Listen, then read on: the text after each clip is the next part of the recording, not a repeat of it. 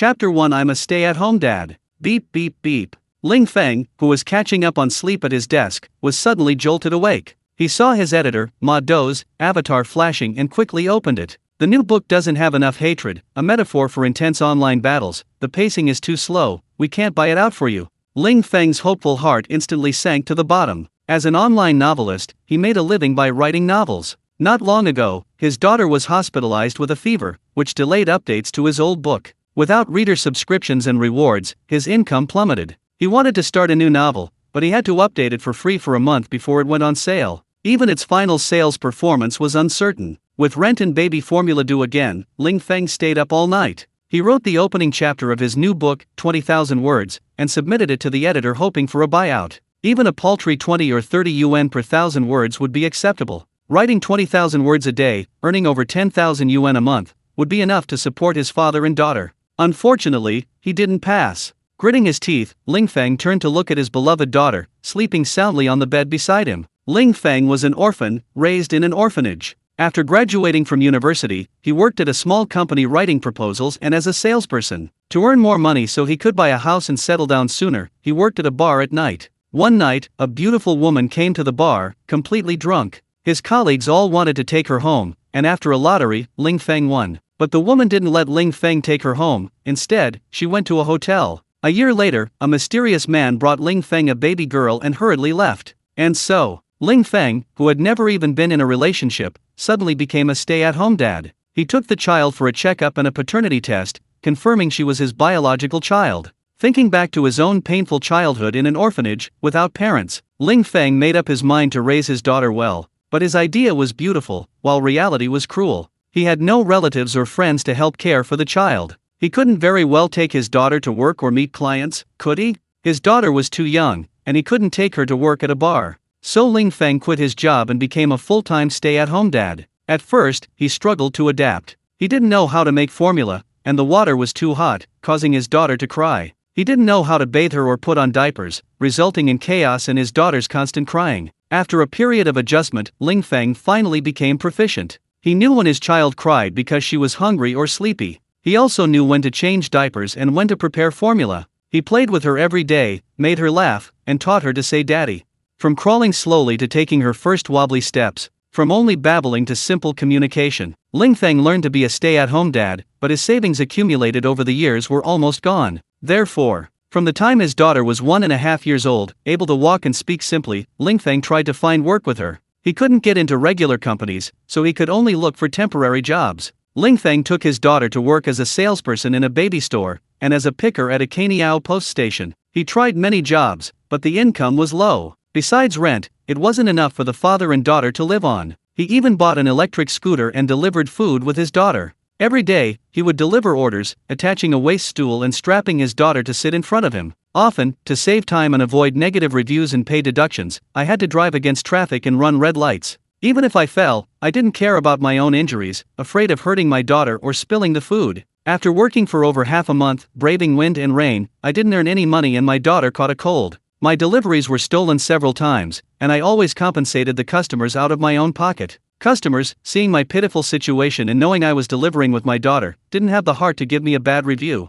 But after my electric scooter was stolen, I couldn't be a delivery driver anymore. Because I used to enjoy reading novels, and with a friend's introduction, I decided to become a full-time novelist. I could take care of my child and earn money writing at home, which seemed pretty good. But then, a few days ago it was too hot, and I forgot to turn off the fan at night, resulting in my daughter catching a cold and fever. While caring for his daughter in the hospital, Ling Feng had no choice but to stop updating his work. Damn it! Life only bullies the poor. After cursing, Ling Feng raised his fist but didn't slam it on the table. If he woke his daughter and had to play with her, he wouldn't be able to write. Taking a deep breath, Ling Feng immediately asked his editor, "Brother Dou, how about I revise the manuscript and speed up the pace? Is that okay?" Ma Dou quickly replied, "No way. Your theme is too old-fashioned. These days, the trend is all about son-in-law novels. Whether the protagonist is an immortal emperor, a war god, a king of soldiers, a scion of a wealthy family, or possessed by a system, they all start as a useless son-in-law, getting bullied. Or you could write a super-rich novel.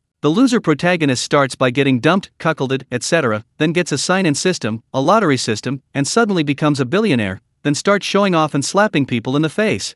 In short, Don't worry about whether it's plausible or not. Readers want fast-paced, mindless fun. Hurry up and write one. I believe making a living will be quite easy. Ling Feng smiled awkwardly and typed back. Thanks for the suggestion, I'll think about it. Model bro, it's not that I don't care about you, it's just that you need to adapt to this market. What do readers want from novels? Isn't it just for the thrill? Don't worry about whether the protagonist's cheat is superpowers, cultivation, or a system possession. The core is showing off and slapping faces. It has to be fast-paced and thrilling. True feelings are fleeting, only formulas win hearts. You're a seasoned author who's written several novels, don't you understand? Ling Feng replied, got it, I'll start writing a popular genre as soon as possible. Model, that's right, hurry up and write, for your daughter's sake, work your ass off, bro. Ling Feng replied with a smiley face, but then fell into melancholy. What should he write for his new book? Damn it! If I had a cheat like the protagonist in a novel, would I still have to worry about not being able to raise my precious daughter?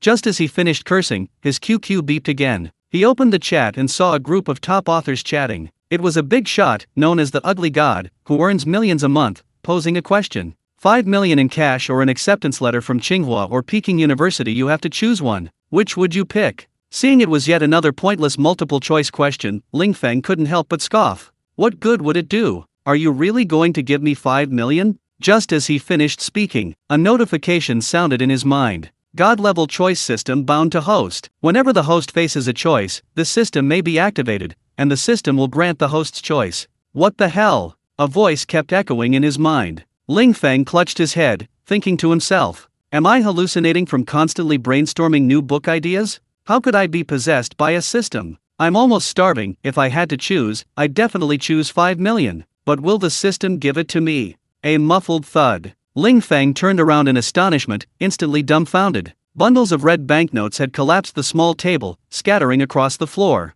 Ling Yatong, fast asleep, was startled awake by the noise and burst into tears. Chapter 2 Daughter. We're rich now. Daddy. Wah. Ling Yatong sat up abruptly, wailing loudly. Ling Feng rushed to the bedside and picked up his daughter. He gently patted her back, softly comforting her. Tong Tong, don't be afraid, Daddy's here. Don't be afraid, baby. Go to sleep.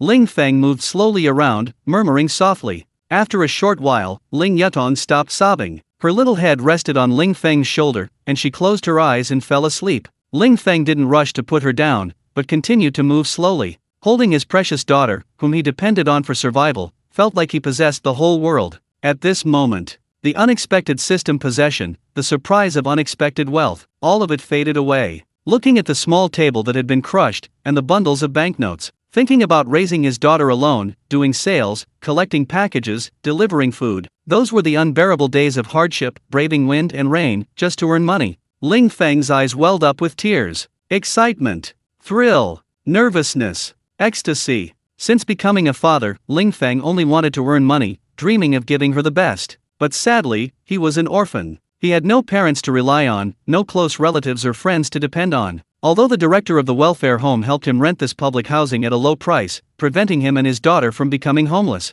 life still required money. His daughter was growing up, and clothes, shoes, snacks, and toys were all considerable expenses. Whenever he took his daughter shopping and saw other children going to kindergarten with their backpacks, Ling Feng's heart sank even heavier. Because even public kindergarten would cost a lot in tuition and living expenses. Money, life and death are intertwined. He'd woken up countless times from nightmares. He'd either dreamt of his daughter being kidnapped, or of the two of them begging on the streets, starving to death. So Ling Feng dreamed of being rich. Because with money, he could give his daughter a stable life and a bright future. Now, he had the money. A full 5 million. Looking at the money, Ling Feng didn't think of showing off or flaunting his wealth. He only thought about a stable and secure future. Before, when his daughter wanted pretty clothes, her favorite toys, he was always short of money and could only promise to buy them to her when she grew up. Baby, Daddy has money. Daddy has money. Now Daddy won't have to work so hard writing and neglect playing with you anymore. I can finally take you to find Mommy.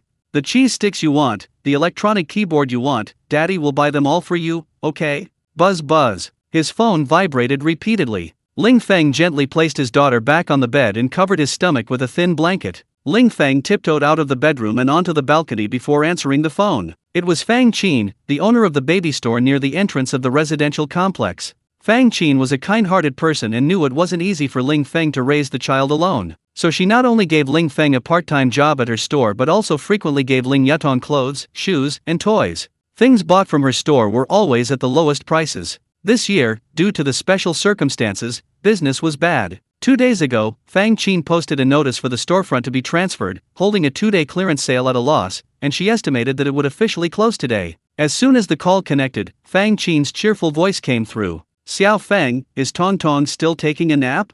"Yes, she's sleeping." "What's up?" "After Tong Tong wakes up, bring her to the shop to play. We'll have a farewell dinner together tonight." "Huh? Has the shop been transferred?" "No, given the situation this year, who would dare take it over?" "Alright, let's not talk about that. Bring Tong Tong over as soon as possible, I still need to notify the others." With that, the decisive Fang Qin hung up the phone. Ling Feng initially wanted to say he had the money to take over, but after thinking it over, he decided against it. Even someone as capable as Fang Qin couldn't keep it afloat. "If I took it over, wouldn't I lose even more?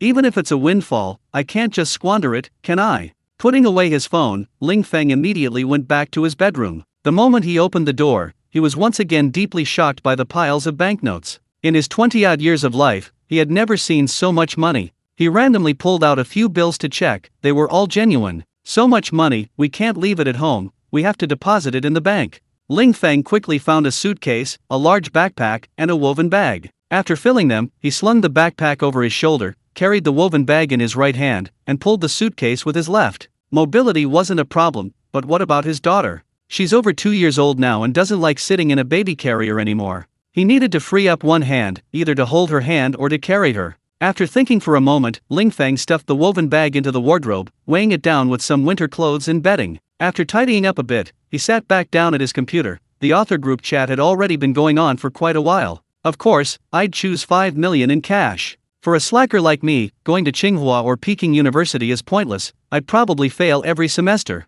I'd choose the Tsinghua/Peking University acceptance letter. A degree is a stepping stone. Going to a prestigious university not only lets you learn knowledge but also build connections. I support 5 million in cash. With 5 million, you can eat, drink, and have fun every day. Isn't that great? 5 million can't even buy an apartment in first-tier cities like Shanghai or Beijing. Who said you have to live in a first-tier city? Buy a house and a car in a second or third-tier city, and put the rest in the bank to earn interest. Isn't that better? 5 million is enough for an ordinary person to live on for a lifetime, but for the big shots who spend their days in nightclubs with young models, that's hardly enough." "What young models? I'm a newbie, can an experienced driver explain?" The conversation then veered off course. Ling Feng really wanted to say that he made the choice and got 5 million, but who would believe him? Out of curiosity, Ling Feng activated the system to familiarize himself with its rules. It turned out that the system was only activated when faced with a choice. For example, if someone asked, "Should we let the earth explode or let life perish?" the system wouldn't be activated for such negative and meaningless choices. After becoming familiar with it, Ling Feng thought the system was really great. He didn't need to be busy with tasks every day, nor did he need to rely on luck in lotteries. The system was only activated when faced with a choice, otherwise, it wouldn't interfere with his life at all. Tisk tisk. A reversal of fate, a sudden change in life. Is this what it feels like to be a protagonist in a novel? Ling Feng couldn't help but secretly rejoice. "Daddy, I want to eat something delicious." Ling Yutong tugged at Ling Feng's clothes, pouting. Her bright black eyes looked at Ling Feng pitifully. "Buy it. After Daddy goes to the bank, I'll take you to the supermarket. Whatever Tong Tong wants, Daddy will buy it for you." "Thank you, Daddy, Mua." Ling Feng's heart warmed. He tucked his wallet into his pocket, picked up his daughter. Then he slung his backpack over his shoulder, pulled his suitcase, and left, his steps lighter than ever before. He headed straight for Fang Qin's baby store. After entrusting his daughter to Fang Qin, Ling Feng immediately took a taxi to a bank several kilometers away. Depositing over 4 million yuan at once was terrifying. What if he ran into someone he knew? However, as the classic Murphy's Law states, what you fear most is most likely to happen. Hearing the announcement, Ling Feng went to window number 3. As soon as he sat down, he discovered that the bank teller was none other than his neighbor, Manhwa. This woman, seemingly refined and beautiful, was anything but kind-hearted. Everyone knows that infants and toddlers are prone to colic at night for a period of time, crying for long periods when the pain strikes. Because of this, Manhwa often berated and blamed Ling Feng, and even called the police more than once, saying that he was disturbing her rest. Unexpectedly, they met here. Chapter 3. Rich's uncle. "Hello, what service do you need?" Manhwa asked expressionlessly. She recognized Ling Feng immediately, of course. But this was a bank, crowded and noisy, and constantly monitored by security cameras. "I'm here to deposit some money for a friend." Ling Feng placed his backpack and suitcase on the counter. Although he didn't want to deal with Pan Wan, getting a new number would take too much time. His daughter was still at Fang Qin's baby store. He just wanted to deposit the money and leave quickly. "How much?" Pan Wan asked coldly after sitting down. "That's all." Ling Feng patted his bulging backpack. "What?" Pan Wan jumped up, her mouth agape in shock. These days, online payments are so convenient, she'd never seen anyone deposit so much cash. "What? Can't I deposit it? I'll go to another bank then." No, you can deposit it.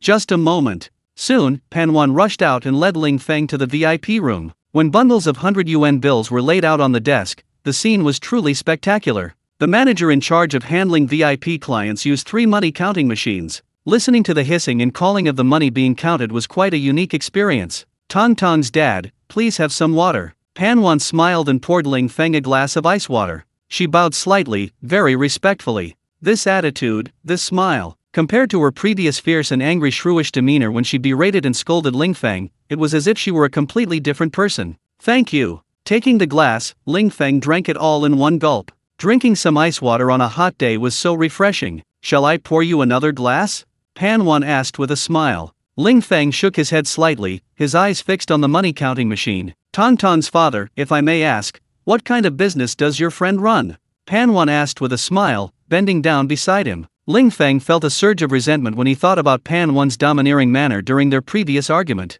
This was his first time being a father. How could he not be anxious and heartbroken when his daughter was crying so badly from colic? He hadn't intentionally made her cry or hurt her. Ling Feng felt guilty for disturbing the neighbor's rest, apologizing while trying to soothe his daughter. The other neighbors were understanding and even offered advice. Only Pan Wan continued to hurl insults, cursing that her daughter should die sooner rather than later. Even the police officers couldn't stand it and gave her a stern reprimand. "So now, what? Do I need to be checked in my household registration just to deposit some money?" Ling Feng retorted irritably. Pan Wan quickly shook her head. No, I was just suggesting that if you don't need the funds urgently, you might consider some of the wealth management products our bank has recently launched. Here it comes." Ling Feng had already guessed that Pan Wan's sudden change in attitude was because there was profit to be made. Online payments are too convenient these days. More and more people don't like to deposit their money in banks. And how do banks mainly make money? Of course, by attracting deposits with low interest rates and issuing loans with high interest rates, thereby earning the interest rate spread. If they can't attract enough deposits, where will they get the money to lend? Therefore, from the bank manager down to the tellers, everyone has an annual deposit attracting target. They must attract a certain amount of deposits to meet their quota. And Ling Feng deposited over 4 million. Pan Wan naturally wanted Ling Feng to save the money for a year or two, or even buy some investment products. "Sorry, I'm just saving money for a friend," Ling Feng interrupted crisply. Pan Wan didn't give up. Instead, she moved closer. "Then could you please give me your contact information?" "No, not convenient," Ling Feng answered decisively. Those 3 casual words were like 3 knives, stabbing hard into Pan Wan's heart. They instantly made her angry and annoyed. "I'm so beautiful, and I'm speaking to you so politely. And you don't even look at me properly. Is it because your daughter cried at night, we argued, and you called the police? What a petty jerk." But considering her status and the occasion, Pan Wan certainly didn't dare offend Ling Feng at this moment. "This is my business card. Please feel free to contact me anytime if you need anything." Pan Wan smiled, bowing, and handing over her business card with both hands. Ling Feng took the business card but didn't put it in his pocket or wallet. "Manager Wan, I'll be going now. Go ahead and get busy." He bowed and scraped as he left the VIP room. Before closing the door, Pan Wan noticed Ling Feng had placed her business card on the table. While he didn't throw it directly in the trash, it was clear he wouldn't take it with him. Such a petty, narrow-minded man, no wonder you're a single orphan. After muttering a curse under her breath, Pan Wan closed the door. But despite her cursing, she was still very anxious. She had been working at this bank for almost 3 years. Always a teller, dealing with all sorts of trivial matters every day. When would she get a promotion and a raise? The other day at the meeting, the bank manager complained that we hadn't met our deposit-taking targets. If I could retain this huge sum of money, wouldn't that be a huge achievement? The manager would definitely look at me with new respect. Maybe this would be the start of my promotion. But how can I persuade Ling Feng? That petty, narrow-minded man, so stubborn, such a loser. Right, doesn't he have a daughter? If I can win her over, he won't refuse me, will he? Having made up her mind, Manhwa immediately left the bank to find a toy store. In the VIP room, after checking and confirming the amount, Ling Feng quickly received a text message from the bank. Without hesitation, he immediately paid off his Alipay and credit card debt. The feeling of being debt-free was amazing. Leaving the bank, Ling Feng opened his arms, wanting to shout, "Tong Tong's dad!" Ling Feng turned around. Manhwa was holding a teddy bear that was quite large and still wrapped in a plastic bag. "I sincerely apologize to you and Tong Tong for my past mistakes. I hope you can accept this teddy bear on Tong Tong's behalf." Ling Feng chuckled lightly. He used to curse his daughter for not dying sooner. Now he was begging for forgiveness with a teddy bear. It seems that once people become rich, it's like they have superpowers. "Sorry, my daughter doesn't like teddy bears. Please return it." "Ah, then, what does Tong Tong like? Lego bricks or Barbie dolls? She has me, that's enough." Ling Feng immediately hailed a taxi and sped away. Watching the taxi disappear into the distance, Manhwa stomped her feet in anger. "You bastard, I spent over 200 yuan, and you're not even appreciating it. It's just helping a friend deposit a few million. What are you so arrogant about? What makes you so cocky?" "Humph." Stomping her foot angrily, Manhwa immediately ran back to return the teddy bear, even getting into a huge argument with the shop owner. Meanwhile, inside the departing taxi, Ling Feng repeatedly checked his bank balance via SMS. At that moment, a car program was playing on the radio. The host was analyzing for the audience whether to buy a high-spec domestic car or a reputable joint venture car for around 100,000 yuan. That host is a complete idiot.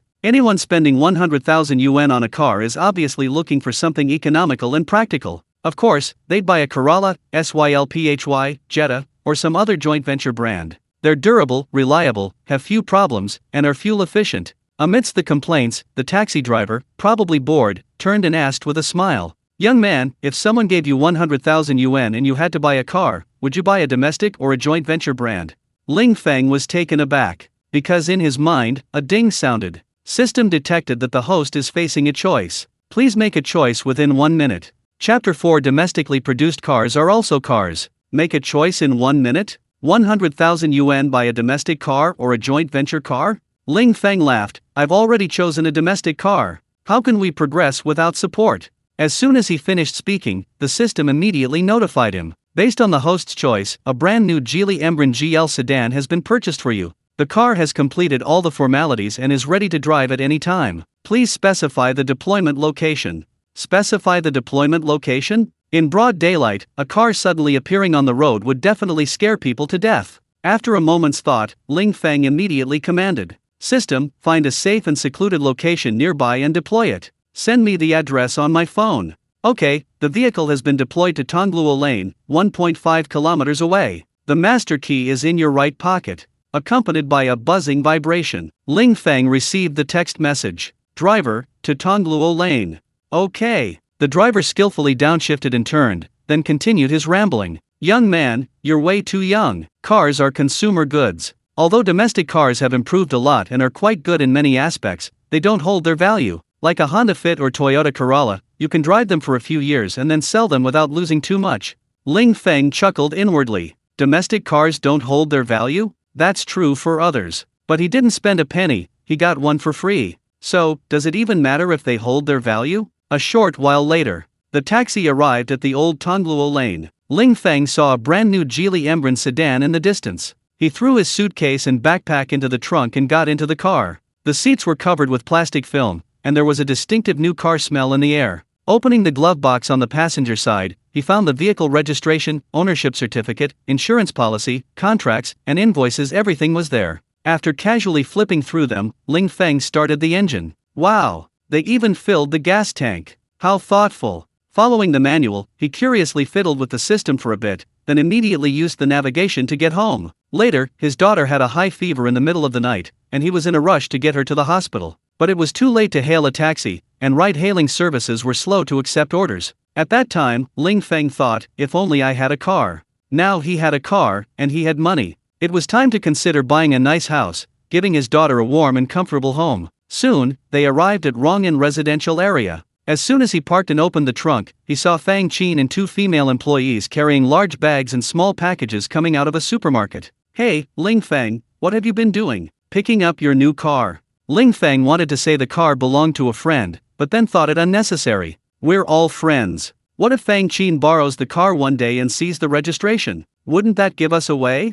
Yeah, Tong Tong had a fever and went to the hospital the other day, right? It was hard to get a taxi in the middle of the night, so she just bought one. Fang Qin's eyes widened in astonishment. Wow, you're so rich. You bought a car just because you couldn't get one? Tisk tisk, so rich and capricious, so extravagant. As she spoke, Fang Qin immediately leaned closer, examining the car carefully from all sides. This car is nice. You bought a new car without saying a word. Looks like you've been making a lot of money writing novels lately. It's alright, I guess. Ling Feng was speechless with embarrassment. Making money writing novels? Damn, I just got rejected by the editor today. Fang Qin chuckled enviously. Hey, what are you being modest about? Such a nice car, even if it's domestic, must cost at least 100,000 yuan, right?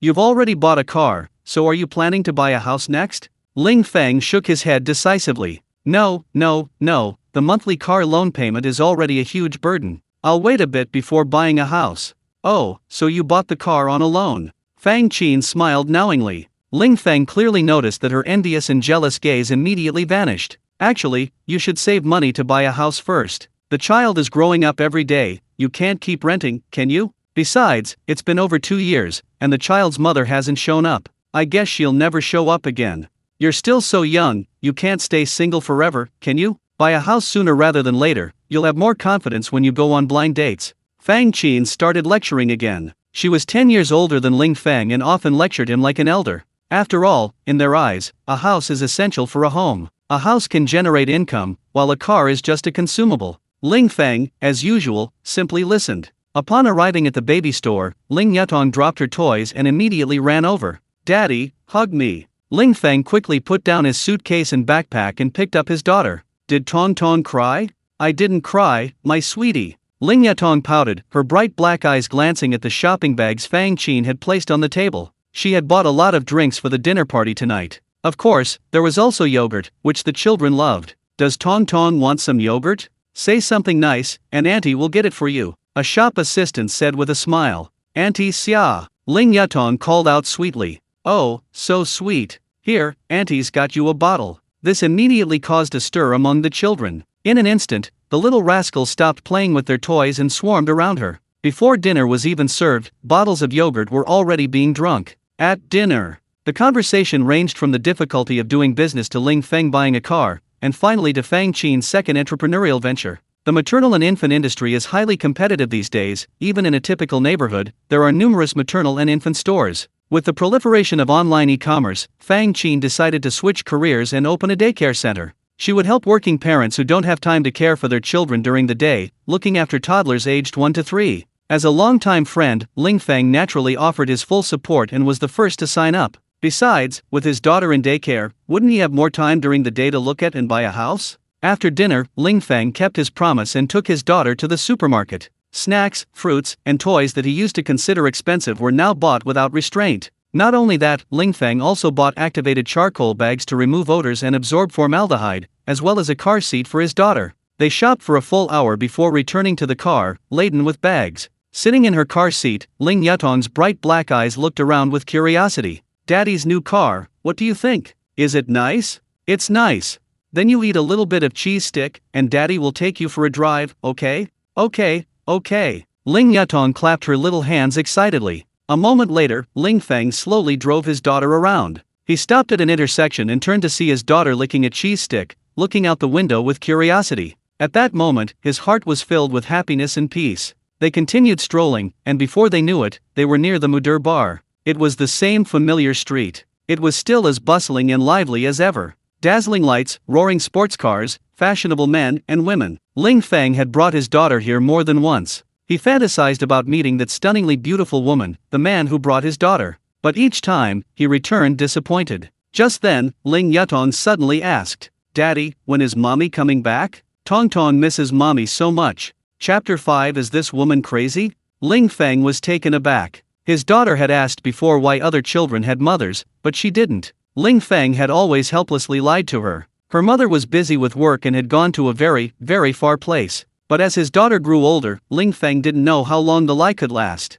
As long as Tong Tong is good, mommy will be back soon. Tong Tong will be good, Ling Yutong answered innocently. So good. Ling Feng turned around and sighed inwardly. As an orphan, Ling Feng's memories were only of the orphanage. He didn't know what his parents looked like, and he had never experienced what parental love felt like. From childhood to adolescence, he had fantasized countless times that one day his parents would come to the orphanage to take him away. But from hope to despair, then to hatred, crying, and rage. After growing up, he completely gave up hope. Because he had experienced the pain of loneliness, Ling Feng loved his daughter dearly. He hoped that even without a mother's love, she could still be happy. But as it turned out, a childhood lacking maternal love was destined to be incomplete. Sister Qin is right. It's been over 2 years, and Tong Tong's mother still hasn't appeared. Perhaps she never will. Tong Tong is getting older. I can't delay any longer. I need to find her a loving stepmother as soon as possible. But I'm just a single father, without a proper job, only a car and no house.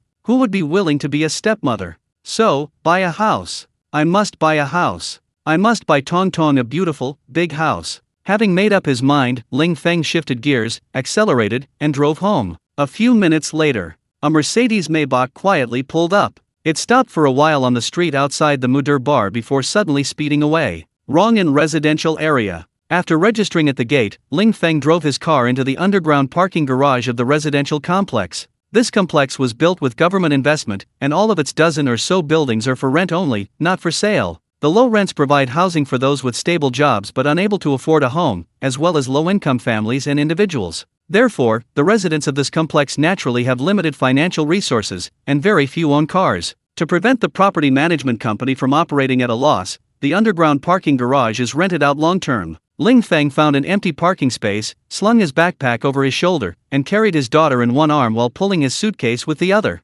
Perhaps it was truly a case of bad luck. The elevator reached the first floor and opened, revealing Pan Wan walking in. Ling Feng remained silent, but Pan Wan noticed that the shopping bags on his suitcase were full of snacks. So your daughter doesn't like teddy bears, she likes snacks. Be careful, too many snacks will cause developmental problems and rotten teeth. Pan Wan said with a sarcastic, mischievous smile. Ling Feng ignored her. After the elevator reached the 4th floor, the two stepped out one after the other. Upon arriving at their door, Pan Wan was surprised to find a car key on Ling Feng's keychain. Tisk tisk, a car owner living in public housing, you really know how to save money. Ling Feng glanced at her coldly. You're not bad either. A white-collar elite at the bank, a high-income group, also living in public housing. You! Pan Wan was furious. The words white-collar elite were a real stab in the heart. She was just a lowly bank teller, working like a madman all year round, yet barely making any money. What kind of white-collar elite is this? But before she could retort, Ling Feng had already closed the door.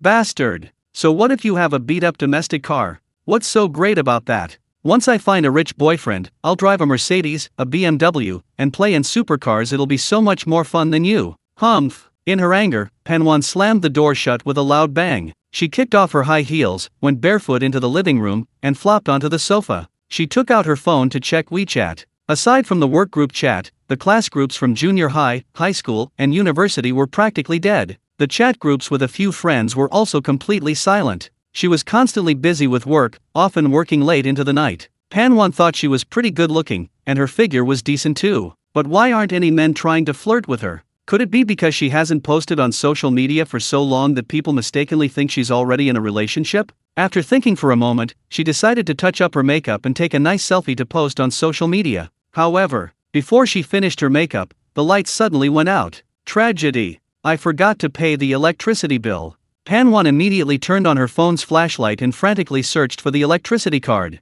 But she rarely tidied up her house, so where was she supposed to find it? She searched high and low, but not only did she not find the electricity card, she made the living room and bedroom even messy. Ding! Her phone warned her of low battery. Pan Wan panicked even more. Where did I put it? It's not in the drawer, it's not on the coffee table, could it be under the sofa? Pan Wan started frantically moving things around, making all sorts of noise. Before she found the electricity card, her phone automatically shut down. Instantly, the house was plunged into darkness. Fumbling for her handbag, Pan Wan followed her memory and slowly made her way to the door. She opened the door, and the hallway light flickered on. What do? I can't find my electricity card, so I can't charge my phone. My phone's dead too, I need to find a place to charge it. Looking around, Pan Wan felt lost. There were quite a few tenants on this floor, but they rarely interacted, they were more like strangers than acquaintances. In comparison, she was somewhat familiar with Ling Feng next door. So, after thinking it over, Pan Wan knocked on Ling Feng's door.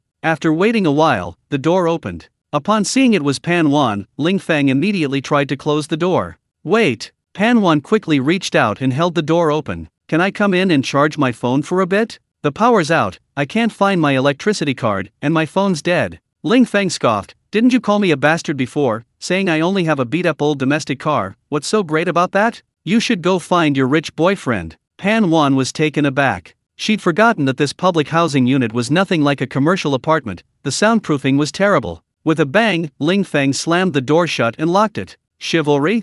Not a chance. With a sharp-tongued woman like Pan Wan, not kicking her was already a favor. Back in the bedroom, Ling Feng continued looking at apartments online. He couldn't furnish a new apartment, and he couldn't afford to wait for a pre-sale apartment. Ling Feng only wanted to buy a move-in-ready second-hand apartment. But the prices in Tianhai were damn expensive. A conveniently located, well-equipped residential area. A typical two-bedroom apartment of 60 to 70 square meters, with fairly basic furnishings and appliances, costs 4 to 5 million. Add taxes and fees, and 5 million is only enough for a small two-bedroom apartment. Just as he was worrying about this, there was another urgent knocking on the door. What if he woke his daughter? Is this woman crazy? Ling Feng stormed out, furious. If you dare harass me again, believe me, I'll call the police right now. Calling the police was a tactic Pan Wan used to employ. Ling Feng had long wanted an eye for an eye. However, when he angrily opened the door, he found it wasn't Pan Wan outside. It was Wang Lin, the security captain of the Meteor Bar.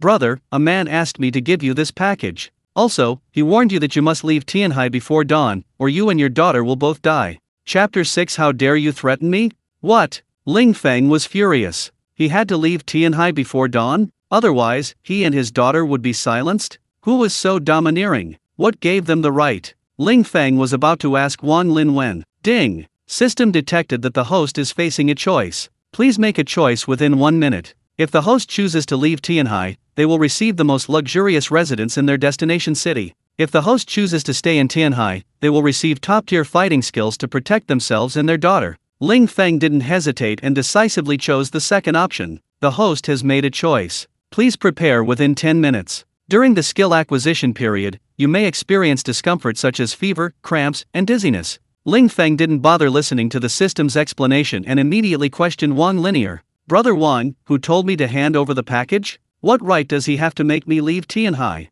Wang Lin shook his head. I don't know who he is, but I don't think he's lying. So you should take the package and pack your things tonight to leave Tianhai. Ling Feng shook his head decisively. I don't want this package, and I'm not leaving Tianhai. What right does he have to be so domineering? This Tianhai, with its tens of millions of people, isn't his home. What right does he have to kick me out? Wang Lin sighed helplessly. Brother, that man looks fierce and isn't a good person. You're alone and have a child with you. I advise you to move out quickly. As for this package, Wang Lin weighed it in his hand. I estimate there's at least 200,000 or 300,000 yuan in cash here, enough for you to find a small city and raise Tongtong. Besides, if you don't want it, who am I supposed to return it to? I don't even know him. It's free money, why wouldn't you take it? Ling Feng's heart skipped a beat. Isn't he the man who brought Tongtong to the bar 2 years ago? Wang Lin slowly shook his head. It's been so long, I don't remember exactly, but listen to me, pack your things and leave. Leave Tianhai, find a small city, raise the child under an assumed name. Better to live a miserable life than die, understand? With that, Wang Lin shoved the package into Ling Feng's hand, patted his shoulder, and turned to leave. Closing the door, Ling Feng ripped open the package with a ripping sound. 5 neatly bundled bundles of new 100 yuan bills, emitting the distinctive smell of new ink. A mere 500,000 yuan, and you think you can get me to take my daughter away from Tianhai? Ling Feng tossed the money onto the sofa. From under the coffee table, he pulled out cigarettes and a lighter. Just as he was about to light one to relieve his boredom, he remembered that smoking indoors wasn't good for his daughter's health. He sniffed the smoke, satisfied his craving, and then put the cigarettes back. Since I've made my choice, let's go. Lying down on the sofa, Ling Feng silently awaited the system's skill. Just as drowsiness washed over him, and he was about to fall asleep, his abdomen began to heat up slightly, growing increasingly hot. Then, the heat spread throughout his body. Soon, he felt incredibly hot, as if the world was spinning. But thinking of his daughter, Ling Feng gritted his teeth and endured it. Beads of sweat poured down his face. His body fat was burning intensely. After 10 minutes of agonizing discomfort, the pain finally subsided. He got up and took a shower, washing away the grime and sweat. He looked at himself in the mirror. He felt noticeably stronger, his muscles clearly defined, radiating power. But his stomach. He was so hungry. Opening the refrigerator, Ling Feng wolfed down a considerable amount of fruit and snacks, finally easing his hunger pangs. He tidied up the living room briefly and returned to the bedroom. He walked slowly to the bedside and saw his daughter sleeping soundly. Her long, curved eyelashes fluttered occasionally. Her chubby, pink face. Her little lips twitched occasionally, probably dreaming of delicious food. Without explanation, without clarifying the situation, why should I and my daughter leave Tianhai?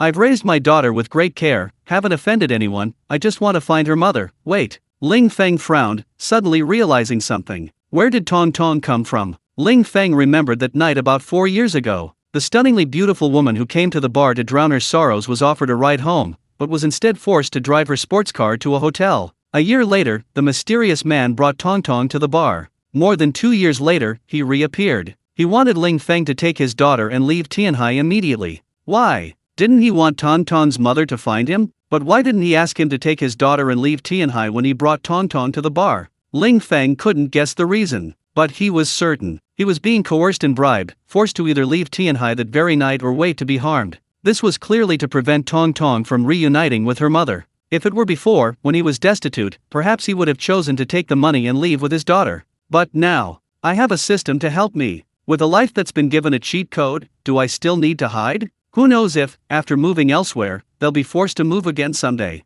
Damn it! I'm not leaving. I'm going to find her mother in a big way. Having made up his mind, Ling Feng immediately began preparations. Outside the residential area, Wang Lin arrived at an Audi sedan. The passenger side privacy window wasn't fully closed, leaving a 2-finger width gap. Wang Lin couldn't see who was inside, nor did he dare to. I gave him the package and the message. As for whether he'll leave, I don't know. A wad of cash was handed out from inside the car. Go back and warn everyone in the bar no one is allowed to reveal Ling Feng's contact information. Pretend he's never been to the bar, understand? Wang Lin accepted the money, bowing repeatedly. Understood, understood. Don't worry, I'll go back and tell everyone that our bar has never had an employee named Ling Feng. Anyone who dares to talk nonsense will be severely punished. As soon as he finished speaking, the Audi sped away. After the roar subsided, Wang Lin straightened his back. He glanced sideways at the van that hadn't left. He didn't know how many people were inside, and dared not look or ask.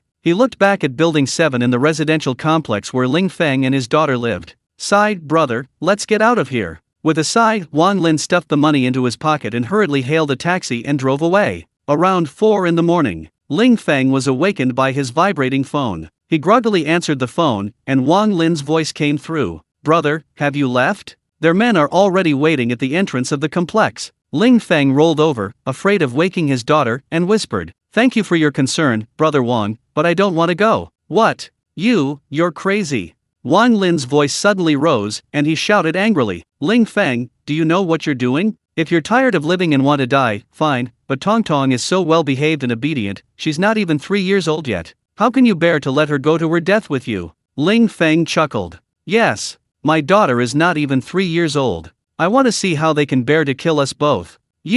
Wang Lin was speechless with rage. Ling Feng smiled calmly, All right, Brother Wang, Tong Tong and I are unrelated, we have no ties. If they dare to harm us, I'll fight them to the death. One by one, I'll kill them, however many come, I'll slaughter them all. I refuse to believe they aren't born of parents and can all come back to life. Chapter 7 I'll beat you all to death.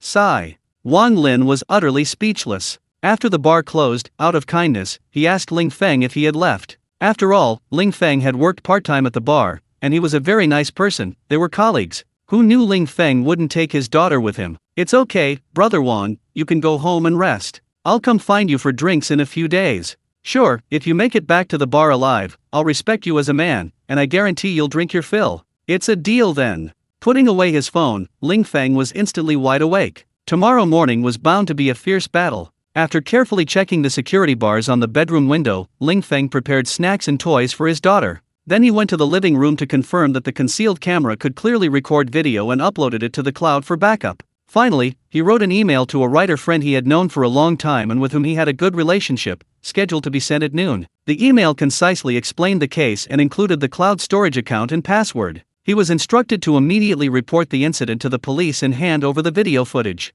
For Tong Tong's sake, I must live. Gritting his teeth, Ling Feng began actively preparing for battle. because he didn't know how many people would come or what weapons they would bring. Therefore, Ling Feng was taking a cautious approach, assuming the enemy would be carrying firearms. And what did he have? The kitchen knife he usually used at home wasn't actually the best weapon. In comparison, a claw hammer was far more lethal in close combat. A kitchen knife was too light, a cut might not cause much injury, but a heavy blow from a claw hammer would cause significant physical damage. Besides weapons, Ling Feng also set traps. As a child in the orphanage, he and his friends had played pranks with traps. Back then it was for mischief, now it was for survival. Therefore, the trap was naturally set according to the principle of steady, accurate, and ruthless. After careful preparation, Ling Feng didn't go to sleep. Instead, he cooked breakfast in advance, ate his fill, and waited quietly. Time passed quietly. The low and middle-income residents renting apartments in the community were the first to leave. Some were sanitation workers, others were small vendors. Gradually, office workers also left for work. The van parked on the roadside at the entrance of the community slowly started. After turning a corner, it drove into the community's underground parking garage. It quickly stopped at the elevator entrance on the basement level of Building 7. Four burly men got out of the car, each wearing a hat and mask, their faces completely concealed. They took the elevator upstairs and followed the signs to apartment 715. Knock, knock, knock, knock, knock, knock. The door was repeatedly and heavily knocked on. After waiting for a while, the door did not open. The burly man who knocked on the door pulled a toolbox from his pocket. He took out a thin wire and easily pried open the lock. He pushed the door open and entered. The room was pitch black. The burly man didn't rush in. Instead, he took out his phone and turned on the flashlight. Holding the phone high, the four of them slowly entered the room. Bang! The burly man in the lead bumped into a transparent fishing line. Instantly, chili powder and Sichuan peppercorn sprayed from all directions. Ah! Accompanied by a piercing scream from the chile. The four men's eyes were stung by the attack, and before they could even see clearly, they vaguely sensed someone rushing towards them. Instinctively, they raised their arms to protect their vitals. But the moment the attacker charged, a vicious kick landed, followed by a hammer blow to the face, causing dizziness, headaches, and excruciating pain. The second burly man was still rubbing his eyes when he was kicked hard in the back of the knee, cracking his bone. Then the third man received a heavy blow to the head, and the fourth instinctively tried to fight back. But his vision was blurry, his punch missed, and he was instead struck hard in the face by a claw hammer. His nose throbbed with pain, and blood gushed out instantly. The combined sting of chili peppers and Sichuan peppercorns blurred the vision of the four burly men. The living room lights suddenly blazed brightly, the intense white light making their eyes sting even more. Ling Feng swung the claw hammer, unleashing a frenzied barrage of blows. A short while later, the four burly men had taken a heavy beating, especially their arms and legs, where bones were shattered. They writhed and screamed in agony. Bastards! Come on! Kill me! Damn it! I've done nothing to you, why are you driving me to this point? Ling Feng kicked one of the bloodied men, knocking out his teeth. A burly man near the door tried to crawl out. Ling Feng rushed over and delivered a vicious kick, then swung his claw hammer down heavily. After this brutal beating, the four uninvited burly men were completely immobilized. They lay or sprawled, some unconscious, others groaning and begging for mercy. The brief fight, from start to finish, lasted less than 2 minutes. Ling Feng approached a burly man with a tattoo on his neck and stepped on his broken arm. Ah! A piercing scream suddenly rang out. Shut up! You woke my daughter, believe me or not, I'll smash your head in with this hammer.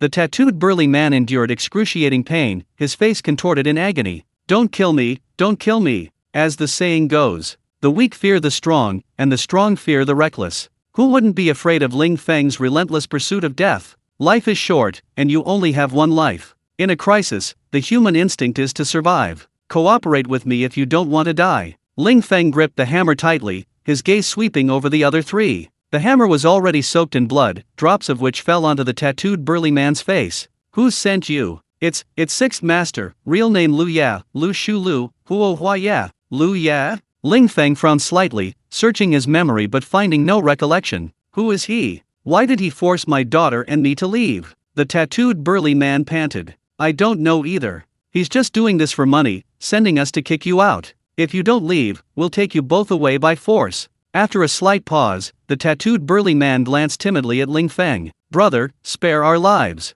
Let us go. We're just trying to make a living. Ling Feng sneered, you want me to spare your life? Who's ever spared mine? Where is he? What's his phone number? He's in the Buick minivan downstairs. His number is 15. Ling Feng dialed the number, and it connected quickly. Hello, who is this? Ling Feng poked the tattooed burly man with a hammer. Sixth Master, it's me. Why don't you come up here? What would I do here? A skinny, penniless wretch and a little girl not even 3 years old. Can't the four of you handle that? No, there's a special situation. You come and take a look.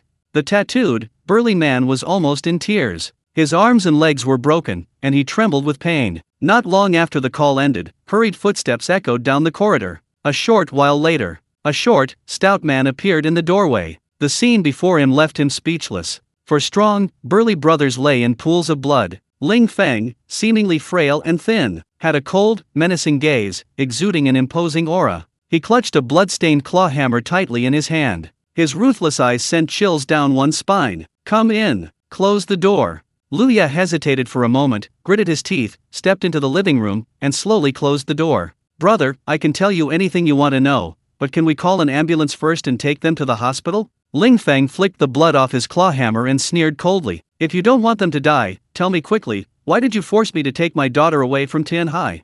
Chapter 8. Don't refuse a toast only to be forced to drink a forfeit. Lu Ye sighed. Brother, with your intelligence, it shouldn't be hard to guess, right? In the dead of night, Chu Yingxuan, the heiress of the Chu family, went to a bar to drown her sorrows, and on her first meeting with you, she went to a hotel. After finding out she was pregnant, she stubbornly insisted on giving birth and raising the child. Even in an ordinary family, that would be shameful, wouldn't it? Ling Feng nodded slightly. Being pregnant out of wedlock is already a very outrageous thing. What's more, going to a bar and finding a complete stranger. Lu Ye sighed inwardly and continued. Although this is shameful, no one expected that while her family was taking her abroad and forcing her to abort the child, her stepfather, Chu Tianwei, was placed under investigation. Pregnant women, as a vulnerable group, receive lenient sentences for crimes and don't have to go to jail during pregnancy and breastfeeding. So Chu Yingxuan and Chu Tianwei made a deal. Chu Yingxuan voluntarily took all the blame, scapegoating Chu Tianwei. After giving birth to her daughter and finishing her postpartum confinement, she went to jail, and her daughter was given to you. Because Chu Yingxuan knew that her parents hated their daughter, and only by entrusting her to you, as her biological father, would you naturally take good care of her. Recently, she was granted parole due to good behavior in prison and having served half her sentence, but as soon as she returned to the country, she tried every means to find you. Ling Feng couldn't help but ask urgently, isn't a mother and daughter reunited? Why force me to take my daughter away from Tianhai? Lu Ye chuckled. Brother, you're thinking too simply. The super-rich second-generation Wang Yue has always been deeply in love with her. He went to great lengths to get her released from prison. If you were Chu Tianwei, would you tolerate your adopted daughter dating or even marrying another man's daughter? That's why you have to take your daughter away from Tianhai, to extinguish her hopes, so she can properly date Wang Yue and achieve the goal of a marriage alliance between the Chu and Wang families. Ling Feng gritted his teeth. Suddenly, he realized the orphanage director was right. Many seemingly complicated things actually have very simple underlying reasons. Life isn't actually complicated, it often boils down to interests. His beloved daughter was seen as a burden by others. She damaged the family's image and affected the family's marriage alliance. Therefore, he had to make himself and his daughter disappear without a trace, either flee far away or die a violent death. In any case, he absolutely couldn't let them be reunited. Seeing Ling Feng remain silent, Lu Ye tentatively asked, Young man, I respect you as a man of courage. Actually, I have children too. If anyone dares to harm my son or daughter, I will definitely fight to the death. So, I don't blame you at all for injuring my 4 brothers, but I sincerely advise you, there's really no need to stubbornly stay in Tianhai. It's too dangerous. Today, you made thorough preparations in your familiar public housing, catching them off guard, but what will you do afterward? Are you going to hide at home with your daughter every day and never go out? You can hide for a while, but you can't hide forever. After all, it's easy to dodge a spear in the open, but hard to guard against an arrow in the dark. Ling Feng scoffed, even if I take my daughter away from Tianhai, Chu Tianwei will probably still be worried. He'll only be at ease if he kills us both, right? Lu Ye was speechless. Suddenly, she didn't know what to say, because Ling Feng's question was indeed highly probable. No matter where Ling Feng and his daughter hid, it wouldn't be as reassuring as simply killing them. Alright, I have no way out. Give me a brief introduction on just how powerful the Chu and Wang families are. Lu Ye smiled awkwardly, the Wang family, who are in real estate, I don't need to elaborate, do I? Ling Feng nodded slightly. Then let's talk about the Chu family. Lu Ye quickly replied, I don't know the specifics, but their official business seems to involve import/export trade, cross-border tourism, and study abroad agencies, but secretly they're involved in money laundering. Because of their involvement in money laundering, if it weren't for Chu Yingxuan taking the blame, it would have been Chu Tianwei who went to jail. Having learned their lesson, the Chu family wants to completely clean up their act, so naturally they hope to form a marriage alliance with the Wang family. It would have been fine if Chu Yongsuan hadn't been released from prison and returned to the country. The Chu family wouldn't have bothered with you too. But now that Chu Yongsuan is back, she's eager to find you too. What are we going to do? You two have become stumbling blocks on the path to marriage between the Chu and Wang families. Of course, Chu Tianwei wants to drive you both out of Tianhai, or even secretly eliminate you, so that Chu Yongsuan will give up completely. That's why I advise you to take your daughter and leave quickly, to live in anonymity in a remote area. Once the Chu and Wang families have successfully formed a marriage alliance, even if Chu Tianwei knows you two are still alive, he won't be so ruthless. Ling Feng smiled faintly and asked in return, "So you think that the only way for me to survive and keep my life is to take my daughter far away?" Lu Ye smiled bitterly and asked in return, "Otherwise what? Do you have any other choice?" Perhaps out of respect for the law, Chu Tianwei hasn't yet harbored murderous intent, otherwise, he wouldn't have given you 500,000 yuan to let you escape. But if you take the money and don't leave, that's like refusing a toast only to be forced to drink a forfeit. It will definitely provoke his murderous intent.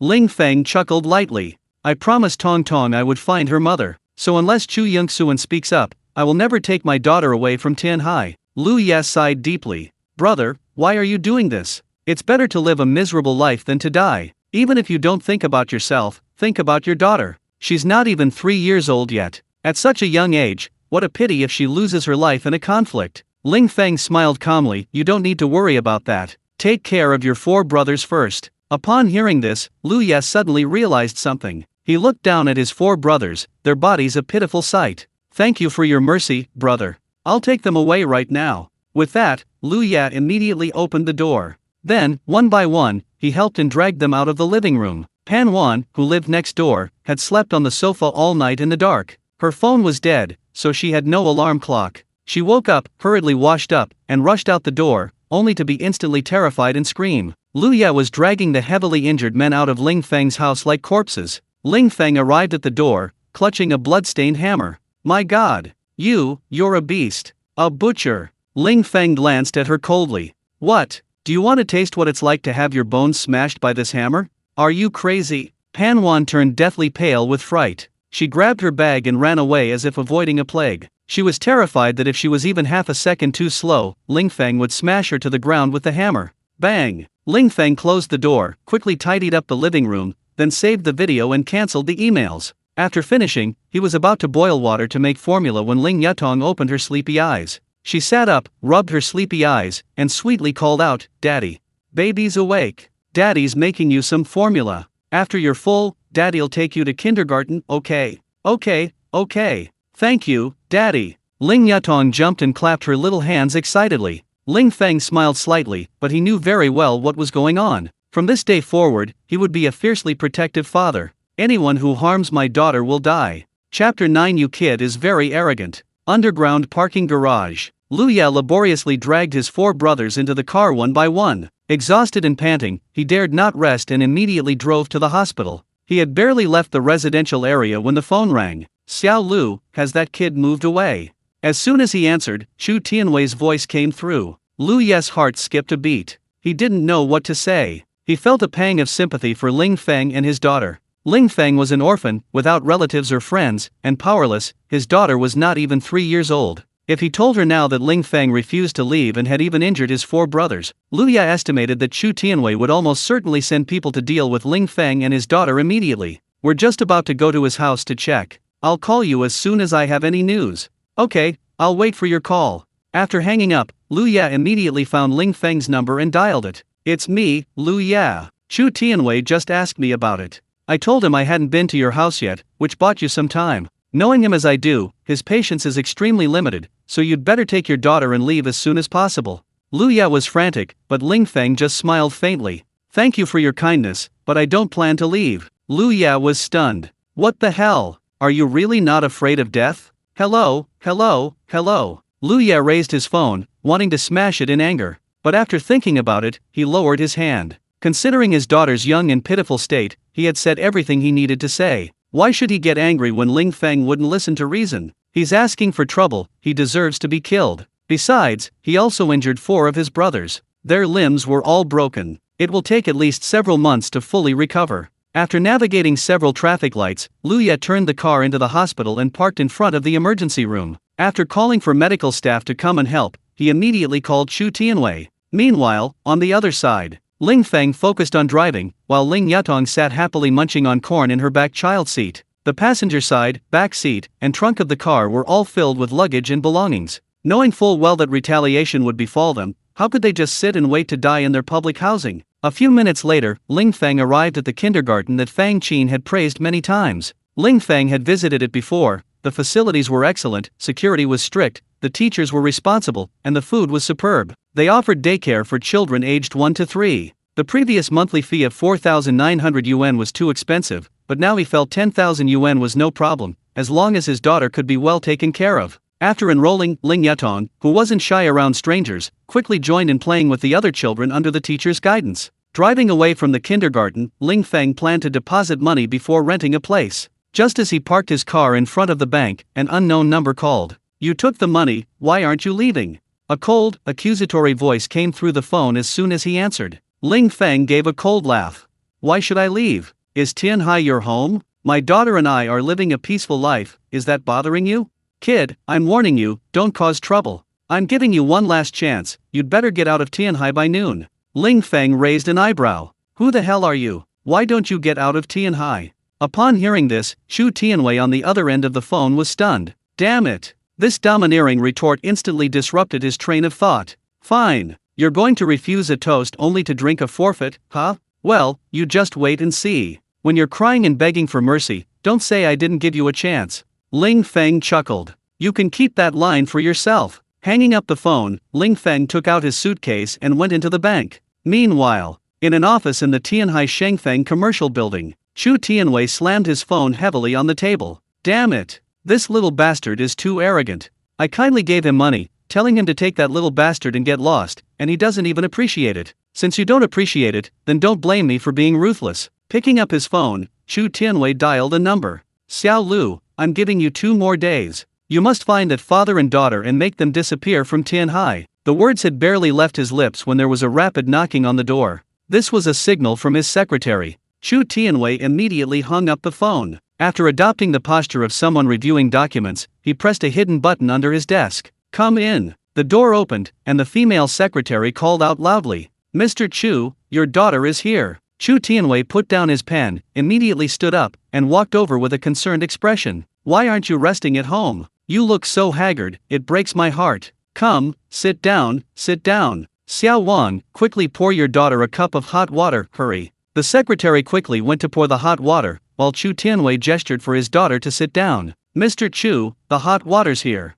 "That's none of your business, go back to your work." Chu Tianwei took the water glass, forcing a smile as he handed it to his daughter. Her exquisitely beautiful profile, with a hint of sadness in her eyes, was truly endearing. No wonder Wang Yue, the eldest son of the Wang family, was so infatuated. Knowing that Chu Yingxuan had given birth and served time in prison, why was he still so hung up on her? "Have you found out where my daughter is?" Chu Yingxuan asked, frowning. Chu Tianwei quickly replied, "Not yet. After all, it's been over 2 years, and that kid hasn't worked at the bar for a long time. He changed his phone number, and he's an orphan. Nobody knows where he went with the child. But don't worry, I've increased the manpower and are searching everywhere. I believe we should have good news soon." After a slight pause, Chu Tianwei carefully examined his daughter's expression. "Speaking of which, Wang Xiao really helped a lot to get you released on bail and return home safely. So, shouldn't we treat him to a meal to express our gratitude?" Chu Yingxuan nodded slightly, stood up, and said, "He helped me get out of prison early and return home, so I should thank him. You can decide the time and place for the meal. I want to go to a bar now." Chu Tianwei quickly tried to dissuade her. "What are you going to a bar for? It's broad daylight, they're not even open yet, you'll just be wasting your time." Chu Yingxuan countered, "Then I'll go shopping and buy some decent clothes and shoes, is that alright?" "Sure, of course." Chu Tianwei immediately found his wallet and handed Chu Yingxuan his black card. "I'm having dinner with young Master Wang tonight, so buy some nice clothes, shoes, bags, and stuff like that. Dress up nicely. I'll send the password to your phone. Buy whatever you like, no matter how expensive, and it would be best to buy young Master Wang a gift too." Chu Yingxuan took the card and left, but stopped abruptly after opening the door and turned back. "By the way, you should have found out my daughter's father's name by now, right?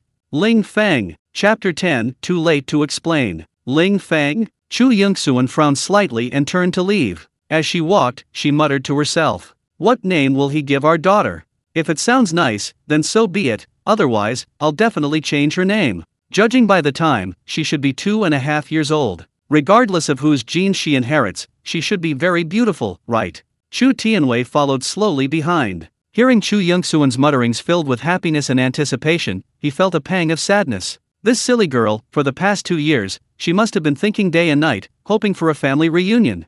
But if they're reunited, what about young Master Wang? How can I maintain the marriage alliance with the Wang family? Therefore, Ling Feng and his daughter must die, and Yongsuan absolutely cannot find out. He made up his mind. As Chu Tianwei passed the administration department, he immediately called out, "Send someone who knows the way and has good driving skills to accompany Miss Shopping." "Okay, I'll go myself." Yan, the director of the administration department, naturally volunteered without hesitation. How could he let such a good opportunity to curry favor pass him by? After watching Yan and her companion leave, Chu Tianwei turned and went back to his office. After locking the door, he immediately called Wang Yue. "Yue, it's me. Are you free tonight? Yongsuan said you played a crucial role in her early release from prison and return to the country. I'd like to invite you to dinner."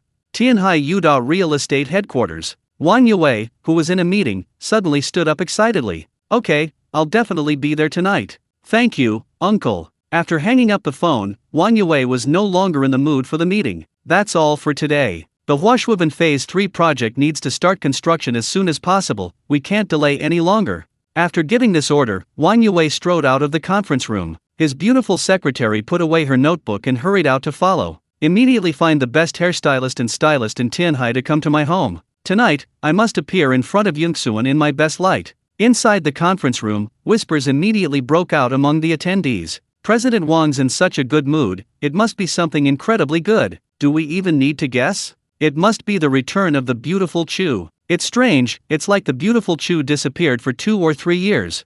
I heard she went abroad to study, but I wonder which university she went to. It must be a top school like Stanford, Wharton, or Harvard. Sigh, she could easily rely on her looks, but she insists on relying on her talent.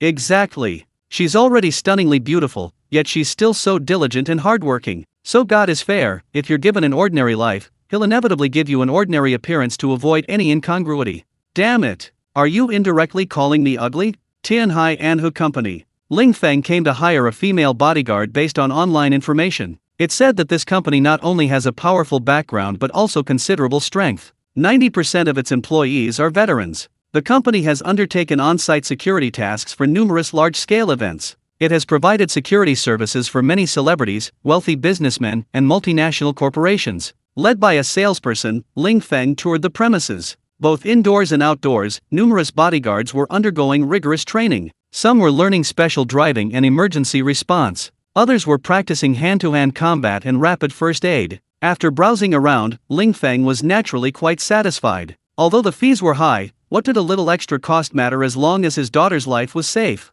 Upon arriving at the meeting room, he didn't have to wait long before a salesperson brought over a tablet. "Mr. Ling, I've selected these 5 female bodyguards for your daughter. Here are their detailed profiles, you can choose freely." Ling Feng took the tablet and immediately browsed. He quickly settled on Guo Shui. She had a slightly chubby oval face. Her smile was very approachable. Ling Feng was sure his daughter would like her. Moreover, she had served as a Marine Corps reconnaissance soldier for 5 years and, after retiring, worked as a bodyguard, protecting many female celebrities. "Call Guo Shui over, I'd like to speak with her in person." "Okay, please wait a moment." The salesperson immediately made a phone call. Not long after, clad in camouflage, Guo Shui, looking quite dashing, ran over. "Hello Guo Shui, let me briefly introduce myself. I have a 2.5-year-old daughter." Ling Feng quickly and concisely introduced himself. "That's the gist of it. Anyway, I don't lack money, what I lack right now is a sense of security." Guo Shui nodded repeatedly, saying, "I understand. After all, a person's energy is limited. You can't stay on high alert 24 hours a day, you need to eat, sleep, and rest." Ling Feng smiled, "If there are no problems, let's sign the contract now." "Great. Protecting a little girl is much easier than protecting a celebrity." After signing the contract and having a simple lunch together in the cafeteria, Ling Feng took Guo Shui to the kindergarten. Although his daughter was napping, it would allow Guo Shui to get acquainted with the teacher. After registering her facial features and getting a new pick-up and drop-off card, Ling Feng took Guo Shui to find a place to stay nearby. She was a professional bodyguard, so Ling Feng let her choose which neighborhood to live in. After careful selection, Guo Shui chose the Tianhai Haoding Lijing neighborhood, which had high rents but very strict security. Led by the agent, they visited several good apartments available for rent or sale. After visiting the last one, Ling Feng couldn't help but exclaim, "These 5 apartments all look pretty good, I'm tempted to buy them all." The agent's eyes lit up with excitement. Each apartment was worth 20 to 30 million. Even with only a 1% commission, that's still a low income of 2 to 300,000. So she quickly smiled and said warmly, "Mr. Ling has excellent taste. This is a high-end residential community meticulously crafted by Tianhai Yudao Real Estate Group. Even their high-ranking executives live here.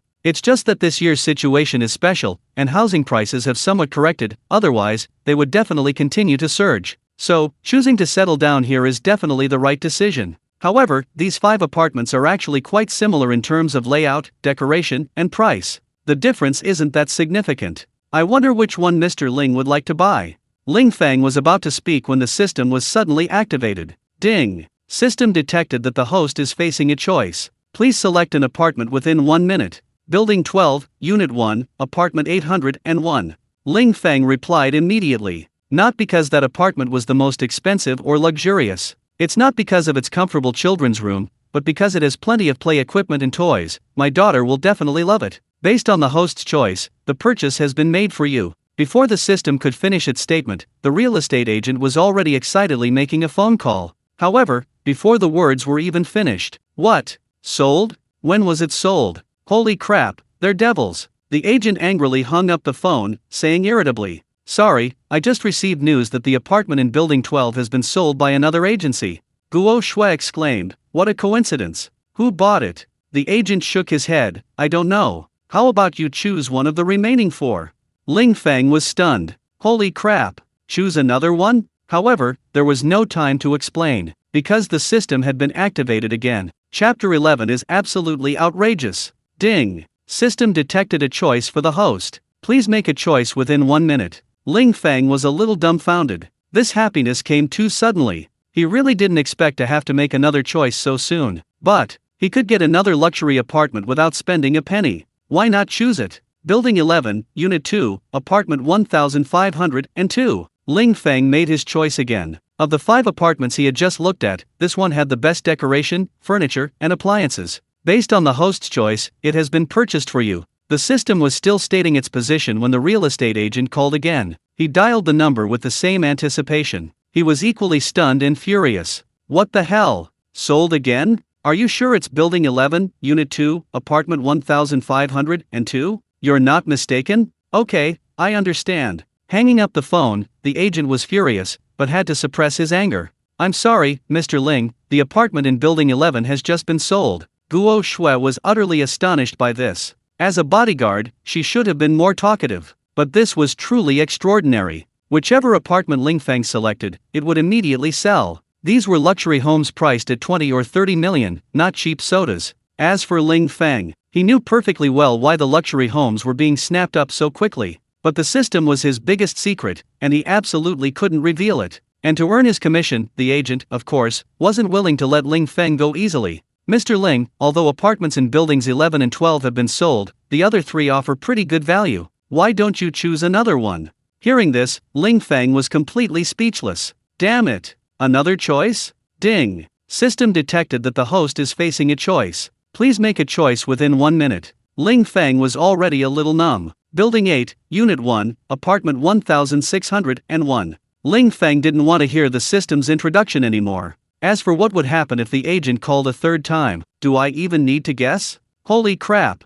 How did I get sold again? Are you kidding me? My client selected 3 apartments, and they sold all 3 in a row? Are they deliberately targeting me? Why didn't they sell earlier or later? Why did they have to buy whatever my client chose? Are they deliberately trying to make things difficult for me? Are they afraid I'll meet my sales target and get my commission? If I let my client choose another one, will they try to steal the deal again? Looking at the furious and enraged real estate agent, her hysterical and frantic state, Ling Feng suddenly felt a pang of guilt. He really wanted to tell her that it wasn't that anyone was deliberately targeting him. It was simply that once faced with a choice, once the system was activated, Ling Feng had to make a decision. As for the punishment for not choosing, Ling Feng didn't want to try it. What if it resulted in euthanasia? What would happen to his daughter? Between the house and his life, Ling Feng naturally chose the house. However, the real estate agent, truly enraged, was completely out of control. Damn it, I don't believe they'll still try to steal my business. Holding her phone, without hanging up,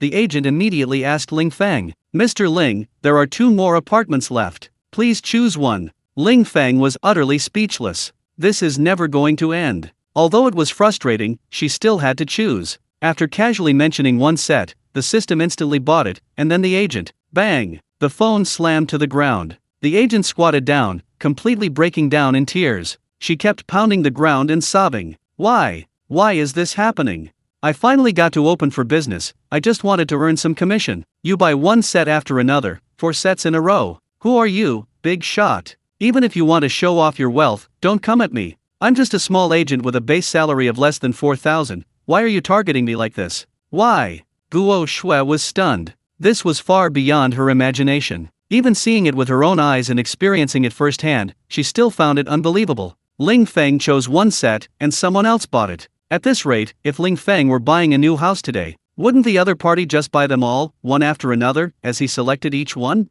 Mr. Ling, could it be that someone doesn't want you to buy a house in this complex? Guo Shui raised a very bold assumption. The real estate agent, her eyes blurry with tears, stood up, wiped away her tears, and sobbed as she asked, Yes, Mr. Ling, you haven't offended some super-rich tycoon, have you? He snapped up all 4 houses you wanted, and I'm certain that if you want to buy the last one, he'll definitely try to snatch it too. Ling Feng sneered inwardly. Snatch at my foot. There's no choice for the last one, so there's no choice, and therefore the system can't be activated. Without the system paying for it, why bother buying a house out of your own pocket? Forget it, since we're not meant to be, I won't buy or rent. The real estate agent quickly asked, The apartments in the complex across the street are quite nice too, would you like me to take you to see them? Thank you, no need. Leaving the complex, Ling Feng let Guo Shui get in the car first. He had the system transfer all the documents for the 4 apartments to the trunk. Upon opening the trunk, he found 4 extra document folders. He randomly opened one, the purchase contract, property certificate, water, electricity, and gas cards were all there. After finding the document folder for the apartment in Building 12, Ling Feng took it back to the car. Ling Feng drove off, and Guo Shui didn't say much. But when she saw Ling Feng drive towards the entrance to the underground parking garage of the Haoding Lijiang complex, Mr. Ling, you've taken the wrong road, haven't you? No, I already own an apartment here. What? Guo Shui was completely confused. When she saw Ling Feng park his car at the entrance, open his file folder, and take out the property ownership certificate, at that moment, she was completely dumbfounded. What surprised her even more was the conversation between Ling Feng and the security guard. Hello Mr. Ling, is this your car? Yes, it is. Here is the vehicle registration. Our records show you own 4 apartments and 8 parking spaces in this complex. Which building do you usually park in?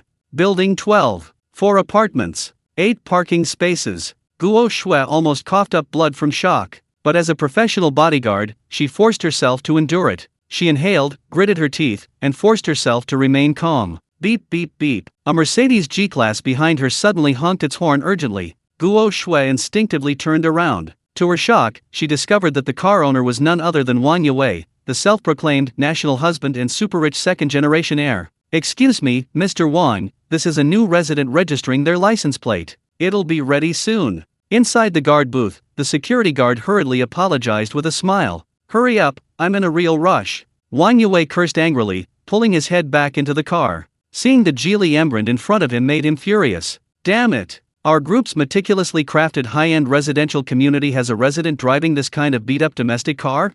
Probably the nanny's grocery getter. The female secretary whispered. Wang Yue retorted angrily, even if it's a grocery getter, it can't be a domestic car. A Mercedes-Benz A-Class or a BMW 1 Series would be fine. This is such a disgrace to our community. After a while, the barrier lifted, and the Embrand slowly drove into the underground parking garage. Wang Yue followed closely behind. He just wanted to get home early, wait for the makeup artist and stylist to give him a makeover, and then have dinner with Chu Yingxuan that evening. But then he suddenly floored the accelerator, and since he was going downhill, with a loud bang, the Mercedes G-Class crashed into the Geely Embrand. Wang Yue was instantly furious. He simply slammed the accelerator to the floor. Chapter 12 The rich young master crashes and flees. Vroom! Wang Yue slammed on the accelerator. The Mercedes-Benz G-Class roared. The 4.0T V8 engine, with a maximum torque of 850 nanometers, unleashed an incredibly powerful thrust in that instant. Plus, it was going downhill. So even though Ling Feng slammed on the brakes immediately, the Geely Embrand, fully loaded but weighing no more than 2 tons, couldn't withstand the Mercedes-Benz G-Class's powerful thrust.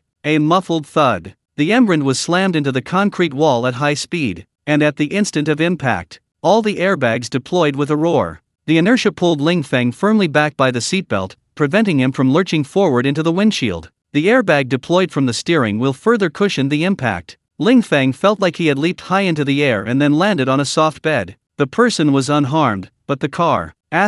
Beep. Beep. Beep. The warning lights flashed, and a strange, hot smell filled the air. Guo Shui, a bodyguard with extensive professional training, immediately unbuckled her seatbelt and shoved open the twisted and deformed car door. Ling Feng shook his head and quickly unbuckled his seatbelt and got out of the car. His mind was buzzing, utterly confused. But the first thing Ling Feng looked at after getting out of the car was his own vehicle. This Geely Embrand GL was a brand new car that the system had just given him yesterday. It was supposed to be a sedan, but now it was practically a hatchback. The front and rear were severely caved in, but thankfully the A-pillars weren't broken, and all the airbags had deployed. The front and rear passenger space hadn't been excessively compressed. This was enough to prove that domestically produced cars are fine in terms of design, workmanship, and materials. But how did he get rear-ended while driving peacefully into the underground parking garage? And even though he had braked, he couldn't stop in time. Recalling the roar of the Mercedes G-Class engine at the moment of impact, wasn't it obvious that the driver had floored the accelerator, deliberately trying to ram him into a wall?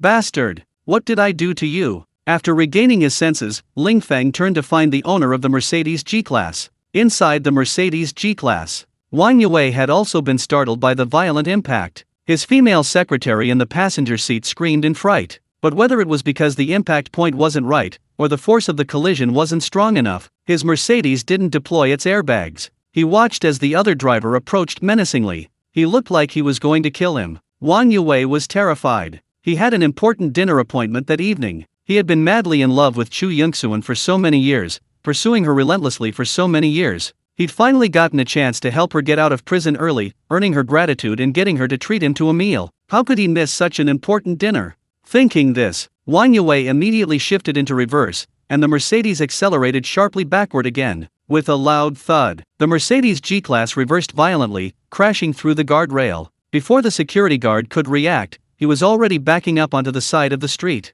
A passing electric scooter, whose rider couldn't stop in time, tumbled to the side. The scooter slid past, crashing into the right side of the Mercedes G-Class with a thud. The abandoned delivery rider rolled a few times on the ground before coming to a stop. Although he'd scraped his arms, elbows, and knees, it was still better than crashing directly into a Mercedes G-Class. However, before he could even get up, the Mercedes G-Class roared to life and sped away. Damn it! Are you in such a hurry to be reborn? Damn it! The deliveryman got up, limping, and tried to lift his electric scooter. But the fall had been quite severe, he couldn't lift it at all. Just then, a young man rushed out of the underground parking garage and quickly helped him. Thanks, brother, are you all right? I'm fine. Hey, you, aren't you Ling Feng? What are you doing here? Ling Feng was startled, immediately remembering the man's name was Ji Yong. The two had worked at the same delivery station. Seeing how hard Ling Feng worked delivering food with his young daughter, he had helped Ling Feng deliver orders more than once to avoid late deliveries and bad reviews.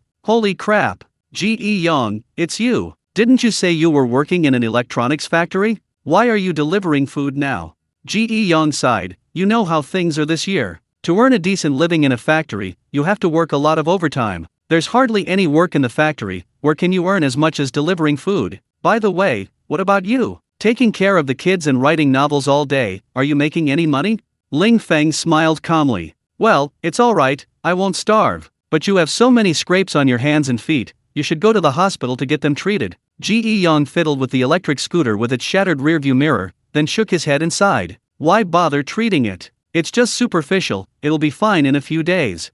Opening the safe in the back seat, he found several takeout orders inside, some with spilled food, others with broken containers. Ji Yong immediately frowned, looking distressed. Ling Feng saw this and immediately understood. In the past, he didn't want to get bad reviews or complaints in this situation. Not only did he have to call each customer to explain, but he also had to notify all the merchants to quickly remake the food. Finally, he paid out of his own pocket to deliver the orders. The car crashed, people were injured. The destroyed food delivery meant he had to pay out of pocket. Ling Feng, who had worked as a delivery driver himself, naturally understood Ji Yong's pain. Taking out his phone, Ling Feng immediately transferred 1,000 yuan to Ji Yong. "Brother, you hurry up and process the order. Consider this 1,000 yuan as my compensation on behalf of the driver who caused the accident." Ji Yong was stunned. "Really? He hit you too?" Ling Feng pointed towards the underground parking garage. "I was driving down into the garage when he suddenly accelerated from behind and hit me, then reversed and drove off. So I definitely have to call the police and pursue legal action.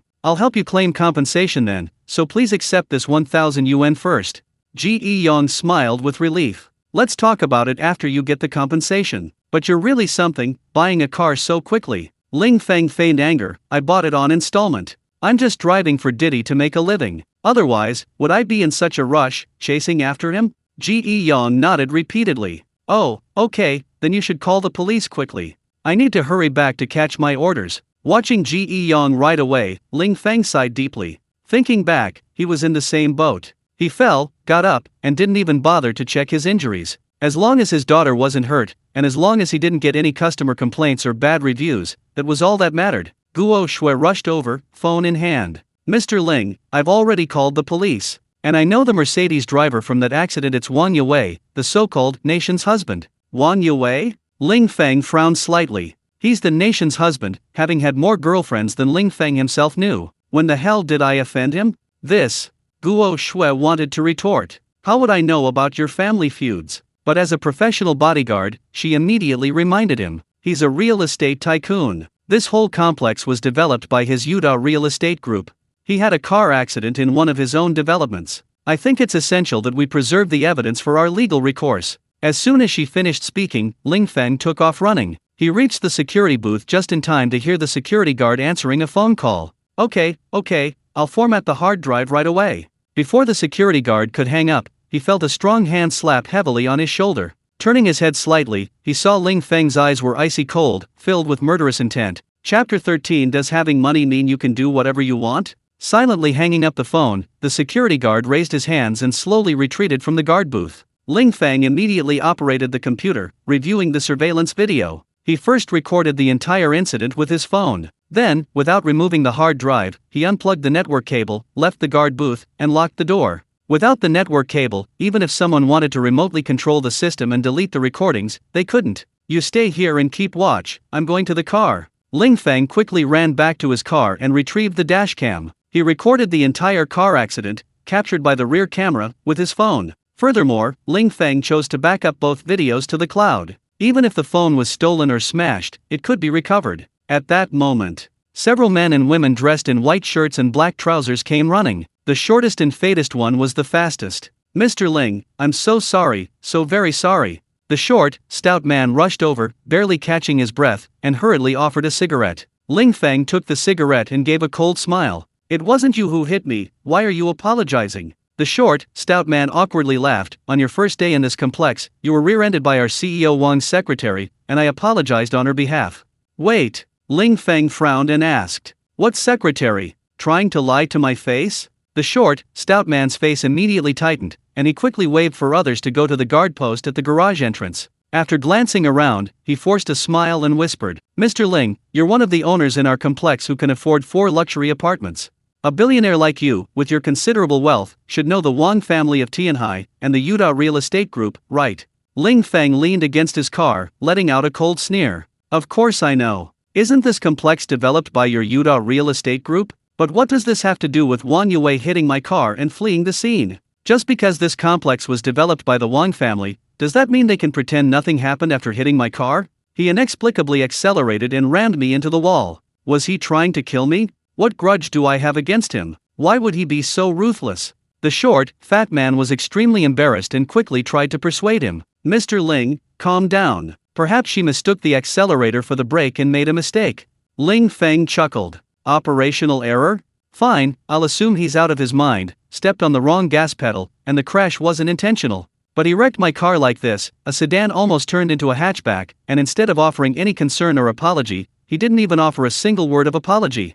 He put it in reverse and sped off, almost injuring a delivery driver. "Can you really say it wasn't intentional after a hit and run?" The short, fat man was sweating profusely. As a mere property manager, he felt burdened by pressure far beyond his job description. Hearing the siren blaring, he became even more tense. Mr. Ling, Mr. Wang's position is special. After the accident, he was undoubtedly nervous and scared. His momentary lapse in judgment in driving away doesn't mean he doesn't want to take responsibility for the accident. How about we compensate you with a better new car, a Mercedes, Audi, or BMW? You can choose any one. We'll also waive your property management fees for the next year. Would that make it seem like nothing happened? Ling Feng crumpled his cigarette and threw it on the ground. Who are you to him? Are you his father or his mother? He's the one who hit me and fled the scene, not you. Why should you apologize on his behalf? Luckily, I'm unharmed. What if I had been seriously injured, or even died? He won't even come forward to apologize. He'll just send someone to say a few words and pay some money, and that's it.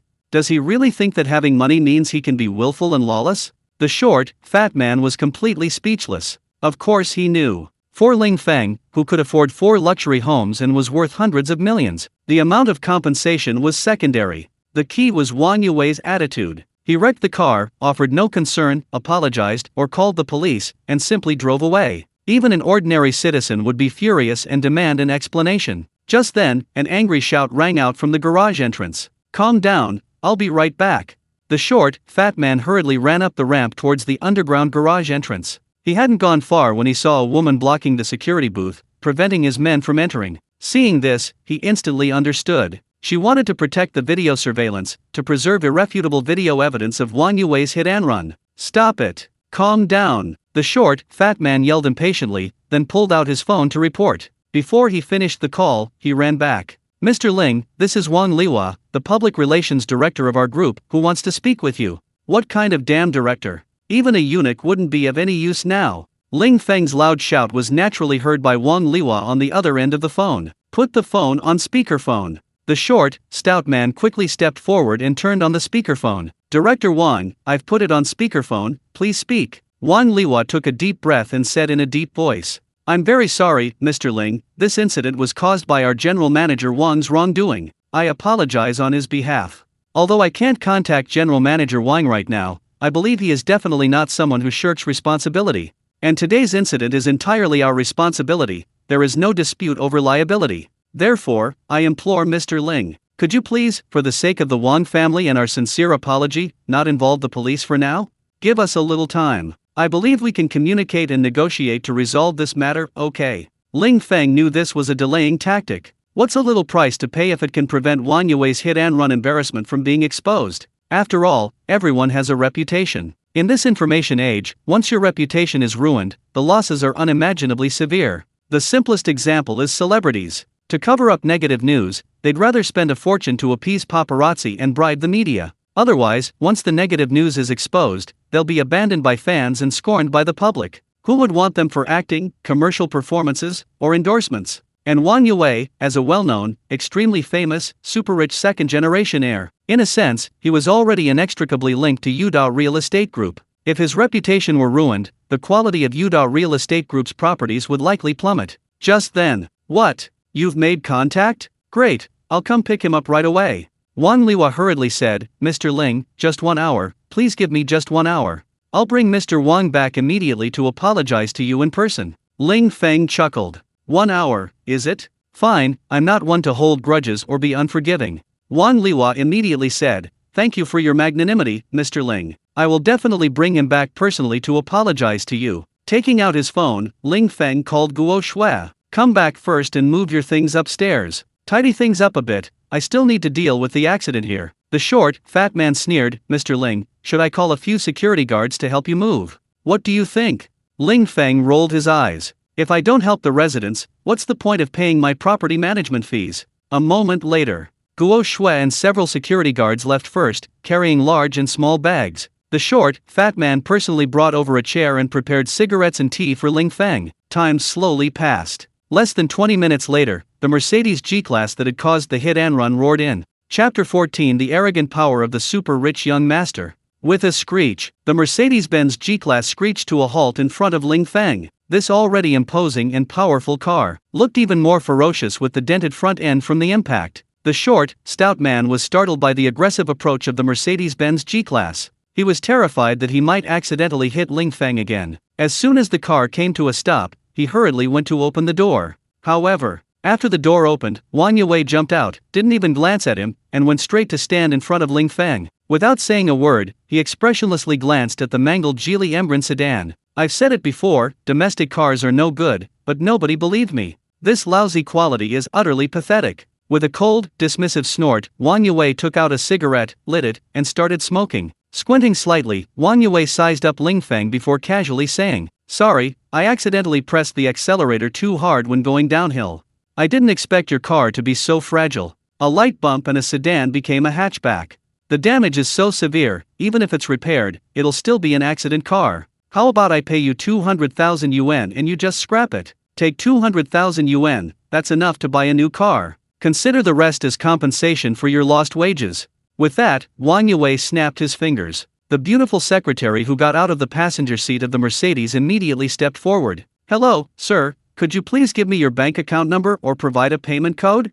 Ling Feng smiled faintly. He stubbed out his cigarette and slowly stood up. "You wrecked my car like this, and this is your attitude towards apologizing?" Wang Yue frowned slightly and took a deep drag on his cigarette. After sizing Ling Feng up and down, he sneered. "What? The accident was my fault, but I've already apologized. Besides, this piece of junk of yours, even fully repaired, is worth at most 100,000 or so, right? I'll give you 200,000 in one go. Do you still think it's too little? If you think my Wang family has plenty of money and you're trying to extort some, then name your price. Perhaps I'll give you a little more out of pity." Ling Feng's brows furrowed. He'd seen arrogant people before, but never anyone as brazen as Wang Yue. After the hit and run, his apology was utterly perfunctory. He'd only questioned his attitude, and he was accused of trying to blackmail him. Damn it! If he had come back and properly apologized, saying he'd acted foolishly and fled the scene to avoid embarrassing the nation's heartthrob, even a slightly better attitude would have been enough for Ling Feng to forgive him. As for the amount of compensation, that was secondary.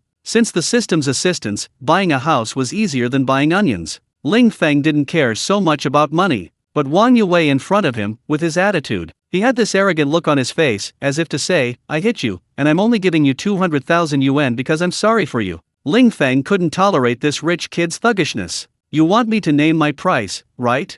Wang Yue nodded and said, "Yes, just name your price." "Money." Ling Feng frowned, his anger rising. "Do you think I'm a beggar? I'm seeking legal and reasonable compensation. How does that become asking for money?" Hearing this, the short, fat man immediately became agitated. Wang Yue's attitude, tone, and manner of speaking, anyone would find it unbearable. Especially a billionaire with 4 mansions. No, Mr. Ling, you misunderstand. Our CEO Wang didn't mean that. He grew up studying abroad, so his thinking and way of speaking are very westernized. He's straightforward and didn't mean any harm. Ling Feng chuckled. Is that so? Just because he grew up with Western knowledge, does that give him the right to insult people? Hey, did I insult you? Wang Yue took a step forward, his anger blazing. You think 200,000 is too little? I'm asking you to name a number, isn't that right?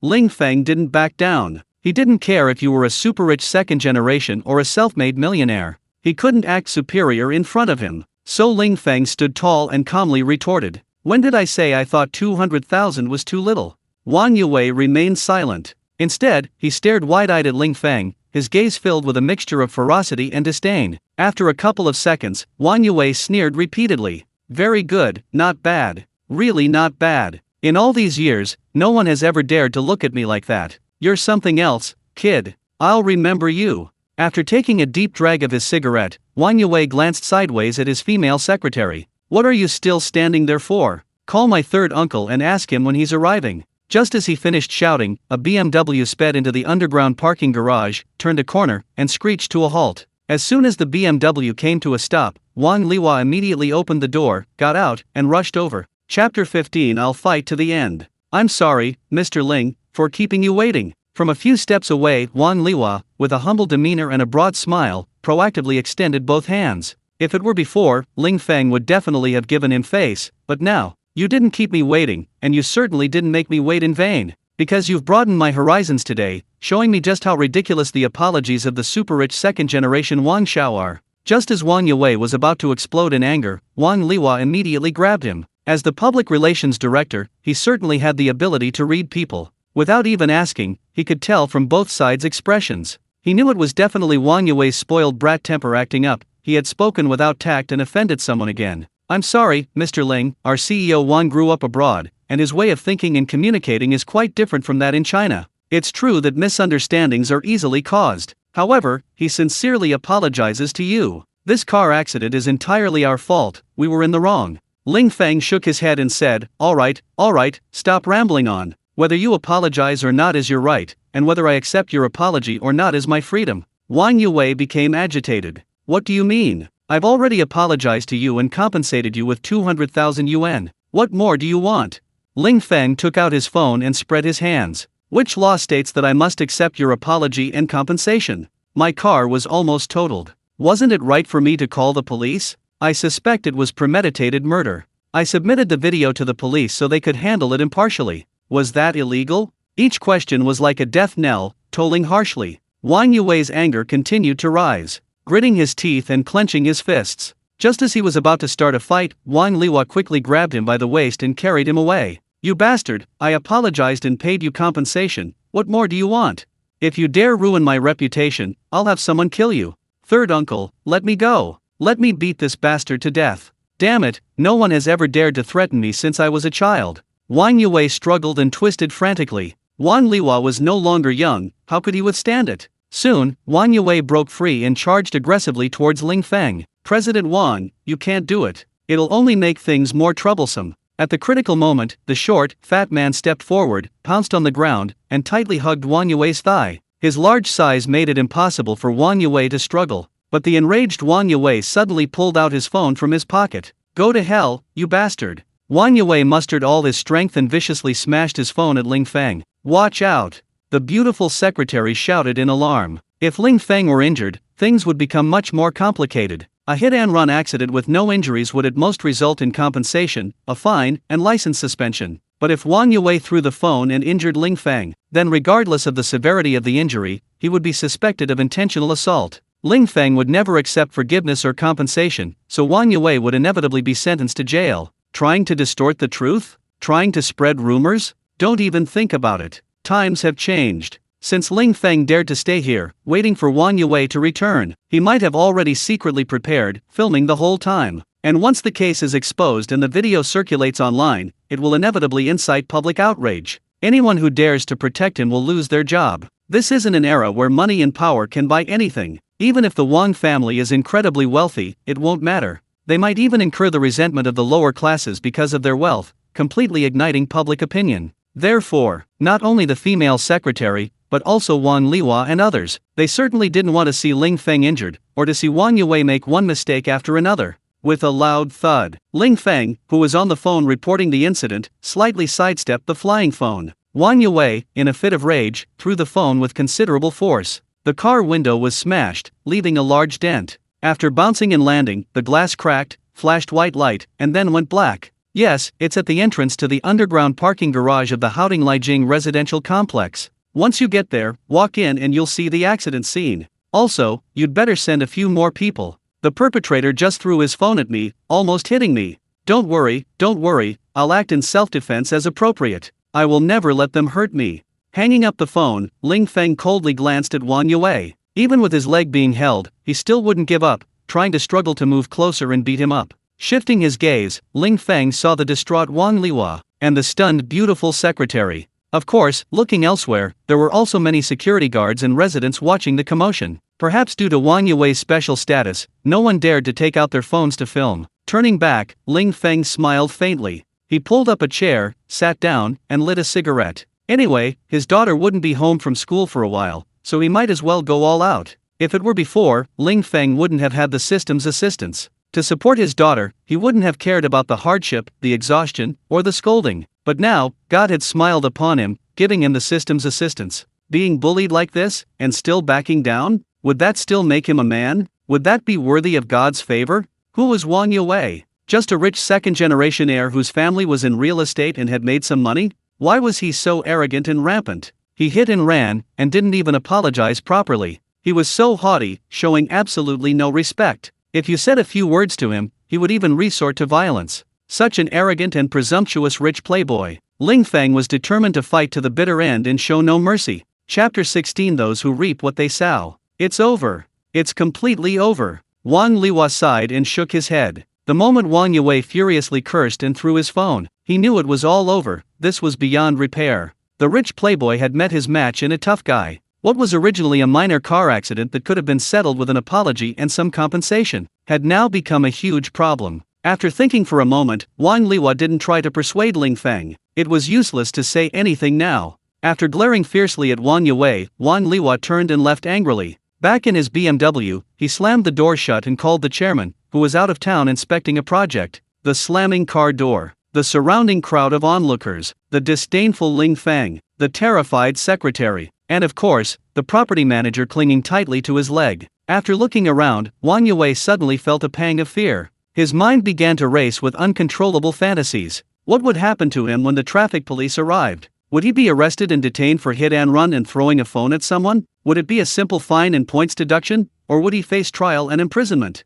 He was a social celebrity, a national heartthrob, a super-rich second-generation heir. Countless materialistic women cried and begged to marry him. And Chu Ying-suan, whom he had been infatuated with for years and pursued relentlessly. He had finally managed to get her to treat him to dinner out of gratitude. They had agreed to have dinner together, but he, "No, I can't go to jail. I can't miss tonight's dinner." Thinking this, Wang Yue shook his head repeatedly. He struggled a couple of times, trying to break free and walk towards Ling Feng, but that damned property manager, Cai Kun, clung tightly to his leg and wouldn't let go. Cai Kun, let go. Let go. I can't let go, Mr. Wang. You've already made a mistake, you can't make another one. Saying this, Cai Kun only tightened his grip on his leg. Wang Yue gave up struggling and simply looked up at Ling Feng, shouting, "How much money do you want? Tell me, is 1 million enough? If not, I'll give you 2 million, is that enough?" Ling Feng smiled faintly, too lazy to respond. A short while later, the siren grew louder as the crowd gradually dispersed. Seeing the traffic police arrive, Wang Yue completely panicked. "Officer, I declare, I didn't cause a hit and run. I know I'm fully responsible, I've already apologized to him, and I'm willing to pay him 2 million. He's ungrateful," he insisted on calling the police. Before Wang Yue could finish speaking, Wang Liwa appeared in front of him, blocking his view. "Your dad wants to say a few words to you." Wang Yue hesitated, then nervously took the phone. "Happy now? Feeling better? You didn't kill anyone? Were you planning to smash someone with your phone? A phone is so light. You should ask the property management company to prepare some bricks for you, that would be much more fun." Hearing his father's sarcastic tone, Wang Yue's heart pounded. "Dad, I know I was wrong. I was really impulsive before. I've never been in a car accident before, I was so angry I lost my temper." Wang Wulin chuckled. "What's the use of realizing your mistake now? You've already offended them, and they're relentless, determined to fight you to the end. You'd better figure it out yourself." "Dad, Ying-suan invited me to dinner."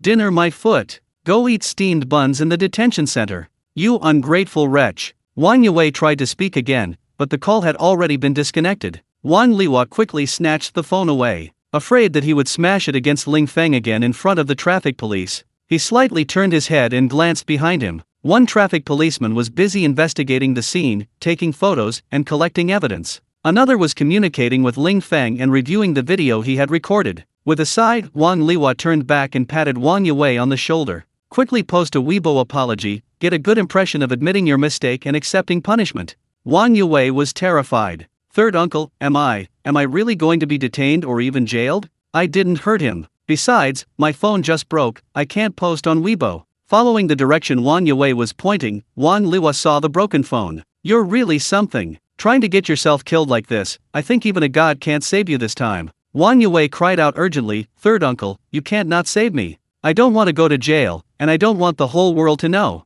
Wang Liwa chuckled. "Save you? How? Heaven may forgive sins, but self-inflicted sins are unforgivable. Don't you understand such a simple and obvious principle? A small matter that could have been resolved with a proper apology, yet you insisted on throwing a tantrum like a spoiled brat. Do you think the whole world will tolerate your bad temper?" With a heavy snort, Wang Liwa strode towards the traffic police. Seeing this stance, Wang Yue knew that his third uncle was about to make a drastic sacrifice. He wanted to sever ties with Yuda Real Estate Group to avoid damaging the group's reputation. Then, for his hit and run and assault, fines and detention were inevitable, and a bad reputation was unavoidable. Was there any point in hoping for dinner with Chu Ying-suan and winning her favor? All his previous efforts would have been in vain, leaving a bad impression on the beauty. Thinking of this, Wang Yue couldn't help but feel a surge of anger. He glared fiercely at Ling Feng, wishing he could have him torn to pieces. Beckoning his secretary over, Wang Yue leaned close to his ear and whispered something. Cai-kun, sprawled on the ground clutching his legs, was instantly terrified upon hearing this. Chapter 17. Don't be too proud.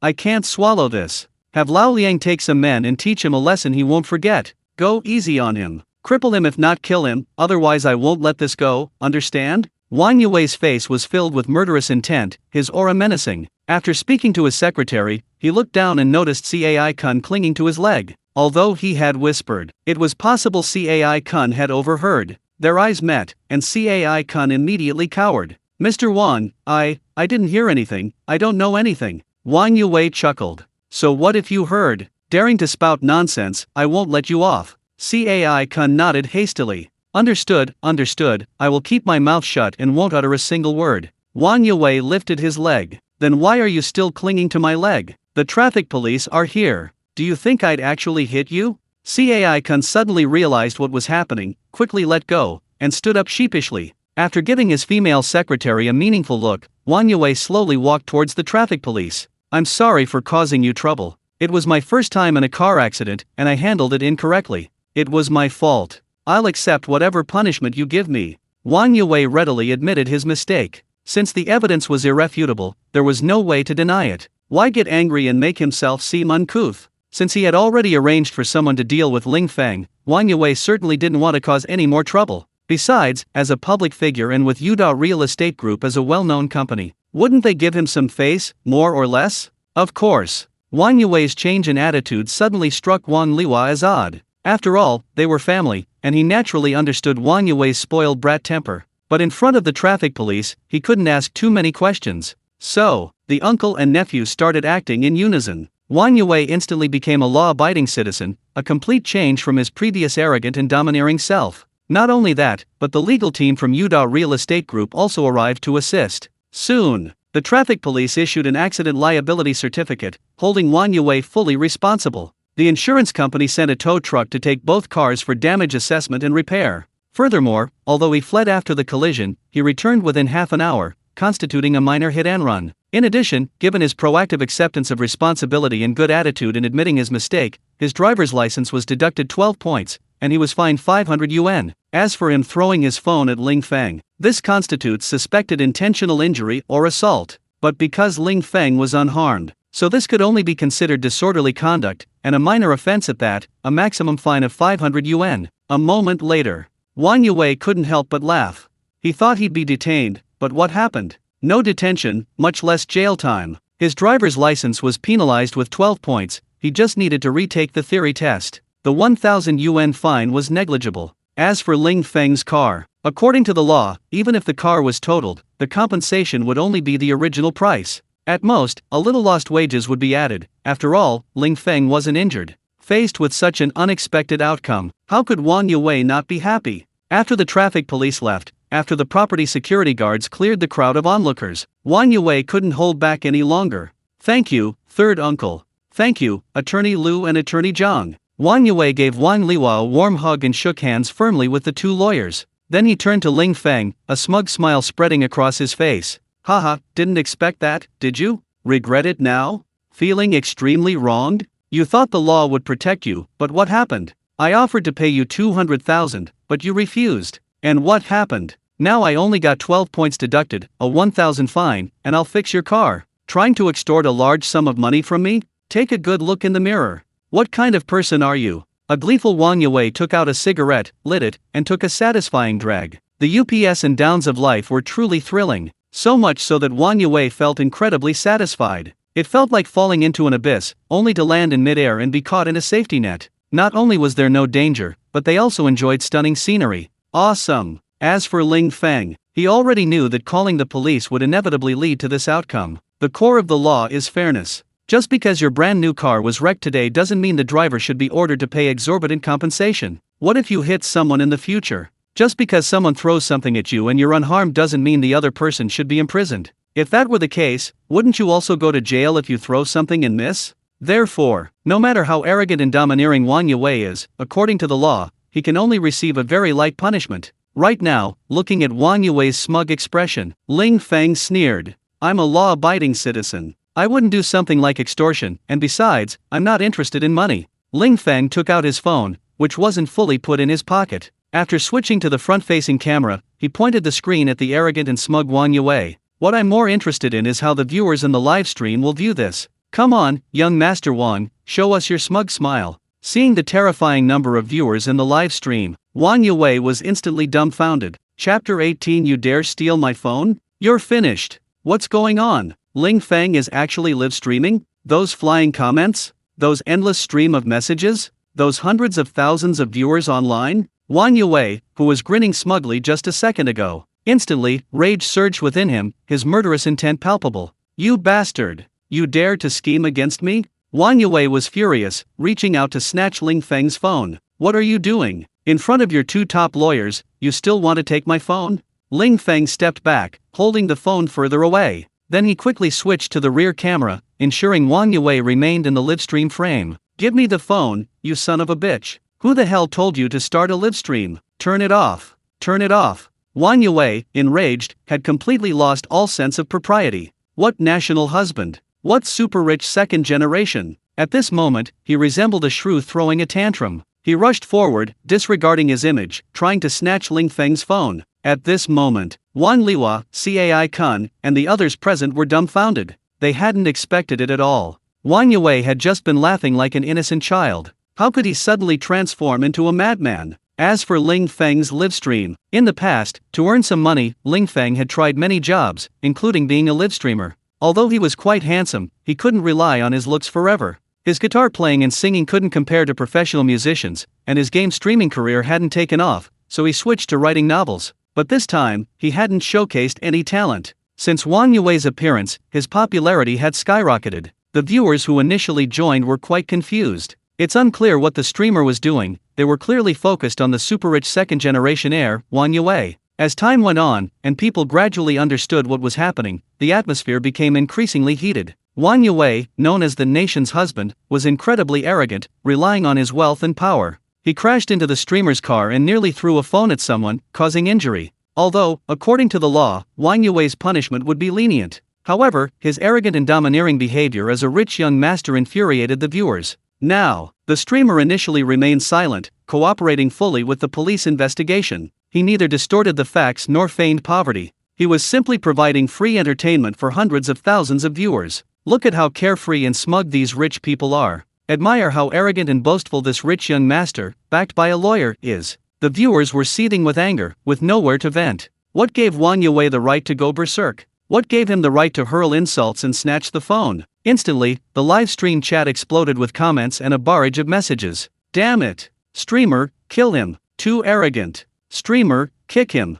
Streamer, stand up. Don't be afraid. Snatching a phone is robbery, you can defend yourself. Streamer, kick him. Streamer, kick him with your feet, kick him to death. If you support the streamer beating up Wang Yue, type 1 now. Ling Feng was unaware of how chaotic the live stream was. Because Wang Yue was lunging at him like a mad dog, trying to snatch the phone. After shoving Wang Yue away, Wang Liwa and Cai Kun finally came to their senses. The two men, with perfect coordination, suddenly rushed forward and grabbed Wang Yue. What's wrong with you? What's gotten into you? Wang Liwa demanded angrily. Wang Yue, forcibly restrained, glared angrily at Ling Feng. That bastard ambushed me. He was live streaming the whole thing. At least hundreds of thousands of people saw everything that just happened. Wang Liwa abruptly turned to look at Ling Feng. Mr. Ling, why are you doing this? We're handling the incident according to the law and regulations. How could you live stream it online? Before he finished speaking, the balding lawyer Lu immediately stepped forward. Using his large body, he blocked Ling Feng's phone, preventing it from filming Wang Yue. I am Lu Kun, Chief Legal Counsel of Yuda Real Estate Group.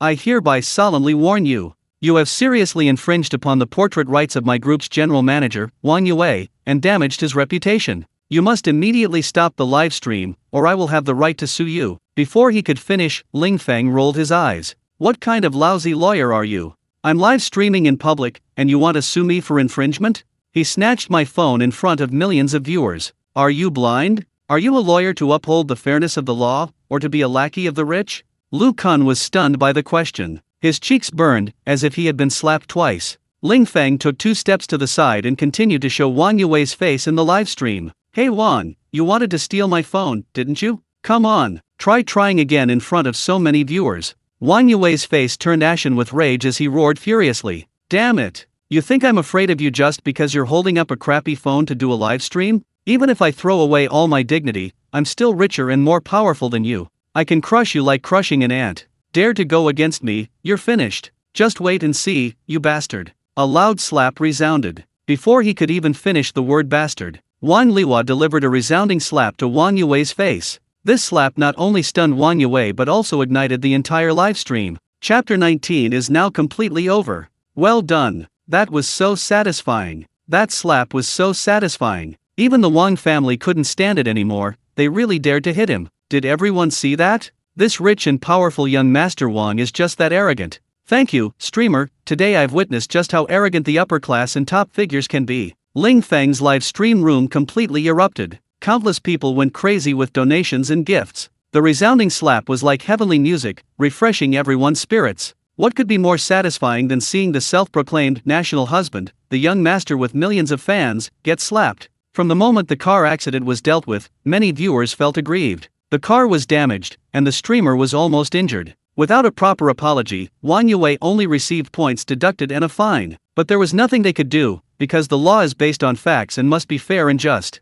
Wang Yue's smugness deeply stung countless viewers. This arrogance and boastfulness were nothing short of provocation and mockery. And it was precisely because of this that, when Wang Yue discovered he was being live-streamed, he angrily snatched the phone. This enraged the viewers, who flooded the chat with messages urging the streamer to attack. Of course, there were too many of them, and the streamer couldn't hit Wang Yue. A slap from Wang Yue's third uncle, Wang Liwa, was enough to satisfy everyone's anger. In their excitement, many wealthy patrons showered him with gifts, and many more spread the word. Wang Yue, the wealthy and famous eldest son of the Wang family, was a super internet celebrity. He used to frequently criticize and insult others on Weibo, acting recklessly and without restraint. Many celebrities and online influencers had been verbally abused by Wang Yue. Now that young Master Wang is in trouble, of course, help from all sides is needed. Everyone was incredibly enthusiastic, helping to forward the message. Even more astonishingly fast-handed creatures appeared. A gif of Wang Yue being slapped was created and quickly went viral. And the parody videos are, of course, being produced at a rapid pace. After all, this is top-tier traffic. Several keywords have already appeared on the trending topics list, and the discussion is heating up. The live streaming operations center on a certain short video platform. The staff were absolutely ecstatic. Previously, to make the data look better, influencer live streaming sales had to be faked. They might claim hundreds of thousands of viewers, but in reality, only a few hundred were watching. But today, there were genuinely millions of enthusiastic viewers watching the live stream. The chat was overflowing with comments, the comment section was exploding, and the screen was overflowing with gifts. A once unknown streamer. Now, however, he's constantly breaking platform records. Such immense popularity is rare. Although the PR department wanted to quickly limit viewership or even shut it down. But viewership equals money. He was about to break the real record of tens of millions of simultaneous viewers. Who could bear to stop him? Besides, Yuda Real Estate Group hadn't even paid him yet. Why shut down the stream when they hadn't received a single penny? Instead, the higher UPS decided to increase promotional efforts. Let the entire internet know that if you want to see Wang Xiao show off and get beaten up, watch the live stream on Kuaishou. And so, with the help of many people, more and more people flooded into the live stream room. Although everyone was furious that Wang Yue dared to threaten the streamer with death, they were expecting him to be slapped again. But unfortunately, that didn't happen. Instead, Wang Yue covered his face, shouting with a frustrated expression. Third uncle, why did you hit me? He ruined my reputation on livestream, affecting our group's reputation. Why didn't you hit him? Wang Liwa shouted angrily, you still dare to talk back? Someone, get him out of here right now. Why should I? I'd like to see who dares to touch me. Wang Yue yelled. Cai Kun, Lu Kun, are you guys making a fool of yourselves too? Get him out of here right now. Hurry up. Wang Liwa quickly turned around, forcing a smile. I'm sorry, Mr. Ling, he was just talking nonsense, please don't take it to heart. Ling Feng held up his phone so the audience could see Wang Yue being forcibly dragged away by several people in a flurry. Seeing that Ling Feng ignored him, Wang Liwa immediately shouted. Dear viewers, I am Wang Liwa, the Public Relations Director of Yuda Real Estate Group, and also Wang Yue's third uncle. Today, due to a minor incident, Wang Yue's words and actions were inappropriate, please forgive him. The BMW sped away. Ling Feng pointed his phone at Wang Liwa. "What did you just say? He almost injured me, snatched my phone, threatened and intimidated me, and all you call it inappropriate words and actions. He said he could easily crush me like an ant, and you think it was just a joke?" Wang Liwa's back was to the phone screen. Although he didn't know how many viewers were watching, he knew without a doubt that this incident had caused a sensation. Faced with Ling Feng's questioning, he could only manage a bitter smile. "Sorry, Yue is unruly, impulsive, and speaks without thinking. He was just talking nonsense, please don't take it to heart." Ling Feng sneered. "You're his third uncle, not his father, and you can't read his mind. How do you know he was just talking nonsense?" Countless viewers saw it too. He didn't want to leave at all. "You forced someone to take him away. So stop with the fake politeness and let him come over right now. I want to see if he can really crush me with one kick." Wang Liwa smiled awkwardly and took out his phone, turning slightly to send a message. Soon, Ling Feng discovered that his live stream had been suspended due to violations. "Damn, the Wang family is really rich and arrogant. You think shutting down my live stream is the end of it?" Hearing this, Wang Liwa was instantly terrified. The phone he was texting his older brother fell to the ground with a thud. He collapsed to the ground, his face instantly turning deathly pale. "It's over. There's no way to clear my name now, I'm completely finished." Chapter 20. If you don't court death, you won't die. Which bastard ordered the shutdown? Isn't this just making things worse? Viewers will definitely misunderstand, thinking our Wang family paid to quell the public outcry. Shutting down the live stream is just adding fuel to the fire. Is this trying to destroy the Tianhai Wang family? Wang Liwa shouted and cried, in agony. As the director of the group's public relations department, he certainly knew the power of online public opinion. This is the information age. A seemingly insignificant matter, once it sparks heated online discussion, can become a serious issue. No one dares to protect him, no one dares to cover it up. It will definitely be dealt with severely and quickly. Everyone is afraid that a single misstep will result in being condemned and criticized by millions of people. And now, Wang Yue first caused a car accident and fled, then assaulted someone. After receiving a minor punishment, he remained arrogant and smug. Upon discovering he was being live-streamed, he angrily attempted to snatch the phone but failed, then threatened Ling Feng with death. Any one of these incidents would normally be a very difficult public relations crisis to handle. Who are the most prevalent people online? Ordinary people, of course. Many people are extremely resentful of the wealthy, especially those who enjoy privileged treatment due to their money and power.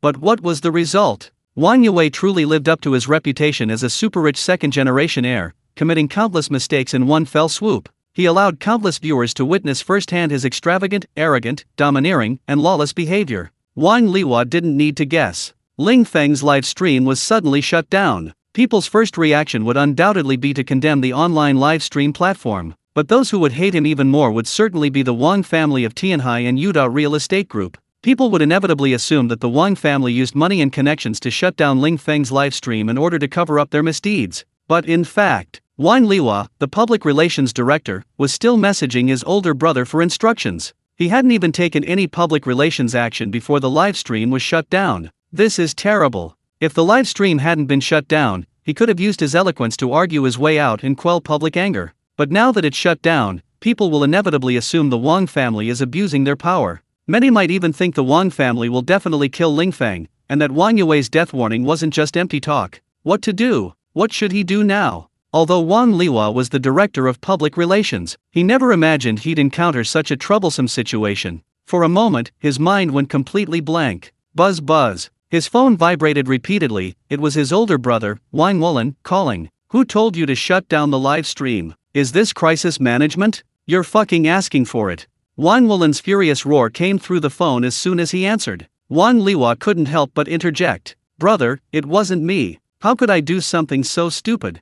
If it wasn't you, then who could it be? Maybe the platform was afraid of offending the Wang family, so it shut it down itself. We can't rule out that someone deliberately sabotaged it to harm the Wang family. Damn it. Such a small thing, why did it turn into such a huge fuss? Where's that brat? I'm flying back right now, I'll beat him to a pulp tonight." Brother, stop getting angry. We need to think about what to do. What do? We must protect him at all costs. If something happens to him, we'll be completely unable to explain ourselves. Okay, I'll arrange it immediately. I'll draft another emergency statement to quell public anger as soon as possible. Hurry up. Also, find out exactly who ordered the shutdown of the live stream. I'll tear them apart. Tianhai Shengfeng Commercial Building. Achoo. Chu Tianwei sneezed violently. After rubbing his nose, he continued to wait for the call to connect. Upon hearing that his future son-in-law, Wang Yue, was in trouble, Chu Tianwei immediately sought help. Fortunately, one of the shareholders of the livestream platform had a good relationship with him.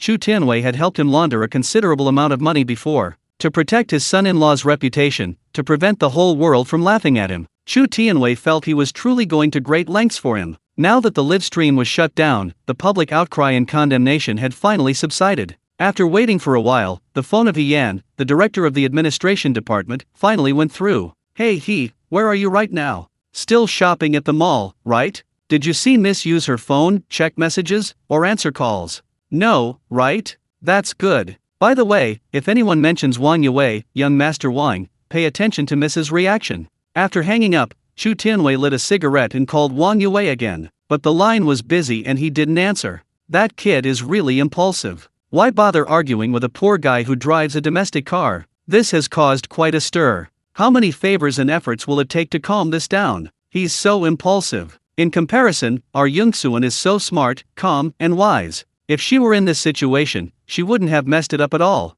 Inside the LV store in Yuda Shopping Mall. After hanging up the phone, Yan followed closely behind Chu Yungsuan. Women, are all incredibly gossipy. Whether it's colleagues groups, friends groups, class groups, or family groups, everywhere is talking about the spoiled brat Wang Yue. And there are pictures and videos, it's impossible for Yan not to know. But knowing that Wang Yue is relentlessly pursuing Chu Yungsuan, how could Yan possibly tell Chu Yungsuan that Wang Yue has such a bad reputation? However, if she doesn't speak up, others will. A few sales assistants, having nothing better to do, were chatting idly. Perhaps because they were so angry, their voices grew louder and louder. Is there no law? Is there no justice? This is a classic case of bullying the weak. Wang Yue is utterly lawless. This is incredible. This is the power of capital. The live stream is gone just like that. Shutting down the live stream is nothing. I bet Wang Yue will definitely pay someone to beat the streamer up.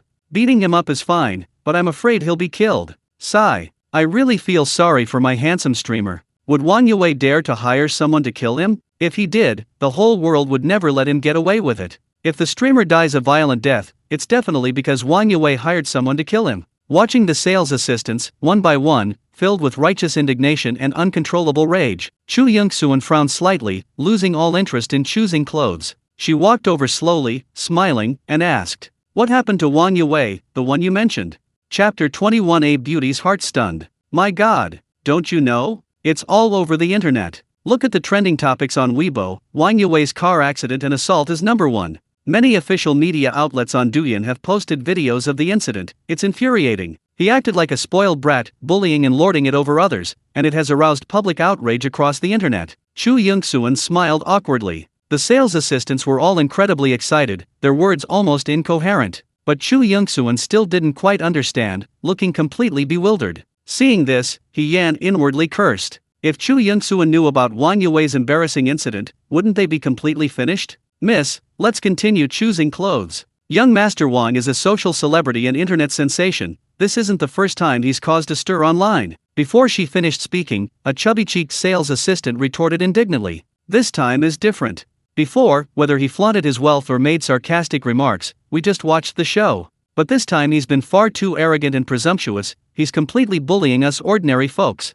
Chu Yungsuan's interest was immediately piqued. What exactly happened? Tell me slowly. Another sales assistant quickly handed her phone. It's very simple, you'll understand once you watch this recording of the live stream. As soon as Chu Yungsuan took the phone, Yan immediately stepped forward and advised again. Miss, it's really not a big deal, let's continue shopping. Chu Yungsuan remained silent, glancing coldly sideways. A chilling look from her immediately silenced Yan. She gave an awkward laugh and sheepishly took a few steps back. Silently, she took out her phone and sent a message to Chu Tianwei. The other female sales assistants continued their lively discussion. This streamer is really unlucky. His car was totaled, and he was almost injured by Wang Yue. Exactly. He didn't get a decent apology, and instead, Wang Yue arrogantly flaunted it. It's infuriating. There's nothing we can do. He's rich and powerful, and he even has a lawyer. Handling it according to the law is bound to result in a terrible outcome. I suspect that Wang Yue's offer of 200,000 yuan was a trap.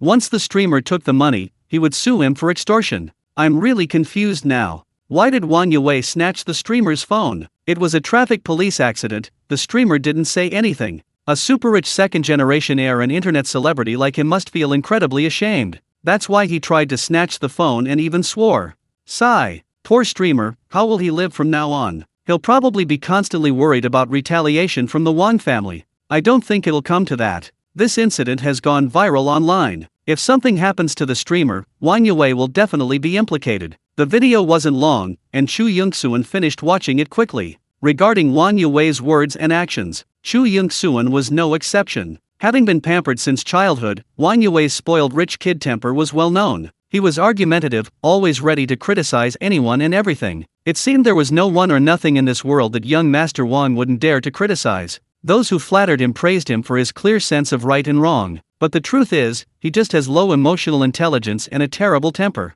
If he weren't the eldest son of the Wang family, he would have been dead countless times over. So it's not surprising that he committed a hit and run, and it's not surprising that he was arrogant and smug after receiving only a minor punishment. Because he's a spoiled brat who wears his heart on his sleeve, unable to control his mouth or his temper. The only thing that surprised Chu Yongsuan was, why was the streamer's livestream suddenly shut down? This was practically pushing the Tianhai Wang family into a fire pit, completely putting them at odds with millions of netizens. The person who made such a decision was either stupid or malicious. Chu Yongsuan believed it. Yuda Real Estate Group had become a leading real estate giant. It had a wealth of talent and capable leaders. It was absolutely impossible for them to make such a foolish decision. Therefore, behind this incident, it was highly likely that the Tianhai Wang family's enemies were secretly plotting against them. His purpose was to use this incident to plunge the Wang family of Tianhai and Yuda Real Estate Group into an unprecedented public relations crisis. The phone suddenly rang. Chu Yongsuan glanced at the caller ID, her red lips curving into a slight smile.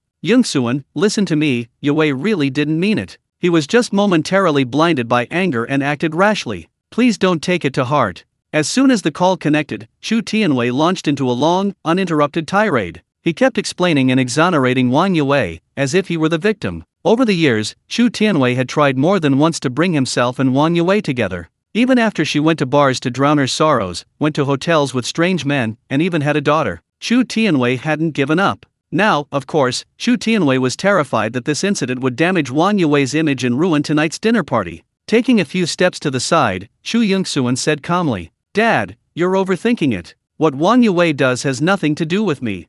I'm inviting him to dinner tonight simply to thank him for helping me get released from prison and return home early. But given the current situation, I doubt he'll be able to come out for dinner tonight, right? Chu Tianwei quickly said, Of course he can come, but would you mind if we ate at his house? Chu Yongsuan was surprised. Really? I'm treating him to a meal to thank him, how can we go to his house? Well, the situation is special, isn't it? We owe him a favor, so let's listen to him this once, okay? Then, okay. I'll buy a gift and head over later. Great. Then remember the address, Haoding Lijiang Residential Complex, Building 1, Unit 1, Room 1001. Chapter 22 The World of the Rich. Inside the underground parking garage, Ling Feng submitted an appeal for a ban on his livestream, but customer service didn't respond or explain immediately. He was just about to go home to see how Guo Shui had tidied up the house. Wang Liwa suddenly blocked his way. Mr. Ling, I'm so sorry about today. No matter what that kid Wang Yue says or does, I assure you, you and your family are absolutely safe. Ling Feng smiled faintly. Are you done? Wang Liwa quickly said, Wasn't your car sent for damage assessment and repairs? This must be causing you inconvenience. I'd like someone to send you a replacement car. Would you like a Mercedes, BMW, Audi, or a Lexus or Porsche? Since it was just a replacement car, Wang Liwa didn't mention anything too expensive. Sending Ling Feng a Rolls-Royce or Bentley, a top-tier luxury car, as a mode of transportation. It wasn't that he was stingy with the car, but rather that it smacked of showing off. For transportation, a car around $1,000,000 is most suitable. It shows sincerity without sacrificing prestige. However, before Ling Feng could make a choice, a notification sounded in his mind. System detected that the host is facing a choice. Please select a vehicle within 1 minute. Ling Feng was overjoyed. This was truly an unexpected surprise. Since that's the case, why be polite? Mercedes-Benz, BMW, Audi, they seem to be everywhere, so I'll eliminate them first. Lexus is rare, but obviously, it doesn't have the prestige of a Porsche. System, I choose the Porsche Panamera, touted as the most beautiful 4-door coupe. Based on the host's choice, a brand new Porsche Panamera has been purchased for you. Please specify the placement location. While no one's around, place it in the parking space downstairs at my building. Okay, the vehicle has been placed in parking space 1215. The master key is in your right pocket. Ling Feng subconsciously reached into his pocket and pulled out the Porsche car key. Wang Liwa was instantly incredibly embarrassed. He couldn't help but think to himself, you have an imported luxury car like the Porsche, why are you driving a domestic Geely Embrand? But upon closer inspection of Ling Feng's attire, it did indeed fit the low-key style of a hidden tycoon. He clearly owns 4 luxury homes worth over 100 million. Yet he dresses simply and drives a domestic car. If Wang Yue were even a tenth as low-key as him, he wouldn't have gotten into such a mess this year. Oh, Mr. Ling, you have a car, huh? Then I won't bother you any longer. With an awkward laugh, Wang Liwa gave a slight bow and watched Ling Feng leave. He really wanted to have a good talk with Ling Feng and try to gain his forgiveness, but the one who tied the knot must untie it. Wang Yue was the one who offended him, what use would it be for him to say anything more? With a sigh, Wang Liwa hurried towards Unit 1 of Building 1. Upon entering his apartment, he saw an unexpected scene. Wang Yue acted as if nothing had happened. He was directing the housekeeper and secretary to prepare dinner, while Cai Kun, Lu Kun, and others were busy cleaning the rooms. This festive and lively scene, were they preparing for the new year? Third uncle, if you're going to yell or get angry, please wait until after tonight. I have a very, very important dinner appointment tonight. If I mess it up, I'll regret it for the rest of my life, so you can go home now. If you really can't stand being idle, you can go back to the company to work overtime, or you can go to the airport to pick up my dad. Wang Liwa trembled with anger. After pointing angrily at Wang Yue twice, she slammed the door and left in a huff. I spoiled brat like you, thinking you can win a beauty's heart? What a pipe dream. Downstairs at Building 12. Ling Feng didn't get in the car to thoroughly examine the brand new Porsche Panamera. Having received a Geely Embrand before, Ling Feng wasn't worried about whether the paperwork was complete or if the car had a full tank of gas. After tearing off some plastic wrap, he picked up the document bag and went upstairs to go home. Swiping his card and changing his shoes, he entered the house to find Guo Shui diligently mopping the floor. Sister Shui, don't bother, you're a bodyguard, not a maid. Guo Shui shook her head and smiled. It's nothing, we're just killing time anyway. By the way, after we pick up Tong Tong, we need to go to the supermarket. I noticed the fridge and cupboards are empty, we need to do a big shopping trip. Ling Feng nodded slightly. He took a spare car key from his briefcase and tossed it to Guo Shui. Catching the Porsche key, Guo Shui was secretly shocked. She felt she was increasingly unable to understand Ling Feng. He wore casual clothes and drove a domestic car, seemingly no different from an ordinary person. But what was the reality? Could an ordinary person own 4 luxury apartments in the Haoding Lijiang residential complex? Could an ordinary person casually produce a Porsche key? Why did they make me choose this neighborhood and rent an apartment here in the first place? Was he trying to use renting as an excuse to secretly check on the rental situation? And why drive a domestic car when he clearly has a Porsche? Sigh, the world of the rich, I just don't understand. After silently sighing, Guo Shui continued mopping the floor. Ling Feng returned to the master bedroom and quickly tidied up. Around 5 o'clock, the two went downstairs and set off. They sat in the brand new Porsche Panamera. Guo Shui clearly felt that you get what you pay for. The Geely Embrand, which cost just over 100,000 yuan after all the fees, was definitely not as comfortable as the Porsche Panamera, which cost 1 or 2 million yuan. As for Ling Feng, he also felt that the power performance was completely different. A slight press on the accelerator resulted in a strong power response. A more comfortable ride, better vehicle performance, and the pride that the brand brought. Ling Feng finally understood why wealthy people liked buying luxury cars. The feeling was truly different. He slowly drove out of the underground parking garage. The barrier didn't automatically rise. A familiar security guard poked his head out. Excuse me, Mr. Ling, your car isn't registered in the system. Are you still planning to park downstairs at Building 12? Ling Feng was about to answer. Suddenly, he noticed a Mercedes-Benz approaching from the opposite entrance. Through the driver's side window, he caught a fleeting glimpse. In the back seat, there seemed to be a familiar-looking beautiful woman. Chapter 23: A God-Sent Opportunity. Mr. Ling? The security guard's call pulled Ling Feng back to reality.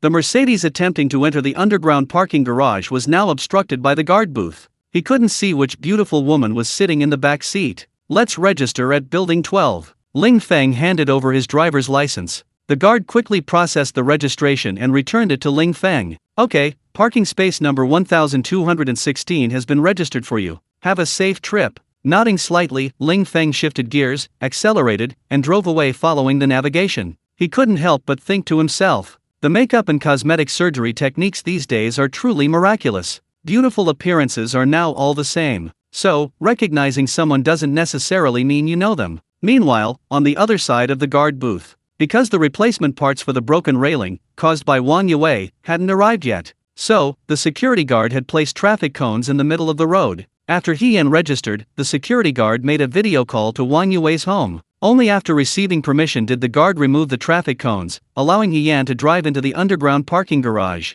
Feeling the car moving downhill, Chu Yingxuan, in the back seat, looked up. On the concrete wall directly opposite, there were still traces of a violent collision. Chu Yingxuan had seen the video footage and knew that Wang Yue was here, the one who staged the whole farce. Following the signs, He Yan drove to Unit 1 of the buildings. As soon as the two got out of the car, they saw Wang Yue walking briskly towards them from the direction of the elevator. Judging from his bright smile, he was clearly unconcerned about the infamy and public outcry. A flash of disgust crossed Chu Yingxuan's face. But tonight she was there to express her gratitude, so she tried to remain composed. Yingxuan, I've been waiting for you. Wang Yue opened his arms, ready to give her a warm hug. Chu Yingxuan quickly and cleverly handed over the gift box, avoiding the bear hug. Thank you for helping me get out of prison early and return home. This is just a small token. Wang Yue's smile widened even more. Oh, we're practically family. You're here like you're at home, why are you being so polite? Taking the gift box with his left hand, Wang Yue then reached for Chu Yingxuan with his right. Chu Yingxuan immediately took a half step back. By the way, let me introduce you, this is Sister He Yan, the director of our company's administration department. A flash of anger crossed Wang Yue's eyes. Tonight was a golden opportunity to win the heart of his beauty, but Chu Yingxuan was being far too cautious. Fortunately, this He Yan was quite perceptive. Mr. Chu's task for me was to accompany you shopping and bring you to dinner with young Master Wang. My task is now complete. Enjoy your meal. With that, He Yan gave a slight bow, as if to say, I won't see you off. Wang Yue couldn't help but burst into laughter. Of course I enjoyed it. Director He, you can go back without worry. I will take good care of your young lady. Chu Yingxuan glared resentfully at He Yan. Secretly, she planned to eat a little something and then find an excuse to leave. If Wang Yue dared to do anything reckless, the self-defense technique she learned in prison would teach him a lesson. Meanwhile, Wang Yue, who was leading the way, had no idea how much Chu Yingxuan loathed him. He was beaming with joy, like a newlywed groom. At the kindergarten gate, Ling Feng parked the car and immediately went to queue up to pick up his daughter. Guo Shui didn't just sit idly in the car. After getting out, she cautiously scanned her surroundings. Ling Feng queued up to swipe his card and verify his identity. After a while, Su Weiwei finally brought Ling Yutong out. Daddy! Seeing Ling Feng from afar, Ling Yutong called out sweetly. Tong Tong. Ling Feng quickly took his daughter in both hands. Su Weiwei praised her with a beaming smile. Tong Tong behaved exceptionally well today. She didn't cry or fuss and ate quite a lot. Be careful not to give her too many snacks tonight, or she'll easily gain weight. Tong Tong, did you hear me? Be good and eat less snacks, or you'll get chubby. Ling Yutong didn't speak, but shyly hugged Ling Feng's neck tightly. Okay, I know, thank you, Teacher Su. Tong Tong, quickly say goodbye to Teacher Su. Ling Yutong slowly turned her head and waved her little hand. Bye-bye. But turning around, she immediately whispered. Daddy, I want something yummy. Ling Feng smiled and said goodbye to Su Weiwei, then asked with a smile as they walked away. What do you want to eat? I want a lollipop. No, if you eat candy, your teeth will get cavities.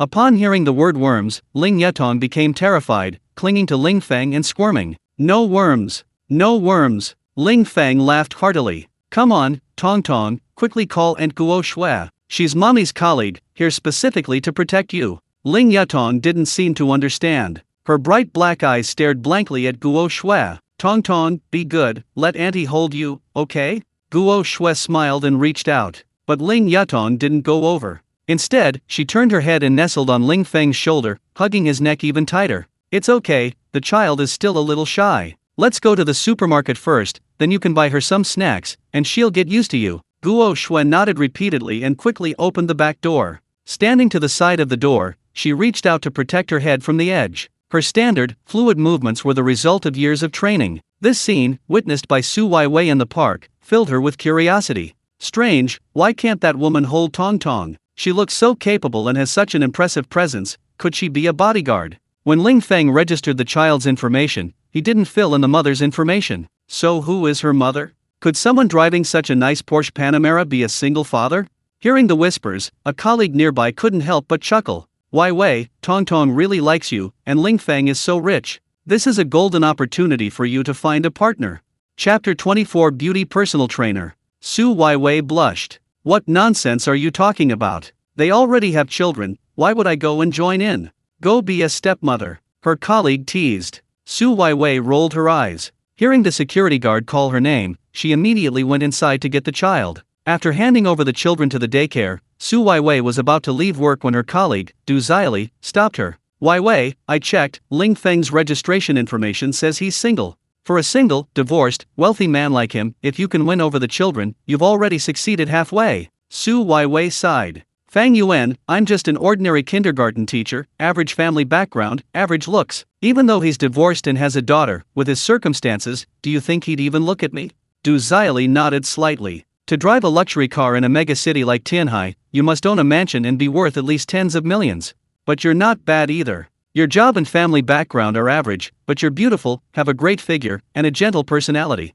A simple girl like you, who can also take care of a child, is the real marriage material. Those rich girls are all spoiled and pampered, they can't even do housework. What's the point of marrying them? Su Wai Wei chuckled and retorted, you're asking me? Who am I supposed to ask? Alright, your boyfriend's here, hurry up and go home. Remember, hurry up and flirt, this is a once-in-a-lifetime opportunity. Du Zili waved and immediately dashed out of the kindergarten, getting on her boyfriend Chang Liang's electric scooter. Honey, how much does the latest Porsche Panamera cost? Chang Liang frowned. Porsche? Wow, Porsche's notorious for its extensive customization options, you can never guess the price. You might find it online for around $1 million, but that's just the base model. I heard that ordering a premium paint job, changing the wheels, or getting a leather interior will easily start at tens of thousands. Even adding ambient lighting, ventilated seats, or a carbon fiber steering wheel will cost 10 or 20,000. Add insurance, purchase tax, and all that, and it'll be over 2 million. And maintaining a luxury car is really expensive, so without tens of millions in assets, who dares to drive a Panamera? At this point, Chang Liang glanced sideways slightly. By the way, why are you suddenly asking this? Du Zili quickly replied, we enrolled a new child in our daycare today, and his father. Chang Liang immediately said, I think Su Wai Wei should totally give it a try. He drives a Panamera and personally picked up his daughter, which proves she's very important to Ling Feng. Have Su Wai Wei take the initiative to approach Ling Feng, starting with talking about Tong Tong, slowly building rapport, and once she's familiar with him, things will be much easier. Du Zili nodded repeatedly. She immediately took out her phone and sent a message to Su Wai Wei. Su Wai Wei, who was riding her electric scooter to the gym, felt her phone vibrating repeatedly and pulled over. Thinking it was something serious, she realized it was just Du Zili giving her bad advice. Su Wai Wei was speechless. Back in her school days, her parents were adamant about not dating, saying that student romances were all nonsense. After graduating and starting work, however, they were eager for her to get married immediately, and her relatives and friends were all incredibly anxious. Based on past experience, Su Wai Wei didn't argue with Du Zili. Because arguing would only cause more trouble, she simply replied with a voice message. Good idea, I'll try it later. Although she said that, Su Wai Wei had no intention of dating Ling Feng at all. Using talking about children as an excuse to deliberately get close? Su Wai Wei felt something was off. She believed that love should begin with appearance, be based on talent, be compatible in personality, last through kindness, and end with character. Not shamelessly trying to get close to Ling Feng just because he drives a Porsche and is rich. Putting her phone away, Su Wai Wei continued cycling. To avoid being bored after get off work, to maintain a healthy figure, and to earn money at the same time. Su Wai Wei works part-time as a personal trainer at a gym. Because of her good looks and figure, she attracts many middle-aged men who sign up for her classes. Soon, they arrived at Beihung Commercial Plaza. Unexpectedly, as soon as they entered the elevator, they saw Ling Feng carrying Tong Tong, the father and daughter chatting and laughing. Hello, teacher. Ling Yatong greeted them sweetly. Su Wai Wei smiled gently. Hello, Tong Tong, are you here shopping? Ling Yatong nodded. Yes, Daddy said he'd buy me lots of delicious food. Great. You can eat lots of milk and fruit, but please don't eat candy, potato chips, or spicy snacks, Su Wai Wei said, patting Ling Yatong's little head. Her chubby cheeks, bright black eyes, and adorable appearance were simply too endearing. Tong Tong is so cute, her mother must be very beautiful, right? Su Wai Wei asked casually with a smile. Seeing Ling Feng's smile falter, she immediately realized she was in trouble. But apologize? How? What to say? Ling Feng's thoughts drifted, and he smiled slightly. Tong Tong's mother is indeed a great beauty, otherwise she wouldn't have given birth to such a beautiful and well-behaved daughter. Daddy, where is mommy? Tong Tong misses mommy. Ling Yatong pouted, on the verge of tears. Don't cry, Tong Tong, mommy will be back soon, don't cry, don't cry. Ling Feng quickly comforted his daughter. Meanwhile, Su Weiwei's heart skipped a beat. She thought to herself, Tong Tong's mother will be back soon. Luckily, I didn't try to get close to her. Ding! The elevator arrived at the third floor. Two plump middle-aged women were about to step in. Upon seeing Su Weiwei, the two women immediately flew into a rage. Damn it! She's a vixen! You filthy bitch! You little slut! You dare seduce my husband, I'll fucking kill you! Chapter 25. Too beautiful is also a mistake. A fierce battle erupted instantly. Two strong, middle-aged women simultaneously swung their bags, smashing them down. One from the left, one from the right, both aiming for Su Weiwei's head. It was as if they were mortal enemies, each with a blood feud. Faced with this sudden turn of events, Su Weiwei instinctively raised her arm to block, protecting her head. The sudden barrage of insults and violence immediately terrified Ling Yatong, causing her to cry. What are you doing? Fight outside! Ling Feng roared. He pressed his left hand against the back of his daughter's neck, making her lean against his shoulder, her back to the scene of the conflict. Tong Tong, don't be afraid. Daddy's here, Daddy will protect you. Guo Shui, acting as her bodyguard, moved swiftly. She immediately strode forward, bent low, and pushed off. The two seemingly robust, but actually flabby, middle-aged women were instantly shoved aside by Guo Shui. Why are you hitting me? I didn't seduce your husbands, I'm just a fitness instructor. They wanted to sign up for my classes, I taught them how to lose weight, we're innocent, why are you cursing and hitting me? This wasn't the first time Su Weiwei had encountered this situation. After being separated, she immediately retorted loudly, defending her innocence. But the two middle-aged women who had been pushed out of the elevator weren't giving up. They still tried to rush back in to continue lecturing Su Weiwei. Repeatedly pushed out by Guo Shui, they kept trying to rush back in. They rammed into her violently while unleashing a torrent of angry curses. If it weren't for you, you shameless slut, would my husband be coming here every day? His fitness and weight loss nonsense. He signed up for 2 months of personal training and actually gained 10 pounds. You little vixen, if you hadn't shamelessly seduced my husband, would he be wasting his money at the gym? You come out here. If you're innocent, what are you hiding in there for? Come out now. Shameless vixen, a slut like you should be drowned in a pig cage and boiled in oil. You dress incredibly provocatively at the gym, like a temptress letting people film you, and you dare say you didn't seduce my husband. Inside the elevator, Ling Yatong was truly terrified, wailing, and crying uncontrollably. Having never experienced anything like this before, she was naturally quite frightened. Su Weiwei was also furious. With Guo Shui blocking her way, she finally snapped, shouting, I didn't seduce your husbands. They're the ones who wanted to pay for personal training sessions. We're teaching in the public gym area, there wasn't anything inappropriate. If they can't lose weight, it's their own fault for not managing their diet and lifestyle. How can you blame me? Yours husbands aren't taking care of themselves and can't attract yourselves, how can you blame me? The two women went back and forth, furiously arguing. With her daughter crying loudly, Ling Feng couldn't stay a second longer. Get out of my way! Ling Feng roared. Guo Shui shoved the loudest woman aside. At the same time, she spread her arms, like a human wall, temporarily blocking the passage and covering Ling Feng as he rushed out of the elevator. Su Weiwei wasn't stupid, of course. How could she stay in the cramped elevator car, waiting to be attacked by two fat women? As Ling Feng rushed out of the elevator with his daughter in his arms, she followed closely behind. The two fat women, pushed aside by Guo Shui, turned and chased after her. One of them, seemingly afraid Su Weiwei would run far away, hurled her handbag at her. Watch out! Guo Shui shouted. Ling Feng, holding his daughter, suddenly swerved to the side. With a thud, the handbag nearly hit Ling Yatong, but Ling Feng dodged in time, missing and falling to the ground. Ling Feng was instantly enraged. His daughter was his precious treasure. Through countless bitter and painful days, his daughter had given him the hope and courage to survive. She was so close, and she'd been hit by that fat woman's handbag. Are you fucking crazy? The fat woman who threw the bag seemed not to hear him at all. She charged aggressively at Su Weiwei. Ling Feng, unable to contain his anger, suddenly struck as she passed by. He grabbed her wrist and twisted it sharply. Ah! A piercing scream rang out as the fat woman twisted in agony and collapsed to her knees. Ling Feng had only used a little force, yet she was already in excruciating pain, screaming like a pig being slaughtered, as if her hand had been dislocated. The other fat woman who had rushed forward was also instantly subdued by Guo Shui, staggering and falling to the ground. But she didn't give up, continuing to hurl insults and struggle violently. Su Weiwei, still shaken, stopped and turned to look at the two fat women who had been subdued in an instant. If I were seducing your husbands, show me the evidence.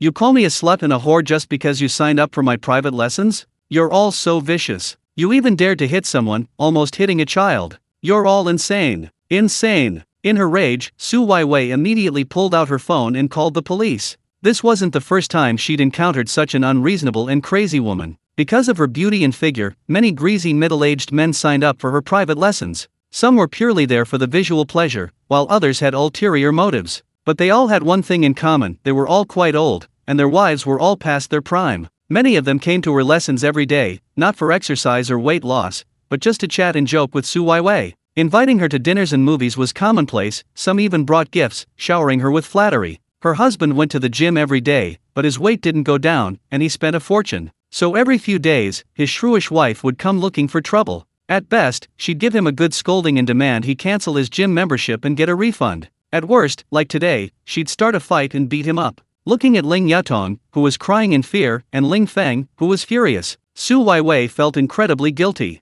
Is being beautiful and having a good figure a crime? Chapter 26: The Wrath of the Royal Family. Mall security arrived quickly. The elevator surveillance cameras detected the conflict and swiftly responded. Upon seeing that the victim was Su Weiwei again, the lead security guard was speechless. Why were you beaten again? Shall we take them back to the security room as usual? Su Weiwei nodded repeatedly. I've already called the police, they'll be here soon. All right. 2 more troublemakers, they'll be detained and fined. Brothers, grab them and take them away. Several security guards moved in together. This wasn't the first time they dealt with something like this. So the 2 fat women's struggles and shouts were futile, and they were quickly taken away. I'm sorry, Mr. Ling, for causing you trouble. Su Weiwei quickly bowed and apologized. Ling Feng subconsciously averted his gaze. In that brief, fleeting glance at her bow, Ling Feng suddenly understood why middle-aged women often caused her trouble. She was plump and curvaceous, with a beautiful figure. Compared to those aging, overweight, and flabby middle-aged women, she was a world apart. No wonder those greasy middle-aged men were so infatuated with Su Weiwei's private tutoring classes. Tong Tong, don't be afraid, teacher is playing a game with daddy. Su Weiwei smiled and gently patted Ling Yutong's head. Ling Yutong sobbed twice and timidly mumbled, Tong Tong, don't be afraid. Tong Tong is so good. Teacher will bring you something delicious tomorrow. Bye-bye. Goodbye, teacher. After calling out, Ling Yutong shrank back and hid in Ling Feng's arms. The intense conflict and shouting had frightened her quite a bit. Ling Feng gently patted his daughter's back. Teacher Su, you go ahead with your work. Then I'll go first. I'm so sorry about that. Su Weiwei bowed repeatedly and hurried after the security guards. Tong Tong, the game is over. Let's go buy some delicious food. How about we buy your favorite cheese sticks? Okay. A moment later, Ling Feng put his daughter in a stroller and had Guo Shui push her around the supermarket. To improve the relationship between his daughter and Guo Shui and help them quickly become familiar with each other, Ling Feng tried to speak as little as possible, letting Guo Shui and his daughter chat more. Ling Feng had told Guo Shui in advance what his daughter liked to eat and play with. So Guo Shui's precise catering to her preferences naturally made Ling Yutong very happy very quickly. They shopped like crazy for almost half an hour, filling 2 shopping carts. Back home, there were plenty of snacks and toys. Guo Shui could already play happily with Ling Yutong in the children's room. At less than 3 years old, she had little sense of caution. As long as there were delicious treats and fun toys, she was quickly made to laugh and giggle. Ling Feng peeked into the children's room for a while. Perhaps women are born with maternal instincts. Guo Shui was very attentive and meticulous in caring for the child. She pretended to be a lion and tiger one moment, a gorilla the next, chasing her daughter around, laughing heartily. Having someone help take care of the child really makes things much easier. Ling Feng nodded in satisfaction and immediately went to the kitchen. The rice, flour, oil, fruits, and vegetables purchased from the supermarket were neatly arranged and stored. On the other side, in Wang Yue's home, several exquisite dishes delivered from high-end restaurants were laid out on the dining table. A tall wine glass held an extremely expensive bottle of red wine. Wang Yue, like a chatterbox, kept talking incessantly about the many changes in various industries over the past 2 or 3 years. He seemed afraid that Chu Yongxuan would be out of touch with the times after her imprisonment. Unbeknownst to him, Chu Yongxuan had no interest in his rambling. She just wanted to eat something quickly and then find an excuse to leave. Suddenly, a burst of angry shouts and curses came from outside. Chu Yongxuan was about to get up when she saw Wang Wulan storm in, his face contorted with rage. The fierce-looking Wang Wulan was already about to explode with anger. He wanted nothing more than to rush up and slap Wang Yue twice. But upon seeing Chu Yongsuan, he immediately slowed his pace, his face turning ashen as he shouted, "Come to the study with me." Wang Yue quickly shook his head. He knew, of course, that if he went to the study, he'd definitely get a severe beating. "Dad, can we talk about this tomorrow?" "Tomorrow? Humph, do you know the mess you've made? Do you know how many directors and shareholders have called me?"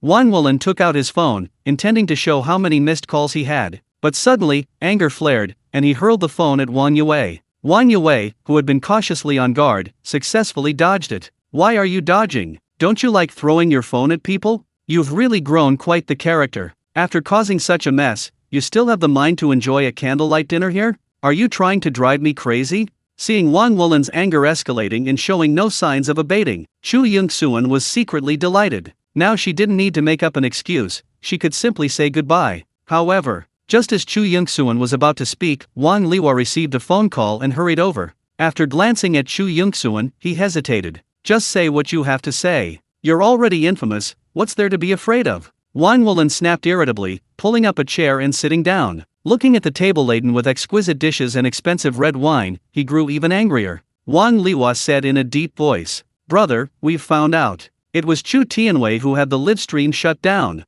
"What?" Wang Wulan flew into a rage, slamming his fist on the table and standing up. He glared fiercely at Chu Yongsuan, his anger blazing. Chapter 27 Infuriatingly shocking moves. The atmosphere suddenly turned tense. Wang Wulan, enraged, glared at Chu Yongsuan with eyes that seemed to spit fire. He slowly stepped forward, his gaze fierce. "Why? Has your father gone mad? Why did he have the live stream shut down? Wasn't he eager to bring you and Yue together? Why did he have to harm our Wang family at this crucial moment? Doesn't he know that shutting down the live stream will plunge our Wang family into an abyss of no return? Doesn't he know that public opinion is exploding, and countless people are frantically condemning our Wang family and Yuda real estate group? What exactly is he trying to do? Is he only satisfied when he has ruined our Wang family's reputation for infamy?" Wang Wulan pressed closer. Chu Yongsuan slowly retreated, but quickly retreated to a corner against the wall, with nowhere left to go. "Dad, this has nothing to do with Yongsuan, she's innocent." Wang Yue rushed forward, trying to pull Chu Yongsuan away. Slap! A swift and brutal slap landed hard on Wang Yue's face. Wang Wulan, in the heat of the moment, naturally used all his strength. So this hard slap made Wang Yue see stars and feel dizzy. "You still have the nerve to say that? If you hadn't caused this mess, would our family be in this public relations crisis? If you hadn't caused trouble, how could our group stock have plummeted so quickly, wiping out billions in market value? Do you know how many people are cursing us now? Do you know how much infamy our group is carrying?" The conflict shifted. Wang Wulan turned his anger on Wang Yue, unleashing a furious barrage of insults. Chu Yongsuan already knew. Wang Yue's series of reckless and self-destructive actions today have already ignited a storm of online public opinion. Wang Yue's arrogance, willfulness, and disrespect have struck a nerve with millions of netizens, prompting a collective outcry against him. Against this backdrop, Yuda Real Estate Group naturally bore the brunt of the criticism, being relentlessly condemned. At the time of the incident, the market was almost closed. The fact that the group stock could be sold off and hit its daily limit down in such a short time demonstrates the extent of public anger. And following this trend, Yuda Real Estate Group stock will almost certainly continue to plummet after the stock market reopens tomorrow. If the public opinion crisis cannot be resolved in time, a continued plunge is highly probable. Then Wang Yue is truly about to make history. Single-handedly, he has caused his company's market value to evaporate by tens of billions. Compared to the stock price crash, the greater crisis lies in the damage to the brand. From now on, people will definitely have a negative impression of Yuda Real Estate Group. The group's residential buildings, commercial buildings, chain hotels, and other properties will all suffer as a result, severely impacting sales. On one hand, the stock price plummets, on the other hand, the brand is damaged. The combination of these two negative impacts will lead to a third consequence, credit tightening. As everyone knows, playing the real estate game is essentially playing the financial game. The company's capital is actually not much, it mainly borrows money from banks to bid for land and build properties. Selling the properties and recovering the funds does not completely repay the loans, instead, it continues to use loans to pay off more loans. Borrow more money, develop more properties, sell more houses. This simple and crude approach to real estate was a quick and profitable way to make money during an era of soaring housing prices. This allowed many real estate companies to rapidly grow and become powerful. But now, housing prices have stagnated. Local governments have tightened their control over housing prices, implementing various purchase restrictions and loan limits. It's no longer like before, where a sales office could be hastily built before construction even started, allowing for pre-sales and revenue collection. Now, in many places, pre-sales are prohibited after the building is topped out. Properties must be fully furnished before they can be sold. This naturally puts enormous financial pressure on real estate companies. This has led many companies to cut corners, resulting in frequent quality problems with the finished apartments. And Tianhai Yuda Real Estate Group, they appear extremely powerful, but in reality, the company's finances have long been very tight. Housing prices have stopped rising, and houses are not selling, but bank loans still need to be repaid. Now, the group has a bad reputation, and major banks are likely to slow down loan approvals. If the group cannot obtain loans in time, its reserves will soon be depleted. Once the cash flow collapses, it will trigger a chain reaction. Employee strikes, unfinished projects, homeowner protests. At that point, there will be even more criticism and blame, and the group's reputation will become even worse. And who will be to blame for all of this? Chu Ying-suan believed it. Countless group employees and shareholders would blame Wang Yue. The father is to blame for not raising his son properly. Having raised such a disgraceful child, Wang Yue is naturally undeniably responsible. His prestige and status within the group will plummet, and he may very well lose his position as chairman. It is precisely because the consequences are so severe that Wang Wolin is so furious and indignant. However, Chu Ying-suan simply cannot understand. Why would her stepfather, Chu Tianwei, have someone shut down the live streaming room? His outrageous move was like adding fuel to the fire, pushing the Wang family and Yuda Real Estate Group into a complete mess. To avoid getting burned and needlessly beaten up, Chu Ying-suan didn't hesitate and immediately dialed her stepfather's number, making sure to put it on speakerphone. "What's wrong, Ying-suan? Did you have a good dinner with young Master Wang?" Chu Tianwei's expectant and cheerful voice came through the phone. Wang Wolin, furious and about to explode, immediately snatched the phone. "Chu Tianwei, you son of a bitch, are you out of your mind? Did you get your brain slammed in a door today? Or did you take the wrong medication? What's wrong with you? Why did you shut down Ling Feng's live stream? Are you afraid you won't be able to destroy the Wang family?" Wang Wolin's angry outburst left Chu Tianwei completely dumbfounded. But what Chu Ying-suan cared about more was the appearance of a very familiar name. It seemed her daughter's father also shared the surname Lin and the given name Feng. A sudden thought struck Chu Ying-suan. The Meteor Bar wasn't far from this neighborhood. And the man she'd met that night, she remembered, worked part-time at the bar doing live streaming and short video promotion. So, the streamer who was bullied by Wang Yue in the car accident today, could he be the same person as her daughter's father?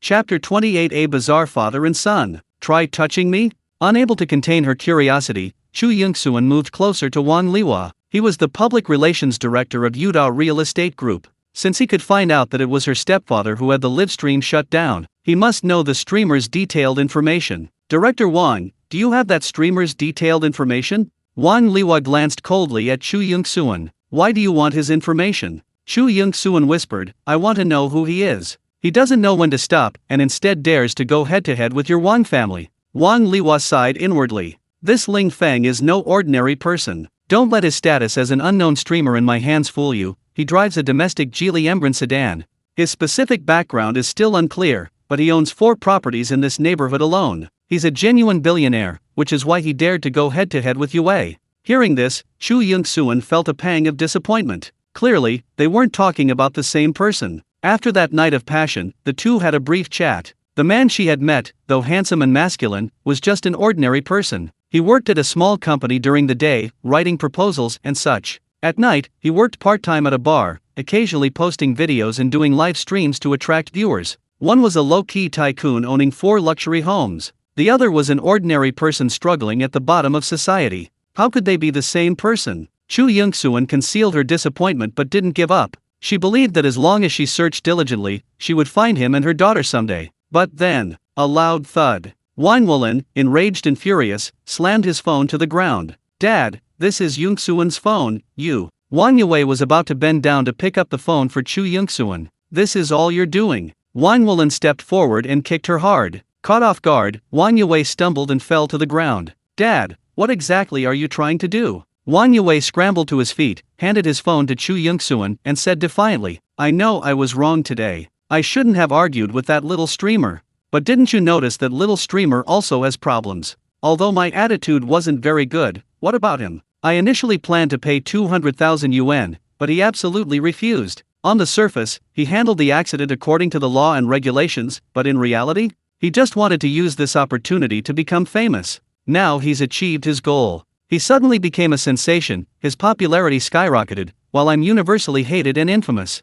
You accuse me of causing a huge disaster, but why don't you consider that I was actually used by him? Hearing Wang Yue's sophistry, Wang Liwa and Chu Yingxuan were completely speechless. Even now, Wang Yue clearly hasn't realized his mistake. He even stubbornly believes the streamer used him. He doesn't seem to consider that if he hadn't fled the scene and had instead offered a sincere apology, if he hadn't resorted to verbal abuse and even hit someone with his phone, would millions of netizens have condemned him so vehemently? Instead of sincerely repenting, he blames others. And his father, Wang Wulan, is no better. Why did her stepfather have the right to smash her phone after making such a mistake? Why not quickly find a crisis management strategy instead of just yelling and making a scene at home? One's a stingy person, the other a violent maniac. Chu Yingxuan felt it was best to stay away from this bizarre father and son as soon as possible. While the father and son were arguing, Chu Yingxuan quietly left. The thought of going home and seeing her stepfather's sour face. He must be in a bad mood after being scolded by Wang Wulan, so she decided it was best not to go back and risk getting into trouble. So, after leaving the apartment complex, Chu Yingxuan first found a small shop on the street.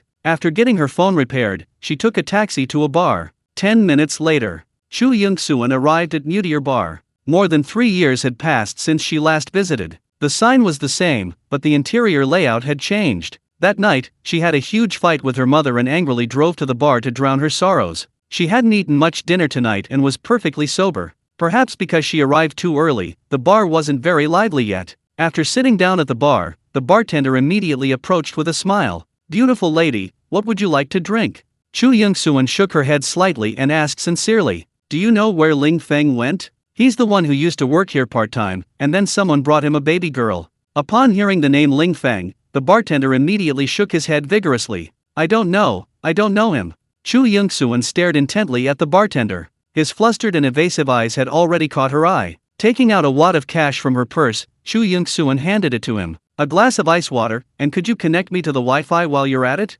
Thousands of yuan for a glass of ice water?" The bartender hesitated for half a second, then accepted the money. After pouring a glass of ice water, he was about to take Chu Yingxuan's phone. Suddenly, a large hand reached out and snatched the phone away. "The Wi-Fi name and password are posted on the wall, miss. You didn't see them, did you? Don't look at me like that. President Chu ordered us to protect you secretly, so stop hanging out at bars and come back with us." Chu Yingxuan asked coldly, "I want to know where Ling Feng is. What's his phone number or WeChat ID?"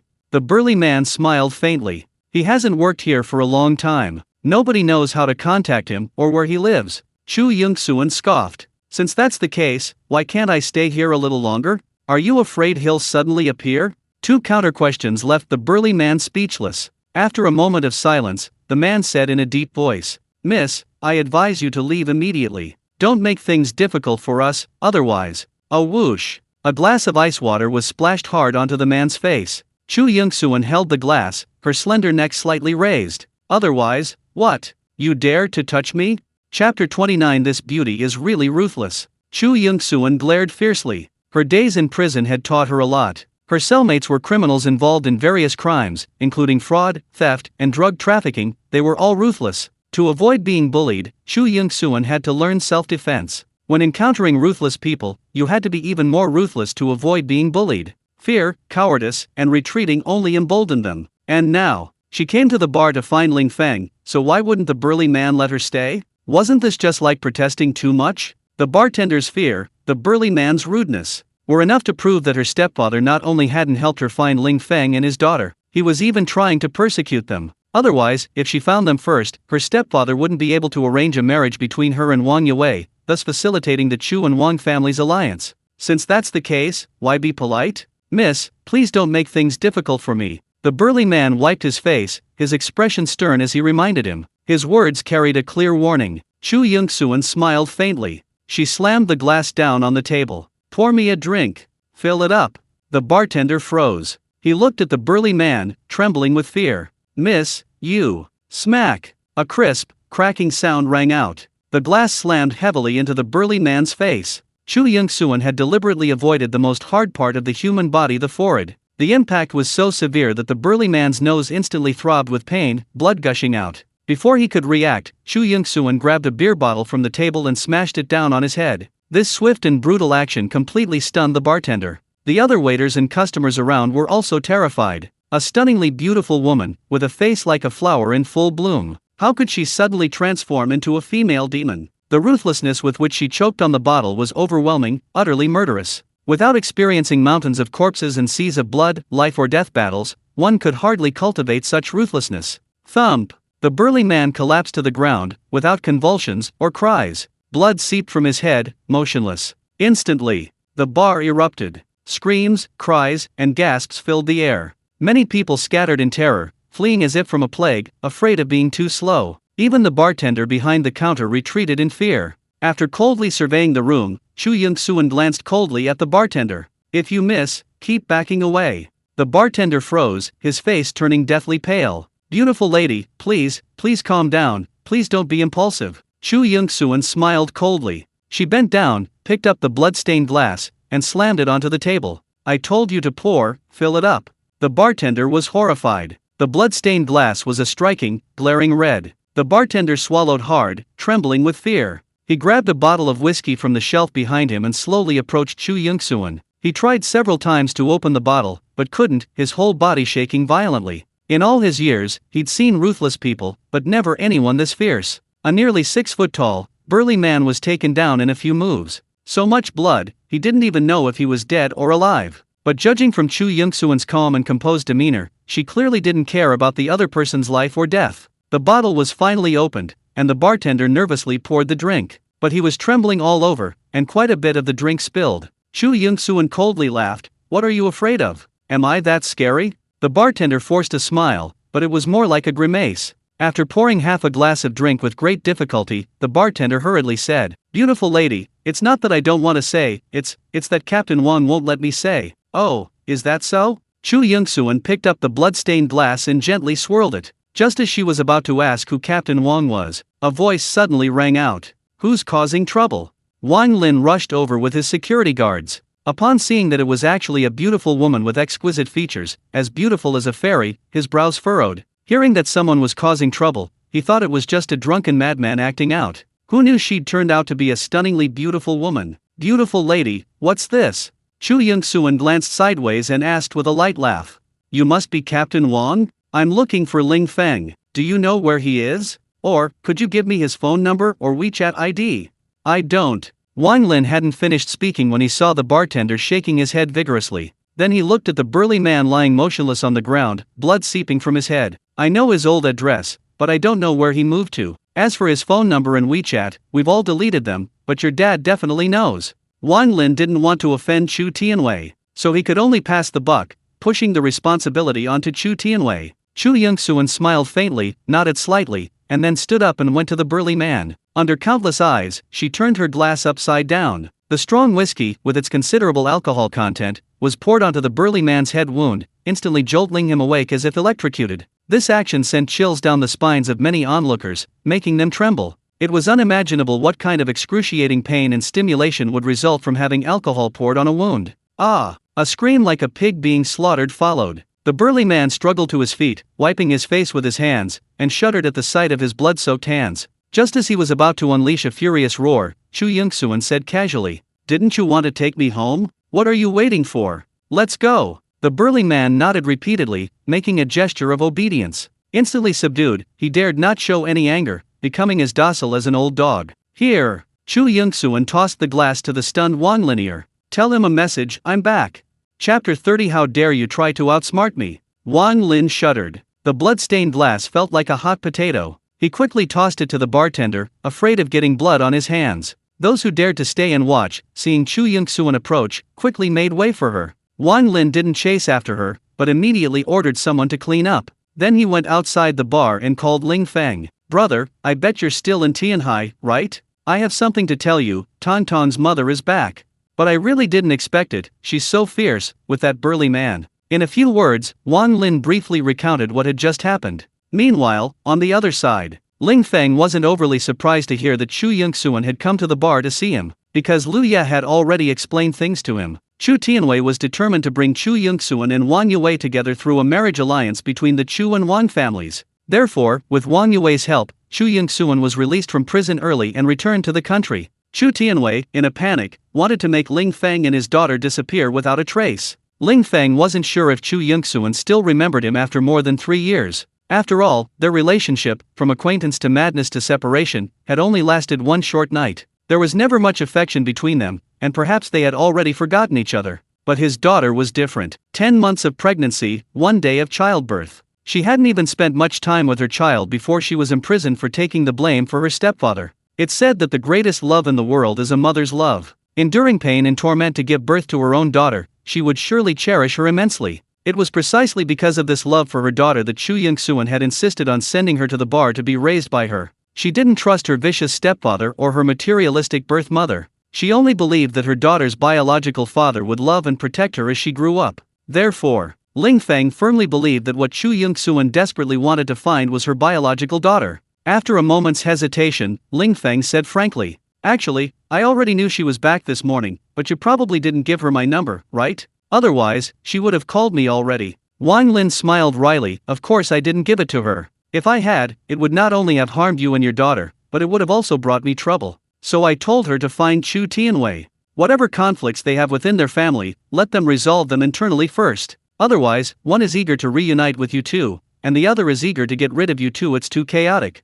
So I suggest you keep a low profile while the situation remains unclear. Don't tell anyone about your new address. You can tell them after her family's internal conflicts are resolved." Ling Feng chuckled. "Of course, thanks for the reminder, brother. I have something to do, so I'll stop here for now. I'll definitely come to the bar to have a drink with you later." "Okay, then you go ahead and do your work." After a couple of ahas, Ling Feng hung up the phone, leaving Guo Shui to look after her daughter. Ling Feng, carrying the claw hammer, approached the door and peered through the peephole. There stood the renowned Wang Wulin, his expression solemn. Beside him stood Wang Yue, head drooping, and Wang Liwa, looking worried. After placing the still-smelling claw hammer on the shoe cabinet, Ling Feng opened the door. "I'm sorry." The moment the door opened, Wang Wulin immediately bowed deeply at a 90-degree angle. He was a renowned real estate tycoon, once the world-famous richest man in China. In the past, others bowed and scraped to him. How could he possibly be the one to grovel before others? But Wang Wulin bowed. Although Wang Yue looked utterly unwilling, he still bowed in apology. Wang Liwa and the others, of course, followed suit without hesitation, bowing in unison. Ling Feng couldn't help but laugh.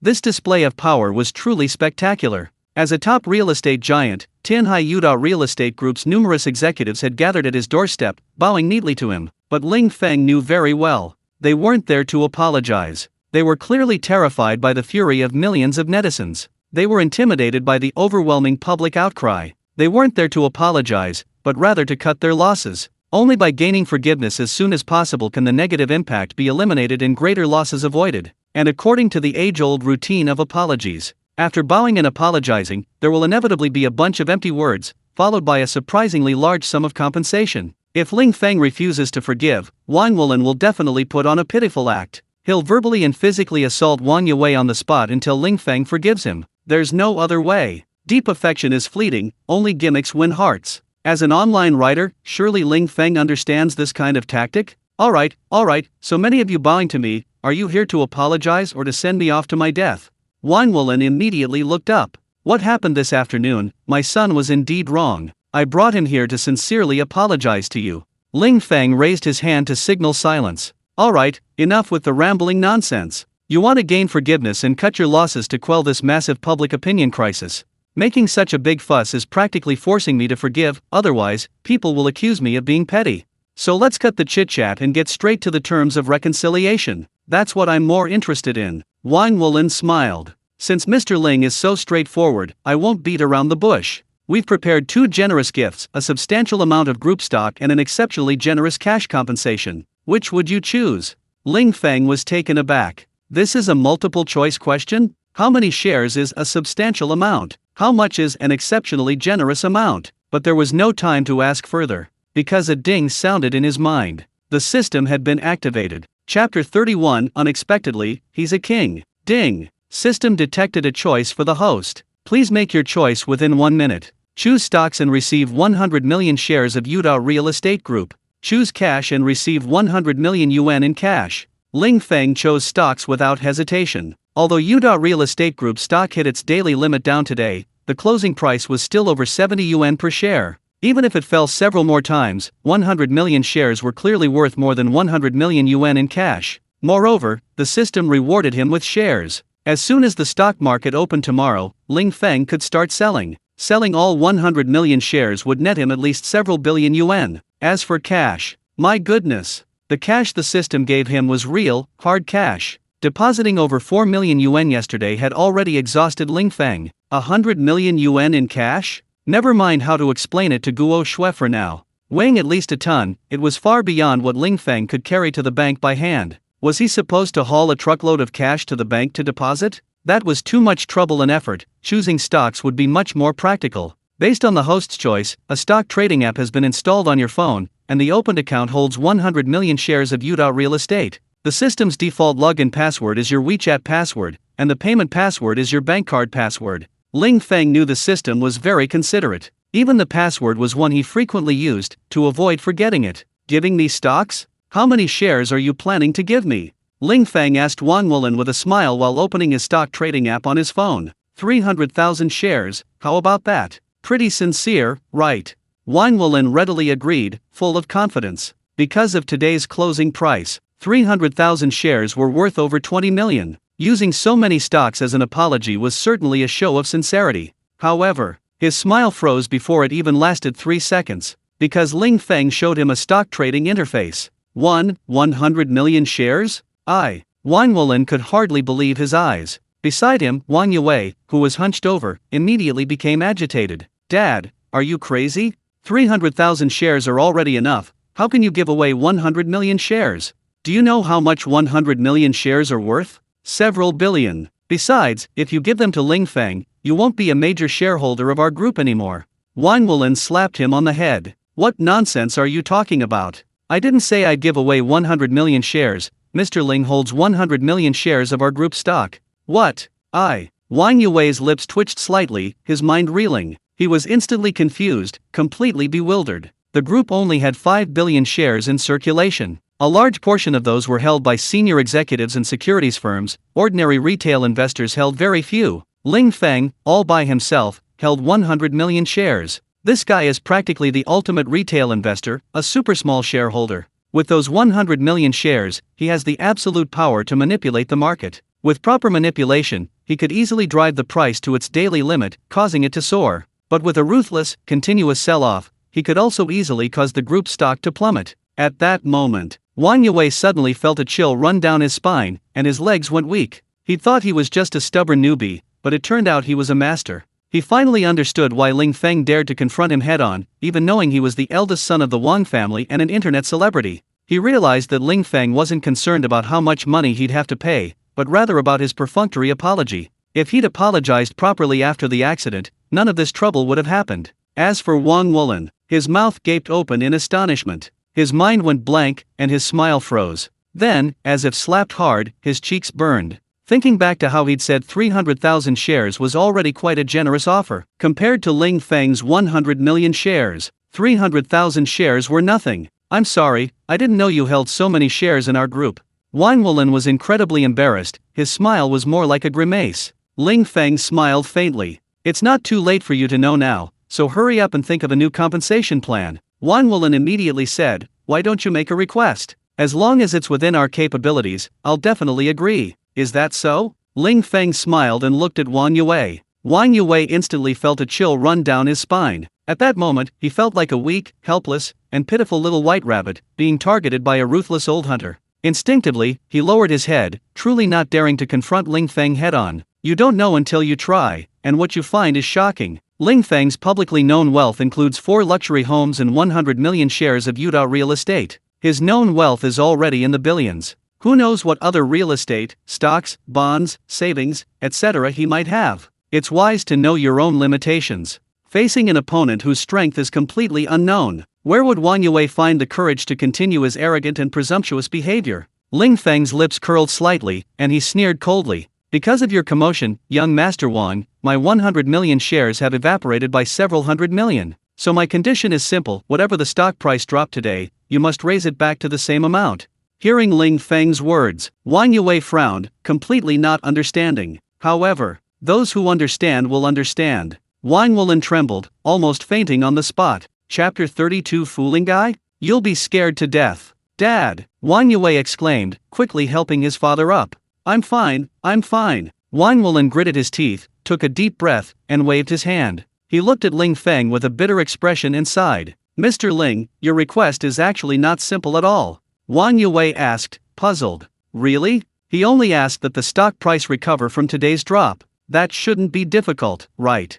Before he finished speaking, Wang Wulan gave him a cold, sidelong glance. That look was like he was looking at a mentally challenged person. If you don't speak, no one will think you're mute. Shut your mouth properly, okay? Wang Yue lowered his head, not daring to utter a sound. But inwardly, he muttered to himself. Why was Ling Feng's request so complicated? Why did it almost scare his father into fainting? Although he didn't know why, Wang Yue dared not say anything more. Otherwise, he might not just get slapped, but whipped with a belt. As for the other senior executives of the group, they immediately understood how terrifying Ling Feng's request was. The reason was simple. Yuda Real Estate Group was currently mired in a public opinion crisis, suffering from rampant abuse. The stock market was expected to continue its downward trend tomorrow. Ling Feng, however, wanted them to drive the stock price back up. This meant forcing them to go against the trend. First, they would definitely need to release significant positive news to quell investor panic and prevent selling. Second, they needed to prepare sufficient funds so that when others were frantically selling, they could buy in heavily.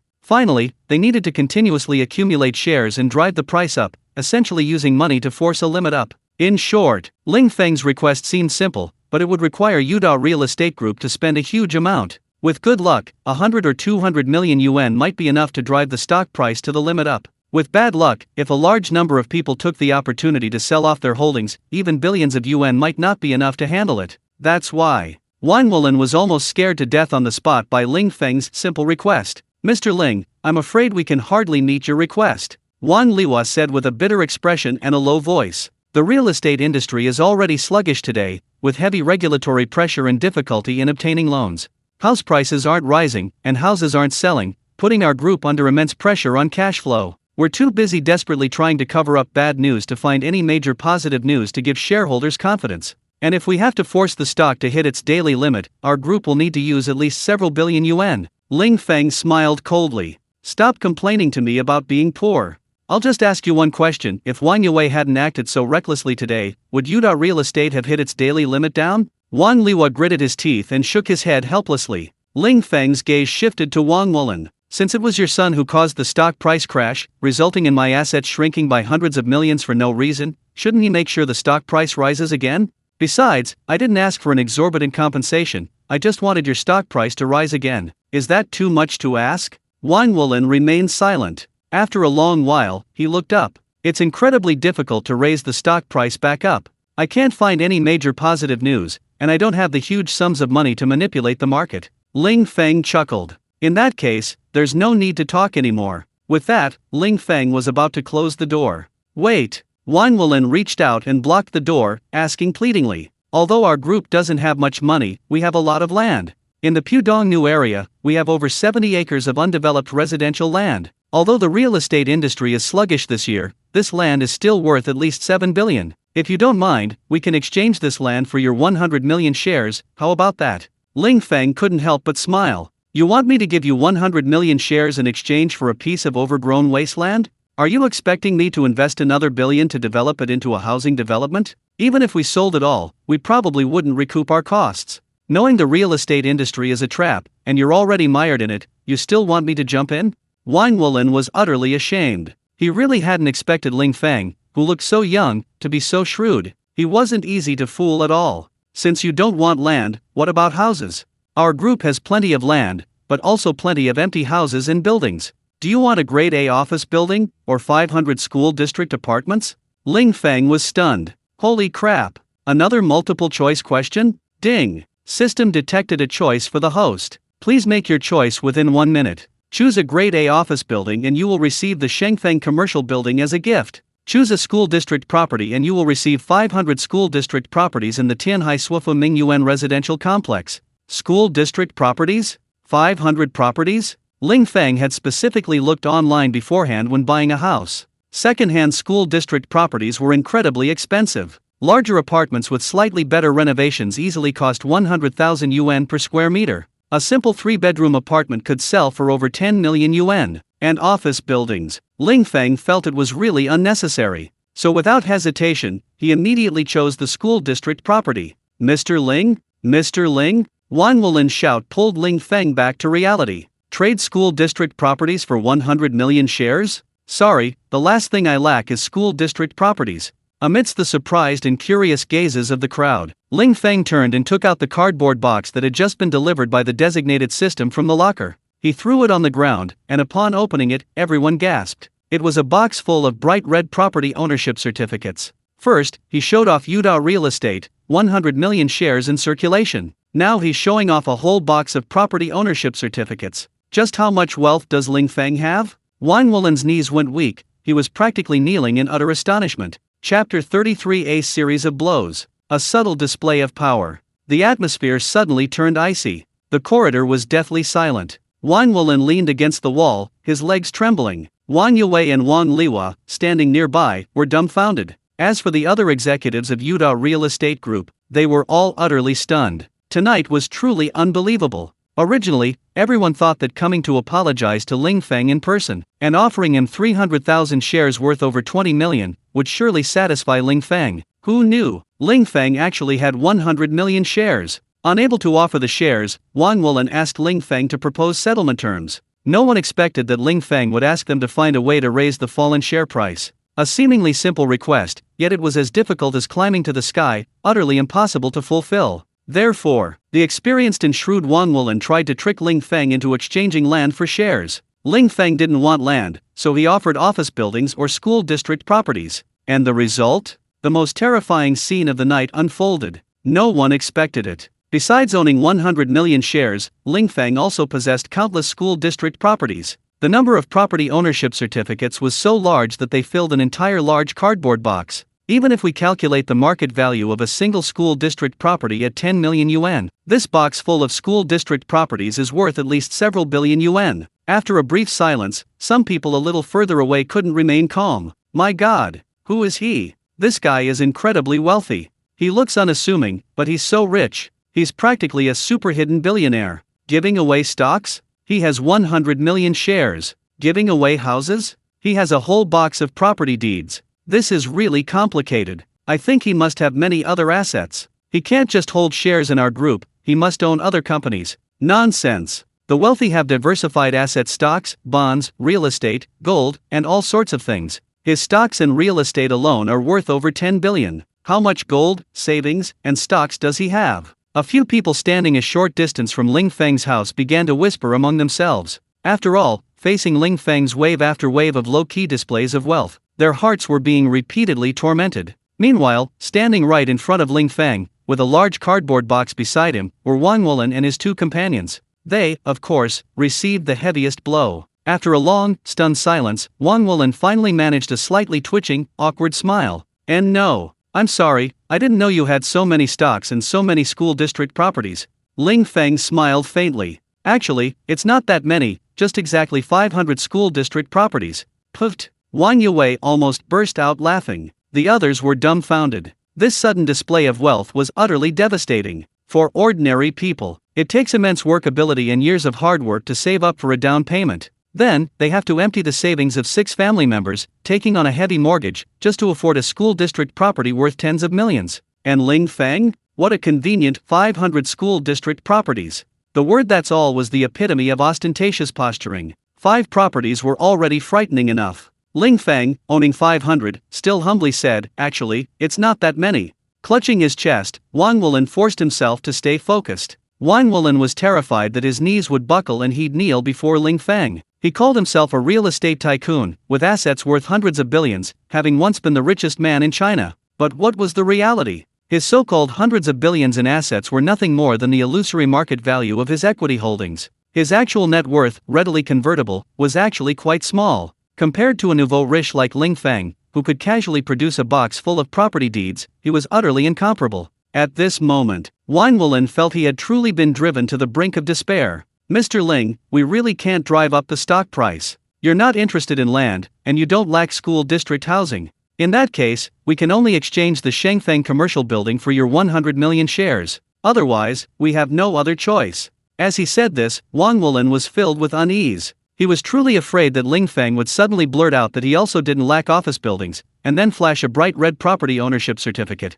Fortunately, Ling Feng smiled slightly and didn't launch a third ostentatious display of wealth. Office buildings, I don't actually have any right now. Office buildings in good locations won't see their prices plummet, and the rental income will be guaranteed. Obviously, it's more worthwhile than holding your shares. Hearing Ling Feng's words, Wang Wulan secretly breathed a sigh of relief. However, what Ling Feng said next immediately made his skin crawl. You want to exchange a mere office building for 100 million shares? Isn't that a rip-off? If you ask me, the exchange is possible, but I'll only offer 70 million shares. Wang Wulan was at his wit's end, almost jumping up and down in frustration. No way, absolutely not. That office building is worth over 6 billion. You need to offer at least 80 million shares in exchange, otherwise we'll lose too much. Ling Feng chuckled, don't be so absolute. Let's compromise. How about 75 million shares?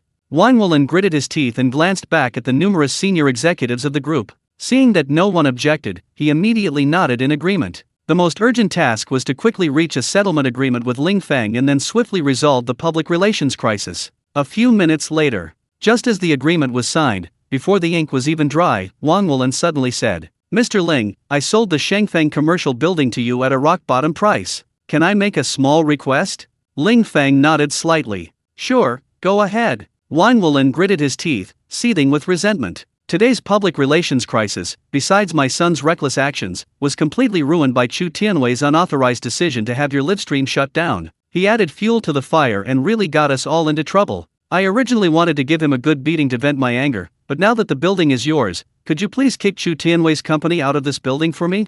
Chapter 34 The Invisible Tycoon is too overbearing? Chu Tianwei? Ling Feng frowned slightly. He truly hadn't expected that his live stream would be shut down by someone else. Wasn't he always trying to matchmake Wang Yue and Chu Yongxuan? He dreamed of a marriage between the Chu and Wang families. Having someone shut down his live stream, wasn't that just adding fuel to the fire, making the situation completely worse? Was he out of his mind, or had his brain slammed in a door? How could he make such a foolish move? Or perhaps, he was simply blinded by anger. The thought of his future son-in-law being live-streamed, with nearly 10 million people relentlessly criticizing and insulting him. In a moment of madness, Chu Tianwei made a stupid decision. But regardless, Wang Yue had caused a huge disaster, and Chu Tianwei had added fuel to the fire. Wang Wulan certainly wouldn't swallow this insult. Mr. Ling, could you do me this small favor?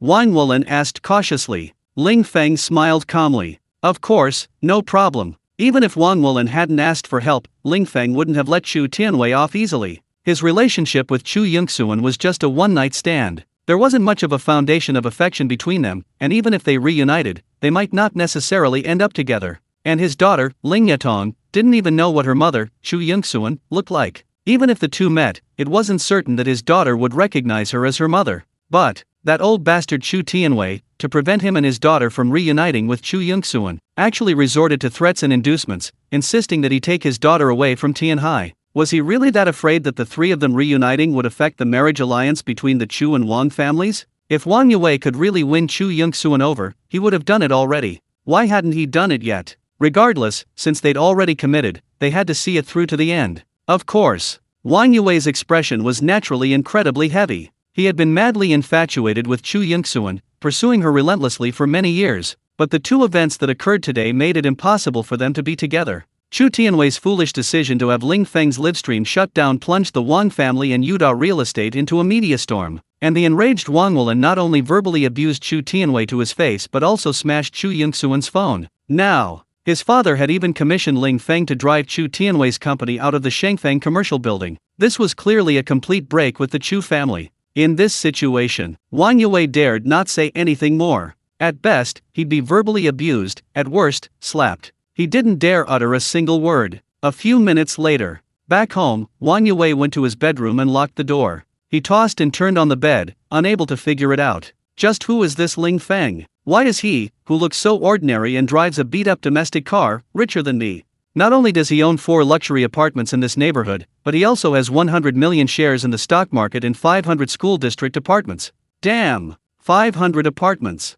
What's he doing buying so many school district apartments? Is he speculating on real estate through a pooled investment? Wang Yue became increasingly confused. He took out his phone, opened WeChat, and quickly sent a message to his group of friends. He briefly recounted what he had seen and heard that evening. As the saying goes, birds of a feather flock together. As a super-rich second-generation heir, Wang Yue's friends were naturally all children of wealthy and powerful families. His statement quickly drew the attention of the others. But unfortunately, despite pooling their resources and making various inquiries, they obtained no useful information. What does Ling Feng's family do? Why are they so wealthy yet so low-key? The more enigmatic they are, the more frightening they become. Humans are filled with curiosity about the unknown, but also with apprehension. This is a survival instinct passed down through the ages. And Ling Feng, with his extremely mysterious background and a wealth so vast it's almost a mystery, is a super-reclusive tycoon. Everyone advised Wang Yue to keep his distance. But he couldn't have Chu Yingxuan, whom he had been madly in love with for years. A public relations crisis had also caused significant losses for the group. Wang Yue still couldn't swallow this insult.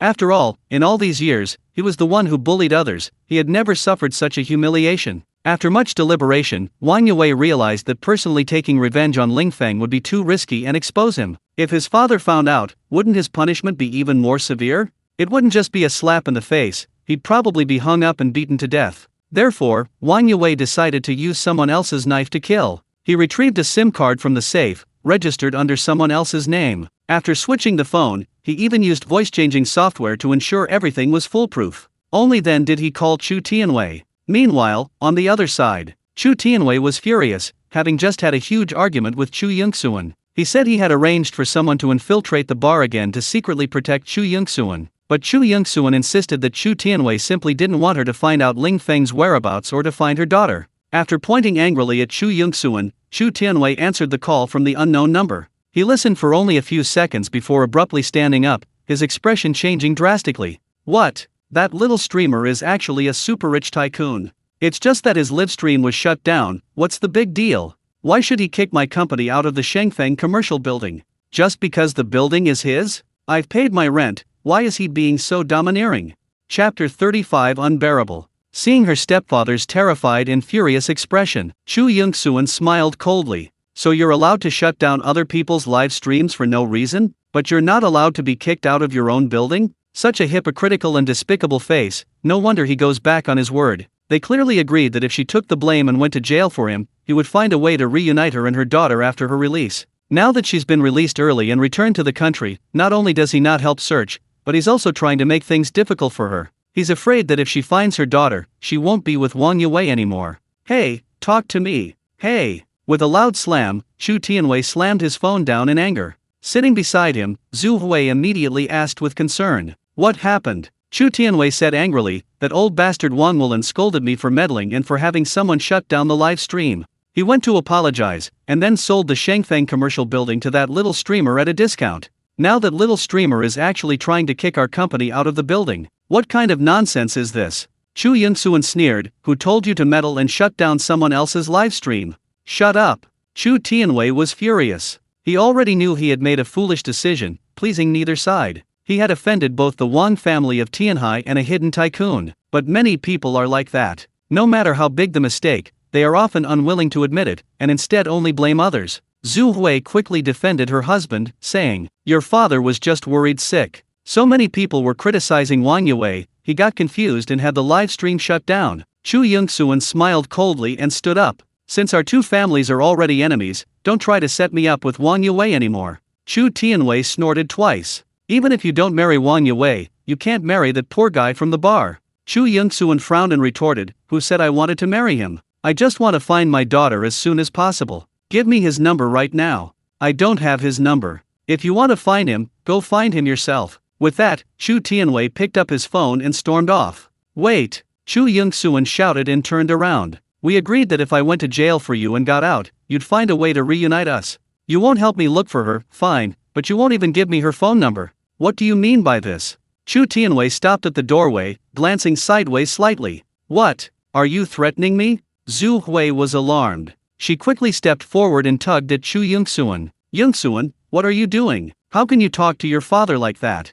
What father? My father died a long time ago. He's just a stepfather. Chu Yingxuan said angrily, her eyes red. Zhu Hui glared and rebuked, a stepfather is still a father. Even though he didn't give birth to you, he raised you for almost 20 years. How can you be so ungrateful? Upon hearing this, Chu Yingxuan finally lost her temper and completely exploded. What did you say? I'm ungrateful. You forced me to fawn over and ingratiate myself with those powerful and wealthy young men in order to curry favor with them and do business with them. People call me a socialite, but I feel like a lowly prostitute, always eating, drinking, and laughing with everyone. Do you know how many times I've thrown up from drinking? Have you ever cared about my feelings? What kind of parents are you? If I hadn't been driven almost insane, would I have gone to bars to drown my sorrows and gotten pregnant at a hotel? Chu Yingxuan's barrage of questions left Zhu Hui speechless, head bowed. But at the same time, it made Chu Tianwei's face even more grim. What exactly are you trying to say? Do you think we've owed you so much all these years? Have you forgotten who sold everything they owned and borrowed money from all over to pay for your treatment when you were sick and hospitalized? Chu Yingxuan sneered, you saved my life, but how much money have I made for you all these years? I even went abroad pregnant and took the blame for you while I was there. Haven't I done enough? Don't think that just because you saved my life, I should let you enslave and exploit me for the rest of my life. I don't owe you anything anymore. Shut up! Zhu Hui suddenly shouted sharply. She raised her hand to slap Chu Yingxuan, but Chu Yingxuan didn't back down. Instead, she raised her snow-white neck, waiting to be slapped. Hit me! Come on! Hit me! I was just too easily swayed and too kind-hearted before. I kindly repaid your life-saving kindness, but you all ganged up on me, constantly using moral blackmail, trying to squeeze me dry. A slight pause. Chu Yingxuan glanced coldly at Zhu Hui, who was seething with resentment. To be frank, I've long suspected whether you're really my biological mother. Although I've called you mom for over 20 years, I've never experienced a single day of maternal love. Most importantly, the difference in our height and appearance is just too great, isn't it? Zhu Hui's eyes showed a hint of panic, and she quickly avoided Chu Yingxuan's gaze. She didn't dare to meet Chu Yingxuan's eyes at all. Chu Yingxuan! Chu Tianwei suddenly roared, turning around and shouting angrily. What exactly do you want? Are you trying to rebel? You injured my people, and you still dare to be so arrogant? Do you believe I'll call the police right now and charge you with intentional assault, putting you in jail for a few more years? Chapter 36 Tearing Off Faces. What a coincidence. Go ahead and report it if you dare. I've been to jail before. Go ahead and report it. Chu Yingxuan, unable to bear it any longer, shouted angrily. She had had enough. She didn't want to be controlled and enslaved by her stepfather anymore, nor morally blackmailed by her mother. During her 2+ years in prison, Chu Yingxuan suffered endless bullying and torment, enduring immense hardship. What sustained her, allowing her to bravely overcome everything? It was her daughter. If she were released early and returned home, she couldn't wait to find her daughter and hug her tightly. But Chu Tianwei was secretly sabotaging her, preventing her from finding her daughter. Her daughter was her only hope for survival. Since Chu Tianwei was determined to extinguish that hope, threatening her with imprisonment, Chu Yingxuan, of course, couldn't take it anymore and completely broke off all pretense of civility. Don't make a scene! Don't make a scene! Zhu Hui rushed forward, pulling Chu Tianwei away. Tianwei, calm down. Don't call the police. Don't let Yingxuan go to jail again. If she goes to jail for another 2 or 3 years, she'll be 30 when she gets out. Her best years will have been wasted in prison. Chu Tianwei forcefully pushed Zhu Hui's hand away. He glared angrily at Chu Yingxuan. She doesn't even acknowledge you as her mother anymore. Why are you still speaking up for her? Since we're going to tear off the mask of civility, let's tear it off completely. With that, Chu Tianwei immediately made a phone call. Qiangzi, don't let the doctor treat Along's wounds yet. Tell Along to call the police immediately. Tell him he was hit on the head with a glass by a strange woman at the Madur bar, and he's going to sue her for intentional assault. Demand the police open an investigation immediately, and say the injuries are serious, he's in pain all over, and he needs a forensic examination right away. Don't worry about whether I'm going to betray my own family or not. The longer Chu Yingxuan's sentence, the bigger the reward I'll give her. Send me a message after she calls the police, so I can call the police to arrest her right away, so people won't say I'm protecting a suspect. After giving these orders with a sinister look, Chu Tianwei pointed at Chu Yingxuan. Trying to act tough in front of me? Keep yelling at me. Since you're so ungrateful, then you can go to jail. Chu Yingxuan sneered. Trying to scare me, huh? I hit him with a wine glass in public, and he bled a little. But he was conscious and functioning normally. It's impossible for it to constitute minor injury. And even if it were minor injury, I'd only get 3 years in prison at most. Chu Tianwei raised an eyebrow, unable to resist a cold laugh. Not bad. Looks like you've not only developed a bad temper in prison, but you've also learned quite a bit. Just a scrape and a little blood, you don't even need to be sentenced, just a few hundred yuan fine and 10 days of detention. But how fragile is the human brain? He might be fine at the time, but what if he gets a concussion later? Chu Yongsuan was furious. What do you want? To slander me? Chu Tianwei shrugged. No, how could I slander you? I'm just warning you not to be so naive. You have no money, no manpower, what do you have to fight me with? If I want, I can injure Along lightly or severely as I please. If you piss me off, I can even kill him and make you a murderer. Anyway, so many people in the bar saw you smash his glass. If you didn't kill him, who else could it be? Want to find your daughter? In your next life. Looking at Chu Yongsuan's furious expression, those eyes that seemed to spit fire, Chu Tianwei smiled smugly. Angry? Furious? Are you so angry you want to kill me now? Chu Yongsuan gritted her teeth, remaining silent. The insidious and ruthless Chu Tianwei was just waiting for her to explode in anger. The angrier she became, the happier and more smug he was. Now, there was nothing more to say. She glanced coldly at Zhu Hui, who dared not utter a sound. Chu Yongsuan was even more certain that she wasn't his biological daughter. She turned to look at Chu Tianwei. From this day forward, we have only enmity, no gratitude. No matter what schemes or tricks you use to plot against me, I'll accept them. Although I have no money, no power, no background, not even a place to stay, don't be too happy yet. We'll see. With that, Chu Yongsuan strode out of the study. Seeing her proactively call the police and turn herself in, Zhu Hui couldn't help but sigh softly. I thought you were just bluffing her, but I didn't expect you to actually do it. Chu Tianwei sneered. These past 2 years in prison have truly matured her. She's no longer the little girl who could be easily fooled. Do you think coaxing and scaring will still work? Zhu Hui lowered her head again. A short while later, and sirens sounded outside the villa. Chu Yongsuan got into her car and drove away without looking back. Through the living room glass, Chu Tianwei watched the departing police car and dialed a number. Old Lu, there's no need to keep looking for Ling Feng and his daughter. He hung up the phone and lit a cigarette. Chu Tianwei wasn't worried about how to get Chu Yongsuan to prison and serve a few more years. What worried him now was what to do after offending the Wang family of Tianhai and a mysterious tycoon. Would his company really be forced out of Shengfeng Commercial Building? Thinking of this, Chu Tianwei couldn't help but contact a friend on a live streaming platform. Brother, can you do me another favor?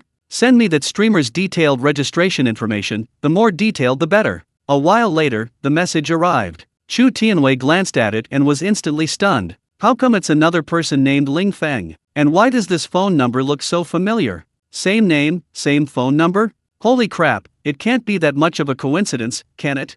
Could the wild man Chu Yongsuan picked up at the bar be the mysterious tycoon that even the Wang family of Tianhai fears?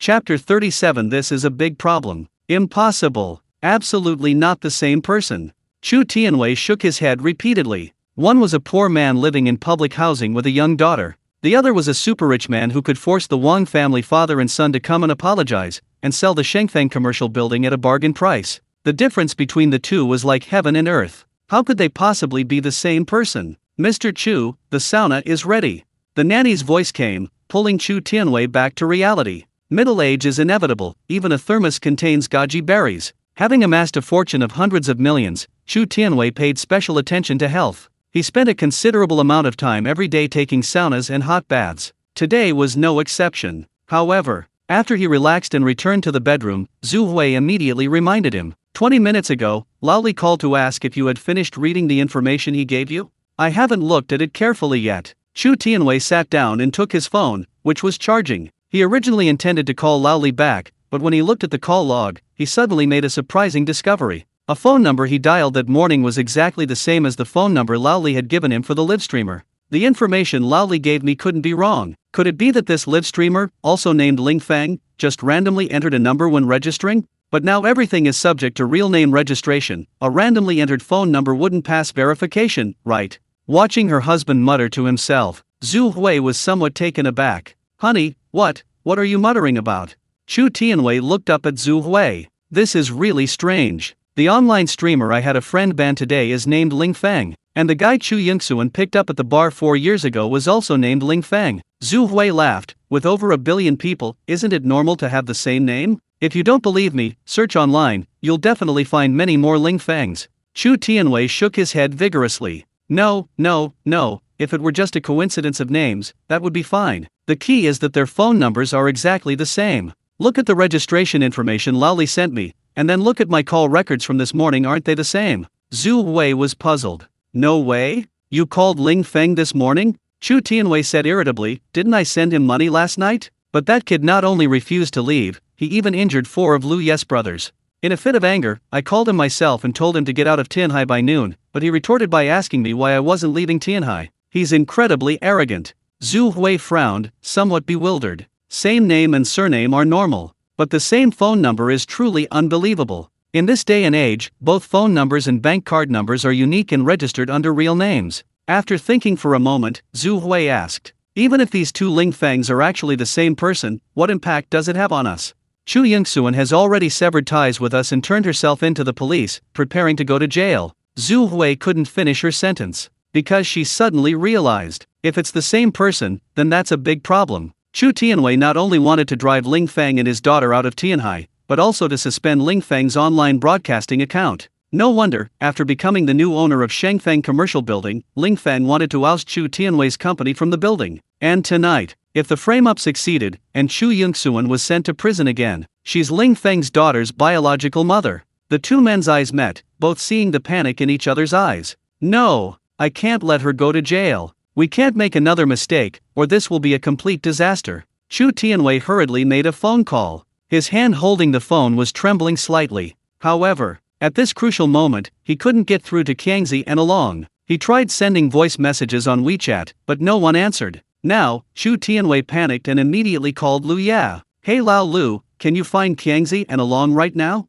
It's extremely urgent. They must drop the case immediately. They can't accuse Chu Yingxuan of intentional assault. After making the call, Chu Tianwei was restless, pacing back and forth. He hesitated whether to call Ling Feng directly, apologize, and say it was all a misunderstanding. He vowed he would never let anyone frame Chu Yingxuan, causing her to go to jail again and preventing the family of 3 from reuniting. But after careful consideration, he had already offended him. What good would an apology do? He had called in the morning, telling Ling Feng to take his daughter and get out of Tianhai immediately. He threatened Ling Feng that if he didn't listen, he would have to suffer the consequences, making him beg for mercy. And now, in the evening, he was apologizing and begging for forgiveness? Wasn't this contradicting himself? Chu Tianwei felt that even if he were to throw away all his pride, he simply couldn't bring himself to say it. Anxiety, waiting, hesitation, fear. After what seemed like an eternity, the phone finally rang. Seeing it was Lu Ya calling, he quickly answered. What? The evidence is conclusive, she's been criminally detained?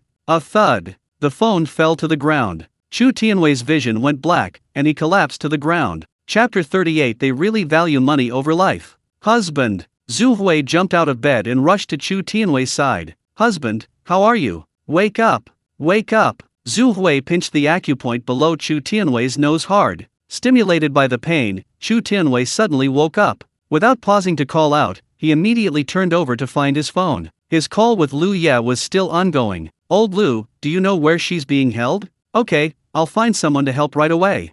Hanging up, Chu Tianwei immediately contacted the highest-ranking official. Hello, Brother John, this is Old Chu. I'm sorry to disturb your rest in the middle of the night, but I have an urgent matter I'd like to ask you for a favor.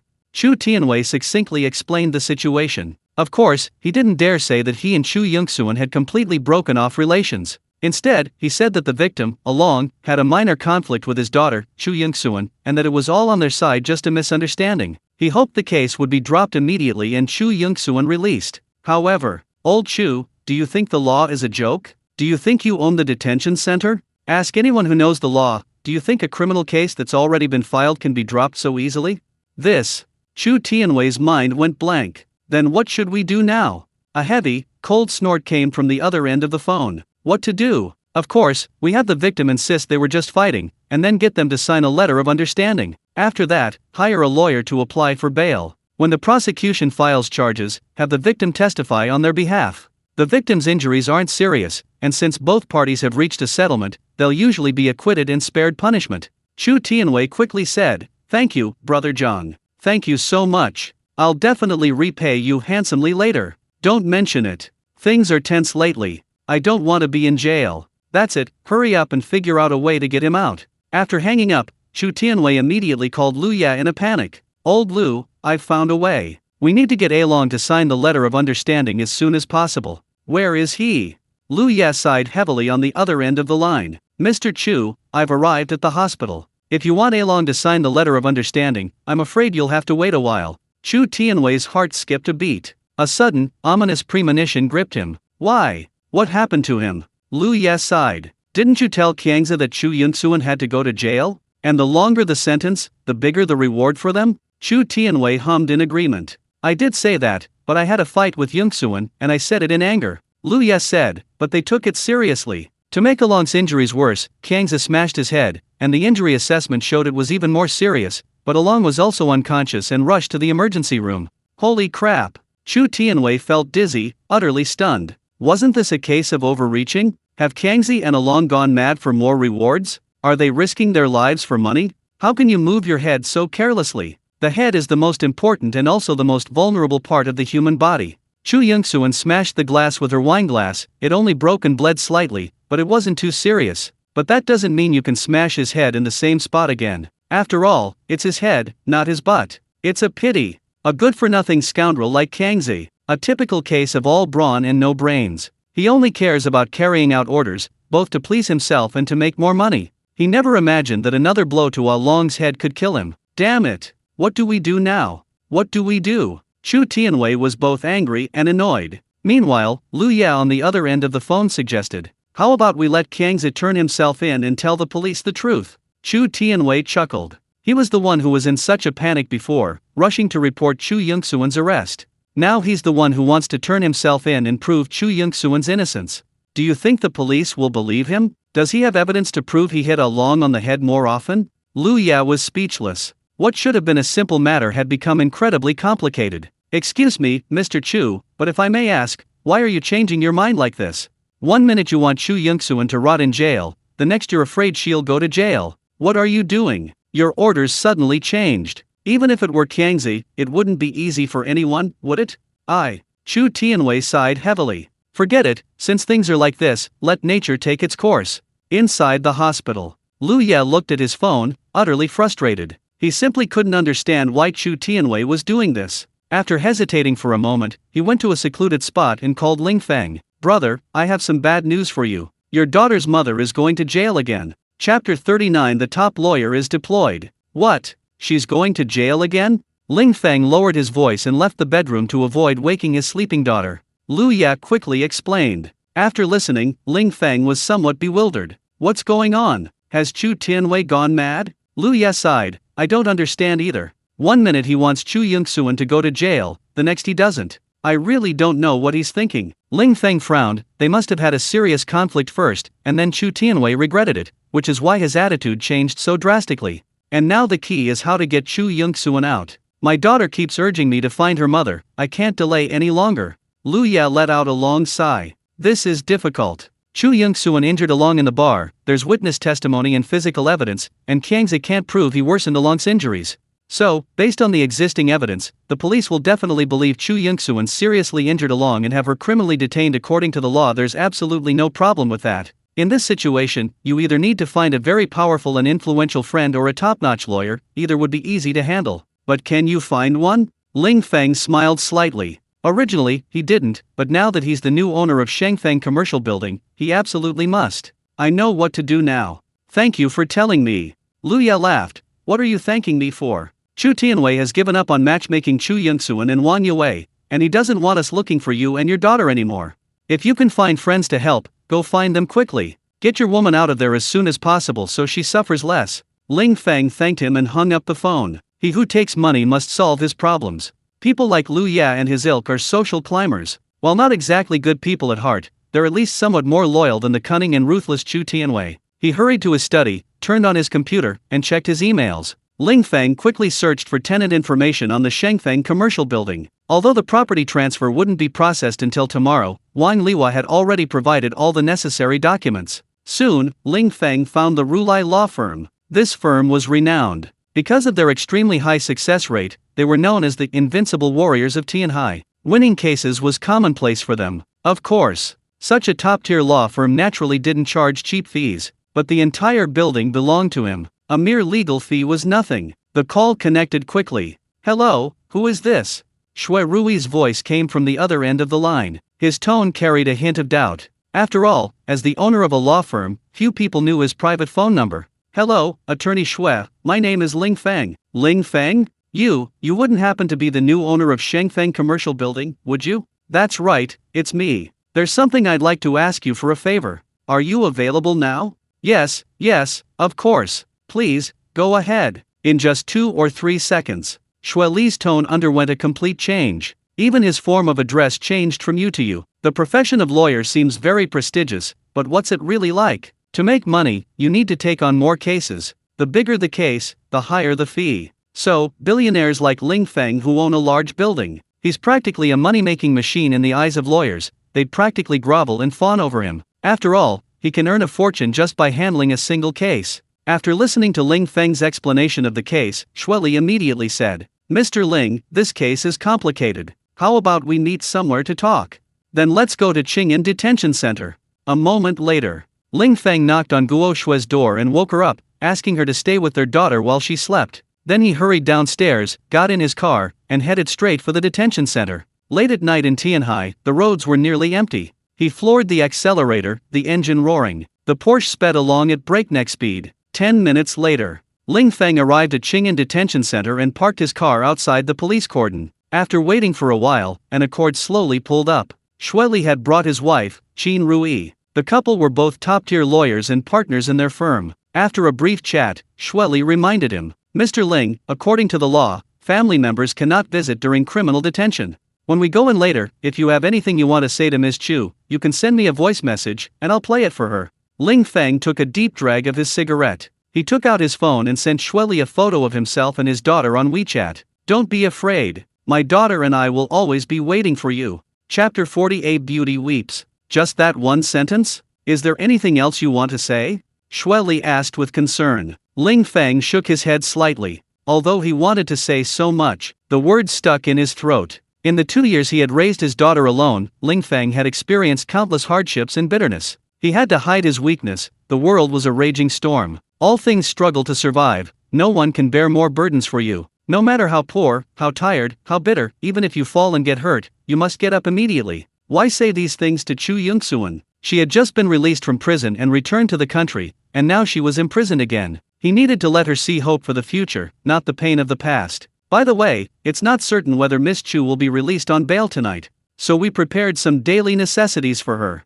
Qin Rui took a small bag from the trunk of the Accord. Inside were towels, handkerchiefs, sanitary napkins, and various other daily necessities. Anyone who has been to a detention center knows how precious these seemingly insignificant little things are inside. Thank you, you're so thoughtful. It's nothing, it's what we should do. After putting on their identification, Xue Li and his wife immediately went to the guard post. After being checked, they entered the detention center. Inside the detention center, Chu Yongxuan, who had just been brought in that evening, was being held in a transitional cell. The procedures, including taking photos, fingerprints, and blood tests, had already been completed. Lying on the hard bed, she tossed and turned, unable to sleep. How difficult it is to be detained. Having been imprisoned for over 2 years in a foreign prison, Chu Yongxuan naturally knew all too well. Perhaps because she had nothing to do every day, it was too boring. So, it was easy for conflicts to arise. Chu Yongxuan, initially naive and weak, gradually learned to be cold and tough through bullying. But she never expected that the prison survival skills she learned abroad would be put to use just 2 days after returning home. Chu Yongxuan had seen and signed the criminal detention order. Why did a mere head injury and a little bleeding suddenly become a serious injury and unconsciousness? Chu Yongxuan knew, of course, that this was Chu Tianwei's doing. Fearing she wouldn't be imprisoned for many years, he deliberately turned a minor injury into a serious one. What might have been just detention and a fine has now become a minimum of 3 years. As for regret, Chu Yongxuan truly regretted not giving Chu Tianwei a good beating before leaving. Now that she was criminally detained, he was leisurely enjoying a sauna at home. A loud crash. Chu Yongxuan frowned slightly and glanced at him. She thought a new inmate had arrived, but instead only saw the guard push open the iron gate and walk in. Chu Yongxuan, your lawyer is here. Lawyer? Chu Yongxuan was taken aback. When did I hire a lawyer? Could it be that Wang Yue arranged this again? With doubt in her eyes, Chu Yongxuan got out of bed. After being handcuffed and shackled, she followed the guard to the visiting room. A thick bulletproof glass partitioned the room in two. Because the soundproofing was so good, both sides had to use a telephone to communicate. After sitting down, Chu Yongxuan picked up the receiver. Qin Rui immediately said, "Hello, Miss Chu, we are acting on behalf of Mr. Ling Feng." "Wait, Ling Feng?" Chu Yongxuan looked surprised. "Wasn't it Wang Yue who sent you?" Qin Rui shook his head decisively. "Of course not. Mr. Ling must be your lover, right?"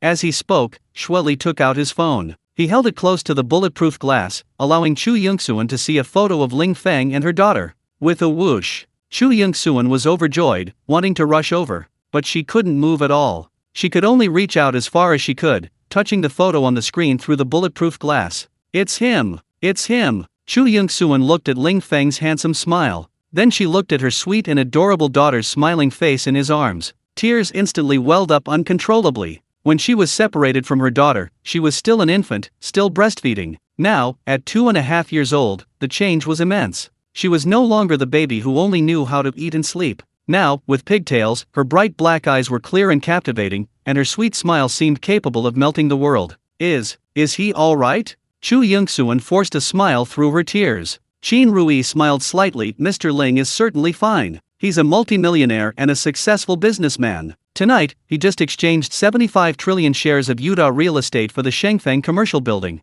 Ha! Chu Yongsuan was utterly astonished. She simply couldn't believe her ears. Chapter 41 The Worst Case Plan. Are you sure he's worth hundreds of millions? Chu Yongsuan asked in astonishment. Qin Rui countered in surprise. Don't you know about the Wang Xiao car accident that went viral online this afternoon? Mr. Ling was the streamer. And then? The Wang family father and son went to apologize and sold the Shengfeng commercial building to Mr. Ling at a bargain price.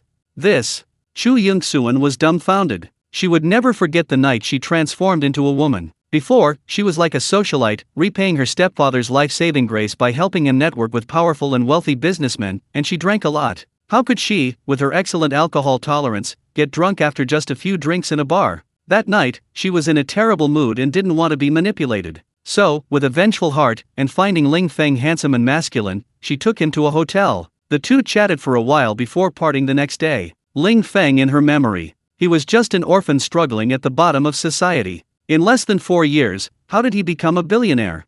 Qin Rui couldn't help but laugh. Miss Chu, Mr. Ling is truly different now. The Shengfeng commercial building is indeed his. The Wang family has already notified us that Mr. Ling is the new owner. From now on, our firm will have to pay Mr. Ling 100,000 yuan in rent every month. And regarding your case, we will do everything in our power to clear your name. Chu Yongsuan gave a bitter smile. Clear my name? I'm not clear. I did hit that person. I hit him twice with a wine glass. More than one person saw it at the Meteor Bar. I even made him bleed. Qin Rui quickly said, but the victim wasn't seriously injured at the time. He even took you home. He became seriously injured because someone framed you. Chu Tianwei. Chu Yongsuan clenched her fists, gritting her teeth. She felt increasingly regretful. Why hadn't she given him a good beating before leaving? Miss Chu, to facilitate our investigation, please recount the whole incident in detail. The more detailed the better. This story begins with my stepfather raising money to save me. The Qin couple listened and took notes. After hearing the story, they felt truly sorry for Chu Yongsuan. She had been morally blackmailed and exploited to the extreme by Chu Tianwei. She had even helped him by taking the blame and going to jail, but Chu Tianwei still wouldn't let her go. Not only did he prevent her from reuniting with her mother, but he also wanted to harm Chu Yongsuan, wishing she could rot in jail. After understanding the entire case, Shueli played Ling Feng's voice message. Chu Yongsuan lowered her head, tears streaming down her face. Miss Chu, is there anything you want to say to Mr. Ling? Although it's not entirely in accordance with regulations, I can record it for you to take out. Chu Yongsuan shook her head repeatedly. No, with my current wretched and haggard appearance, I'd rather not be photographed. Just tell him for me that he's worked hard all these years, and I thank him. Outside the detention center, Ling Feng paced back and forth, cigarette butts littering the ground. Finally, Shueli and his wife returned. How did it go? Can he get bail?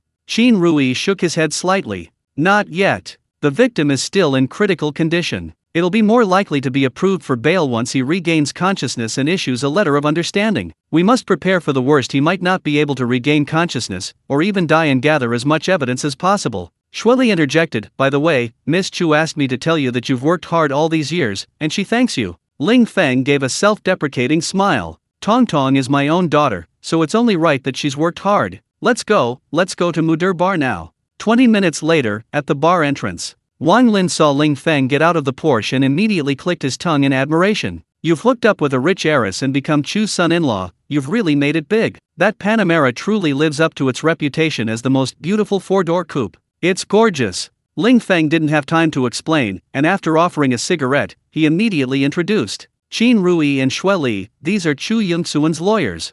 Regarding the case of her intentional assault at the bar tonight, we hope you can cooperate with our work. Wang Lin nodded repeatedly. No problem. Come on in. Entering the bar, Ling Feng felt everything was still so familiar. Perhaps because of the bloodshed that evening and the police investigation, the bar was unusually quiet, with very few customers. He sat down at the bar, where everyone was discussing the case. The sound of clattering heels approached. Without turning around, Ling Feng knew it was the bar's beautiful owner, Sister Mu, arriving in high heels. She was tall and graceful, alluring to the bone, every smile and gesture captivating. When Ling Feng worked part-time at the bar, she often made risque jokes. She was a seasoned pro, quick to make suggestive remarks. Oh, Xiao Feng's back. A fragrant breeze wafted in, and the beauty drew him into her arms. The beauty lifted Ling Feng's chin, her eyes filled with seductive allure. You haven't been to the bar in so long, didn't you miss your sister? Chapter 42. The Fox Spirit Demands Compensation. A subtle fragrance wafted in the air, her captivating eyes alluring. A graceful beauty sat languidly in his lap.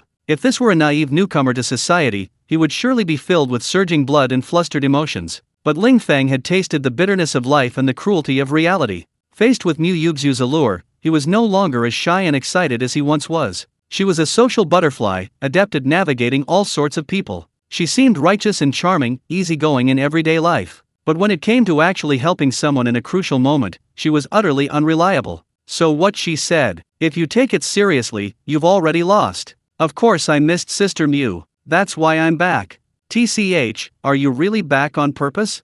Rolling her eyes, Mu Yuxu got up from Ling Feng's lap. Old one, really? Xiao Feng's back for business, and you didn't even prepare a fruit platter? Xiao Kong, hurry up and bring some food and drinks. What are you standing there for? After a few words of scolding, the shrewd Mu Yuxu approached Shueli and his wife with a smile. The top lawyer's air of confidence and energy didn't suggest she was a regular at bars. You two look familiar, I think I've seen you somewhere before. Shueli smiled slightly, out of respect for Ling Feng. He respectfully pulled out his business card and presented it with both hands. Mu Yuxu's smiling face instantly froze. Ru Li Law Firm? The legendary Tianhai Invincible Club? There are no relationships you can't win, only lawyers you can't afford? To be able to invite these two top lawyers, tisk tisk. They're definitely not ordinary people. Thinking of this, Mu Yuxu quickly turned and shouted, Xiao Kong, bring out all the bottles of wine I've hidden. Let's properly entertain these two top lawyers. Shueli hurriedly replied, no need, we have serious business tonight. Let's drink another day. Okay, whatever you say. With a slight smile, Mu Yuxu glanced at Ling Feng and said coquettishly, Xiao Feng, your hard days as a full-time stay-at-home dad are finally over. Now that you're the Chu family's son-in-law, you've suddenly risen to prominence. Don't forget your sister. Ling Feng smiled faintly, too lazy to explain. Has he really gotten close to the Chu family? Chu Yongxuan injured Chu Tianwei's henchman, and after being arrested, Chu Tianwei even arranged for a top lawyer to help investigate the case? Without at least 10 years of brain thrombosis, one absolutely couldn't come up with such a bizarre fantasy. After walking a few steps away, Mu Yuxu gradually realized something was wrong. Still walking briskly back in her high heels. No, Chu Yongxuan injured her own follower, how could she be arrested? Xiao Feng, what exactly is going on? Ling Feng was speechless. He gestured for Wang Lin and the others to continue, and after walking a little further away from Mu Yuxu, he explained. Yongxuan has severed ties with her stepfather, so Chu Tianwei had someone call the police and arrest Yongxuan. It's that simple. Is that so? Mu Yuxu pointed to Shueli and the other man who were investigating. Then who hired them to investigate? Of course, it was me. My daughter's mother is facing imprisonment, so I hired a lawyer to help investigate. Isn't that right?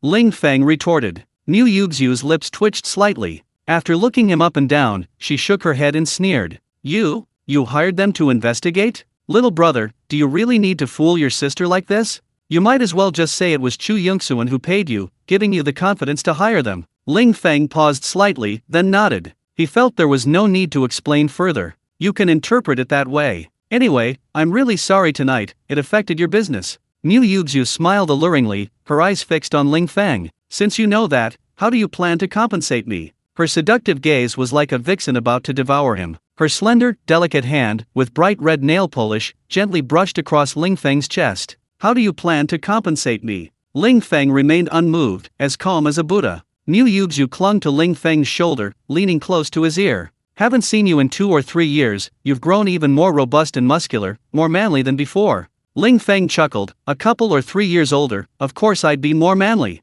Sister Mu, just tell me how much compensation you want. Do you think I'm short of money? Don't you know what kind of compensation I want? Mu Yuxu chuckled lightly, lifting Ling Feng's chin. Ling Feng shook his head, no, the case is extremely urgent. After we finish the investigation and evidence collection here, we still need to go to the hospital. Mu Yuxu smiled sweetly, her eyes alluring. I'm worried about the slippery roads in the dark. Would you come with me to the restroom? That should be all right, right?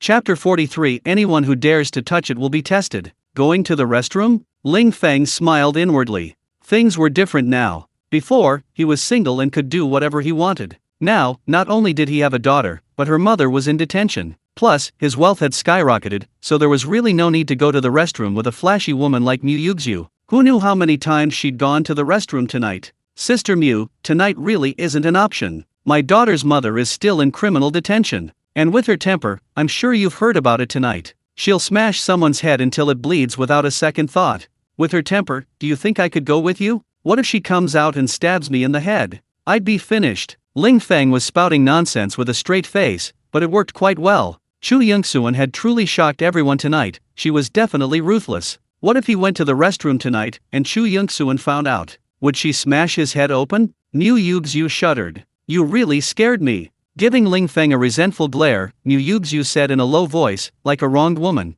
It's only been 2 or 3 years since I last saw you, and you've gotten even more handsome and have a better physique. It's making me so envious. I don't care. If you don't compensate me for my loss tonight, you have to find a chance to have a proper heart-to-heart talk with me another day. Ling Feng almost rolled his eyes. For the first time in his life, the phrase heart-to-heart talk sounded utterly unbearable. What's with that expression? Have you forgotten how happy I was when I let you work at the bar?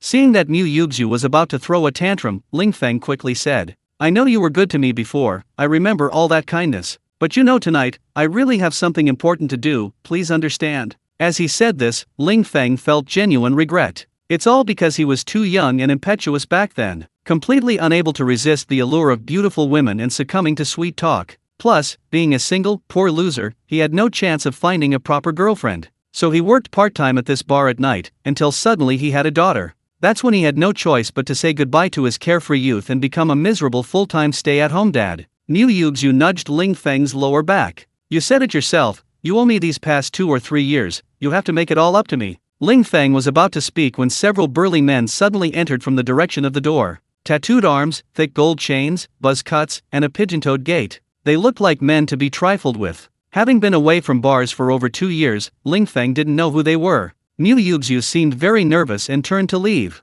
Stop! The fat, bald man in the center slowly took 2 steps forward. You bitch, where do you think you're going? Mu Yuxu slowly turned around, forcing a smile. Brother Biao, I didn't run away. I went to get you some drinks. You've misunderstood. The bald man called Brother Biao snorted coldly. I didn't come here to drink tonight. The 7-day deadline is up. Where's the money? Give it to me now. Upon hearing this, the 4 burly men beside the bald man immediately stood in a row. They glared menacingly at the bewildered Mu Yuxu. Sister Mu, did you lose at cards? Ling Feng asked curiously. Ling Feng knew Mu Yuxu was obsessed with gambling from his previous part-time job at a bar. She celebrated when she won and vented her anger when she lost. Ling Feng had often joined her in her wild card games. She's not just lost, she's fallen into an abyss. She's lost her house, her car, and even mortgaged this bar. The bald man, while touching the ring on his thumb, quickly sized up Ling Feng. Ling Feng was stunned and turned to look at Mu Yuxu.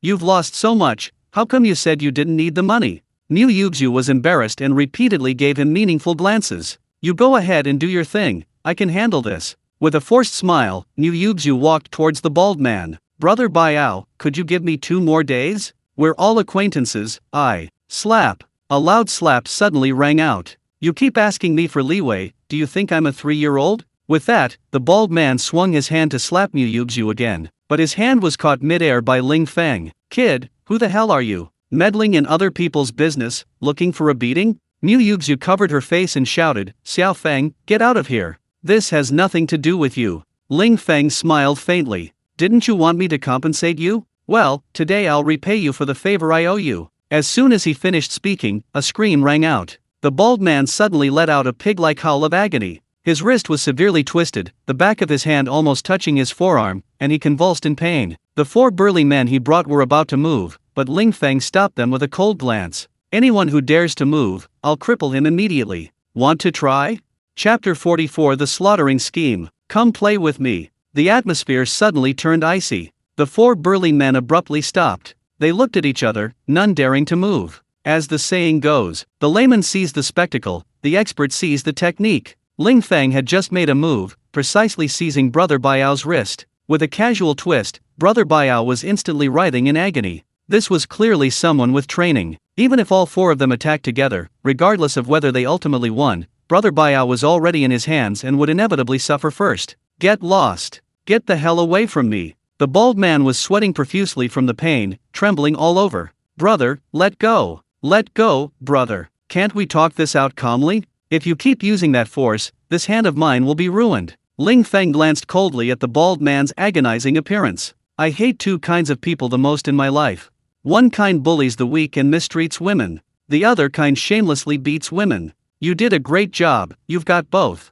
The bald man pleaded pitifully. Brother, you misunderstood. I didn't bully her, she lost money and incurred gambling debts. She kept postponing it, I couldn't explain it to my boss anymore, so I couldn't help but slap her. Ling Feng sneered, gambling debts are still debts? I bet you guys set up a pig slaughtering scheme, treating her like a fat sheep to be slaughtered, right? He could even utter the words, pig slaughtering scheme. The bald man immediately realized this guy was an expert. In reality, a pig butchering scheme is simply a trap. They find a wealthy, addicted gambler to be the fat pig. Through meticulously crafted traps, they lure the fat pig deeper and deeper into the game. At the gambling table, everyone except the fat pig is a shill. They let the fat pig win initially, then lose, to get them hooked and experience the thrill of victory before ruthlessly exploiting them. After completely draining the fat pig's finances, they don't stop immediately. They use psychological manipulation to entice the fat pig to mortgage their property and car to gamble. When they can't borrow money from relatives and friends, they force them to sign EIS to continue gambling.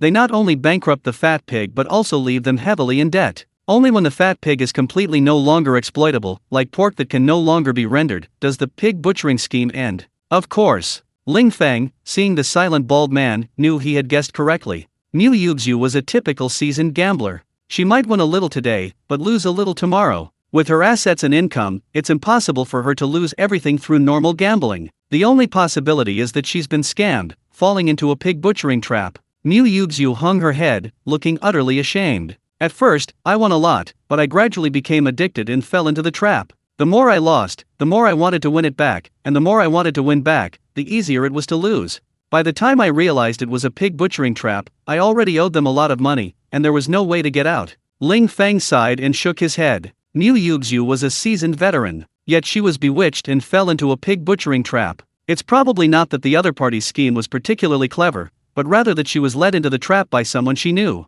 Statistics have long shown that the vast majority of cases are committed by acquaintances. Brother Baiao, right? You swindled a lot of money from her, and you're still not satisfied? You have to drive her to the brink of despair before you're satisfied, right? The bald man, wincing in pain, begged for mercy. Brother, I didn't want to either. It was the boss's order, I was just working for him. Ling Feng increased his pressure slightly, and the bald man's eyes immediately welled up with tears. Who's your boss? The bald man's face contorted in agony. Bai, brother Bai. Bai Yu Fi. Ling Feng glanced at the other 4 burly men. Tell your brother Bai to come here right now. Tell him I want to gamble with him. I have other things to do tonight, time is tight, so it'll be a 1-round showdown. If I win, he'll tear up Sister Mu's IOU and return all the money he won from her. And if I lose, I'll pay him 10 school district apartments, tell him to come on over if he dares. With that, Ling Feng kicked him. A cracking sound. The bald man screamed in agony and fell heavily to his knees. He trembled violently from the pain, as if having an epileptic seizure. Mu Yuxu was about to speak when Ling Feng stopped her with a cold glare. What are you 4 good-for-nothing standing there for? Call your brother Bai. Doesn't he like to play those pig butchering games, swindling people out of their money? His gambling skills must be top-notch. Since he's so good at it, then hurry up and try to win 10 of my school district apartments. Worth over 100 million, doesn't he want them? Is chapter 45 shabby? I won't die. Are you crazy? Playing such a high-stakes game? Mu Yuxu asked anxiously and fearfully. Ling Feng smiled faintly. He glanced back at the bar. The Shui couple were still busy investigating and questioning. Hey, I'm asking you a question. Niu Yuzhu blocked Ling Feng's view. You know they're playing a pig butchering game, they're very skilled at gambling, why did you still gamble with them? And where are you going to get 10 school district apartments? What if you lose and can't come up with the money? Ling Feng lit a cigarette. Don't ask me how I do things. Anyway, tonight I'll win back the money you lost. From now on, I don't owe you anything. You! Niu Yuzhu crossed her arms in front of her. She glared at Ling Feng angrily, her red lips pouting, her eyes filled with resentment. As the saying goes, even a day as husband and wife brings 100 days of kindness. Our bond isn't that shallow, is it? Besides, I'm not some random person. Since you left, I haven't touched another man. Ling Feng grinned. He narrowed his eyes, looking at Niu Yuzhu. Then, for the past 2 years, haven't you been almost driven mad by loneliness? How dare you say that? Niu Yuzhu glared resentfully at Ling Feng. She snatched the cigarette from Ling Feng, biting her red lips lightly. While slowly puffing on his cigarette, he said softly, I saw your woman tonight. She's truly a rare beauty, noble and aloof, cool and sassy, captivating. Although your relationship with her is only fleeting, you do have a daughter together. If you spend time together, feelings will inevitably develop. Tonight you're repaying my favor, trying to sever our ambiguous relationship to avoid affecting your future relationship, right? Ling Feng sneered, you already know, why are you asking? He took out his cigarette case, intending to take out another, but it was empty. At this moment, Niu Yuzhu gently handed the cigarette back. Her gaze was deep and affectionate. She gently placed the cigarette to Ling Feng's lips. If you really become rich, smoke better cigarettes and wear decent clothes. 10 yuan a pack soft purple clouds, clothes costing less than 200 yuan a whole outfit, that's too shabby. Ling Feng smiled faintly. Clothes make the man, and gold makes the Buddha. As an online writer, the essence of showing off and slapping faces lies in playing dumb to outsmart others, right? The protagonist doesn't wear cheap, low-quality clothes. How can he fake a powerful figure? How can he incite the villain's contempt and ridicule? But Ling Feng wasn't deliberately pretending to be poor. He was simply used to not going to the supermarket if he had cigarettes, and not shopping if he had clothes to wear. Being suddenly rich means being able to live a better life, not immediately throwing away his cheap things. Life is about making yourself comfortable, not about needing others to look up to you. Of course, Niu Yuzhu is different. She runs a bar, which inevitably involves dealing with all sorts of people. Even if she's lost everything and is penniless, she still needs to dress beautifully. Looking at the bald man lying on the ground in agony, Niu Yuzhu was still somewhat worried. He's in so much pain, shouldn't we take him to the hospital? Ling Feng exhaled a smoke ring and shook his head slightly. It's just a fracture, he won't die. With that, Ling Feng dragged the bald man like a dead dog to a booth. Bring over the dice cup and the POS machine. Niu Yuzhu hurried to the 8 tables, grabbing cigarettes and alcohol along the way, and bringing back a fruit platter. Have a Hua Zi cigarette, don't smoke your union. Niu Yuzhu smiled and offered the cigarette. Her eyes were filled with awe and ingratiation. Ling Feng placed the cigarette on the table and shook his head, saying, I've smoked enough tonight.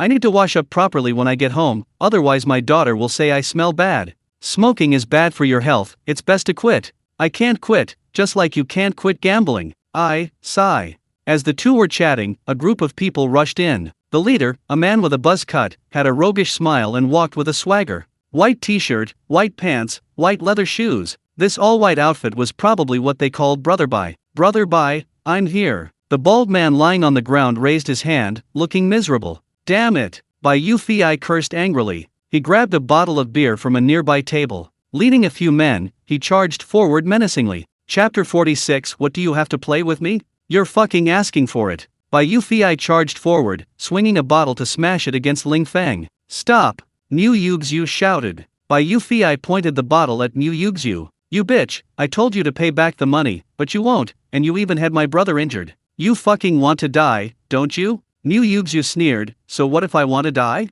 Go ahead and kill me if you dare. If you dare hit me today, I won't let you leave here alive. Upon hearing this, Wang Lin and the others who were near the bar immediately rushed over to help. Bai Yufei scoffed. He slammed the bottle down on the table. He sat back, crossing his legs. He glanced at Ling Feng, who had remained calm, with a sly grin. He had just charged at Ling Feng with the bottle, almost smashing it over his head. He didn't even blink. He was definitely a ruthless person. His gaze shifted downwards, landing on the bald man still lying on the ground. Enraged, he kicked him. What the hell are you doing lying there? Get up if you're not dead. Upon hearing this, 2 burly men immediately stepped forward and helped him up. Bai Yufei stretched out his right hand, and someone immediately offered him a cigarette and lit it. After taking a couple of puffs, he sneered and asked, Niu Yuxu, where did you find this poor loser? Think he can get away with not paying his debts just because he knows a little bit of kung fu? Hearing the words poor loser, Ling Feng couldn't help but glance down. Compared to Bai Yufei, who was dressed in designer Armani and wore a Longines platinum watch, he did look rather shabby.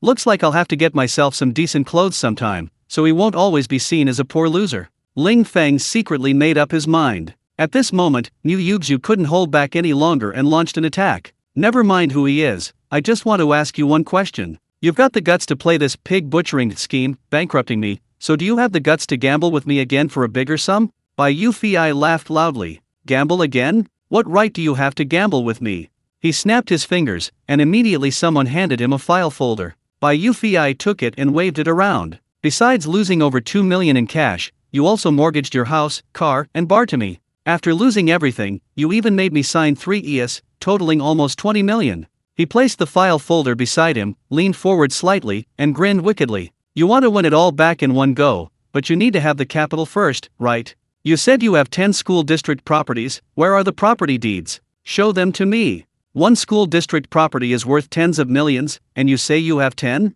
Are you kidding me? Taking a deep drag of his cigarette, Bai Yufei sized up Niu Yuxu with a wicked grin. But you don't have the capital, yet you still want to gamble. I can help you. With your looks and figure, if you lose, you can easily earn 10 or 20,000 a day working in a nightclub. As long as you obediently work for me for 3 years, we'll be even. How about it? The words had barely left his mouth. 2 thuds. Ling Feng threw the Porsche car keys and registration onto the table. I came in a hurry tonight. I didn't bring the property deeds, but that brand new Porsche Panamera outside is mine, and also, Ling Feng tossed another bank card onto the table. This card has over 5 million in it. If you don't believe me, you can swipe it on a POS machine and see my bank's deduction SMS. Bai Yufei was taken aback. He hadn't expected someone who looked shabby to be so wealthy. After taking a deep drag of his cigarette, he sneered. Your car and card, combined, are worth at most 8 million.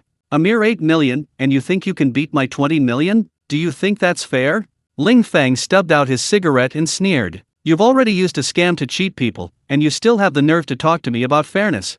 If you insist on fairness, then let you be the dealer and roll the dice. With that, Ling Feng tossed the dice cup to Bai Yufei. The dice cup landed in his hand, and Bai Yufei's brows furrowed. What are you standing there for? Roll it. Aren't you supposed to be a great gambler? Ling Feng urged with a sneer. One game to decide the outcome? If Ling Feng guesses wrong, he could make nearly 8 million? Bai Yufei gritted his teeth, a cigarette dangling from his lips, and shook his hands vigorously. After shaking them for a while, he slammed his hand on the table with a bang. Kid, big or small? Chapter 47. Accept your losses, don't be unconvinced. Bai Yufei grinned wickedly. One game to decide the winner. Winner takes home 8 million. In all these years of playing the game, he'd never played anything this thrilling. Meanwhile, Niu Yuxu and the others were on the edge of their seats, almost suffocating with tension. This game was too high. Victory or defeat hangs in the balance. Will it be heaven or hell? Instantly, everyone's eyes turned to Ling Feng. As for Ling Feng, he showed absolutely no tension. Instead, he was filled with anticipation. Just as Bai Yufei shouted, small or big, a notification sounded in his mind. A multiple-choice question. The system would definitely activate. System detects a choice facing the host. Please make a choice within 1 minute. If the host chooses small, they will receive a compensation of 20 million yuan. If the host chooses big, they will receive a reward of 10 million yuan. Small compensation? Big reward? It's definitely going to be big. Hey, what are you standing there for? Do you have X-ray vision? You've been reading too many urban fantasy novels, haven't you? Bai Yufei was getting impatient. Ling Feng smiled faintly. A grown man naturally chooses big, who the hell would choose small? Niu Yuxu's pretty face flushed red, she bit her red lips tightly, staring intently at the dice cup. The others also held their breath, their eyes glued to the screen. Bai Yufei took a puff of his cigarette, then gave Niu Yuxu a wicked, cold look. Nervous? Scared? If you lose this round, you'll drag him down with you by 8 million. 8 million, tisk tisk. An ordinary person couldn't earn that much money in a lifetime. He's willing to gamble so much money for you, it seems your relationship is quite complicated. Niu Yuxu was impatient. Enough talk, just open it. Bai Yufei flicked his cigarette ash, glancing at Ling Feng unhurriedly. Young man, is it worth spending 8 million on this woman? For someone like her, forget 8 million, I could find you a better one for 10,000. Ling Feng smiled without saying a word. Bai Yufei's long-winded talk only proved his nervousness. When a person enters a state of tension, excitement, or fear, adrenaline is secreted more rapidly, stimulating the central nervous system and putting the cerebral cortex in a state of excitation. This is why some people talk nonsense when they're drunk, or go crazy after an emotional breakdown. Alright, if you don't have the guts to open the dice cup, I'll consider this a win.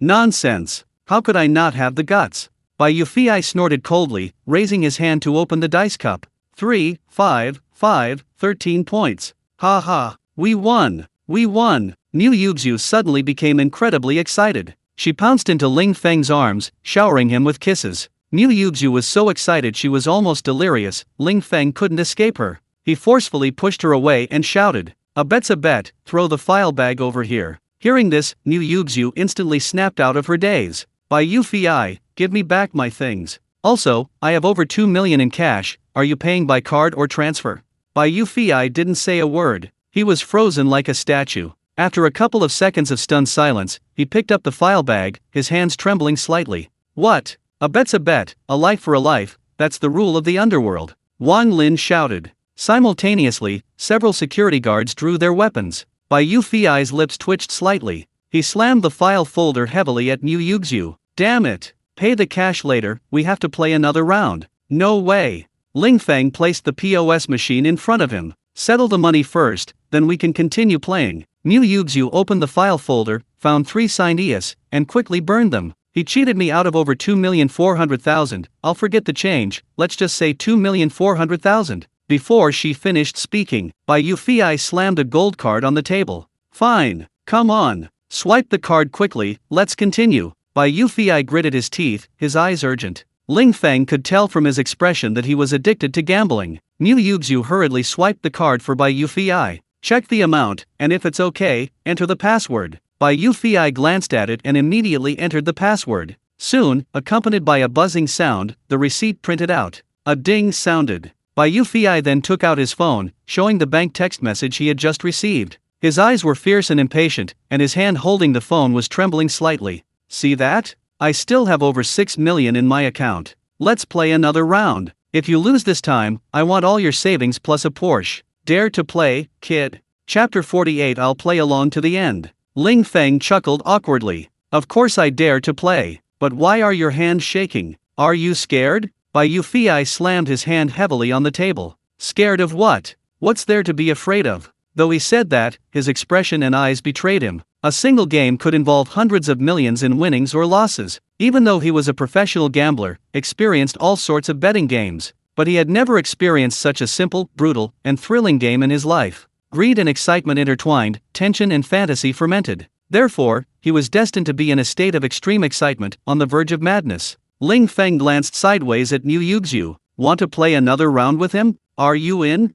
Niu Yuxiu pouted. "Sure. If you're not afraid, why should I? Besides, even if I lose, I'll only lose the 2,400,000 I just collected. Let's go!" Bai Yufei shouted. He threw his cigarette butt on the ground and picked up the dice cup, shaking it wildly. His grotesque, almost demonic appearance suggested he might go insane at any moment. He shook it violently, fierce as a tiger. The rattling sound went on for who knows how long. Finally, with a thud, Bai Yufei slammed the dice cup down on the table. "Guess. Is it big or small this time? Another multiple choice question?" Ling Feng thought this game was perfect for him. However, the system's compensation and reward amounts were based on the amount of chips. The bigger the bet, the bigger the compensation and reward. Choosing small will earn you 10 million in compensation. Choosing big will earn you a 7 million yuan reward. What are you standing there for? Guess. Bai Yufei urged impatiently. Ling Feng chuckled. A grown man should choose big. Big again. Niu Yuxiu was a little nervous.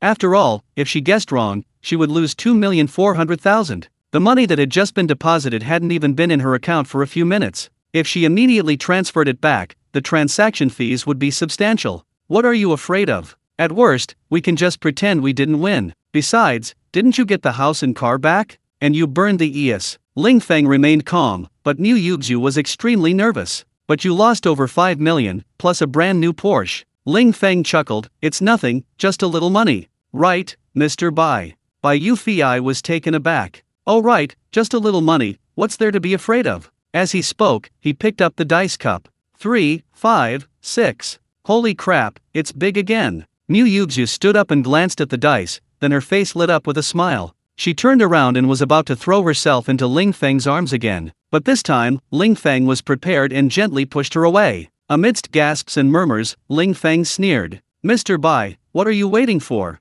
Hurry up and swipe your card." "Yes, swipe my card." Mu Yuxu snapped out of her daze and immediately operated the POS machine to swipe her card. "Come on, enter your PIN." Mu Yuxu handed over the POS machine with a playful smile. Bai Yufei seemed to have fallen into a vegetative state, completely oblivious. He stared blankly at the 3 dice, as if in deep meditation. After a couple of seconds, he shook his head slightly, his lips twitching. "No, this is impossible. How could I lose 2 rounds in a row?" After muttering to himself, Bai Yufei suddenly looked up at Ling Feng. His eyes were slightly red, filled with resentment. "I'm not convinced. Let's play again." "Again? You have to enter your password first. Hurry up." Mu Yuxu urged urgently. Bai Yufei seemed possessed. He completely ignored the winks and whispered advice from the others. He grabbed the POS machine and immediately started frantically pressing buttons. Buzz buzz buzz. The receipt was printed. Ding. The payment notification arrived. Sign and put your fingerprints on it.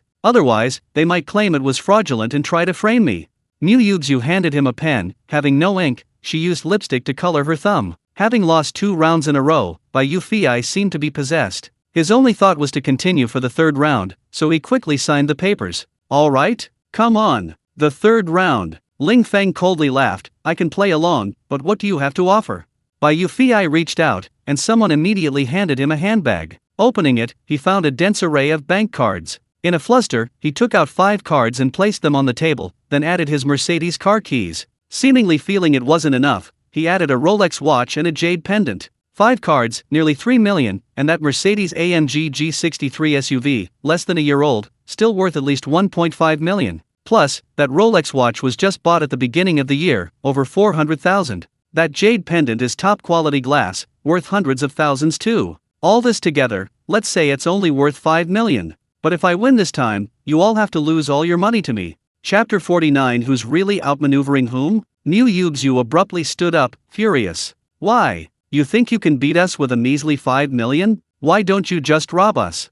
Bang! Bai Yufei slammed his handbag on the table. "Just because in the first round, you only had less than 8 million, and I bet nearly 20 million with you. Playing with me isn't about what you have, it's about what I have." Looking at Bai Yufei's fanatical appearance, Ling Feng shook his head and smiled. "It's not that I don't want to play with you, it's just that I have urgent business tonight. They say things shouldn't happen more than 3 times. Since we're playing a 3rd round, this is the last one. If we're going to play, let's play big. Mu Yuxu and I have staked everything, our house, our car, our savings, over 30 million. And what about you? Why don't you ask your relatives and friends to chip in some more? Otherwise, with a measly 5 million, do you even have the nerve to play with me?" Bai Yufei hesitated. After a moment's hesitation, he pointed at Ling Feng. "Trying to completely destroy me, huh? Fine, I'll see who ends up killing whom." Picking up his phone, Bai Yufei immediately started calling for help. In his line of work, he naturally had many cronies. To set up a scam, mutual lending was commonplace. Moreover, Bai Yufei had promised to mortgage his house. In less than the time it takes to smoke a cigarette, Bai Yufei had borrowed over 10 million. "I have almost 20 million now, is that enough?" Ling Feng smiled faintly. "Sure, let's start rolling." Bai Yufei raised an eyebrow and decisively shook his head. "No, I rolled the dice the first 2 times, but it's your turn for the last round." Ling Feng's heart skipped a beat. What the hell am I supposed to roll? Only when faced with a choice can the system be activated. So he decisively shook his head and smiled. "I won't shake it, lest you accuse me of cheating. I'll do it." Mu Yuxu volunteered enthusiastically. Bai Yufei rolled his eyes. "No way, you own a bar. Playing dice all the time, what if you cheat?" Ling Feng glanced at the bald man. The man was clutching his right wrist, still looking pained. "Why don't we let him do it? With his wrist injured, he can't control his strength, he can't cheat even if he wanted to." Following Ling Feng's gaze, Bai Yufei saw the bald man. He looked closely at his swollen wrist.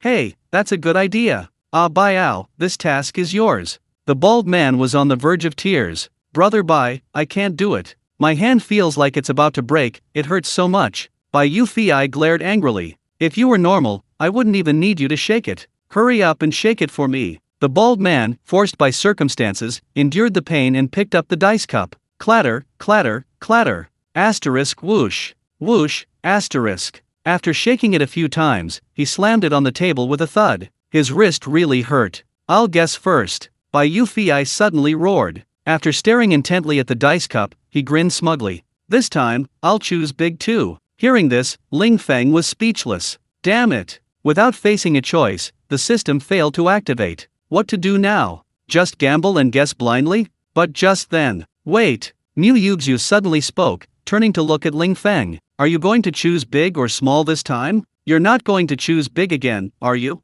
If you both bet big, how do we determine who wins and who loses?" Ling Feng couldn't help but laugh. He had originally decided to just gamble on luck. Unexpectedly, Mu Yuxu provided a crucial assist. The system was activated for the third time, but this time was different. Choosing small meant a reward of 20 million. Choosing big meant compensation of 34 million. To avoid further complications, Ling Feng made a decisive choice.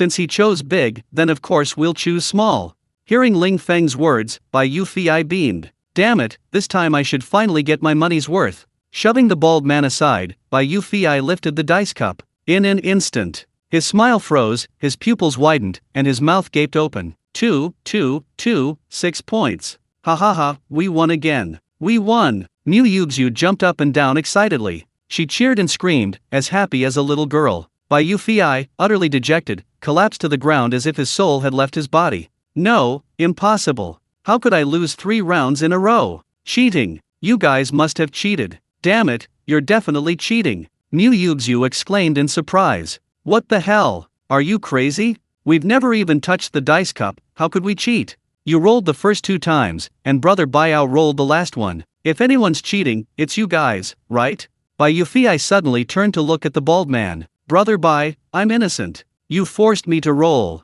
Bai Yufei's face flushed red. He scrambled to his feet, his face contorted with rage, and roared at Ling Feng. Again! I still have money. One more round. Absolutely the last round. I don't believe it. I can't possibly lose again. Come on, let's go. Chapter 50, Completely Gone Mad. Ling Feng smiled without saying a word. He knew Bai Yufei had completely lost it all. Tens of millions gone just like that, anyone would go crazy in that situation. Again. Mu Yuxu sneered, you haven't even paid back the money you owed earlier. I'll pay right now. Saying this, Bai Yufei actually picked up the POS machine and said impatiently, come on, hurry up and swipe the card. The sooner we finish, the sooner we can start the 4th round. Hurry up. Seeing Bai Yufei like this, his accomplices immediately panicked. Brother Bai, you can't play anymore. Calm down. You can't afford to lose anymore, Brother Bai, you can't get any deeper. Stop playing, Brother Bai, your luck is bad tonight, can you stop?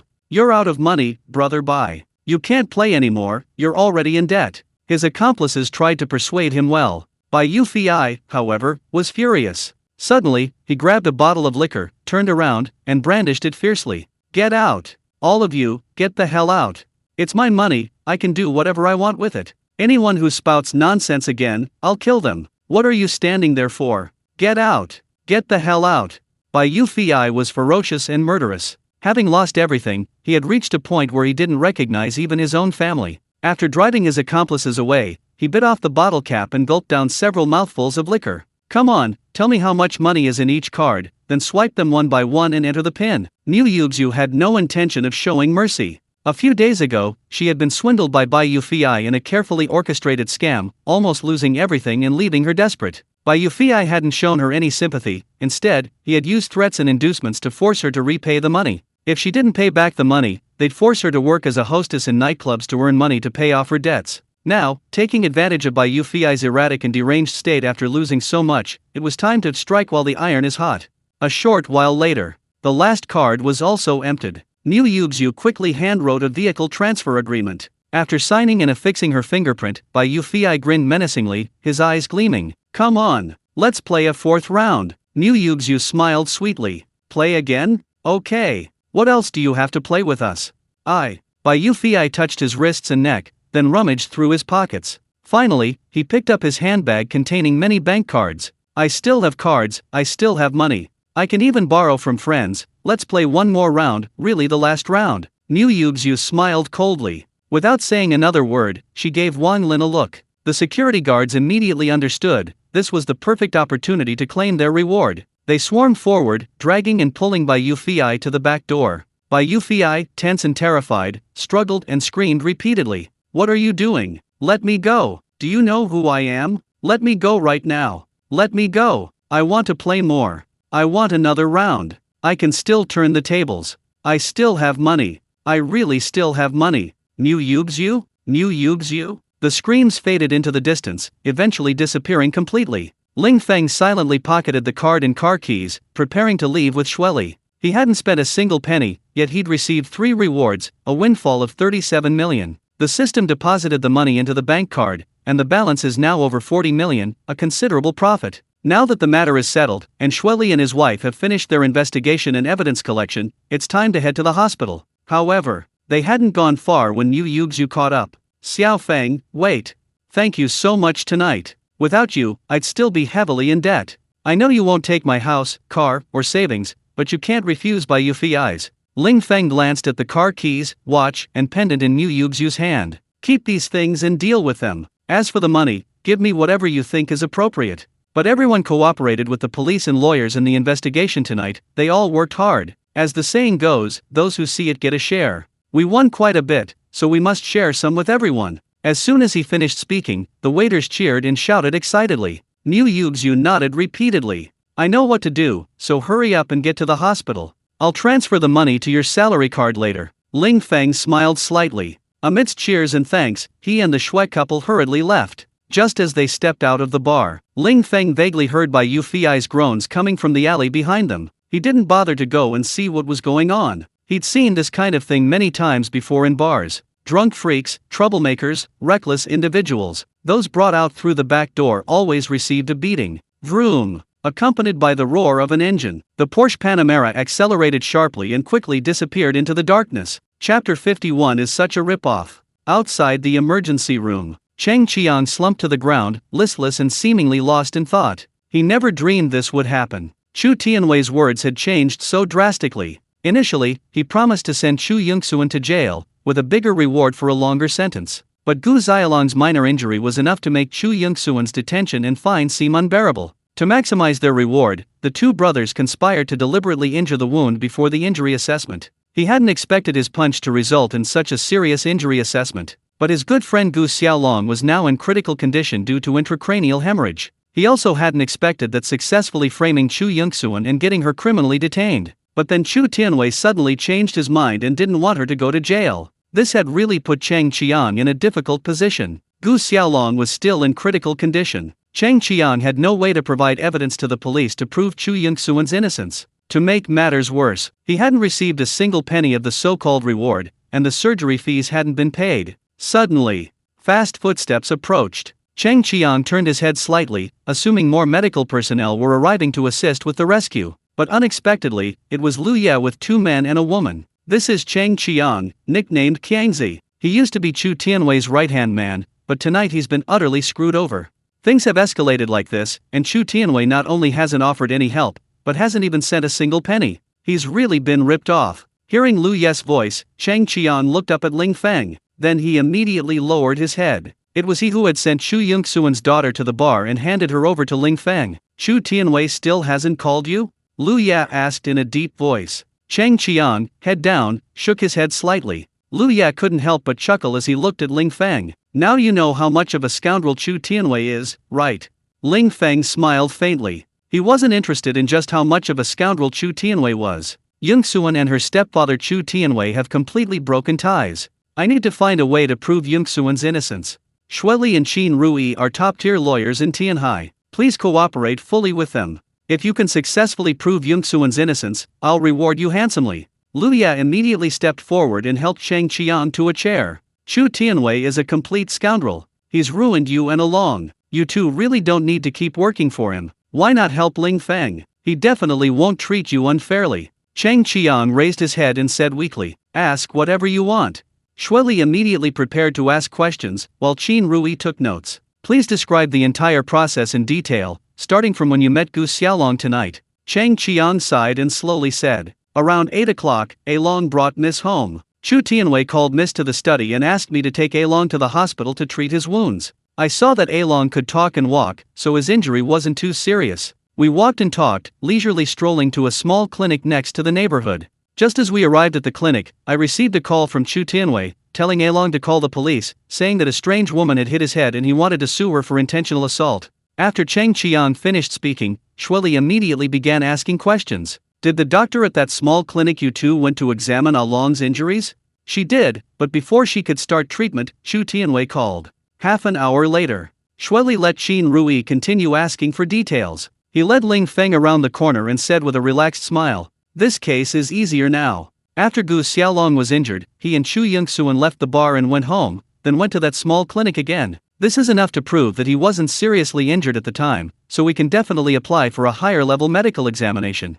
Of course, if Gu Xiaolong can be revived and Cheng Qian is willing to confess, the case will be even simpler. But regardless, I guarantee this case will be resolved within 3 days, so you can rest assured. Ling Feng smiled with relief. He couldn't help but think to himself, it's so good to be rich. If you didn't have money, would a top lawyer be running around for you in the middle of the night? Would Cheng Qian willingly cooperate and answer all questions? He readily signed the agency agreement, earning a 200,000 yuan agency fee. The remaining balance would be paid after Chu Yingxuan was acquitted and released. A few minutes later, Ling Feng went to the payment window to pay. Saving Gu Xiaolong would help the case, spending tens of thousands of yuan was worthwhile. Just as he was about to go home to be with his daughter, he saw an ambulance speeding towards him. Ling Feng quickly moved aside. He saw Su Weiwei being carried out of the ambulance by paramedics. Her face was pale, and she was in great pain. Her abdomen was wrapped in medical bandages, which were soaked red. It was obvious at a glance that she had been stabbed. Chapter 52 Truly Bizarre.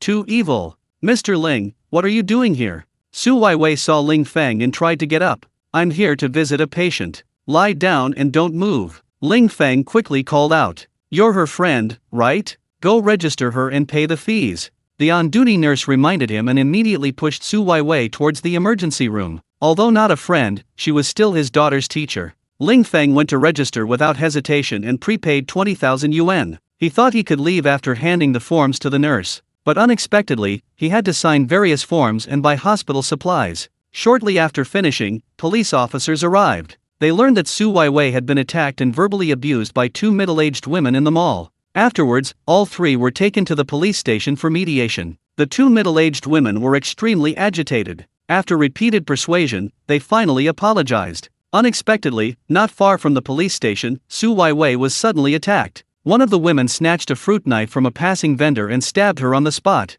The 2 middle-aged women are currently in custody. Because Su Weiwei was frequently harassed, she was already a familiar face at the police station. They had advised her before to be careful. They suggested she stop working as a personal trainer for married middle-aged men at the gym. In the past, those who suspected their husbands of infidelity would verbally abuse and beat her, venting their anger. But this time, she encountered someone who dared to use a knife, and naturally suffered a great loss. And this time, she was stabbed in the abdomen. What if she encounters someone even more ruthless in the future? Is it worth risking her life for a little money? Before leaving, the officer reminded Ling Feng to persuade Su Weiwei to change jobs as soon as possible. What could Ling Feng say to that? I used to think handsome men get attacked, beautiful women get harmed was just a joke. Who knew it would actually happen? A captivating face, the beginning of a crime. A stunning figure, attracting wicked harm. Ling Feng thought he'd never dared to write such a bizarre story in his novels. It seems real life is sometimes more absurd and bizarre than movies and novels. With a sigh, Ling Feng went to wait outside the operating room. Buzz buzz.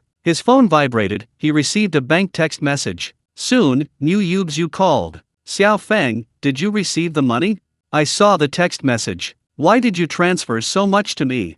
This is all yours. Without you tonight, how could I have turned the tables? Okay then. Anyway, we're even. Don't hang out with strangers anymore. The two were talking on the phone. Fast footsteps approached. Ling Feng looked in the direction of the voice and saw Du Xiaoli, another teacher from the kindergarten. Alright, I have something to do. I'll definitely be at the dinner tomorrow night. Hanging up the phone, Ling Feng immediately stood up. Mr. Ling, what are you doing here? Du Xiaoli came running up, panting, looking puzzled. She had probably already gone to bed when she received the call and rushed over. She was wearing a men's leather jacket, pajamas, and slippers. I came to take care of some things. I happened to see Teacher Su being dropped off, so I paid for her and bought her some things. It's getting late. I need to hurry home to be with Tong Tong. I'll leave things here to you. As he spoke, Ling Feng handed Du Xiaoli a full bag of items and a payment slip. By the way, how much did you spend? I'll transfer it to you. These towels and wash basins are gifts for Teacher Sue. Just give me the 20,000 yuan prepayment for the surgery. 20,000? This. Du Xiaoli was embarrassed and taken aback. Why don't you wait a bit? My boyfriend went to park the car. Just then, Chang Liang, wearing floral shorts and a tank top, jogged over. Ling Feng turned around and immediately sneered. Tonight was truly bizarre. He'd actually run into an old colleague here. To be precise, it was his apprentice who had been with Ling Feng for less than 6 months after joining the company, and who had been scheming to steal his sales. Ling Feng had been forced to resign, not only because he needed to take care of his daughter and couldn't easily go to work to meet clients. It was also because his apprentice, Chang Liang, was too capable, flattering the supervisor and stealing his sales. Chang Liang was promoted to manager, riding high on his success. However, he had been repeatedly ostracized, and his salary wasn't even enough to cover the deductions, so naturally, he had no choice but to resign. Upon seeing Ling Feng, Chang Liang felt guilty and avoided eye contact. Quickly transfer me 20,000 yuan. Mr. Ling paid 20,000 yuan for Teacher Sue's surgery. I need to transfer it to him. Chang Liang seemed not to hear Du Xiaoli's words. His face flushed red, and after hesitating for a moment, he managed a slight bow. Brother Feng, long time no see. Ah, you two know each other. Du Xiaoli was surprised. Ling Feng smiled faintly. Know each other? We're practically old acquaintances. Right? Manager Chang. Chapter 53. I don't want to slap you in the face. Manager Chang? This title felt like a sharp knife piercing Chang Liang's heart. His face flushed instantly, his cheeks burning. Chang Liang, have you and Mr. Ling known each other for a long time? Du Xiaoli couldn't contain her curiosity and asked again. Ling Feng had driven his Porsche Panamera to pick up their daughter from kindergarten that afternoon. She had even asked her boyfriend how much a Porsche cost. She really hadn't expected it. Chang Liang and Ling Feng were actually old acquaintances. But why hadn't Chang Liang ever mentioned having such a wealthy old friend? Unfortunately, Chang Liang remained silent, as if he had suddenly become deaf and mute. About 3 years ago, we both worked at Shengfeng Electronics Technology. After working together for half a year, I left. Before I left, he was promoted to sales manager. He was extremely capable. He's probably the vice president of marketing now, right? Ling Feng's tone was casual, but Chang Liang felt as if he were sitting on pins and needles. Du Xiaoli, adding insult to injury, asked, Hey, I didn't know you used to be a sales manager? Weren't you always selling second-hand houses? Chang Liang gritted his teeth, still refusing to answer. Could he admit that he became a sales manager by stealing Ling Feng's clients? Could he dare say that after becoming a manager, he was forced out the following year because of his incompetence and inability to meet sales targets? If he said that, his girlfriend would definitely look down on him, and might even break up with him. Hey, I'm asking you a question. Can't you hear me? Du Xiaoli was getting angry. Chang Liang looked up. That company was no good. The boss was stingy and wouldn't give me commissions. I didn't work there long before I quit, so I didn't tell you. Ling Feng sneered inwardly. That's quite a plausible excuse. Clearly, it's a lack of ability and poor performance, yet they blame the boss for not being generous with commissions? Who in business doesn't want their sales staff to achieve high sales and earn high commissions? Higher sales staff earnings mean higher earnings for the boss. A boss who doesn't even understand this basic principle can't possibly grow a large company. Those years I spent working at Shengfeng Electronics Technology weren't for nothing. Although there was internal strife, salespeople who achieved results were considered successful, otherwise, they had to leave. However, this excuse is clearly enough to fool Du Xiaoli. Of course I won't work for a company that doesn't give commissions. By the way, do you have 20,000 yuan? Transfer it to me quickly. I don't. I haven't closed a single deal this month. What about your commission from last month's house sale? I didn't get it. The client had credit issues and couldn't get a loan, so I had to cancel the sale. Seeing Chang Liang's current predicament, Ling Feng couldn't bring himself to ridicule or discourage him. As the saying goes, don't hit someone in the face, hitting them in the face hurts their pride. Besides, his girlfriend, Du Xiaoli, was right there. A barrage of sarcastic remarks to Chang Liang would cause them to argue and even break up. What would he gain from that? Taking advantage of a lull in their conversation, Ling Feng quickly said, Saving lives is the priority, we can talk about the money another day. I'll leave this to you and head back now. Wait. Chang Liang suddenly asked curiously, Brother Feng, what have you been doing for the past 2 or 3 years? I heard from Xiaoli that you're driving a Porsche Panamera now. Ling Feng chuckled. Me? A driver? He tossed out a sentence and strode away. Chang Liang immediately smiled with relief. Knowing that Ling Feng was just a driver, he was relieved. Otherwise, Ling Feng driving a Porsche and living in a mansion while he worked as a real estate agent selling second-hand homes. The difference was too great. So he's just a driver, Du Zili muttered. Chang Liang sneered, of course he can only be a driver. Did you really think he was a multi-millionaire? And you don't know, he's actually an orphan. At least we can rely on our parents, but he has to rely on himself for everything. Before, when I traveled with him on business, he actually stayed in cheap hotels and ate at roadside stalls to earn some travel allowance. Once he started talking about Ling Feng's past hardships, Chang Liang suddenly became talkative, rambling on and on. He was completely different from his previous silence. And the more he talked, the more outrageous it became, which infuriated Du Zili. Alright, you didn't dare utter a sound in front of him, but why are you nagging non-stop as soon as he leaves? Never mind how stingy he is, he easily came up with 20,000 yuan to pay for Weiwei's surgery. That's a skill. Besides, you know how expensive our kindergarten's daycare is, and he can afford it. And what about you? After working for so many years, how much have you saved? Not even 20,000 yuan. When are you going to buy a house and marry me? Do you want to live with roommates forever? Waiting in line for the bathroom, can you stand that kind of life for the rest of your life? Say something. Why are you pretending to be mute again? Weren't you talking so much just now? Chapter 54 is truly shameless. Du Zili unleashed her full power. Chang Liang was rendered speechless. Though he remained silent, he thought to himself. Ling Feng was just a driver for rich people. What was there to envy? What he truly envied was a fellow real estate agent who had sold 4 luxury apartments in one go that day. Those were luxury apartments in the Tianhai Haoding Lijiang residential complex. Each one was worth 20 or 30 million. The 4 apartments together totaled over 100 million. Even with only a 1% commission, that's $1 million profit. Chang Liang thought to himself. If he encountered a super-rich buyer who bought houses like they were onions, earning millions in commission in a single day, would his girlfriend still think he was poor? Would she still be afraid of spending her whole life in a shared apartment? Unfortunately, such things are truly rare and hard to come by. Seeing Chang Liang remain silent, Du Zili's face turned ashen with anger. Get out! Get out of here! Just looking at you annoys me. Chang Liang retorted, exasperated, what did I do to upset you? Aren't I working hard to earn money? Don't talk, I want to be alone. Just leave. Du Zili turned her head away. Chang Liang snorted and shook his head, immediately getting up and leaving. He stormed out of the emergency building. Before he even reached the main entrance, he saw a Porsche Panamera pull out of the underground parking garage. Taking a taxi home in the middle of the night is too expensive. I might as well hitch a ride with him. Chang Liang made up his mind and hurried to the main entrance. When Ling Feng stopped the car and scanned the code to pay, he immediately approached him. Hey, brother Feng, your boss's Porsche Panamera is really new. Ling Feng glanced at the grinning Chang Liang. Without his girlfriend by his side, Chang Liang indeed revealed his shameless side. What? Want a ride? Chang Liang laughed. It's the middle of the night, taxis are too expensive. How about you give me a ride? It's your boss's car anyway, a slightly longer route won't hurt. Ling Feng couldn't help but laugh.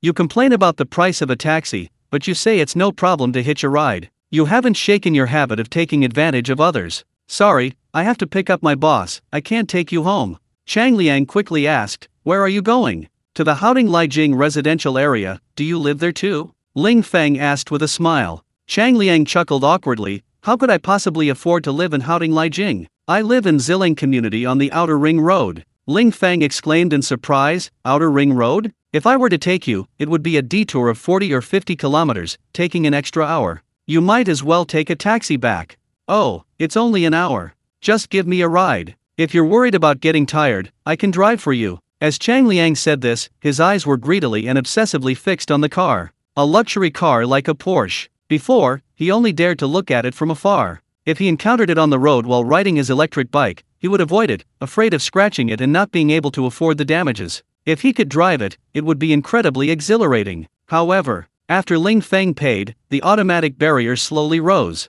Sorry, my boss doesn't allow me to use the company car for personal purposes. He lightly pressed the accelerator. The Porsche accelerated, turned onto the street, and roared away. When Chang Liang came to his senses, he only saw the taillights disappearing into the distance. Holy crap! He's just a driver, what the hell are you acting all high and mighty for? You can drive your daughter home from school, but I can't even hitch a ride. Muttering to himself, Chang Liang pulled out his phone. He didn't dare call a private car, it was too expensive. He initiated a carpooling service and waited almost half an hour before finally getting home. After arriving home, he didn't sleep long before his alarm rang, and he hurriedly got up and washed. He rode for nearly an hour to Xiaotang Real Estate's Zhanghuai Road branch for the morning meeting. At the meeting, the store manager, of course, used yesterday's sales miracle to motivate everyone, selling 4 luxury homes in one go, earning nearly 2 million yuan in commission. He encouraged everyone to work hard, saying that earning $1 million a day was not a dream. While everyone was fantasizing about having such incredible luck, Chang Liang thought of that unlucky guy from yesterday who originally wanted to buy a house, but every house he selected was immediately sold out. Although he didn't buy one, daring to buy a house in the Haoding Lijiang community meant he was definitely a wealthy potential customer. So, as soon as the morning meeting ended, he asked a friend for help and got the other party's phone number. Without even eating breakfast, he found a quiet spot and immediately called. However, the moment he dialed, the number automatically changed to Ling Feng. Holy crap! What's going on? Did I dial the wrong number? Just as Chang Liang was filled with confusion, Ling Feng's voice came through the phone. Chapter 55 1,000 pieces of gold can't buy my will. Hey, what's up? Hearing Ling Feng's voice, Chang Liang's hair stood on end. Without thinking, he quickly asked, "You went to look at apartments in the Haoding Lijiang complex yesterday, and one you liked was immediately sold out. Were you the unlucky one? How did you know?" Hearing this question, Chang Liang was overjoyed. "It really is you. The real estate agent who showed you apartments yesterday is a friend of mine. We often share resources, introducing clients and properties to each other. By the way, since you couldn't buy an apartment in Haoding Lijiang, have you considered other complexes nearby?" Chang Liang listened expectantly. The result: no interest. "I'm driving now. Bye." The call was disconnected. Chang Liang was filled with doubt and quickly checked. The number his friend sent was indeed exactly the same as Ling Feng's number saved in his phone. Wow! How does he have the money to buy a house in the Haoding Lijiang residential complex? Is he buying it for his boss? Definitely. Thinking this, Chang Liang decisively sent a message. He claimed that if Ling Feng bought a house through him, he could give him a large red envelope privately. For a luxury house worth 20 or 30 million, he would give at least tens of thousands of yuan. How much can a driver earn in a month? If I give him tens of thousands of yuan, how could he not be tempted? The thought of potentially closing a big deal, Chang Liang couldn't help but feel overjoyed. When buying breakfast, he deliberately bought an extra tea egg. Meanwhile, on the other side, after dropping his daughter off at kindergarten, Ling Feng rushed to the property transaction center to meet up with Wang Liwa and others. After completing the property transfer, they went to Shengfeng Commercial Building to handle the property handover. The property management company's general manager, Su Fixian, accompanied them throughout, not daring to be careless in the slightest. After seeing Wang Liwa and his group off, Ling Feng immediately asked, "Where is Chu Tianwei's company?" "His Tianwei Industrial is on the 21st floor, he rents the entire floor." "How long is left on the lease?" 1 year and 4 months. "Notify them immediately. They must move out of our building before dawn tomorrow." Su Fixian was dumbfounded, his face full of confusion. Ling Feng frowned and asked, "What? This building is mine. I don't want to rent it to Chu Tianwei. Can't I just tell him to get out?"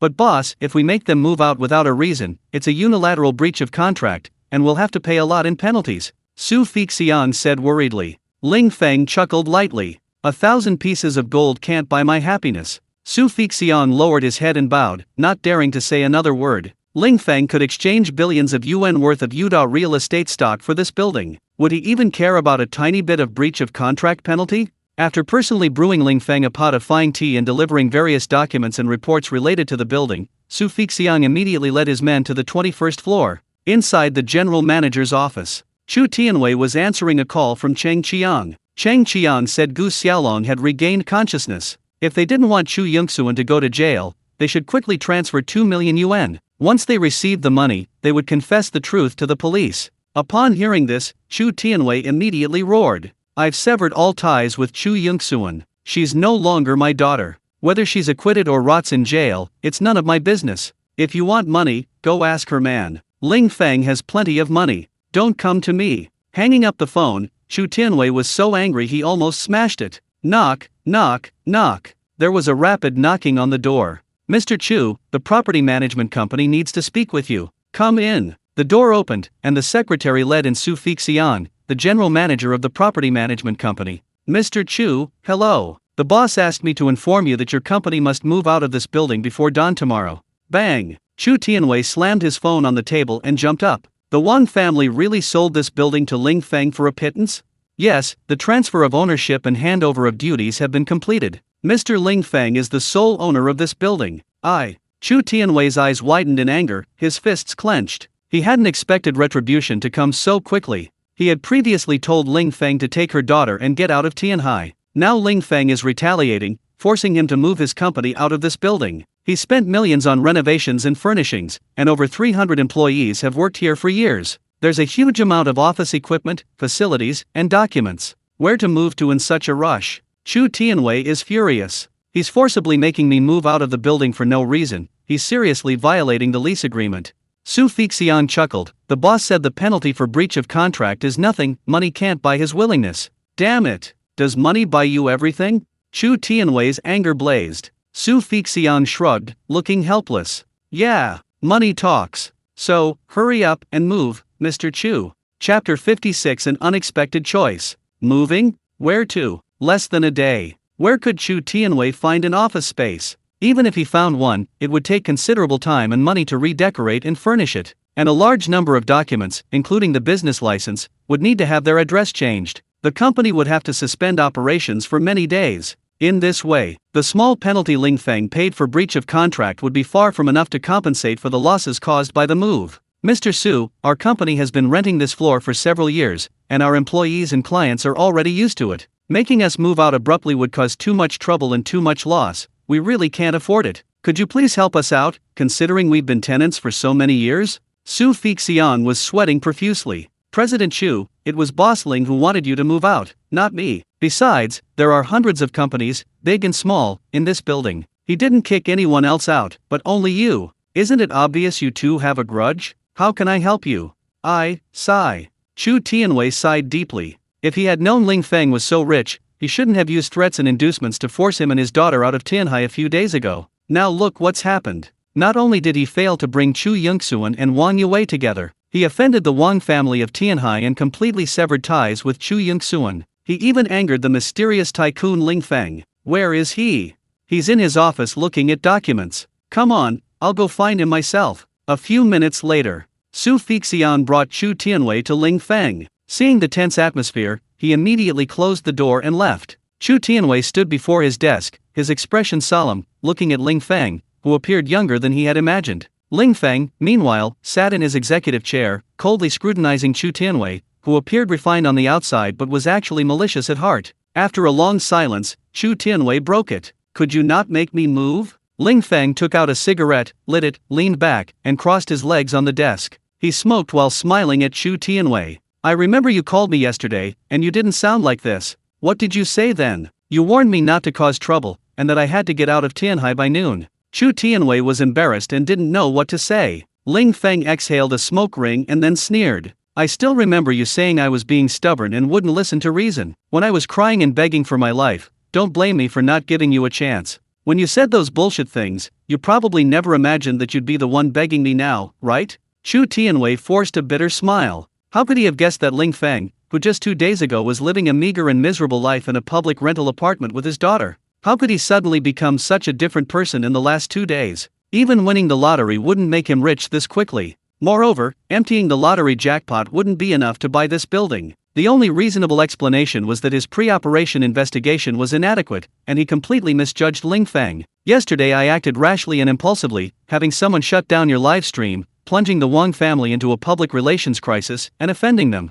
I had a huge fight with Chu Yongxuan tonight, and we've completely severed ties. I will never again hinder your family of 3 from reuniting. I know I was terribly wrong, but I sincerely beg you, please don't kick my company out of this building. As long as you don't kick me out, you can double my rent, or I can pay you 1,000,000 yuan in compensation. How about that? Ling Feng was stunned. Damn it! Why didn't she show some backbone, say a few harsh words, and move out willingly? She actually compromised and gave me a choice. Doesn't she know that all I want is for you to get out? Unfortunately, it was too late. The system has been activated. Ding! System detected a choice for the host. Please make a choice within 1 minute. If you choose to raise the rent for Chu Tianwei, the entire building's rental income for the next year will be deducted. If you choose to have Chu Tianwei pay 1 million, the host's account will be fined and 5 million will be confiscated. Holy crap! Damn Chu Tianwei, what kind of ridiculous multiple choice question is this? I'll lose no matter what I choose, so what's the point of choosing? If I refuse to choose, will there be a penalty?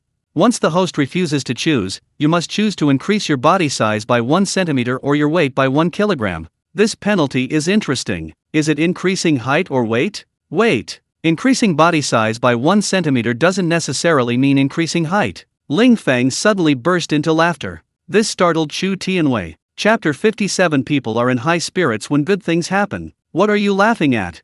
Chu Tianwei looked at Ling Feng with suspicion. Ling Feng smiled coldly. He first replied to the system, then looked at Chu Tianwei with a cold gaze. Doubling the rent is nothing, is $1 million in compensation? Do you think this is something money can solve? Chu Tianwei gritted her teeth. As the saying goes, it's better to resolve a feud than to let it fester. We only had a small conflict. Now that I sincerely apologize to you, can you please be lenient and forgive me? Ling Feng sneered. Compared to your threats and inducements, sending people to forcibly evict my daughter and me, haven't I been merciful enough? I only asked you to move out of this building. I didn't force you to leave Tianhai. Isn't that being lenient?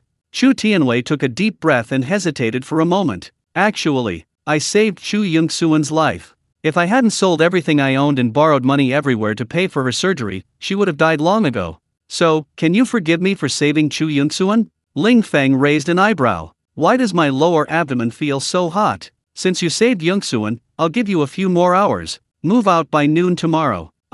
Chu Tianwei was furious. He almost vomited blood from frustration. He was inwardly cursing. I saved your woman, and you only give me a few more hours? But the words caught in his throat. It wasn't that he didn't want to say it, but he noticed that Ling Feng seemed to be having an episode. This was in the general manager's office, with central air conditioning and a consistently cool temperature. Ling Feng's face suddenly became unusually flushed, as if he had been drinking. Fine beads of sweat glistened on his forehead and the tip of his nose. Boss Ling, what's wrong? Are you feeling unwell? Should I call an ambulance? Chu Tianwei asked with concern. Ling Feng picked up his teacup and gulped down several mouthfuls. I'm fine, you should go back and move. Boss Ling, Brother Ling, you. Chu Tianwei was on the verge of tears. I really don't want to move. What do you want me to do to get rid of me? Ling Feng put down his teacup and stood up. You told me before, don't refuse a toast only to be forced to drink a forfeit.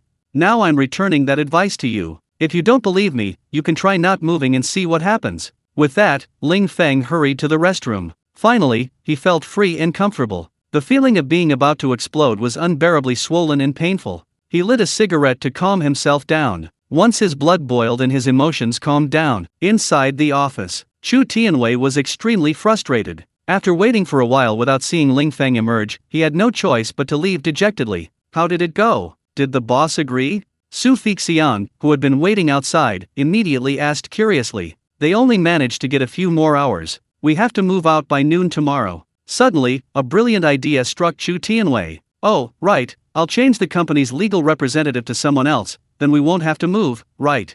Su Fixiang chuckled. Isn't that just burying your head in the sand? No matter who becomes the legal representative or the boss, the company is still yours, and you'll still have to move. Even if you sell the company today, Boss Ling won't believe that it truly has nothing to do with you. After all, why sell it now of all times, when you're forced to move? Isn't that blatant cheating? Chu Tianwei retorted angrily. If this won't work, and that won't work, then I'll just sell the company to him. At least I won't have to move, right?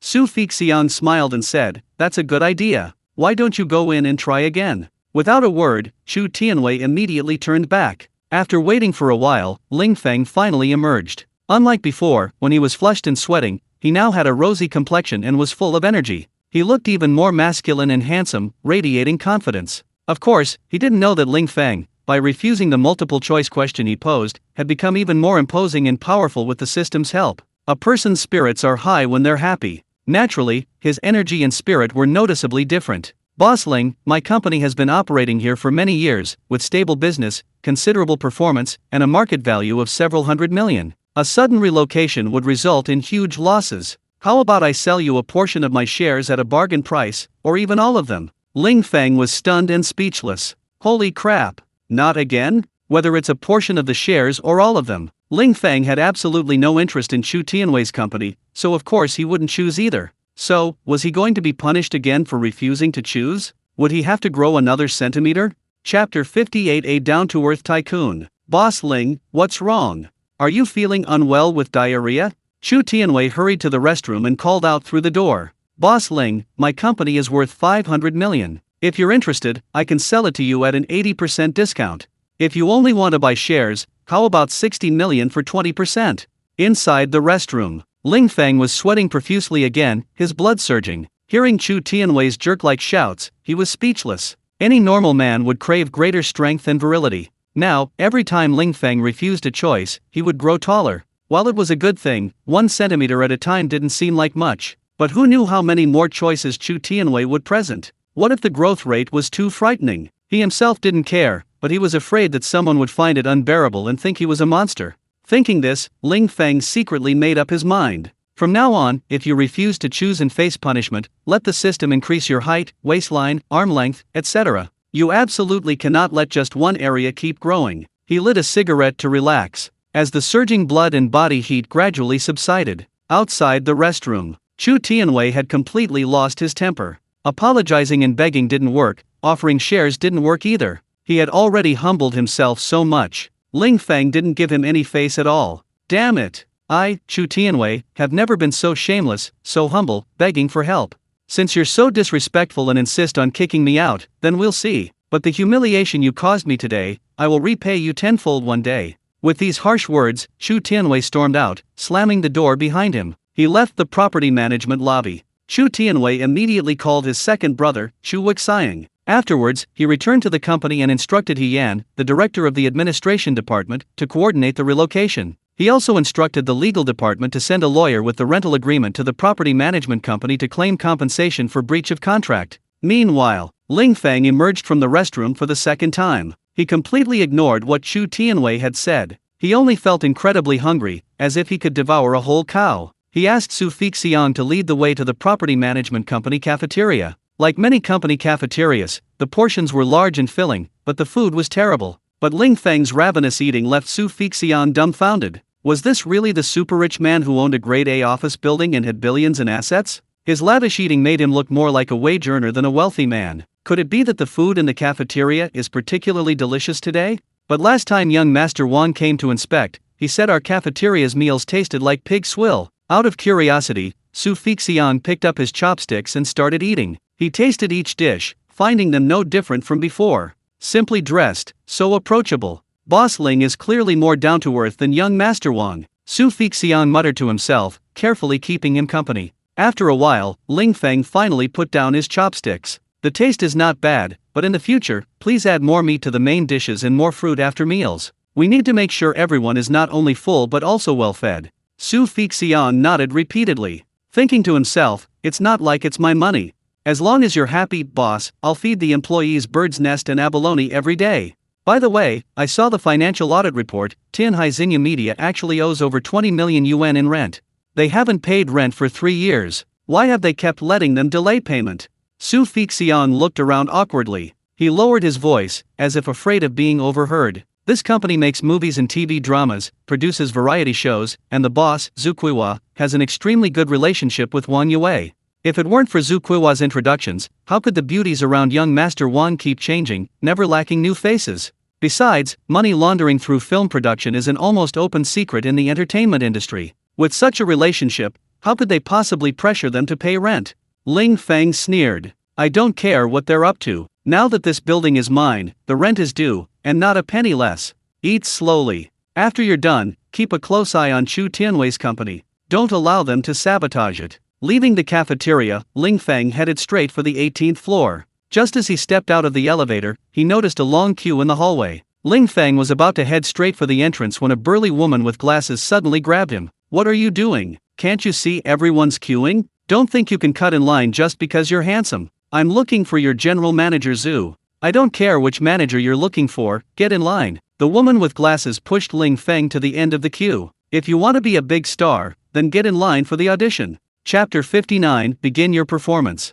A star? Ling Feng was taken aback. I'm here to collect rent, for crying out loud. Before Ling Feng could explain, the woman with glasses tossed him a piece of paper. Take a look quickly, this is today's audition. If you want to be chosen by Director Liu, study this carefully and act seriously when you get in. Out of curiosity, Ling Feng took the paper and looked at it. It was a commercial film about drug trafficking. The main storyline was simple: a cunning and ruthless drug dealer was caught, and justice ultimately triumphed over evil. But to emphasize the hard-won victory, they needed to cast actors who could play evil and vicious villains. The most important role was played by the third male lead. He played the cousin of a drug lord, a treacherous, ruthless, and extremely arrogant man. Today's audition scene. It was a scene where he went to a nightclub to meet a client and unexpectedly discovered other drug dealers secretly selling drugs. After catching them, he brutally beat and interrogated them. Ling Feng was thinking about how to act this scene. A few more people emerged from the elevator. Why are you guys so late? Sorry, Sister Fan, there was traffic. Hurry up and line up. This scene has to be done well. Thank you, Sister Fan, we'll do our best. The group quickly joined the queue behind Ling Feng. A moment later, they began whispering among themselves. Damn, this scene is going to be tough. You bet. We're all students, we've never been in the real world. The difficulty lies in portraying that cunning and ruthless side. Then when we go in, we'll just go for the nonchalant bad guy look. Don't forget what teacher Zhang said in acting class, bad guys don't wear their badness on their faces. Amidst their idle chatter, the queue slowly infiltrated. Ling Feng noticed that some of the people leaving the audition looked listless, some dejected, and some even looked regretful and annoyed. Clearly, everyone wanted a role in this big-budget commercial film. If they could become an overnight sensation and a big star, that would be a double win of fame and fortune. However, Ling Feng didn't care. He wasn't interested in becoming a big star, he just wanted to go in and collect rent from Zukuiwa. Boredom, he took out his phone to check WeChat. Chang Liang said he'd give him tens of thousands of yuan as a bribe if he wanted to buy a house.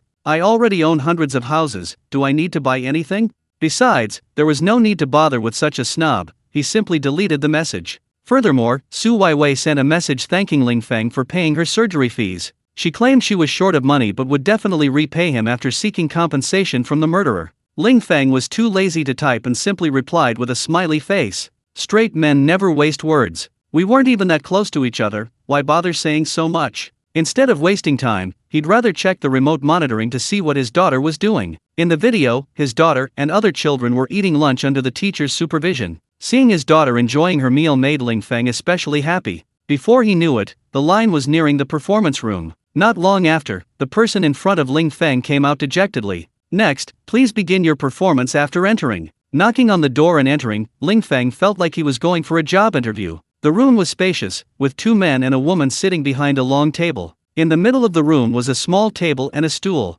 The middle-aged man at the head of the table, with a scraggly beard and casual clothes, had a rather artistic air about him. To his left and right sat a man and a woman, relatively younger. None of the three spoke, only watching Ling Feng. Since we're here, let's just go through the motions. Ling Feng walked unhurriedly to the table and chairs. He looked around, waving and grinning mischievously. It was as if he were actually in a nightclub, looking at beautiful women and greeting acquaintances. He pulled up a chair and sat down, his posture crooked. He frowned slightly, took out a cigarette and lit it. After exhaling a long puff of smoke, he casually scanned the room. It was as if he were patrolling the dance floor, selecting his prey for the night. Suddenly, his brow furrowed slightly, and he looked up and pointed to the right front. It was as if he was giving a signal to his underlings, even though there was no one there. After a while, Ling Feng's lips curled into a slight smile, a cold smirk on his face as he sized the person up. It was as if his underlings had already brought the man over. Looks unfamiliar. First time here? What's in your pocket? Take it out. Can't you hear me? Take it out. Ling Feng's voice suddenly rose, his expression growing increasingly sinister. His gaze returned to the small table, as if the other party had already handed over the items. What are these? Who told you to bring them? Not going to talk? Ling Feng, a cigarette dangling from his lips, suddenly stood up. He abruptly dragged the person onto the table and smashed the bottle with a rage. Although there was no person and no bottle, the movements were incredibly realistic and fluid, and his expression was exceptionally fierce and ruthless. In an instant, Director Lu Wei's two assistants were terrified, thinking a thug had arrived. Lu Wei, on the other hand, leaned forward, looking at Ling Feng with ecstatic delight. This pantomime performance was absolutely amazing. It captivated him so much that he forgot to call for a stop. Chapter 60. Actually, I'm here to collect rent. Ling Feng was a little troubled. He'd been acting for almost several minutes, why hadn't they called cut yet? The little bit of script he'd been auditioning for wasn't nearly enough. Without a complete script, how was he supposed to act out the rest? Thank you, the audition performance is over. Ling Feng decisively stopped, giving a slight bow. Great. Excellent. Lu Wei slammed his hand on the table and abruptly stood up. His two assistants, startled, quickly rose to make way. Young man, what's your name? Lu Wei excitedly approached. Ling Feng, Ling as in bullying, Feng as in mountain peak. Wow, that's a good name, pretty imposing. Lu Wei patted Ling Feng's shoulder hard, then offered him a cigarette. Which school did you graduate from? Tianhai Drama Academy? Ling Feng shook his head. I'm not a performance student, I actually came here today to. You've come to the right place. Before Ling Feng could finish speaking, Lu Wei patted him hard on the shoulder again. I've been waiting for almost 2 days, and I finally got to see you. Your performance just now was absolutely amazing. Oh, by the way, I saw your performance just now, your expressions were so rich, and your movements were so crisp. You must have acted in a lot of plays before, right? Ling Feng smiled wryly. Sorry, I've never acted. I actually came here today to collect rent. Ha! The three of them exclaimed in unison. Collect? Collect rent? Lu Wei looked Ling Feng up and down in astonishment. This is really incomprehensible. There were quite a few veteran actors here today, some even award winners. There were also quite a few who had played minor roles, and some who had studied acting. But Lu Wei couldn't bear to watch these professionals perform. Either they overacted, or they were too frivolous and didn't seem like bad guys at all. It was completely impossible to believe that the character they were portraying was a sinister and ruthless drug dealer. On the contrary, Ling Feng, the rent collector, wasn't even an amateur. Yet he portrayed someone so convincingly that you'd believe a gangster had arrived. And a ruthless one at that, burdened with murder, lawless and unscrupulous. Every glance, every movement, exuded 3 parts cunning and 7 parts ruthlessness. Lu Wei slammed his fist on the table and cheered, thoroughly enjoying himself. I really am here to collect rent. Your company owes me over 20 million in rent. I originally wanted to come straight in to see Tsinghua, but your staff insisted I wait in line. Since I'm already here, I thought I'd give it a try. Hearing this explanation, Lu Wei and the other two almost knelt down in disbelief. Damn it! I carefully selected countless people for auditions, but I still couldn't find a satisfactory actor. You're just a rent collector, coming here to play around. Wait a minute. Lu Wei suddenly realized. Young man, oh wait, Mr. Ling. You just said you came to collect rent? Ling Feng nodded. Yes, is your general manager Zhu here? The bespectacled young man immediately reminded him. We don't know. You'll have to go to the front desk and make an appointment with her secretary.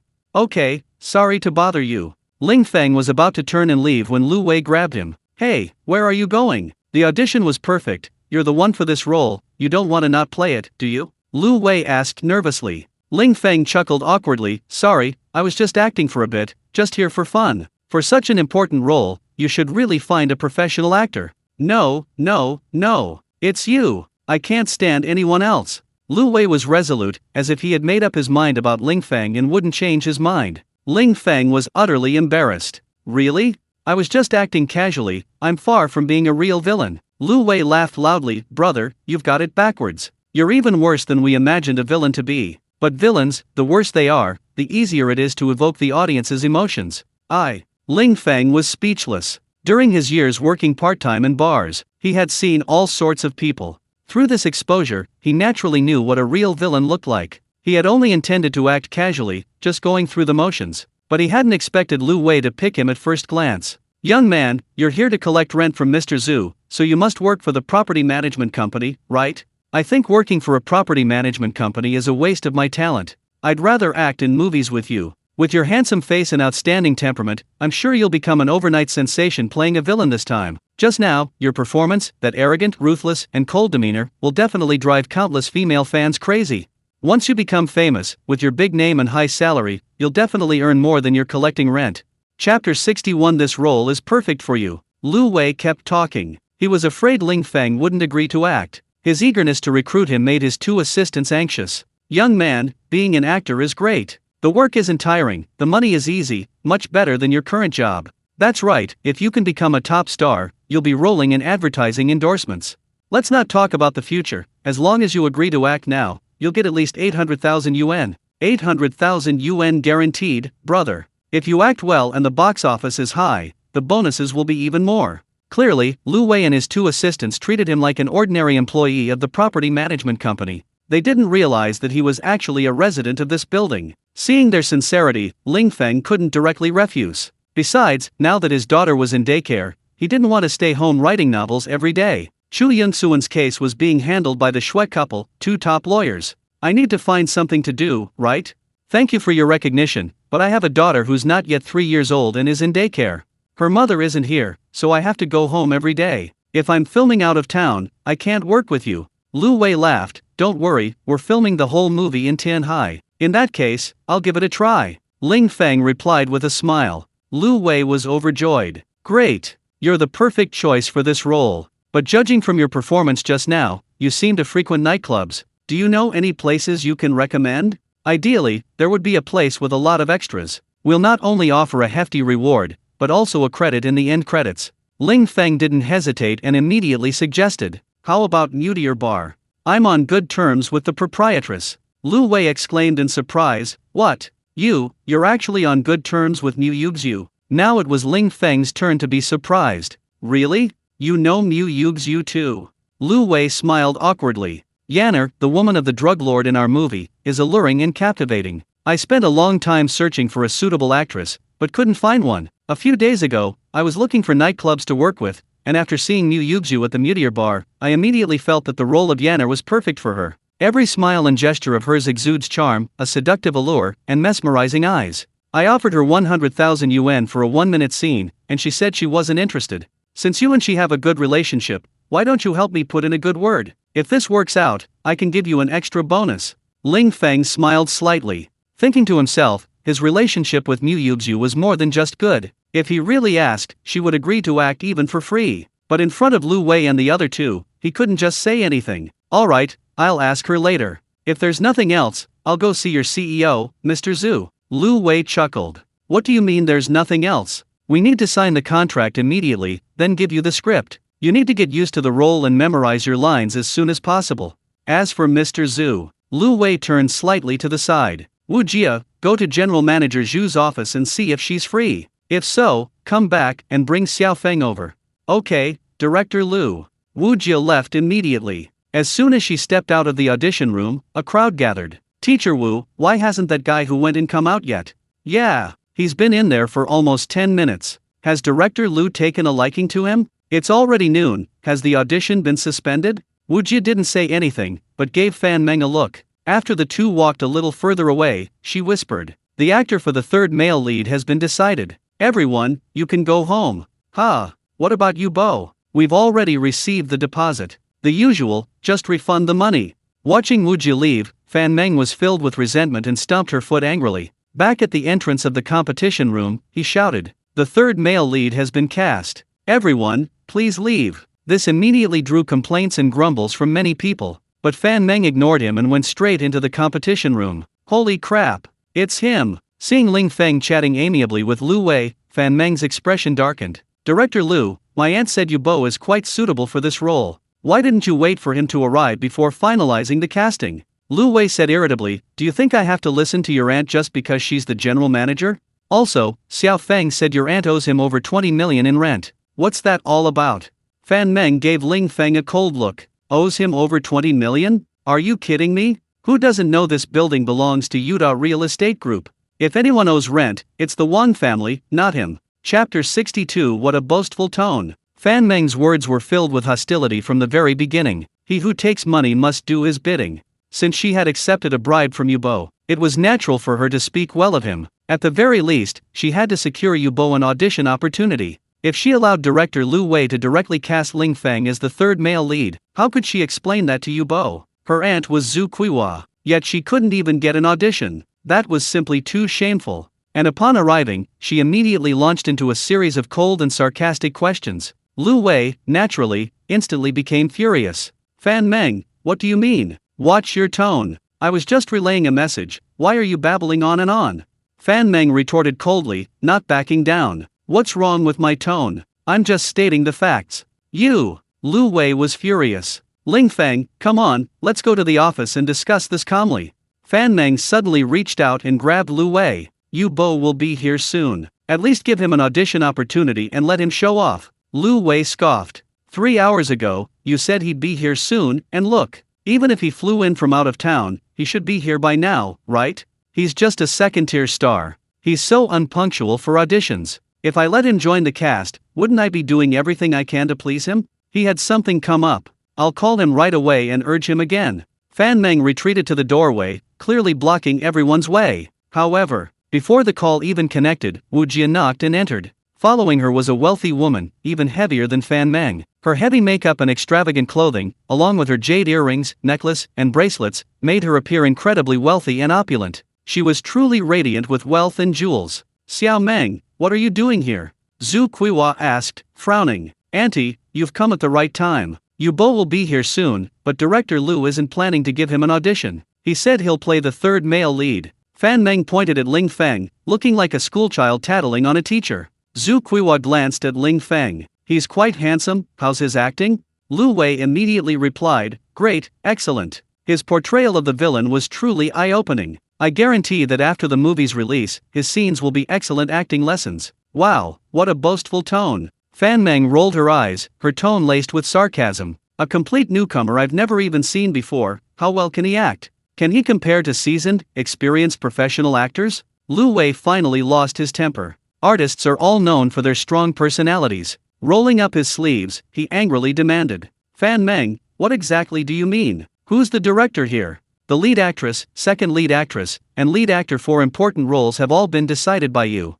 I'm speechless. Can't I even choose my favorite actor for the third lead role? If you don't even give me this much power, then I'd rather not be the director. With that, Lu Wei glared angrily at Zhu Fenfang. If Zhu Fenfang didn't give him a satisfactory answer, he would definitely storm off. Xiao Meng, what are you doing? How dare you talk to Director Lu like that? I brought you here for an internship, not to cause trouble. Apologize right now. Fan Meng scoffed dismissively and turned her head away. I won't apologize. They have a professional and talented actor available, but they insist on choosing a complete newcomer. If they didn't have something shady going on, I'd never believe it. Lu Wei roared, nonsense. I only met him today, we've never met before. Does not knowing him mean you're innocent? Fan Meng retorted. You! Lu Wei, unable to bear it any longer, immediately pulled Ling Feng away. Let's go, we're not filming this movie. Wait! Ling Feng stopped. We can cancel the movie, but the rent still needs to be paid. Rent? Zhu Fenfang looked at Ling Feng with some surprise. Who are you? Did Wang Wulin send you? My company has been here for over 3 years and has never paid rent. You haven't paid before, and you won't pay in the future. Even if Wang Wulin comes in person, it won't work. Chapter 63. Is your face worth that much? Zhu Fenfang's voice was firm and resolute, refusing to pay rent, and even acting aggressively. Ling Feng sneered. What does it matter to Wang Wulin whether you pay rent or not? Don't you know they transferred this building to me this morning? Of course, if you don't believe me, you can call and ask now. Zhu Fenfang's face turned cold. Old Lu, wait a minute. Taking out her phone, Zhu Fenfang immediately walked away. Fan Meng, Lu Wei, and the others were naturally dumbfounded. After a few seconds of stunned silence, Fan Meng pointed at Ling Feng with an incredulous expression. You actually, this building. Overwhelmed with surprise, Fan Meng stammered. Suddenly, she thought Ling Feng was incredibly handsome and cool, full of masculinity. So much so that she completely forgot to urge Yubo to come for the audition. Lu Wei, however, snapped out of his daze and was somewhat amused and exasperated. He raised his right hand and looked at it. What the hell did I just do? I actually called out to this billionaire's little brother. And not just once, but by patting him on the shoulder? After muttering to himself, Lu Wei looked up at Ling Feng. He suddenly realized that if he were truly a property management company employee, he would definitely be wearing formal attire during work hours. Unlike Ling Feng, who was dressed casually. Brother, oh no, Mr. Ling. So you really are here to collect rent?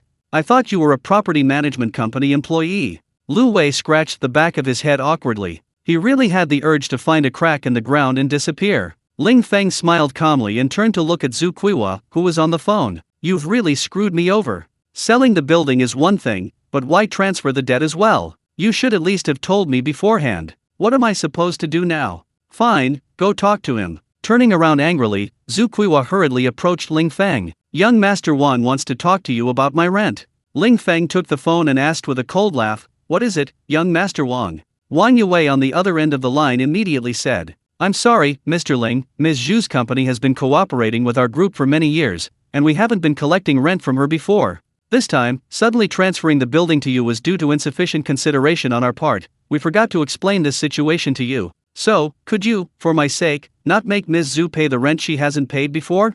Ling Feng glanced at Zhu Kuiwa. Her arms were folded in front of her, her head slightly raised, displaying a very arrogant demeanor. Young Master Wang, you think you can get me to reduce her rent by over 20 million with just a few words? Is your reputation that valuable? Wang Yue said urgently, no, this 20 million in rent was originally owed to our Wang family, but we just haven't collected it. Ling Feng sneered and retorted, it's your business if you don't want to collect it, and why didn't you say so before signing the exchange agreement? Now the property rights and debts of the building belong to me, why can't I collect her overdue rent? Besides, this isn't a small amount, over 20 million. You think you can just refuse to collect it like that? Wang Yue suddenly fell silent. Yesterday's media storm erupted too suddenly and had a huge negative impact. To quell the public outcry as quickly as possible, the father, along with senior executives from the group, went to apologize. The agreement to exchange the Shengfeng commercial building for Ling Feng stock was drafted by the group's legal counsel. Wang Yue hadn't even seen the agreement before his father and Ling Feng signed it. If Zhu hadn't just called, Wang Yue would have forgotten that he had abused his power for personal gain by not collecting rent from her all these years. Now he's in deep trouble. Not only does the building belong to Ling Feng, including Zhu, everyone who owes rent is now owed money by Ling Feng. Wang Yue, of course, knew this. He casually said a few words and Ling Feng waived over 20 million yuan in rent. Is that even possible? Even between brothers, accounts should be kept clear. Besides, their relationship isn't good. Here, young Master Wang is silent now. Ling Feng tossed the phone back to Zhu. Hey, young Master Wang, what should we do about this? Zhu took the phone and immediately put it on speakerphone. Give him the money. Hearing this, Zhu immediately flew into a rage. What? You promised I'd introduce you to beautiful women, and you wouldn't charge me rent. Now you've changed beauties one after another, and you want me to pay the rent myself. Young Master Wang, are you trying to freeload? Don't you have any sense of rules? Do you believe I'll expose you too? Chapter 64. Turning against someone faster than flipping through a book. People die for money, birds die for food. To save over 20 million yuan, Zhu was going all out. On the other end of the phone, Wang Yue was naturally furious. A sharp bang echoed. It was unclear what he had knocked over. After a couple of seconds, Wang Yue said angrily, "You're really something. You dare threaten me for such a small amount of money." Zhu sneered, "It's not that I'm threatening you, it's that you tried to renege first. Count for yourself how many beauties I've introduced you to over the years. You're fickle, and after getting someone pregnant, you just dump her like that, making me clean up so many messes for you?" Wang Yue snapped, "Enough. I'll give you the money, okay?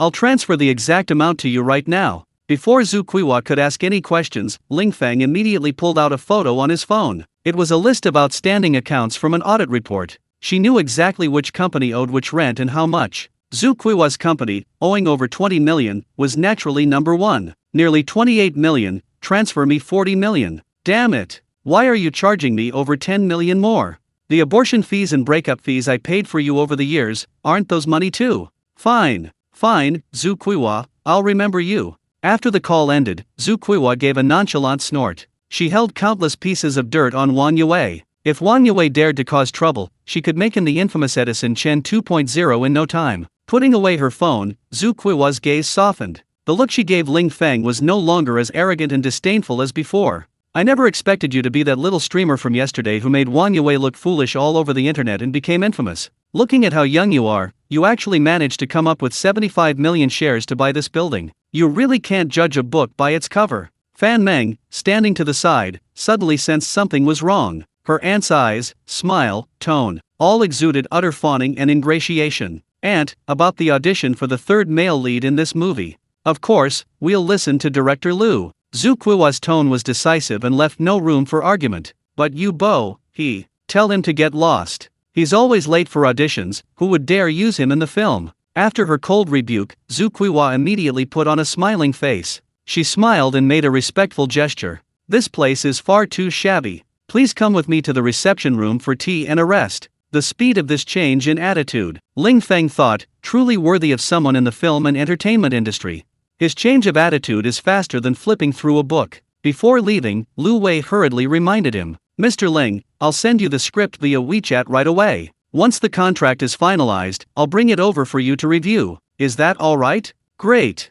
I'll wait for you." Old Lu, set the fee higher, at least the same as the second male lead. Zhu immediately instructed. Having a wealthy man like Ling Feng participate is something she couldn't ask for. He's making movies for fun, not to make a living. What's wrong with giving him a symbolic higher fee? If she could build a good relationship with the wealthy man, a little help from him would more than cover her fee. Having been in business for so many years, wouldn't Zhu understand these little tricks? But, watching her aunt, beaming, slowly walk away with Ling Feng, Fan Meng felt a pang of unease. This is really strange. She's clearly a super rich woman with billions in assets, why does she seem so low-key? Lu Wei, hearing the murmurs, sneered. The cleaning lady on our floor received over a dozen apartments as compensation for her demolished house. Her net worth is over 100 million. Is she high profile? If I didn't tell you, you probably wouldn't even know. Fan Meng looked surprised. Wu Jia, on the other hand, took off running. Hey, where are you going? I'm going to help the cleaning lady mop the floor, and also ask her how old her daughter is.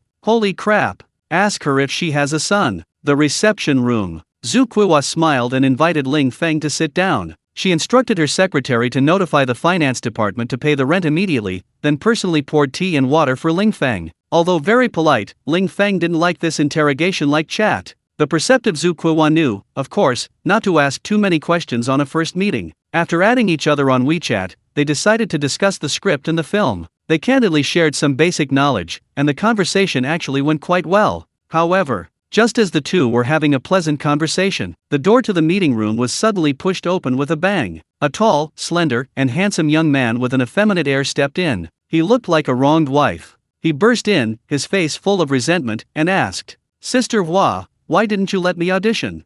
I prepared for this film for over a month. Why did you choose him and not me?" Chapter 65. You sissy. You think you can take that? What are you doing? Don't you have any manners? You barged in without knocking. Who do you think you are? Zhu Kuiwa didn't hold back, directly confronting him. Why did you choose him and not me? What do I lack compared to him? Yu Bo demanded, full of resentment. Why do you say it? Zhu Kuiwa picked up her teacup with a cold expression. The audition started at 8:30, and it's almost 1:30 now. Even if you were stuck in traffic, you should have been here long ago on foot, right? Yu Bo nonchalantly retorted, something came up and I was delayed, and I already informed Sister Meng Meng. I don't care who you informed. The actors have already been cast. Go back to where you came from, and don't disturb my guest. Zhu Kuiwa took a sip of her hot tea and smiled at Ling Feng. Is this scene okay? The content isn't actually that explicit. Ling Feng frowned slightly, looking somewhat troubled. As a key villain in the film, to highlight his cruelty and ruthlessness, the screenwriter included a scene of forced sexual intercourse. In real life, who the hell would dare to force themselves on someone? Previously, at Mu Yuxu's insistence, they had tried role-playing, but they quickly burst out laughing. Without real experience, Ling Feng hesitated, worried he might not be able to act this scene well. If Xiao Meng knew he was the third male lead, she definitely wouldn't agree to act. Yu Bo suddenly rushed forward and shouted,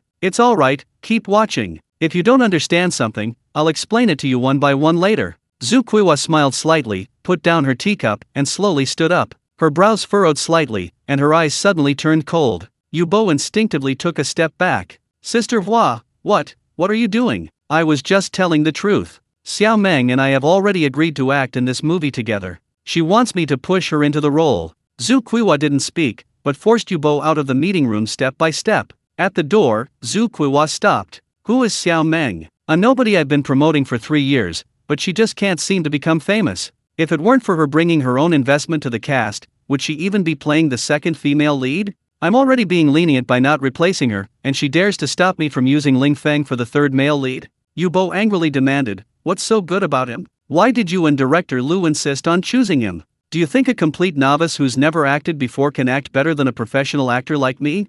I don't believe it, unless we have a competition. Zhu Kuiwa had reached her limit. Fine, then go find director Lu and act it out for him. See if he'll choose you. Fine, I'll go. Yu Bo snorted and turned to leave. Zhu Kuiwa slapped her forehead, feeling her blood pressure spike instantly. Could such an effeminate guy really play a ruthless villain? Turning back into her room, Zhu Kuiwa locked the door, her expression instantly changing to a smile. The enthusiastic explanation she gave Ling Feng, compared to her cold words and dismissive attitude towards Yu Bo just moments before, were like two completely different people. Meanwhile, on the other side, Yu Bo went straight to Lu Wei's office. Director Lu, President Zhu sent me to see you. She wants me to audition and act it out for you. If I don't perform well, please criticize and correct me, otherwise give me the third male lead role. Lu Wei gritted his teeth inwardly. Looking at Yu Bo's arrogant and self-righteous face, Lu Wei felt utterly disgusted. But then he thought of Yu Bo's parents. Lu Wei put down his pen, leaned back, and lit a cigarette. All right, begin your performance. Yu Bo retreated to the doorway and strode forward with his head held high. Having witnessed Ling Feng's godlike performance before him, Lu Wei felt like vomiting at Yu Bo's current behavior. Are you here to put on a catwalk show, you idiot? With that nonchalant attitude, are you sure you're playing a drug dealer and not a petty thug? The subsequent arrests, beatings, interrogations, the cold-blooded ruthlessness and viciousness of a drug dealer are completely absent. Lu Wei felt Yu Bo was acting more like a thug picking a fight. How was it? Wasn't my performance better? This is truly textbook acting. Yu Bo looked brimming with confidence. But Lu Wei just shook his head indifferently. What? Wasn't my acting good enough? Lu Wei flicked his cigarette ash. Have you ever fought or killed anyone? Like, seriously, like, with blood on your hands? Yu Bo shook his head violently. I'm a law-abiding citizen. How could I possibly fight or kill someone? Lu Wei chuckled. You haven't even killed anyone, and you think you can convincingly portray a drug dealer? Yu Bo retorted defiantly. What do you mean? Has Ling Feng ever killed anyone? Lu Wei took a puff of his cigarette, his eyes narrowing as he smiled. I don't know if he's ever killed anyone, but if you provoke him, you'll know how ruthless he is. Do you think I'm easily scared? I don't believe he can act any more ruthless than I can. Yu Bo snorted heavily, slammed the door, and left. Lu Wei stubbed out his cigarette. A spineless, arrogant sissy like him wants to play the third male lead? Pa! He's not even good enough to shine Ling Feng's shoes. What makes you think you can compare?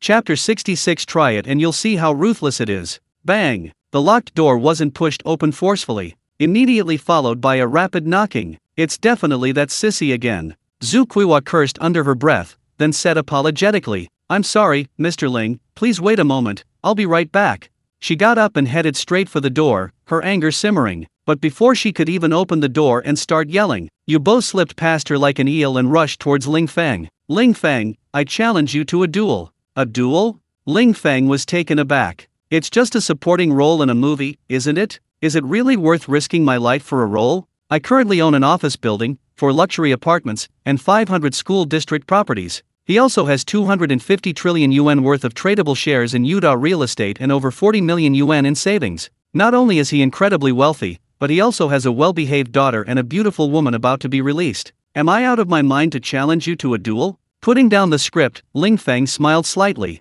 Since you're so eager to play the third male lead, you can have it. The rent has been paid. I've achieved my purpose for coming here. No! Zhu Kuiwa rushed over. No, absolutely not.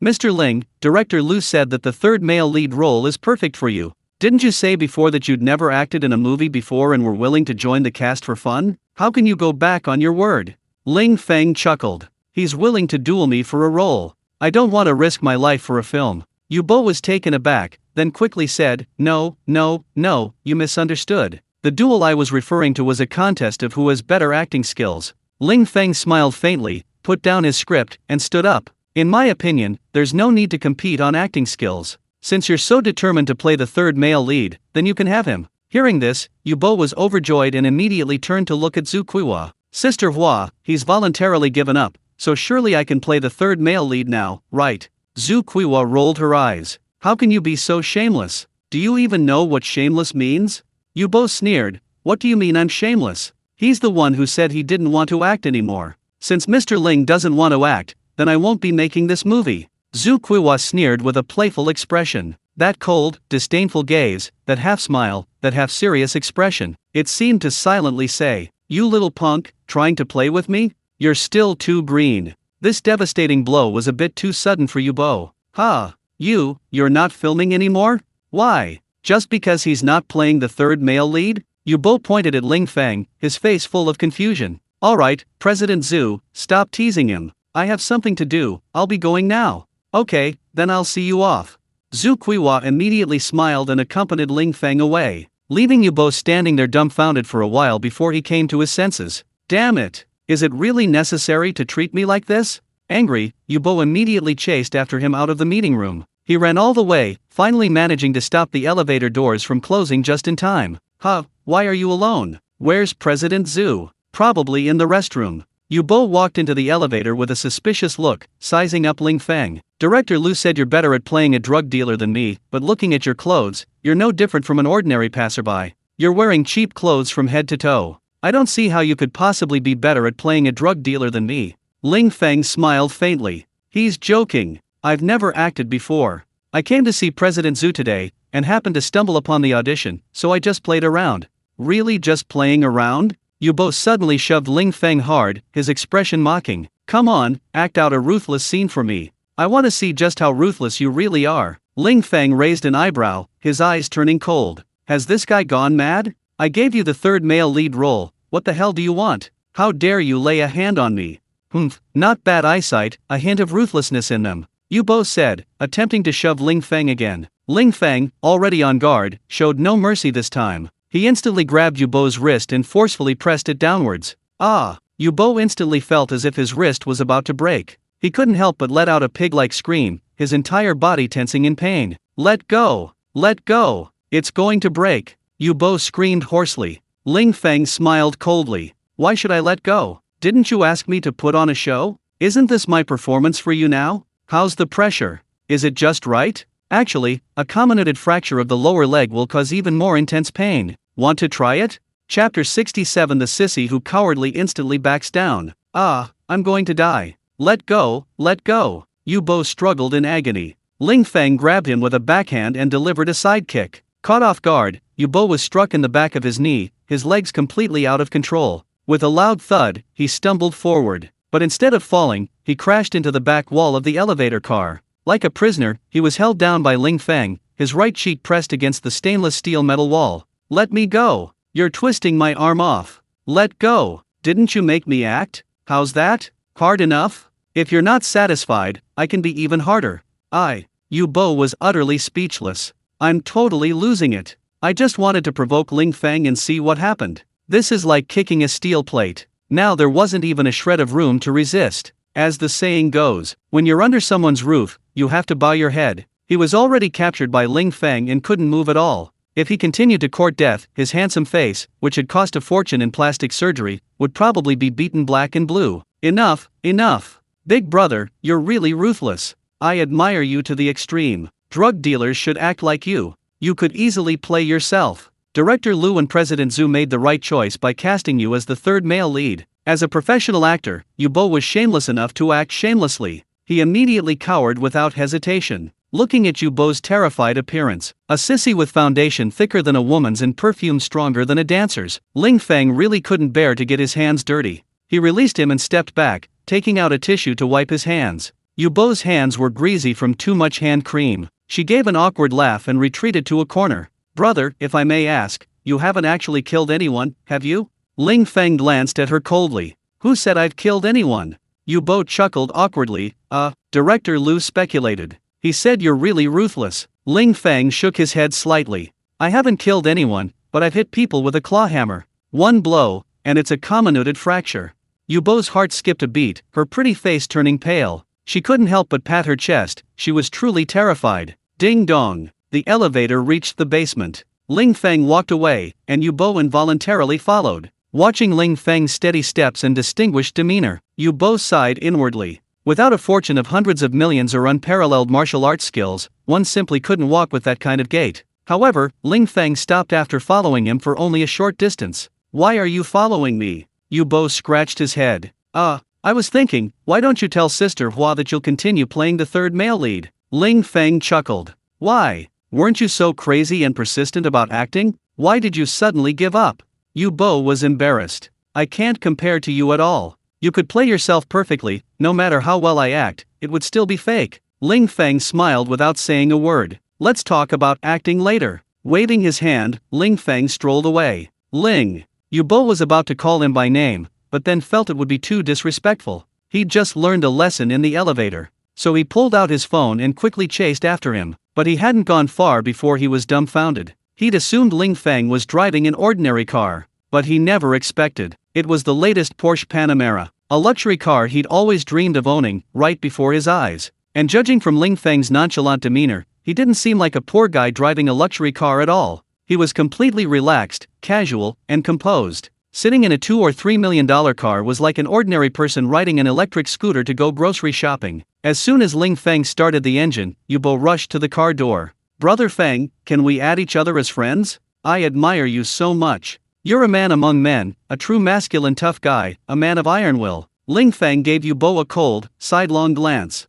His compliments, if coming from a beautiful woman, would have been quite pleasing to hear. But hearing them from a effeminate, boyish young man, praising and worshipping him like a devoted fangirl, Ling Feng instantly felt extremely uncomfortable. He wanted nothing more than to slap this jerk against the wall, so hard he couldn't pry him off. Fortunately, at that moment, a silver-white Audi TT convertible suddenly braked and stopped in front of him. A long-haired beauty wearing a sun hat took off her sunglasses and turned to look at Yu Bo. Her features were exquisitely beautiful, her red lips as red as fire. Her beautiful eyes cast a curious glance. "Yu Bo, what are you doing?" Yu Bo was overjoyed and quickly introduced her to Ling Feng. "Brother Feng, this is Xiao Meng, the beauty you're supposed to push in the movie. Her looks and figure are top-notch, you mustn't lose control." Chapter 68. Beautiful celebrities are really hot. "Yu Bo, what are you muttering about? Did you get the third male lead role?" Xiao Meng asked loudly. Yu Bo quickly smiled and said, "Sis, my brother Feng will play the third male lead. Director Liu personally selected him, and President Zhu has already agreed." "What?" Xiao Meng was astonished. "Didn't you say you were playing the third male lead? Who's your brother Feng?" Yu Bo pointed to Ling Feng in the driver's seat of the Porsche. Xiao Meng sat up slightly and craned her neck to look. Inside the Porsche sat a handsome man with a masculine face. He smiled and waved to her. "Wow, so manly." Xiao Meng immediately smiled and waved. Then, she gave Yu Bo a wink. "Brother Feng, wait a moment." Yu Bo eagerly went to the Audi and half-squatted beside Xiao Meng. "Who is he?" "He's really handsome, but I've been in this industry for so many years, I know almost everyone who's famous. But I have absolutely no recollection of him." Yu Bo whispered, "His name is Ling Feng. He's a complete newcomer, seems quite unassuming, but he's actually quite influential. Even General Manager Zhu personally received him. He might be involved in the underworld. He came for an audition today, and Director Liu immediately took a liking to him, saying that his performance as a drug dealer would be textbook perfect. The third male lead role is definitely his." After a slight pause, Yu Bo said somewhat embarrassedly, "Besides, I dared to test him out. He's incredibly agile and ruthless, almost breaking my wrist. He said he once used a claw hammer to smash someone's wrist into a comminuted fracture, and I think that's absolutely true. This guy's ruthless, so I can't compete with him for the third male lead role, and I certainly couldn't act as well as him." Xiao Meng glanced sideways, stealing a look at Ling Feng. "If I'm not mistaken, this is the latest Porsche Panamera, right?" Yu Bo whispered. "Of course, everyone knows Porsches are notoriously expensive with their optional extras. I just checked closely, he's got all the optional extras. It probably cost over 3 million. To have President Zhu personally greet him and explain the script, and drive such a nice car, he must be a super rich tycoon." Xiao Meng raised an eyebrow, her red lips slightly upturned. "Mysterious background, agile movements, handsome and dashing, and quite wealthy, interesting." Opening the car door, Xiao Meng strode out. She walked gracefully to the Porsche, smiling and bending down to extend her hand. "Hello, Brother Feng, my name is Xiao Meng. Nice to meet you." Her slender, jade-like hands. The view revealed as she bent over was breathtakingly beautiful. Ling Feng almost couldn't bear to look directly at her, but out of politeness, he shook her hand. "I wouldn't presume to offer guidance, let's learn from each other." Xiao Meng smiled sweetly. After giving Ling Feng's hand a slight squeeze, she withdrew it and opened WeChat on her phone. "I'm the second female lead in this movie. Since Brother Feng is playing the third male lead, let's add each other as friends and discuss the script together sometime. After all, there's a rather explicit scene in this movie, so it's essential for us to familiarize ourselves with it beforehand and try to get it right in one take."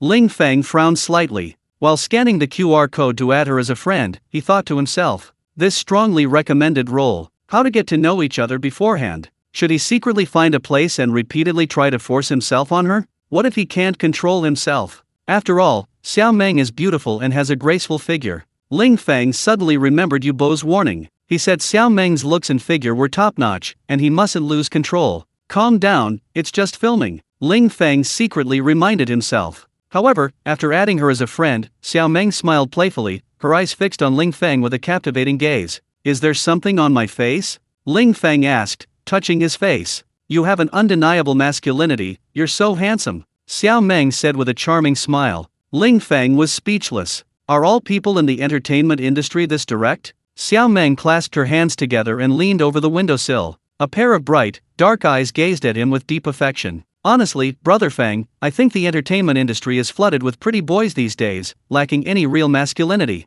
Your unique, decisive, and strong aura will definitely make you a huge star once you debut." Ling Feng smiled faintly. "I'm just dabbling, trying it out of curiosity."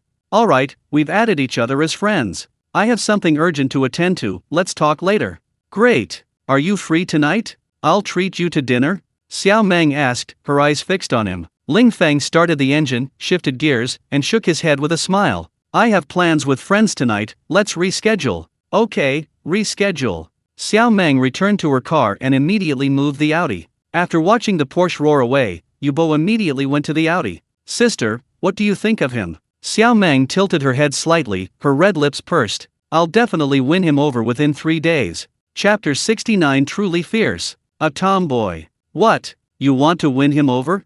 Yu Bo was astonished. Xiao Meng smiled coldly. What? Is there a problem? Yu Bo scratched his head and said, You're surrounded by so many handsome men, and you don't like any of them. How come you're smitten after just one meeting with him? Because I really do have feelings for him. With that, Xiao Meng immediately reversed her car into the parking space. Yu Bo stood to the side, completely baffled. They'd only talked for less than a minute, and she already had feelings for him? He'd been a simp for almost 2 years, and got nothing in return. On the contrary, Ling Feng, whom Xiao Meng had only talked to for less than a minute, had become the goddess, the object of her affections within 3 days. This is illogical. Sis, I advise you to calm down. As soon as Xiao Meng got out of the car with her bag, Yu Bo stepped forward and took the bag from her. Then, like a little follower, she trailed behind him. Calm down? Humph, how can I be calm? Over the years, I've seen all sorts of men. But his eyes and his aura are truly unique. He captivated me in an instant. Hearing Xiao Meng's words, Yu Bo was speechless.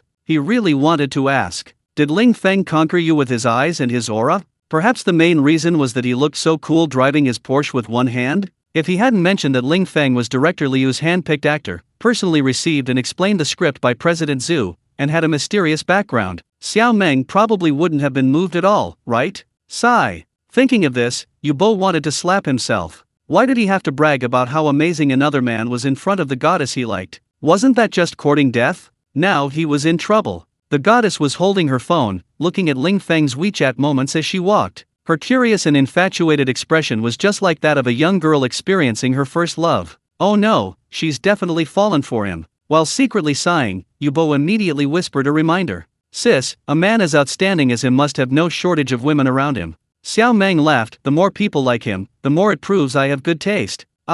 Yu Bo's first plan failed, so she tried a new one. What if he already has a girlfriend, or even married with children?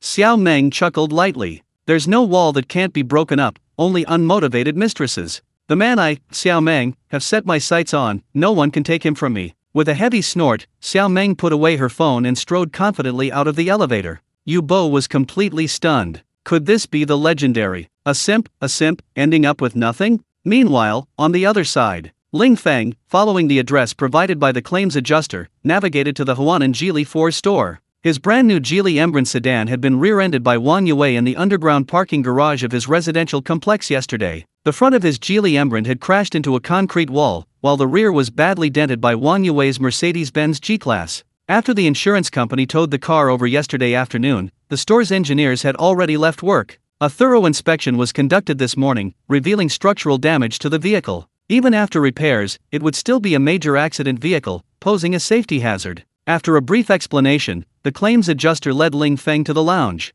Upon entering, Ling Feng noticed that the female salesperson, who was calculating accounts for a man and a woman, seemed vaguely familiar. He glanced down and saw her name tag. Wang Yan? It really is her. He remembered her being frequently ill as a child. The cleaning lady at the orphanage said she lacked the element of fire in her destiny, so she simply changed her name from Wang Yan to Wang Yan, meaning fiery. Even after the name change, although she still caught colds often, her temper became incredibly fiery. Among the girls at the orphanage, she was the fiercest fighter. She once said, "My man must either be stronger than me or smarter than me, otherwise, how can he conquer me?" Now, looking at her delicate and capable appearance, he knew she was a decisive and strong-willed woman. Putting down her pen and looking up, Wang Yan was about to stretch. Seeing Ling Feng, she rushed over excitedly and punched him hard. Holy crap! What are you doing here? Buying a car? Why didn't you call me beforehand? Ling Feng glanced at the claims adjuster. I'm not here to buy a car, my car got totaled in an accident, I'm here for insurance claims. Wang Yan laughed heartily. So that car was yours? Good thing you totaled it. As he spoke, Wang Yan immediately put his arm around Ling Feng's shoulder, a mischievous grin on his face as he looked at the claims adjuster. Brother son, he's my buddy, you need to pay him up quickly. He can only pick up his car from me after he gets the money. After a slight pause, Wang Yan turned to look at Ling Feng, like a kid threatening someone over snacks. I haven't made a single sale this month, you need to help me out. Otherwise, I'll kill you. Chapter 70 Bragging? Rich guy. Okay, I'll definitely make you a sale. Ling Feng casually brushed Wang Yan's hand away. They were all adults now. They weren't the clueless little kids from the orphanage anymore. But the carefree Wang Yan clearly hadn't realized this. Grabbing Ling Feng's hand, she sat down and asked urgently, "Hey, what have you been up to lately? How come you suddenly have money to buy a car? Didn't you say last month you were staying home all day taking care of the kids and writing novels, almost starving? I found a job collecting rent for people, the pay's not bad." Ling Feng removed Wang Yan's hand and casually offered her a cigarette. As the notorious female devil of the orphanage, Wang Yan often hung out with the boys, so she had bad habits like smoking and fighting. "What are you doing? Do you want me dead? I'm at work right now." Wang Yan glared at Ling Feng, then, seeing her customer beckoning, immediately stood up. "Hurry up and process the paperwork and get the money. My opening today depends on you." With that, Wang Yan strode away to deal with her difficult clients. One minute they were complaining about the high fees, the next about the insufficient freebies. If it weren't for the commission she needed to close deals, Wang Yan would have already exploded. Ling Feng, after filling out the forms, silently watched the once cheerful, arrogant, and domineering female boss. Now, for the sake of sales, she was bowing and scraping with a forced smile. Orphans have it tough. According to policy, orphans who have reached adulthood and stopped attending school receive a subsidy and must rely on themselves to make a living. Because they have no parents or relatives to rely on, classmates and friends can rarely help. So everyone has to rely on themselves, desperately trying to earn money to survive. What does face matter when it comes to making money? Just like Wang Yan before him, she was clearly working very hard, doing everything she could to close a deal. But in the end, the client wasn't satisfied, and she could only smile and say goodbye. With a sigh, Wang Yan sat back down next to Ling Feng. Removing her feigned smile, she couldn't help but complain. "Damn it! I talked myself hoarse, and still no deal. This is infuriating. Hey, why are you looking at me like that? Tell me quickly, which one are you planning to buy? Still the Geely GL?" Ling Feng laughed. "Whichever car offers the highest commission, just give me that one." Wang Yan rolled her eyes. "Damn, what are you bragging about in front of me?" Ling Feng smiled faintly. "I'm not bragging. How expensive can a domestic Geely car be?" "What, domestic? Heh, don't you know Geely acquired Volvo?" Wang Yan pointed towards the Volvo showroom. "I'm not afraid to tell you, but the Volvo next door is also from our store. Our S90 hybrid luxury sedan is absolutely high-end, classy, and sophisticated, understated yet luxurious. But can you afford it? Even with discounts and tax exemptions, the final price will still be 600,000. 600,000? You're crazy. Can you afford it? If you really had that much money, wouldn't it be better to save it for a house?" Ling Feng smiled and said, "I've heard of Volvo cars before. They're a brand that even their logo is a seatbelt. They really prioritize safety. The human-centered design and craftsmanship are quite good, very suitable for families with children, but that's not the point." Leaning slightly forward, Ling Feng asked in a low voice, "The point is, if I buy the car outright, how much commission will you get?" Wang Yan held up one finger. "If you can really buy a car outright, I can get a commission of 10,000 yuan. But the question is, can you afford it? After deducting the compensation payment for your previous car, you're still short at least 500,000 yuan. Do you have that much money?" Ling Feng smiled and stood up. "You don't need to worry about that. If you want your commission, hurry up and take me to see it." Wang Yan snorted coldly. "See what? I'm in a bad mood, don't joke with me." Saying this, Wang Yan turned to look at the claims adjuster. "Brother Sun, hurry up, I'm waiting for Crazy to bring the money to buy the car. The documents have already been submitted, it should arrive in the account soon." Just as he finished speaking, Ling Feng's phone dinged. A bank text message arrived. "Has the money arrived?" Wang Yan snatched Ling Feng's phone. The next second, ones, tens, hundreds, thousands. "Holy crap. Crazy, you robbed a bank? Where did you get so much money? Over 40 million. My goodness. Did you win the lottery? Heavens above the earth. I, Wang Yan, finally have a rich friend." Wang Yan was extremely excited, grabbing Ling Feng's shoulders and shaking him violently. Stop, stop, stop." Ling Feng shook off Wang Yan's hands. "Calm down, you're giving me a concussion." Wang Yan chuckled and quickly let go. He picked up a water glass and respectfully handed it to Ling Feng. "Here, rich bro, have some water." "What are you drinking? Hurry up and take me to see a car." Chapter 71. Loyal to the end. Who's the best? Inside the showroom, Wang Yan smiled broadly and was exceptionally enthusiastic. She took Ling Feng to experience the most expensive Volvo S90 sedan in the showroom. From safety features to workmanship and materials, from performance parameters to driving experience, Wang Yan not only gave a comprehensive introduction but also arranged a test drive. Not bad, good shock absorption, not too noisy, no unpleasant odor inside, suitable for picking up and dropping off the kids. After the test drive, Ling Feng commented with satisfaction. "Ha, picking up the kids? Wang Yan was surprised. I thought you bought this car for your boss.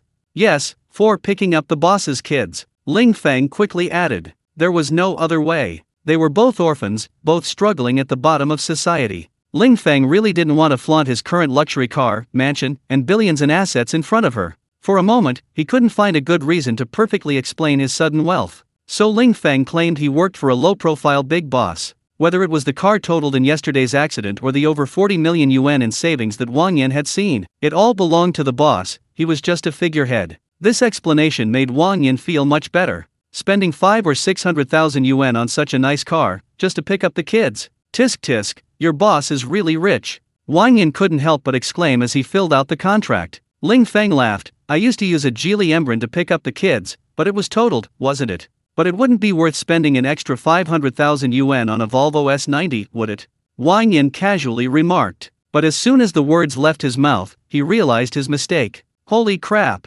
Look at my idiot brain. If you hadn't bought this car, how would I have gotten my 10,000 yuan commission? After a slight pause, Wang Yan looked around and lowered his voice. Crazy, you're really loyal. Once I get my commission, I'll give you 5,000 back. Ling Feng shook his head and said, forget it. I need to take the invoice back for reimbursement. Just give me an extra 10,000 or 20,000 yuan, okay? Holy crap, you're really something. Wang Yan gave him a thumbs up with envy. Ling Feng entered the password, signed, and paid. Alright, hurry up and get the license plate registered. Choose any number, it's just for picking up and dropping off the kids. Understood, I'll go get it done for you right away. Gathering a stack of documents, Wang Yan ran off. Watching Wang Yan's happy expression, Ling Feng suddenly felt that it was good to be rich. I wonder how my other brothers and sisters from the orphanage are doing now. Thinking of this, Ling Feng took out WeChat. I first transferred 5,000 yuan to Ge Yang, noting it was for car accident compensation. Yesterday, to avoid hitting Wang Yue's Mercedes, he abandoned his car and fell. The takeout food spilled, and he scraped his hands and feet. Thinking back to when I used to deliver takeout with my daughter, Ge Yang had helped me a lot. So, I took this opportunity to give him 5,000 yuan as a token of my appreciation. Then I opened a chat group I'd muted for a long time. The group owner was the director of an orphanage, and the group was called A Loving Family.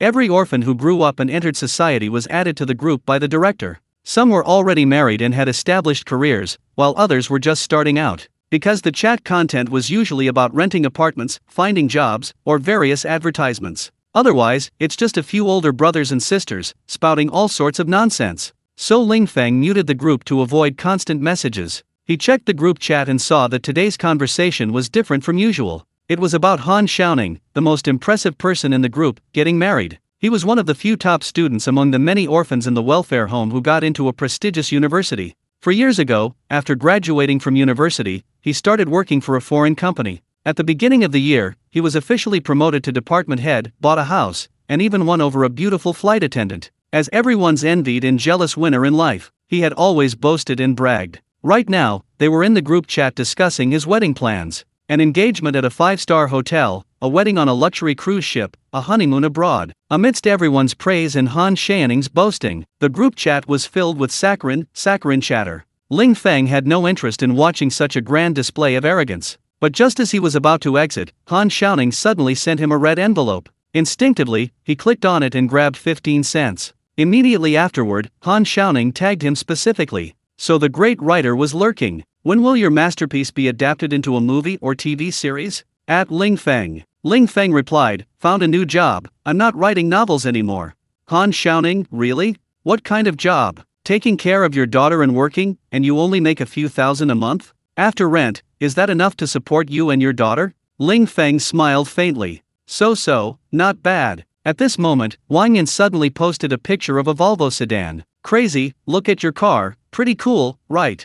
These words caused an uproar in the group chat. Chapter 72 The Self-Important Show-Off. Holy crap, what's going on? Crazy bought a car? Is that the latest Volvo S90? It's so cool. Awesome, crazy. Why didn't you tell me you'd struck it rich? How much did this car cost? At least several $100,000, right? No way? You just got a new job and you can already buy a Volvo? Through the screen, Ling Feng could feel everyone's surprise and envy. Of course. Han Xiaoning, who hadn't spoken yet, was probably still stunned. He had been bragging about how grand and luxurious his wedding arrangements were. Now that the limelight had suddenly been stolen, how could he not be stunned? However, Ling Feng didn't want to show off. Everyone was an orphan, relying entirely on their skills and luck to make a living in society. Was it necessary to show off, flaunt wealth, and display superiority in front of everyone? This is my boss's new car, it's just registered in my name. Ling Feng's words caused an immediate silence in the group chat. After a good 2 or 3 seconds, Han Xiaoning popped up. I knew it was your boss's car. With your current circumstances, how could you possibly afford such a nice car? Upon seeing this, Ling Feng couldn't help but laugh. Han Xiaoning, sitting in his office drinking tea while chatting in the group, was indeed typing at an astonishing speed. He wasn't planning to say much. Unexpectedly, Han Xiaoning sent another message. But being a driver isn't a proper job, it has no future. Why don't you use your spare time to learn a foreign language? I can arrange a translator job for you in the future, it'll definitely be much better than being a driver.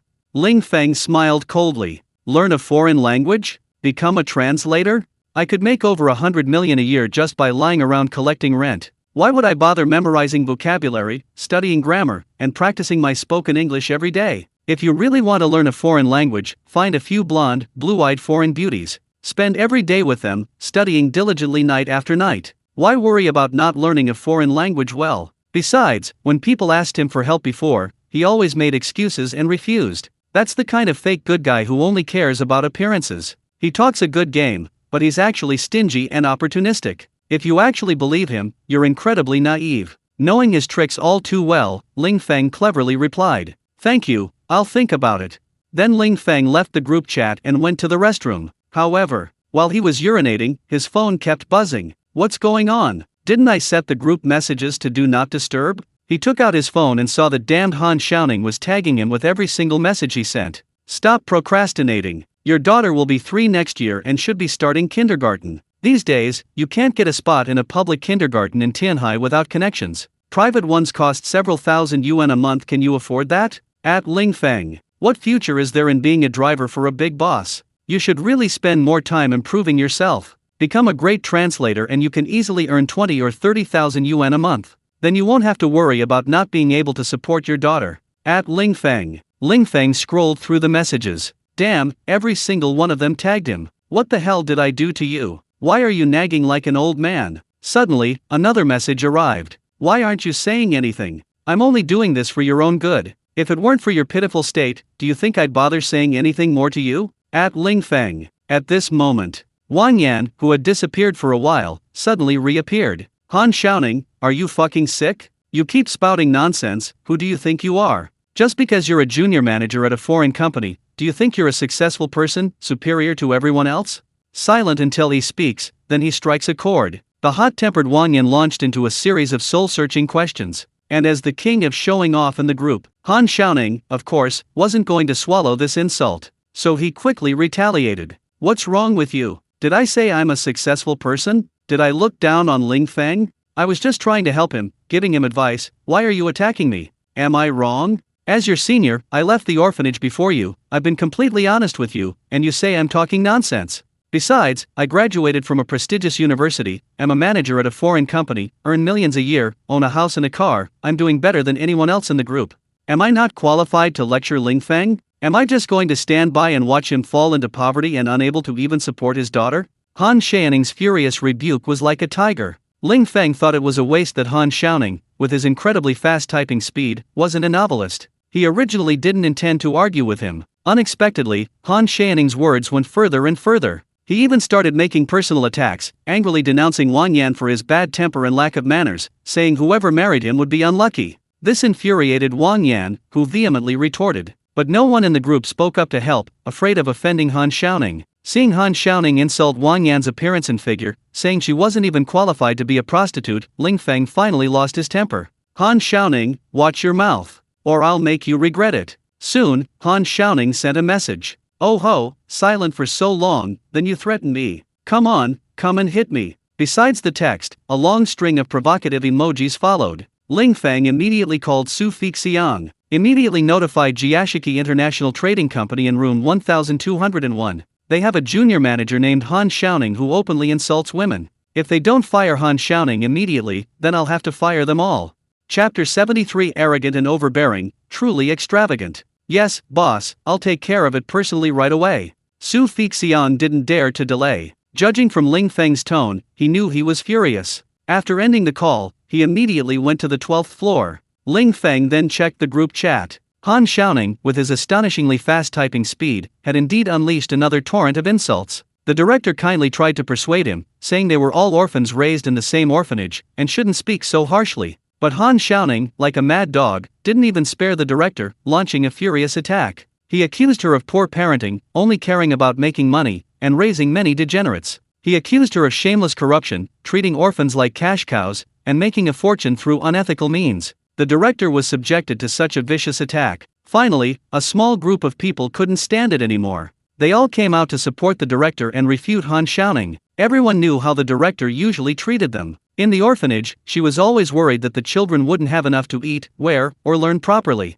After they entered society, she worried that they wouldn't be able to find jobs and would struggle to make ends meet. Ling Feng remembered this most clearly. Learning that he suddenly had a daughter made life difficult. The director not only repeatedly sent clothes and formula but also personally taught Ling Feng how to care for his daughter. She even helped Ling Feng apply for public rental housing. The monthly rent wasn't high, but the living conditions were quite good. Such a kind director who treated the orphans like her own children. A dedicated and selfless director who had devoted decades to the orphans. Yet, in Han Xiaoning's eyes, she had become a profit-driven, treacherous, and ruthless granny wrong. Ling Feng could no longer tolerate it. He immediately sent a private message to Wang Yan, telling her to focus on registering the household registration. He had a way to deal with Han Xiaoning. Then, just as he was about to call Su Fixiang, he unexpectedly called him. "How is it? Can they fire Han Xiaoning?" Ling Feng asked anxiously as soon as the call connected. Su Fixiang asked doubtfully, "Boss, are you sure you're not mistaken? They don't have anyone named Han Xiaoning in their company now, not even anyone with the surname Han."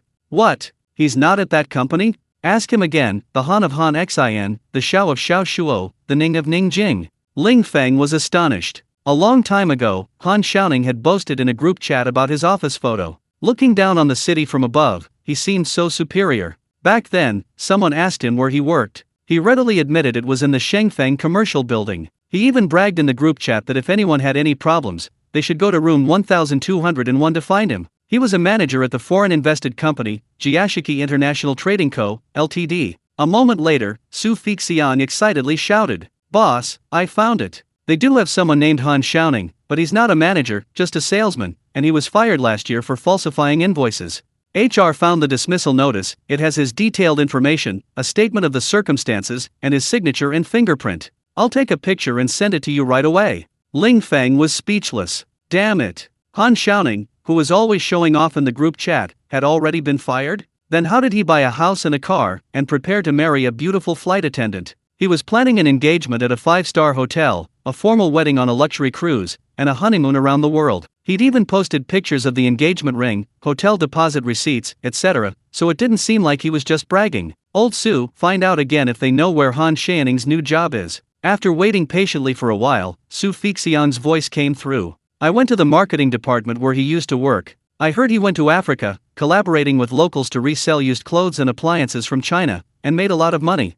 Africa? Ling Feng suddenly realized. No wonder Han Xiaoning had been clamoring to beat him up. Damn it. Africa is so big, who knows where he is? And it's thousands of miles away from China, how can you beat him up? Crawl through the internet? As for his business, Ling Feng had seen news reports about the second-hand clothing industry before. Nowadays, with high consumption levels in China, people discard a large amount of old clothes every year. Many clothes weren't soiled or torn, people just threw them away because they thought they looked bad. Where did these clothes go? Most of them were recycled, cleaned, and then shipped overseas to Africa. These old clothes, originally bought for a few cents a pound, or even for free, are shipped to Africa, where they can be sold for just a few dollars each. That's a profit margin of tens of times. As for discarded appliances, many people have had similar experiences. Refrigerators and televisions bought for thousands of dollars are sold secondhand for only a few dozen dollars a few years later. These second-hand appliances, besides some ending up in the rental market, are also exported to impoverished countries,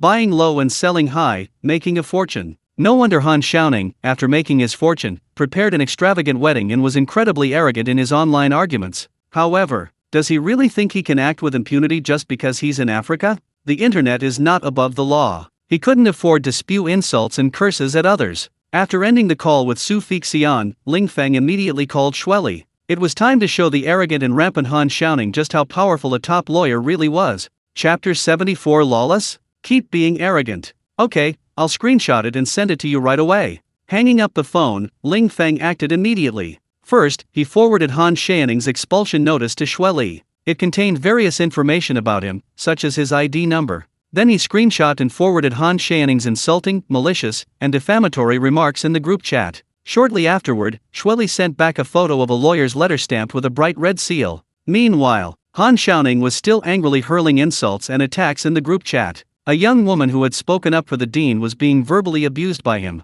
Ling Feng, not wanting to waste words, immediately sent the lawyer's letter photo and tagged Han Xiaoning. The internet is not above the law. Do you think you can just spew nonsense and spew filth at will? Soon, many of those who had been harshly attacked by Han Xiaoning voiced their support. Ha ha. Lawyer's letter warning. Han Xiaoning, keep being arrogant. Brother Feng is awesome. He actually got Rulai Law Firm to issue a warning letter. That's incredible. Forgive me for not knowing this for the first time, but insulting someone in a WeChat group is illegal. Insulting personality. Damaging reputation. Han Xiaoning, you think you're rich? Pay up. A few seconds later, Han Xiaoning suddenly sent a long string of messages. Lawyer's letter warning? Heh, you think I'm afraid of you? Do you know that Rulai Law Firm is known as the Invincible King of Glory? You actually dared to Photoshop a fake lawyer's letter from them, you're finished. At Ling Feng. Seeing this, Ling Feng couldn't help but laugh. He had only posted a picture, and Han Xiaoning mistakenly thought it was photoshopped, which was understandable. However, Shueli would soon call him personally to let him know why the flowers were red. You'll soon find out if the lawyer's letter is real. A lawyer will explain it to you in detail, so don't worry. At Han Xiaoning. After sending this message, Han Xiaoning didn't immediately refute it. It was obvious he had received a phone call. Meanwhile, the others in the group were naturally excited and agitated. My god, crazy guy, did you ask your boss for help? That's amazing. Your boss is really awesome, immediately sending in Rulai Law Firm. He's really good to you. Even a top lawyer has been mobilized. This is going to be interesting. Han Xiaoning, come out and keep being arrogant. Staying silent, are you being taught a lesson by the lawyer? At Han Xiaoning, you're too arrogant and domineering. I've already taken a screenshot and reported him. Let's see how long he can keep up this arrogance. What? You actually reported him? If his account gets banned, how are we supposed to watch the show? Suddenly, a screenshot suddenly appeared in the group chat. Someone had successfully reported Han Xiaoning, and his account had been permanently banned for inappropriate remarks. After a brief silence, the group chat erupted again. Many people felt that the lawyer's letter warning plus the permanent account ban was a double blow to Han Xiaoning. Others thought that his account shouldn't have been banned so quickly. Of course, some felt that such a blow was already severe enough. In today's society, WeChat is too important. Having your account banned means your social circle collapses instantly. Re-registering an account and adding everyone back one by one is incredibly troublesome. Moreover, many people nowadays are used to adding each other on WeChat without exchanging phone numbers. With Wi-Fi, you can send messages, chat on voice, and video call for free. Why bother sending text messages or making phone calls and spending extra money?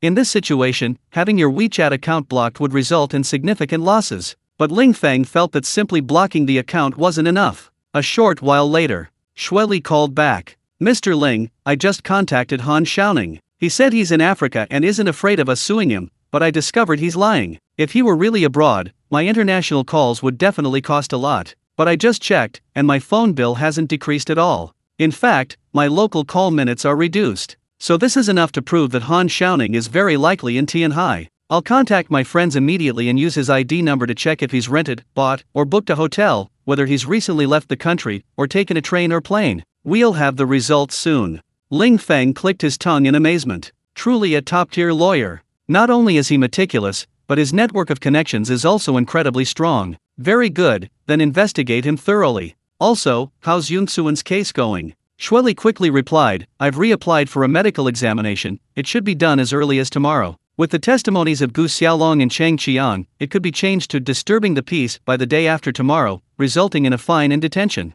After all, she publicly hit someone with a wine glass, breaking their head, and then poured wine on the wound. It wouldn't be right not to detain her, don't you think? Ling Feng said in a deep voice, I understand that. Then you hurry up and investigate Han Xiaoning, find him at all costs. After ending the call, Ling Feng lit a cigarette. A man fights for his pride, even Buddha receives incense. That Han Xiaoning guy, he's so arrogant and spewing nonsense. He not only mocked and ridiculed himself and Wang Yan, but also They even dared to slander and defame the highly respected former dean. This kind of petty person becomes arrogant and conceited after making a little money. If he doesn't pay the price, he'll really think he can act with impunity and no one can control him. After waiting for nearly 10 minutes, Shueli called. Found him. He's in Unit 2, Building 17, Tianhai Shufu Mingyuan Residential Complex, Room 3304. He ordered takeout at noon today and is currently calling to appeal, demanding the unbanning of his account. Shufu Mingyuan? Ling Feng frowned slightly. Aren't his 500 school district apartments in this complex? Chapter 75. What a winner in life. Why did you ban my WeChat account? All I did was swear a few times and insult a bunch of trash. You banned my WeChat account. How am I supposed to contact clients? How am I supposed to socialize? What do you mean by uncivilized language? I did swear, but isn't it enough that I apologized? I don't care, you have to unban my account right now, or I'll hire a lawyer and sue you. Damn it. Smack. Han Yongning slammed his phone down on the computer desk. He took out a cigarette, his hands trembling with anger. After taking 2 deep drags, he stood up, cursing. Damn it. A bunch of orphans, a bunch of trash. What's wrong with me swearing a few times? They're all social garbage, useless things. Can't I teach them a lesson? They actually dared to report me, causing my account to be banned. What a bunch of bastards. After pacing back and forth a few times, Han Yongning picked up his phone and made a series of calls. Old one, my main WeChat account got banned, and I don't know when it'll be unbanned. If you need anything, just message me on my alternate account or call me. Hey Louis, I'm having a really bad day. My main WeChat account got banned. Can we contact each other on our alternate accounts from now on? Honey, can you fly back to Tianhai today? My main account got banned. I'll add you with a new one right away. Okay, you're busy.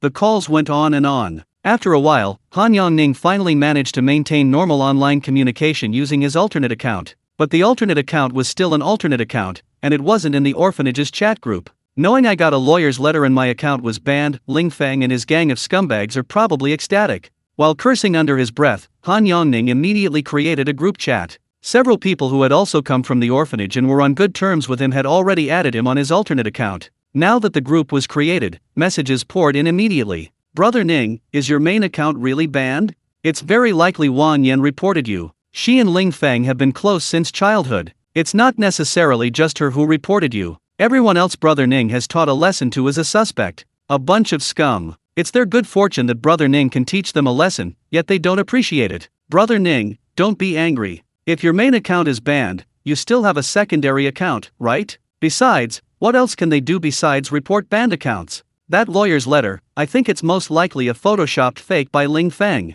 How could he afford a top-tier lawyer? Han Yongning didn't rush to speak. Instead, he sent out several large red envelopes to win people over. Although his previous barrage of insults and attacks was somewhat excessive, now that they had received Han Yangning's red envelopes, they were naturally united in their anger. Some began to criticize and condemn Ling Feng and his group, calling them petty and narrow-minded. Some even proactively screenshot and copied the latest content from the Welfare Homes chat group. Others comforted Han Yongning, telling him not to stoop to Ling Feng's level. He lived in a school district house and drove a BMW. He earned hundreds of thousands a month, and his girlfriend was a beautiful flight attendant. As a standard winner in life, there was no need for him to argue or fight with a bunch of ordinary folks. However, his main WeChat account was blocked, and he received a lawyer's warning letter. I'm a total winner in life, and you, a single dad, have driven me to the brink of exhaustion. Han Yongning was still seething with resentment. He and his group of close friends were plotting their revenge, trying to teach Ling Feng and his gang a lesson. Suddenly, the doorbell rang. Ding dong ding dong. Who is it? Han Yongning frowned, got up, and left his study. His girlfriend was out of town, and no friends were visiting. Could it be the property management company? He peeked through the peephole. A young man stood outside, wearing a white shirt and black trousers. He carried a briefcase, looked refined, and didn't seem like a bad guy. As soon as he opened the door, the man politely asked, "Are you Mr. Han Yongning?" "Yes, what can I do for you?" "You have a lawyer's letter for you to sign," the young man said, taking out a lawyer's warning letter stamped with an official seal. It was exactly the same as what Ling Feng had posted in the group chat before. How is this possible? How did you find me? Han Yongning was extremely terrified. He suddenly felt as if he had been stripped naked in broad daylight. It was as if all his secrets had been exposed. "I'm sorry, I'm only responsible for delivering documents. If you don't want to become a defendant, I suggest you apologize to each and every party whose reputation has been damaged. If you do not obtain their forgiveness within 24 hours, then we will appeal according to law. Han Yanning's legs went weak, and he almost fell to the ground. Ru Li Law Firm? Tianhai Pizza Hut? He had indeed launched a vicious attack and insults against many people, to the point that even his WeChat account had been blocked. Those insults were irrefutable evidence. So if it really came to court, he would obviously lose without a doubt. At that point, it would probably be more than just a public apology. There would also be various other expenses, such as damages for reputation and emotional distress. Top lawyers have plenty of ways to cleverly create pretexts to legally and compliantly extract huge sums of money from him. Once he's bled dry, where will he get the money to marry the beautiful flight attendant? He might even have to sell his house and car. What to do?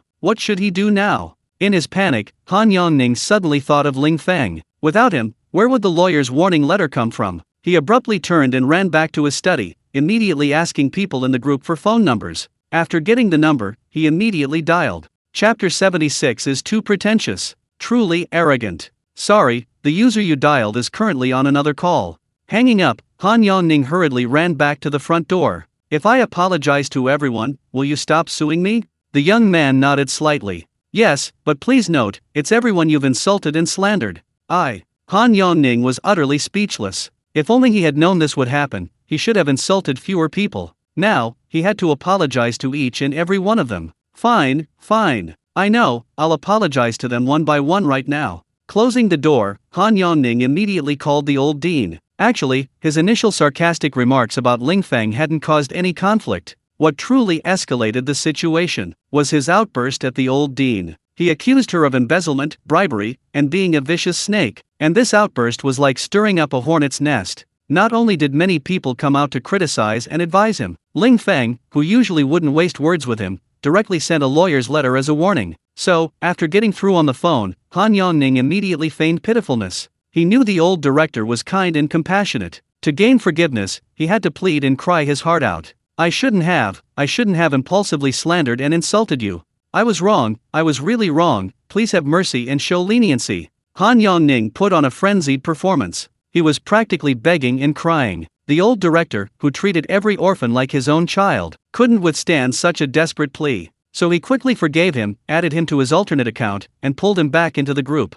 Upon joining the group, Han Yongning posted a long message. His words were earnest and incredibly sincere. After all, he was a top student from a prestigious university. Writing was naturally quite adept at it. After his emotional apology, he tagged everyone he had insulted and verbally abused. Following this, he started sending out red envelopes, digital cash gifts. Even at 200 yuan each, 100 envelopes wouldn't amount to more than 20,000 yuan. Compared to being sued by a top lawyer and losing the case, resulting in huge settlements, 20,000 yuan was nothing. As the red envelopes were distributed, no one accused Han Yongning of being spineless. More and more people spoke well of Han Yongning. Sayings like, forgive and forget, a magnanimous person doesn't hold grudges, and we're both orphans, let's be understanding. Inside the Volvo showroom, after calling Guo Shui to tell her to come pick up her new car, Ling Feng silently watched the group messages. He didn't grab any red envelopes, nor did he say a word. Watching Han Yanning's grand performance of apology and begging for forgiveness,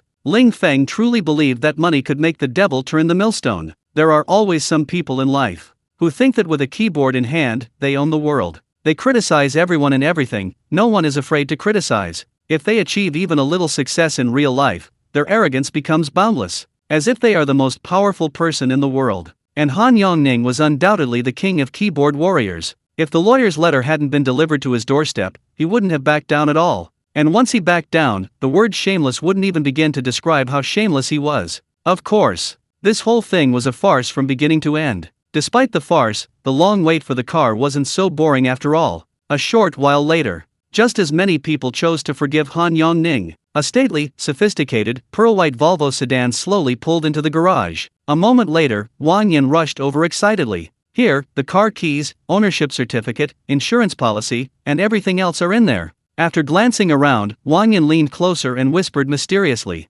I've given you everything I needed to, and I even got you an extra 5,000 yuan gas card. Don't let your boss know. Ling Feng smiled slightly. Suddenly, he found Wang Yan's guilty-looking demeanor rather cute. If she knew he was actually the boss, would she still be so secretive? She'd probably give him a beating right away, wouldn't she? By the way, you really sent that bastard Han Yongning a lawyer's warning letter?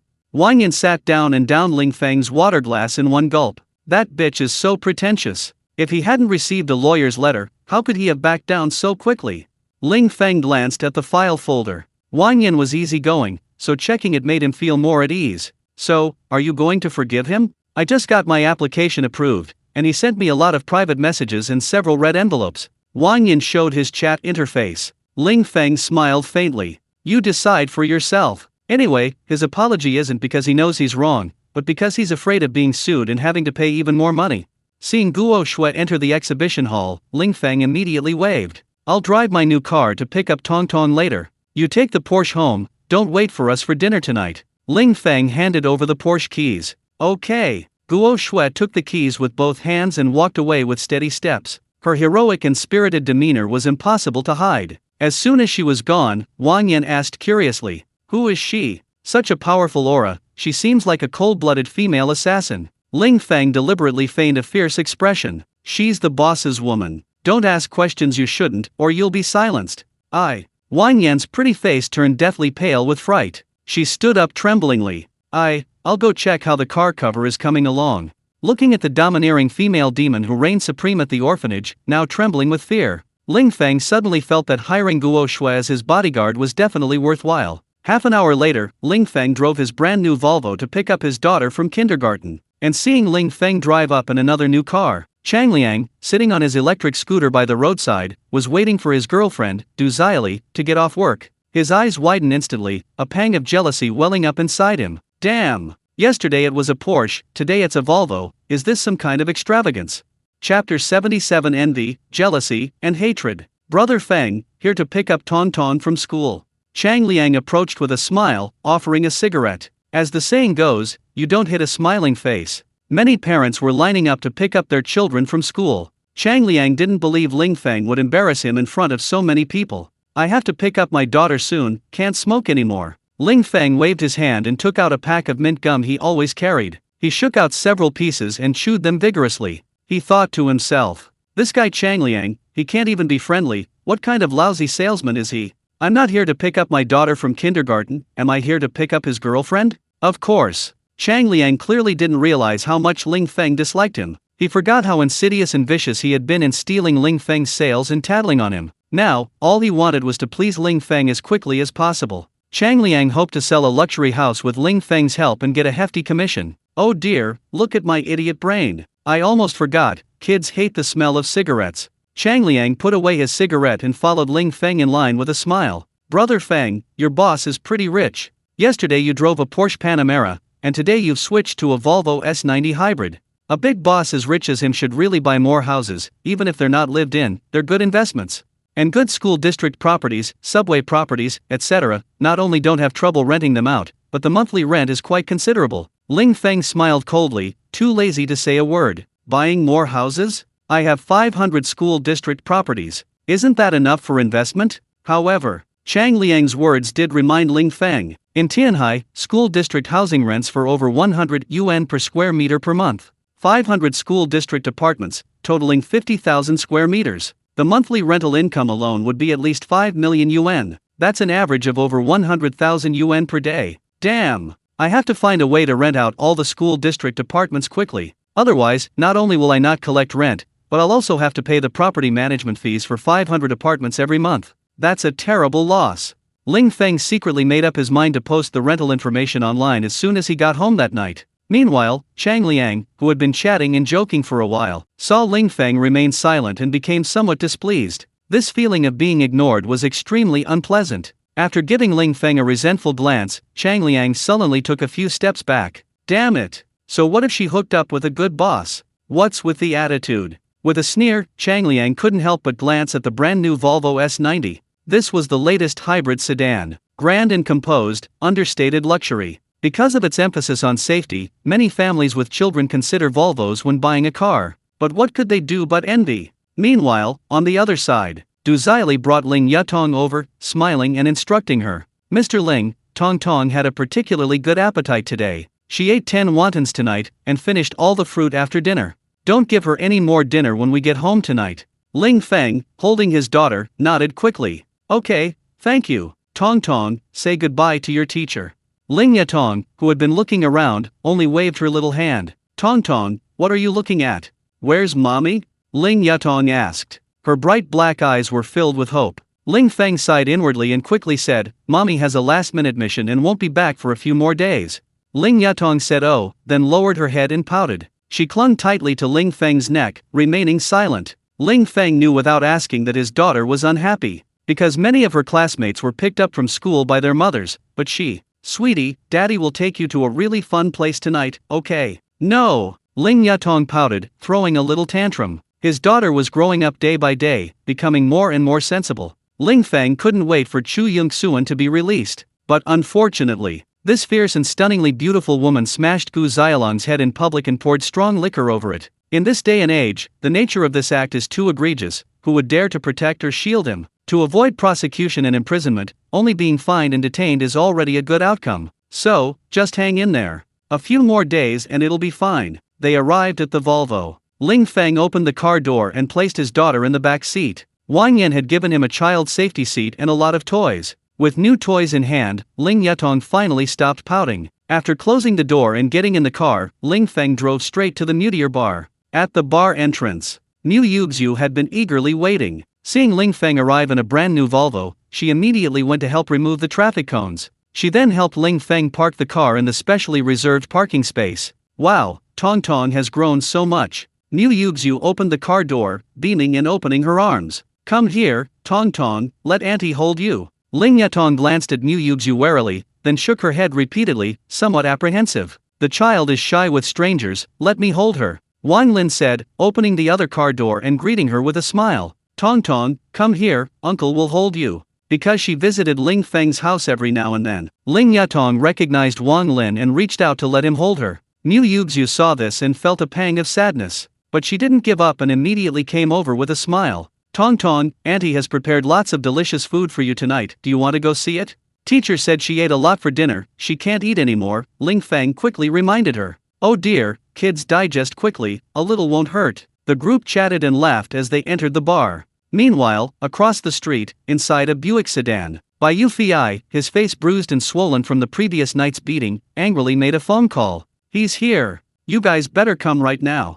Chapter 78. The visitor is not friendly. Inside the bar, Mu Yuxiu had meticulously decorated the place for tonight's dinner party. Not only was the interior decorated with numerous cartoon stickers, but also with many balloons. Several small tables were put together, and a variety of dishes suitable for children were prepared. "Wow, little Tong Tong is so good. Here, have a cola chicken wing. My baby is so cute, come here, let Auntie give you a kiss. Come here, come to your sister. Sister has lots of fun things here. Little Tong Tong, do you remember Uncle? It was your birthday, and Uncle gave you a Peppa Pig cake." Ling Yutong arrived like a princess. She was not only the center of attention, but also the object of everyone's enthusiastic flattery. While her sweet and adorable daughter was indeed very likable, Ling Feng knew that everyone's enthusiasm was entirely due to his phenomenal performance last night. He not only helped Mu Yuxiu recoup her losses but also made Bai Yufei, who had set up the trap, lose miserably. Ling Feng ensured everyone got a share, ensuring everyone benefited. Now that Ling Feng's daughter had arrived, everyone was naturally trying their best to please her and make her happy. After a period of joking and laughter, Mu Yuxiu invited everyone to sit down. Then she personally poured Ling Feng a glass of baijiu, Chinese liquor. It's common knowledge that most of the alcohol in bars is adulterated or counterfeit. Under the bright lights and amidst the energetic music, when everyone was tipsy, who could tell the difference between a cheap, diluted drink and one costing thousands? Especially with a group of attractive, daringly dressed bar girls and clubbers. Everyone laughed, joked, played games, and kept drinking, glass after glass. The customer's mind is filled with nothing but picking up girls and flirting. Who the hell would be savoring and judging the quality of a drink at a time like this? That's precisely why. When drinking with family, everyone prefers baijiu, Chinese white liquor. Whether it's fragrant and smooth or mellow and rich, you can tell the difference with just one sip. Xiaofeng, I must toast you with the first glass. If it weren't for your heroic help last night, my life would be over. Come on, I won't say anything more, it's all in the drink. I'll drink mine, you can drink as you like. Holding her glass in both hands, Mu Yuxiu bent down and gently clinked it against Ling Feng's. She even deliberately lowered the rim of her glass slightly. Daddy doesn't drink. Ling Feng was about to drink when Ling Yutong in his arms pouted and shook her head repeatedly. Oh dear, my daughter is truly my little darling. Tong Tong, your dad isn't drinking alcohol, he's drinking mineral water. Little Tong Tong, you're being naughty. If you don't let your dad drink, what will you offer him when you grow up? Come here, Tong Tong, let auntie give you a hug, okay? I'll give you some chocolate. Ling Feng hugged his daughter and asked with a smile, Daddy, just one drink, okay? Just one. Ling Yatong thought for a moment, then nodded her little head. Okay, just one drink. Ling Feng patted his daughter's head, tilted his head back, and drank it down. It had been a long time since he'd drunk like this. An indescribable burning sensation spread from his lungs to his throat, as if it were on fire. Daddy, is it good? Ling Yatong opened her bright black eyes wide and asked curiously. Her innocent and adorable appearance, and Ling Feng's pained expression as he endured the burning sensation, immediately caused everyone to burst into laughter. Just then, what a lively night! A shrill shout came from the direction of the doorway. Everyone looked in the direction of the sound. There stood by Yu Fei, his face bruised and swollen from the beating last night, and his body limp. He limped in, leading a group of people. To his left and right stood two well-dressed men. One toyed with a string of prayer beads as he walked, a half-smile playing on his lips, his eyes sharp as a hawk's. The other, dressed in martial arts attire, walked with his hands behind his back, looking around expressionlessly as if he were an elderly man heading to square dancing. Following behind them was a group of menacing thugs. The last two men, nearly 1.9 meters tall, were exceptionally burly and imposing. After hanging up the closed sign and closing the door, they stood arrogantly guarding the entrance. Keep eating, keep drinking, keep laughing. Bai Yu Fei shouted with a ferocious, menacing smile. Daddy, he's so scary. Ling Yatong clung tightly to Ling Feng, hiding in her arms, too afraid to look at him. Just as Mu Yuxu was about to slam down the wine bottle, Ling Feng swiftly grabbed her wrist. What are you doing? Pour the wine.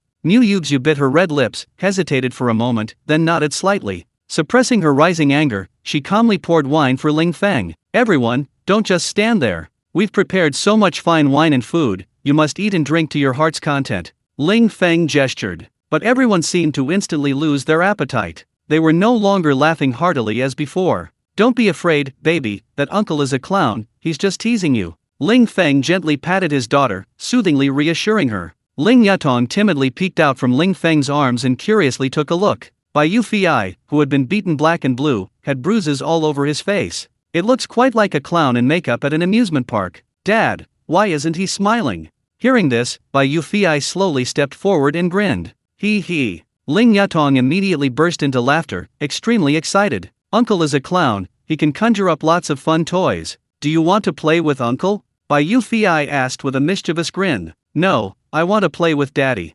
Ling Yatong clung tightly to Ling Feng's neck. She looked at Bai Yu Fei with a bright smile. Because she thought he was a clown, she wasn't afraid. Raising her glass, Mu Yuxu stood up and smiled. Guests are welcome, please sit down. Bai Yu Fei chuckled. We know where to sit, you all keep eating and drinking. Only after eating and drinking your fill will you have the energy to play to your heart's content. With that, Bai Yu Fei waved, leading the others to their seats. Ling Feng glanced over. Some people were sitting in rather strange postures. They all seemed to be carrying weapons. Taking out his phone, Ling Feng messaged Guo Shui, asking her to come pick up their daughter. Then, picking up his chopsticks, he smiled and said, Don't just stand there, eat up. How can you have the energy to watch the show if you don't eat and drink your fill? Chapter 79. A good dog doesn't block the way. Ling Feng picked up some food and started eating. Mu Yuxu followed suit, also picking up her chopsticks. Everyone, eat up. What are you afraid of? It's not like the sky is falling. Wang Lin, the security captain, immediately chimed in. We haven't even opened yet, and so many customers have already come. Everyone, hurry up and eat. Ling Feng and his two companions took the lead, and the others gradually followed suit. Although the other side had come aggressively and outnumbered them, what was there to be afraid of? Bai Yu Fei had brought so many people, clearly not to fight, but to recoup his losses from last night. Otherwise, a fight would have broken out as soon as they entered the restaurant. Instead, they would be scattered around with half-smiles, watching everyone eat. Ling Feng ate slowly, trying to amuse his daughter. Not long after, Guo Shui sent a message. Mr. Ling, I'm at the restaurant entrance. I'll be right out. Ling Feng put away his phone and picked up his daughter. Sweetie, Daddy hasn't finished eating yet. Auntie Xiaoxu will take you to the amusement park first, okay? Ling Yatong nodded her little head. I want to ride the bumper cars.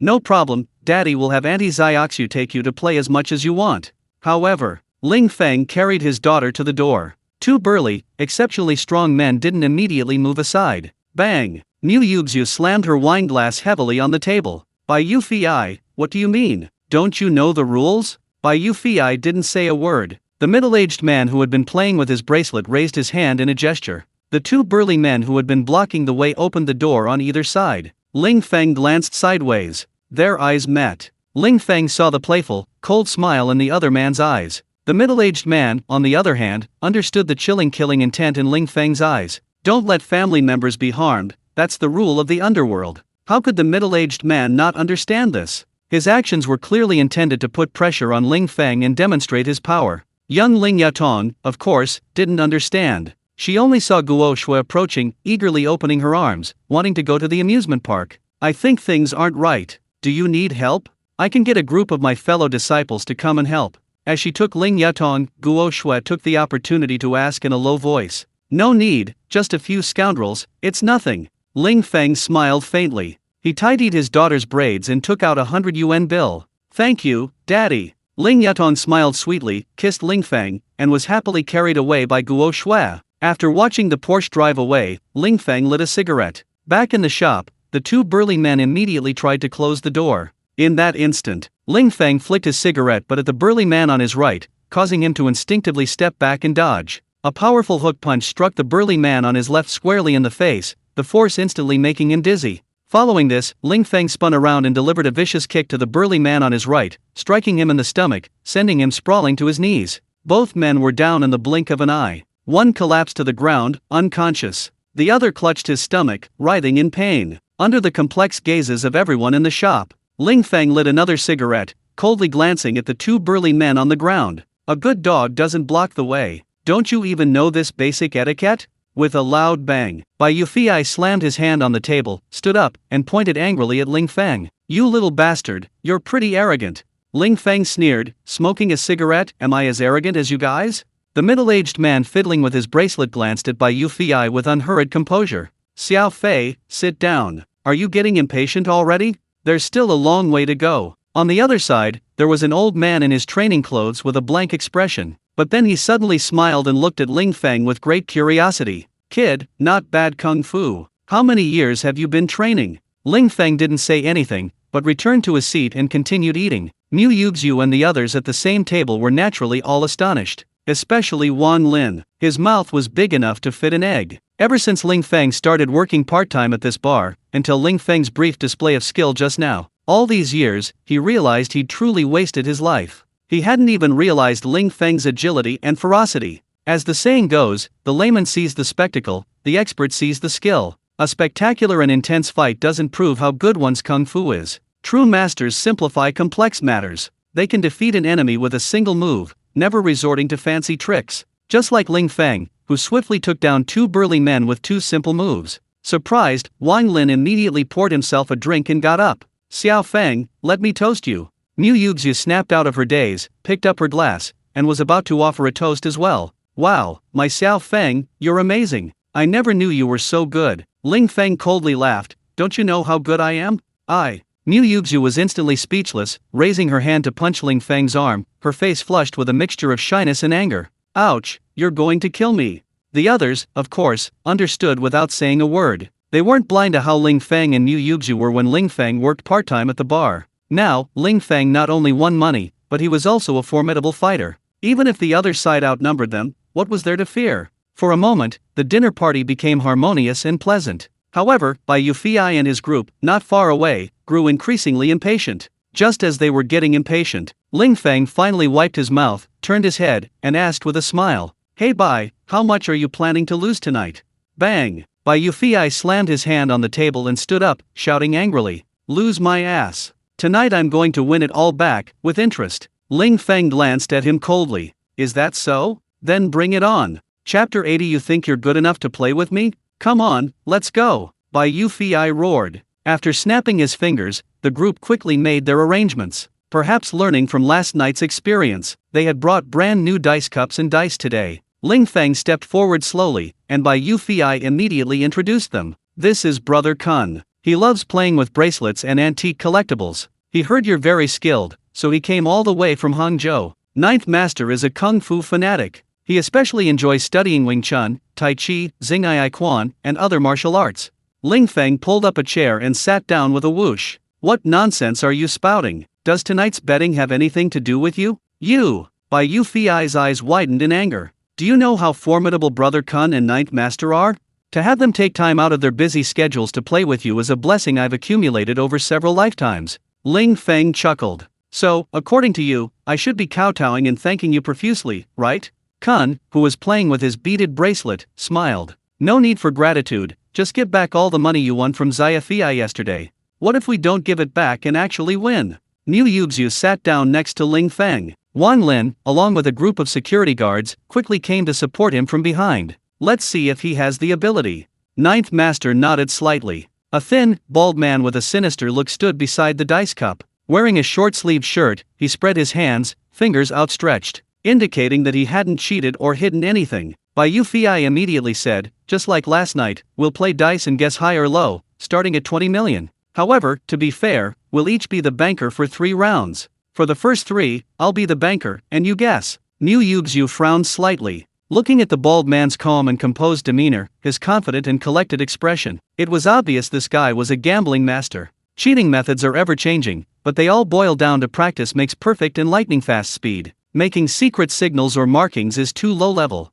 A master can cheat at a speed almost invisible to the naked eye. Playing with him, even if you guess high or low correctly, he can change the outcome instantly. How can you play like this? Each round requires a minimum bet of 20 million. If he loses all 3 rounds, that's 60 million. When it was their turn to guess, they could guess blindly for 3 rounds, and if they guessed correctly even once, they would be guaranteed to win 20 million. In this way, they had expert cheaters, so they wouldn't lose a single penny, but they could potentially win a whopping 60 million. Perhaps they also knew that playing like this was too audacious, practically outright robbery, so they brought a lot of people, armed with weapons, to help them. Otherwise, what's the point of winning if they couldn't escape? Ling Feng flicked his cigarette ash and asked with a cold laugh. You come and go as you please, play as you please, but the rules are yours. Do you really think that just because you're old, you can act like you're superior? What's the difference between playing like this and outright robbery? Bai Yufei slammed his fist on the table and shouted, You won so much money from me last night, aren't I allowed to win it all back? You wanted to play last night, did I force you? Ling Feng retorted coldly. Bai Yufei snorted coldly, I don't care, you're playing tonight whether you want to or not, or I'll make you regret it. Is that so? Ling Feng took a deep drag of his cigarette and sneered. No money, but you can take our lives. If you've got the guts, kill us. Niu Yuzhu immediately chimed in. Are you guys crazy for money? Why don't you just stop playing dice and rob us outright? One robbery isn't enough, we'll come back again and again. Do you think this place is an ATM? Do you think we're easy to bully? Bai Yufei's eyes were bloodshot, his anger barely contained. He wanted to win back his losses with interest through gambling. Ling Feng and Niu Yuzhu, however, didn't take the bait. This feeling was like having a powerful move ready but no opponent so frustrating, so infuriating. Damn it, you think I wouldn't dare rob you? Bai Yufei rolled up his sleeves, ready for a fight. With a loud slap, Ninth Master suddenly stood up and slapped him away. Bai Yufei, who had lost terribly last night, was heavily in debt and completely bankrupt. He was desperate to recoup his losses and was practically going insane. Therefore, his words and actions had completely lost their rationality. Don't listen to his nonsense. Ninth Master, hands gripping the edge of the table, said solemnly. Last night you made Xiaofei lose quite a bit. Logically and morally, shouldn't you give us a chance to recoup our losses?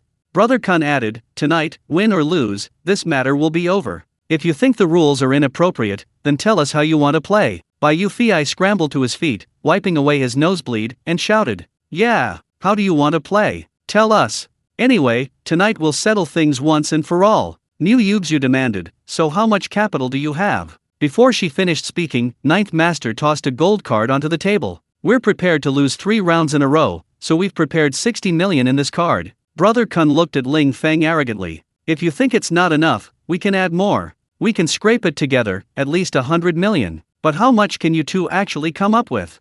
Ling Feng sneered. A mere 100 million, and you think you can play with me? Ninth Master's brows furrowed. I think you're really arrogant. 100 million isn't enough? Do you know how many people work themselves to the bone and still can't earn 100 million in 10 lifetimes? If you can come up with 100 million, I'll change my surname to yours. Is that so? Ling Feng opened his phone, showing his stock trading app. Today, Yuda Real Estate rallied at the end of the day. My 25 million shares only went up a little, but I already made over 200 million. So, earning 100 million doesn't seem so hard, does it? Upon hearing this, the entire room fell silent. Ninth Master's face turned bright red, like a monkey's red bottom. Chapter 81. A spineless coward who dares to act tough? He's asking for a beating. No, that's impossible. How could you possibly have so many shares of Utah real estate? Ninth Master's cheeks flushed red, as if he'd applied blush, his aura menacing. Ling Feng smiled coldly. There's a lot you don't know. Mu Yuxiu, standing beside him, gently poked Ling Feng's waist. Xiao Feng, how did you become so rich? Wang Lin said before that you lived in public housing with your daughter, making a living by writing novels. Ling Feng glanced sideways and chuckled coldly in a low voice. I was just showing off with a stock trading simulator, can you stop making such a fuss? Ha! Stock trading simulator? Mu Yuxiu almost couldn't help but laugh. Surprised, she hurriedly asked, but they want to bet 100 million. We simply don't have that much money. Ling Feng laughed, just make them believe we do, right? What if we lose? No, what if? Seeing Mu Yuxiu about to speak again, Ling Feng glared at her fiercely. Lowering her head, Mu Yuxiu dared not say another word. At this moment, although Mu Yuxiu felt anxious and uncertain, she had a feeling that Ling Feng wouldn't lose, because he was more confident and composed than last night. Since he could make Bai Yufei lose so badly last night, it wasn't impossible for him to make that arrogant, worthless Ninth Master Kun suffer a major setback tonight. What are you two whispering about?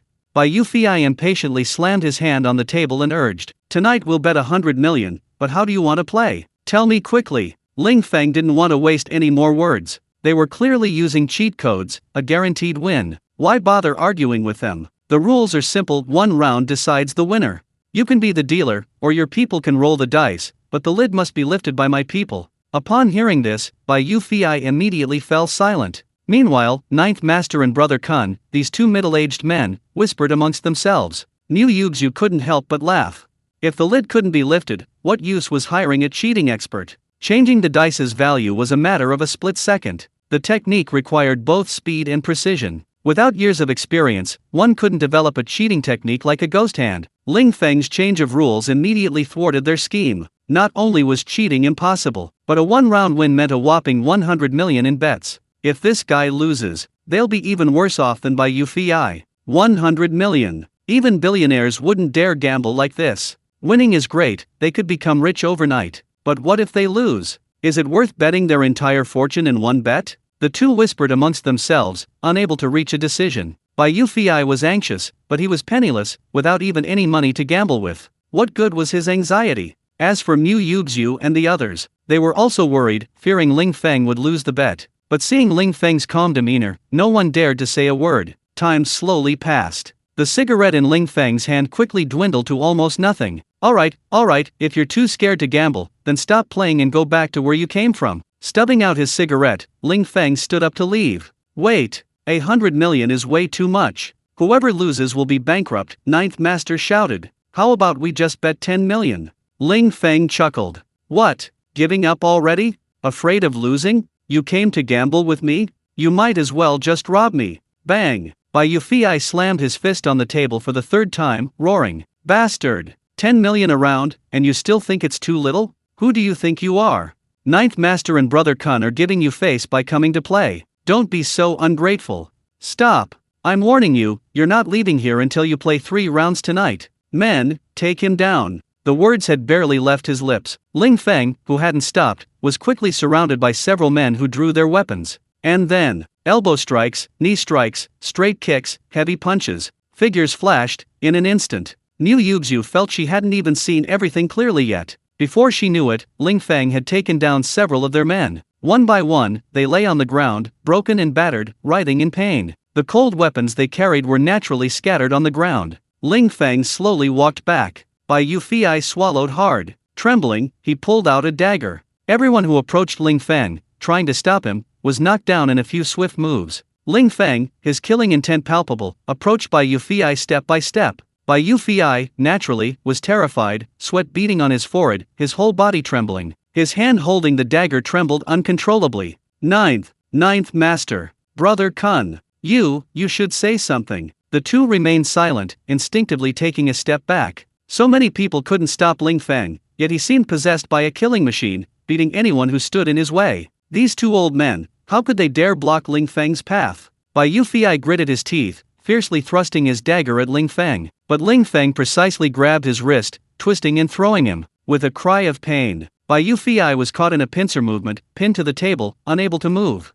With a soft thud, the sharp dagger pierced the tabletop. It was just a hair's breadth away from Bai Yufei's nose. The cold light was blinding, the blade right in front of him. His eyes widened in terror, his legs went weak. An indescribable stench quickly filled the air. Chapter 82 Let's Play. Let's deliver food. Bai Yufei was terrified. His whole body trembled, his legs shaking. A pungent, rancid stench filled the air. Ling Feng frowned slightly and pulled the dagger from the table. He patted Bai Yufei's face and asked irritably, "Weren't you pretty arrogant just now? Why are you so scared?" Bai Yufei remained silent. He thought that bringing so many people would allow him to be arrogant and domineering. But what happened? A group of people even grabbed weapons and attacked Ling Feng, who was unarmed. Not only did they fail to harm a hair on Ling Feng's head, but they were all badly beaten. Those who were knocked unconscious were all right, temporarily unaware of the pain. Some were truly miserable, their bones broken, lying on the ground screaming and struggling in agony. The dagger had just been thrust into his eye, almost piercing his head.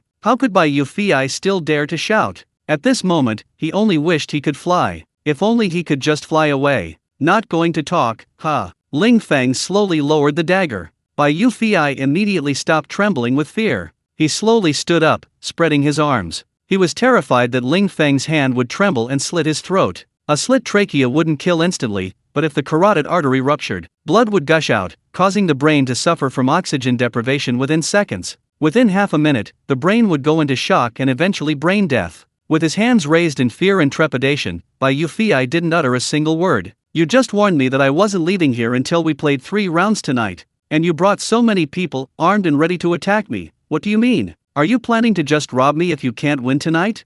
Bai Yufei didn't answer Ling Feng's question. His gaze swept over Ninth Master and his companion. They were now panicking. They thought they could be arrogant and domineering with their numbers tonight. But now it seemed they were just there to be delivered to their deaths. Under Ling Feng's cold gaze, the two hesitated. They looked at each other, and after a couple of seconds, Ninth Master said with a forced smile, "Brother, don't misunderstand. We heard you're a skilled gambler, so we just came to learn from you. Since you're not interested in playing, we won't bother you any longer." With that, Ninth Master cupped his hands in a gesture of respect and immediately turned to leave. As for the group of people lying on the ground, he clearly didn't intend to care, acting as if he didn't know them. As for the so-called Brother Kun, he, of course, also wanted to slip away. In all his decades of life, he'd never seen such a ruthless and powerful person. A dozen armed men couldn't defeat him alone. What was he still doing here? Looking for death? Stop! Ling Feng shouted coldly, and the two men instantly froze, as if struck by a pressure point.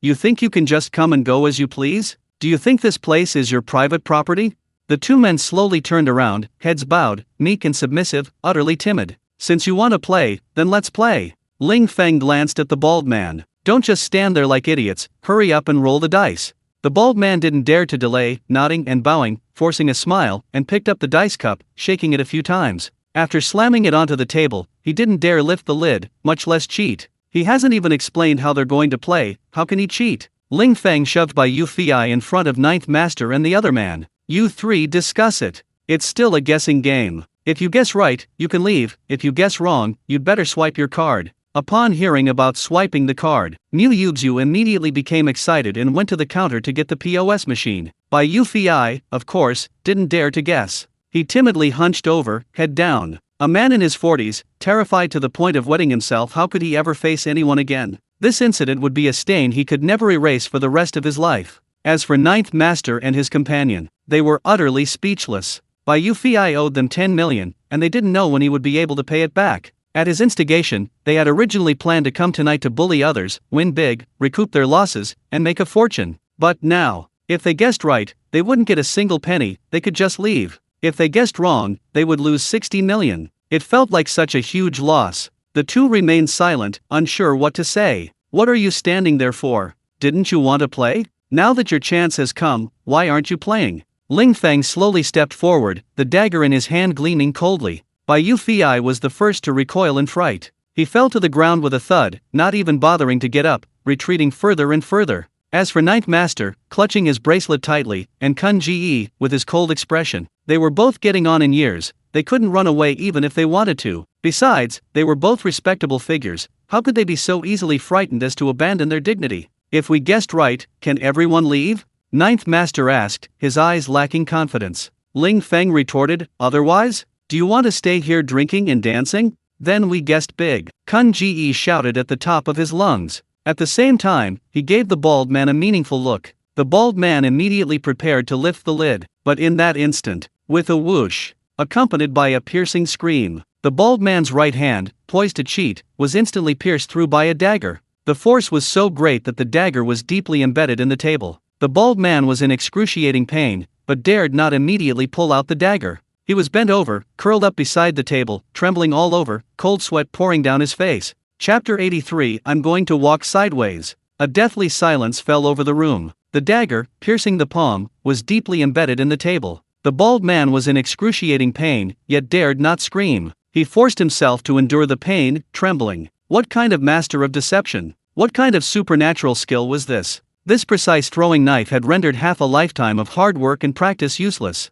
And this scene startled everyone present. Bai Yufei was horrified, dumbfounded. After a moment, he seemed to have gone mad with fear. Suddenly, he burst into tears, crawling on the floor like a child, crying and searching for a place to hide. In all his years in the underworld, he had never encountered such a ruthless and vicious person. This damn knife flew past, instantly piercing the palm and embedding itself in the table. How much strength must that have been? How precise must that have been? Such a powerful throwing knife could probably hit anywhere it was aimed at. It could aim for the brow, but never the nose. How could anyone compete with that? Was it suicide? Bai Yufei was completely terrified. He was raving, crawling on his knees, crying and screaming incessantly. As for Ninth Master and Brother Kun, they were naturally quite frightened. Brother Kun clutched his chest. He was practically having a heart attack from fright. They had thought Ling Feng was just good at fighting, but that throwing knife just now demonstrated astonishing throwing knife skills. Even with 9 lives, they wouldn't dare fight such a formidable opponent.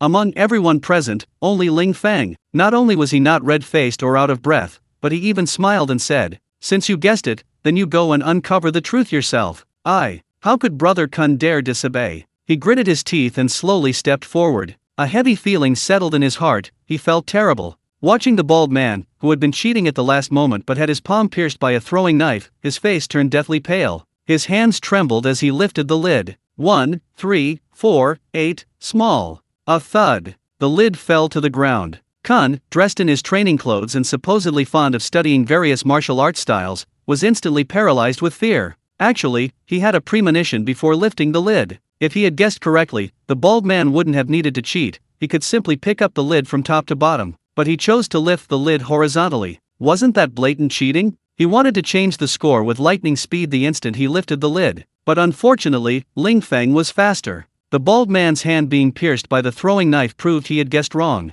But that's human nature. Even knowing the outcome, they still can't help but harbor illusions, hoping for a different result. Since you guessed wrong, hurry up and swipe your card. Ling Feng glanced at Niu Yuxu. Without needing to say more, Niu Yuxu naturally understood what to do. She strode away, and everyone in her path recoiled in fear. Those who had been struggling and screaming in pain after their bones were suddenly silenced, gritting their teeth and retreating in agony. They were terrified that a moment's carelessness might provoke this killing machine and result in another brutal beating. However, Ling Feng didn't even glance at them. Leaving the bar, he called a driver to take him to the amusement park. Under the neon lights, Ling Feng looked out the car window at this familiar city and suddenly felt a sense of estrangement. His former self. Raising his daughter alone, constantly thinking about how to earn more money. Worried about not being able to pay rent or afford food, and even more worried about not being able to afford her daughter's education. Afraid of getting bad reviews for late delivery orders, afraid of losing income if her novel update stopped, afraid of offending someone and facing retaliation. To survive, she had long since abandoned all dignity, using every ounce of her strength.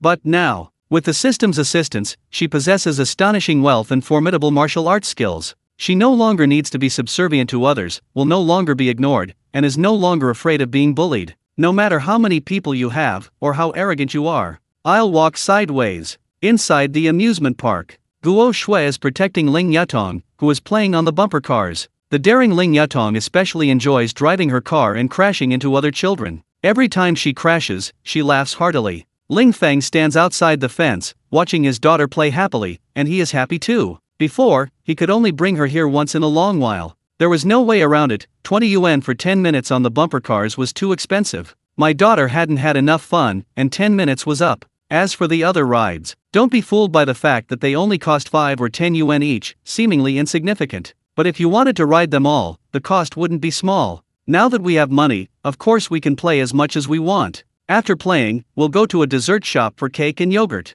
Life was suddenly so blissful that Ling Yutong even thought it was her birthday. Because before, whenever she wanted cake, Ling Feng would coax her, saying that cake was only for birthdays. 10 o'clock. Back home, Ling Feng quickly ran a bath for his daughter. Tired and sleepy from playing, Ling Yutong kept dozing off during the bath. After putting on her pajamas and lying in bed, she closed her eyes and fell asleep instantly. Ling Feng was about to go to the bathroom to tidy up when his phone suddenly rang. It was a call from Mu Yuxiu. Xiao Feng, did you receive the bank text message? Ling Feng opened the unread message. Wow, why are you giving me so much? Mu Yuxiu laughed, this is what you deserve. By the way, I've already told everyone that from now on you're also one of the bar owners, and will each take 50% of the shares. Ling Feng laughed, giving me 50% of the shares for free? How can I accept that? Mu Yuxiu chuckled and scolded, between us, is there any need to be so polite? From now on, the bar is half yours, so you can look after everyone. After a slight pause, Mu Yuxiu laughed. But speaking of which, I really didn't expect that so many of them, armed with weapons, couldn't beat you alone. That throwing knife was so steady, accurate, and ruthless. It was incredibly cool. They were all trembling when they left. I'm really curious, what have you been through these past 2 years? How did you suddenly become so powerful? Chapter 84. I've had enough of this life. Ling Feng smiled without saying a word. Women's curiosity is indeed strong. He had gone from a miserable stay-at-home dad to an invincible killing machine. Such a drastic transformation naturally surprised those around him. After thinking for a moment, Ling Feng asked with a smile, have you ever seen me fight before? Mu Yuxiu replied, no. You're so popular, who would fight with you? Ling Feng continued with a smile, since you've never seen me fight, how do you know I suddenly became very strong, or that I was always strong? This. Mu Yuxiu was suddenly speechless. Logically, it seemed to make sense. Alright, I'll take your 50% stake. You won't have to pay for drinks anymore, that's great. Ling Feng smiled and changed the subject. Hey, by the way, has anyone approached you about a movie role lately? Mu Yuxiu sighed, yes, there's a director surnamed Lu who wanted me to play a prostitute. I was immediately against it. I'm so innocent, how could I be a prostitute? But how did you know? Ling Feng burst out laughing. Her allure was palpable, her charm bewitching. Every smile and gesture was captivating. Mu Yuxiu actually had the nerve to say she was innocent? It was an insult to the word innocent, but women, when they're really determined, can even fool themselves. Just like many people use beauty filters to create beautiful photos and then genuinely believe they become more attractive in real life. When buying clothes, if someone compliments your figure, you might genuinely feel slim and hot, thinking you don't need to diet and can eat more. But Mu Yuxiu, alluring and captivating. Of course, she wouldn't admit to being a seductive enchantress, she believed herself to be pure and lovely. What are you laughing at? Am I not pure enough? Mu Yuxiu feigned anger, asking sharply. Ling Feng suppressed a laugh and said, no, you're not pure and lovely, but rather incredibly alluring. You can be both demure and gentle, and also incredibly charming. Mu Yuxiu smiled sweetly, really? Am I really as good as you say? Ling Feng suddenly realized. You can't praise this woman, one compliment and she'll become arrogant. You're great, but I've never acted before, so it's a fresh experience. That's why I took this role as the third male lead. Why don't you join in and have some fun? Sure, since you want to play, I'll play along. Mu Yuxiu's tone suddenly became ambiguous. Xiao Feng, where are you right now? I'm so bored, I really want to chat with you. Ling Feng immediately replied, what's there to chat about in the middle of the night? I have something to do, I'll hang up now. You can't be too polite with a vixen, otherwise, it'll only lead to endless trouble. After quickly tidying up the bathroom, Ling Feng went to his study. He was preparing to list all the school district properties online for rent. But just as he was about to upload the information, he was dumbfounded. Besides filling in basic information such as the name of the neighborhood, the orientation, and the apartment type, he also had to write rental requirements and upload photos of the properties. I've never even been there, where would I get photos? And 500 sets. Doing this for every single one? Wouldn't that be exhausting? While complaining, Ling Feng suddenly remembered Su Fixiang, the property management company of Tianhai Shengfeng Commercial Building. Well-staffed and with clear division of labor. They're professionals, how could they only manage one office building? Wouldn't it be perfect to entrust them with managing 500 school district properties? Times have changed. Now he needs to get used to being the boss and directing people, instead of doing everything himself. But it was already 10 o'clock. Back in his working days, he hated it when bosses assigned tasks in the middle of the night. Thinking about it from Su Fixiang's perspective, Ling Feng decided to contact him tomorrow. He shut down his computer and left the study. Ling Feng was about to go back to his master bedroom to sleep and rest. He heard music coming from next door and slowly walked to the door. There he saw Guo Shui, dressed in workout clothes, her figure curvaceous, working out, sweating profusely. Having been single for over 2 years, how could he resist the sight? Ling Feng's heart immediately fluttered. But Guo Shui was his hired bodyguard, how could he let his mind wander?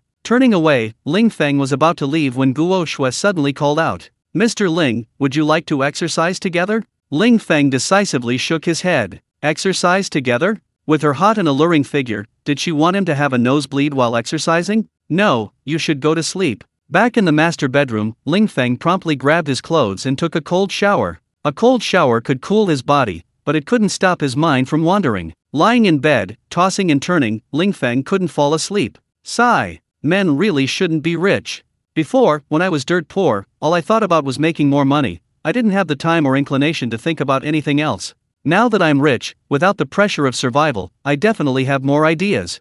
But these last 2 years, I've really let my little brother down. Not only has it been useless, it's even grown twice. With a long sigh, Ling Feng turned on the bedside lamp. He covered his daughter with a light blanket, watching her sleep peacefully and sweetly. The resentment and restlessness in his heart quickly dissipated. My darling, you long for mommy to come back soon, and how I long for her return just as much. This single life, your old man is really fed up. Sighing, Ling Feng suddenly realized a problem. He and Chu Yongxuan were complete strangers. After a one-night stand, Ling Yutong was born. They had no emotional foundation, no understanding of each other. They weren't even friends, let alone lovers. After nearly 4 years apart, how would they get along after she returned from detention? Should they become husband and wife immediately? That was definitely unrealistic. Ling Feng's ideal wife was someone who was elegant in public, capable in the kitchen, understanding, and a good wife and mother. At the very least, she had to be good to their daughter. Like Chu Yongxuan, who smashes people's heads at the slightest provocation. After smashing their heads, she even pours alcohol on them. So fierce and ruthless, can she be a good wife?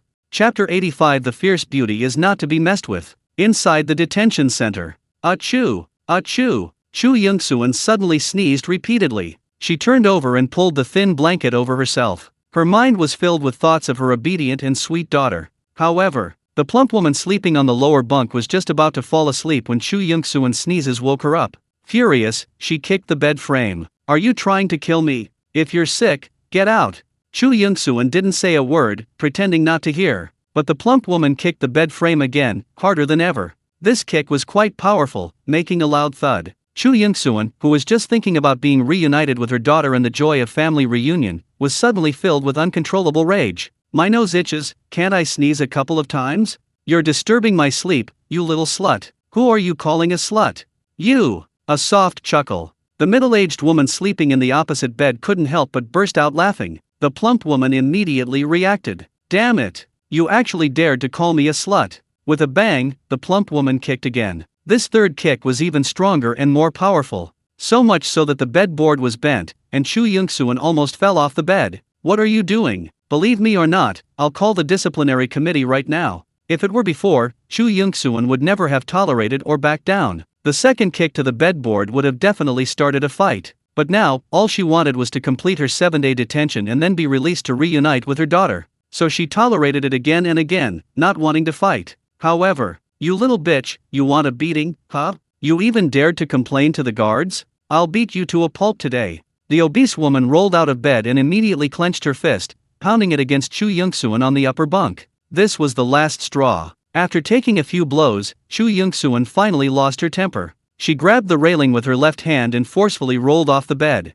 The obese woman was caught off guard and landed squarely on her armpit. By the time she reacted, a heavy punch landed squarely on her armpit. Ah! The obese woman cried out in pain. But to avoid waking the guards outside, she didn't shout too loudly. Instead, stimulated by the pain, she retaliated fiercely, baring her teeth and claws. However, Chu Yongxuan took a large step back, preventing the obese woman from scratching her. A precise side kick. Hard and accurate, it struck the obese woman in the back of the knee. Caught off guard, she fell heavily to her knees with a thud. Her knees throbbed with excruciating pain, but she stubbornly remained silent. However, how could Chu Yongxuan let her get up so easily? Suddenly, she circled behind the obese woman, her arm passing under her opponent's neck, instantly bending her elbow and compressing her carotid artery. Meanwhile, Chu Youngsuan's other hand forcefully twisted backward, her upper body tightening, her hands gripping tightly, forcing the obese woman's head to suffocate. This was a perfectly executed rear naked choke in jiu-jitsu. Chu Youngsuan had spent over 2 years in a foreign prison, enduring enough bullying, so she had fiercely learned many techniques, including some very practical jiu-jitsu moves.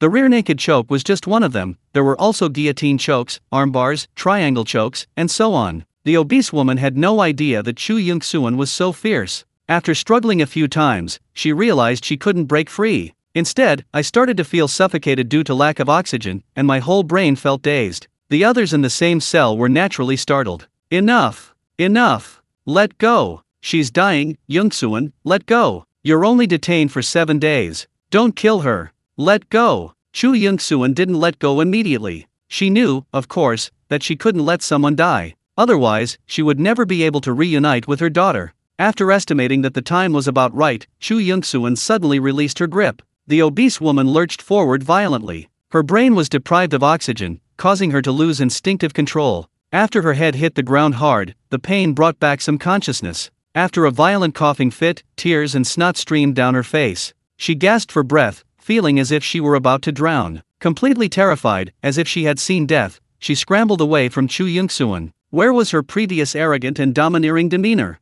She looked at Chu Youngsuan with fear and unease. Her eyes were filled with dread and apprehension. Chu Youngsuan slowly rose, expressionless. If you dare to be arrogant again, I'll kill you. The plump woman nodded repeatedly in fear. Seemingly not satisfied, she suddenly rolled over and knelt on the ground, kowtowing repeatedly. She had thought that the delicate, beautiful, slender Chu Youngsuan was weak and easy to bully. Who knew that she would be so fierce and terrifying when she started to fight? She coughed incessantly as she kowtowed until Chu Youngsuan returned to her upper bunk to sleep. Only then did the plump woman stop kowtowing, but she really didn't dare to go back to sleep on the lower bunk. As if traumatized, she curled up on the floor. She touched her neck, which had been tightly gripped, still feeling lingering fear. That frantic struggle, yet unable to break free. She grew increasingly short of breath, feeling as if she were suffocating. She never wanted to experience this again. The next day, when Chu Youngsuan woke up, she noticed everyone was looking at her strangely. Not only was no one cutting in line to wash her face, but even when getting breakfast, no one dared to touch it unless she went herself. Moreover, she didn't need to clean her room, her bedding was folded for her, and her dirty clothes were washed clean. Living a life free from bullying and oppression, and instead showered with filial piety, was quite comfortable. But Chu Youngsuan didn't want to stay a moment longer. Looking up at the blue sky and white clouds outside the iron bars, all she wanted was to get out. She couldn't wait to see her beloved daughter. And of course, there was that man with whom she didn't know how they would get along in the future. Chapter 86 Super Major Property Owner. Tianhai Suofun Mingyuan Residential Complex. Ling Feng arrived at the complex entrance in his car, where Su Fixiang and his men were already waiting. He parked and opened the trunk. Su Fixiang immediately bent down and unloaded a heavy box. Upon opening the box, he couldn't help but gasp. Layer upon layer of bright red property ownership certificates, bundled into several stacks. Just like when a school distributes new textbooks at the start of the semester. But these weren't new textbooks, they were property ownership certificates. Each certificate represented a school district property, worth at least several million yuan. Besides these, there were contracts, invoices, access cards, and other documents. Come on, everyone, let's start checking. Put the items for each property into a corresponding file bag. Then each of us will be responsible for 25 properties. We must complete the property inspection and online rental listings by today. With that, Su Fixiang began untying the knots, then, like distributing books, he distributed them to each person in a stack. Passers-by cast curious glances. Everyone was curious. What was going on? Were they distributing employee benefits? These were school district properties worth hundreds of millions. Where did all these property certificates come from? Just then, the community's property manager, Yuan, arrived with his team. Ignoring Ling Feng standing next to the Porsche, he went straight to Su Fixiang, who was distributing the property certificates. Hello, are you Mr. Ling, the one who bought the 500 school district properties in Phase 2? Su Fixiang couldn't help but laugh out loud. Do I look like it? Our boss is right next to you. Yuan was taken aback, then quickly turned to look at the plainly dressed Ling Feng beside him. So you're Mr. Ling. It's a pleasure to meet you. Yuan quickly extended both hands, shook hands, and introduced himself. His face was beaming the entire time, a wide smile spreading across his face. The others, naturally, were both surprised and envious. No one expected that the super-rich man who could spend billions to buy 500 school district apartments would be so low-key. Two women, who considered themselves quite attractive, couldn't help but flirt with Ling Feng. However, Ling Feng had no interest in them. After a brief exchange of pleasantries, he immediately had security guards watch over Ling Feng's car. Then, he led Ling Feng into the residential complex, providing a detailed introduction as they walked. As a renowned school district, the name Tsinghua Ming Yuan, meaning Distinguished Academy Residence, signified its exceptional nature. It was surrounded by prestigious schools, boasted comprehensive amenities, and convenient transportation. But good surroundings alone weren't enough. The construction quality, landscaping, and property management services were also top-notch. Of course, you get what you pay for. A top-tier school district naturally comes with a top-tier price. An average price of 98,000 yuan per square meter was enough to keep countless people far behind. The cheapest one-bedroom apartment costs 6 or 7 million yuan, and the 13 yuan per square meter property management fee will be unaffordable for many salaried workers. After all, each apartment would cost hundreds or even thousands of yuan per month just in property management fees. That's precisely why Hewan was so incredibly enthusiastic towards Ling Feng, this super-rich homeowner. After all, 500 apartments. That means Ling Feng would have to pay hundreds of thousands of yuan in property management fees every month. Such a big spender, Hewan practically wanted to kneel down and show Ling Feng around. After strolling around for a while, Ling Feng felt that the community's conditions were indeed quite good. It was worth the nearly 100,000 yuan per square meter price. However, Ling Feng was quite curious why he hadn't run into Han Sheiyu. This guy lived in Unit 2, Building 17, Apartment 3304. Yesterday, he'd made some disrespectful remarks, insulting the old director of the orphanage and incurring public wrath.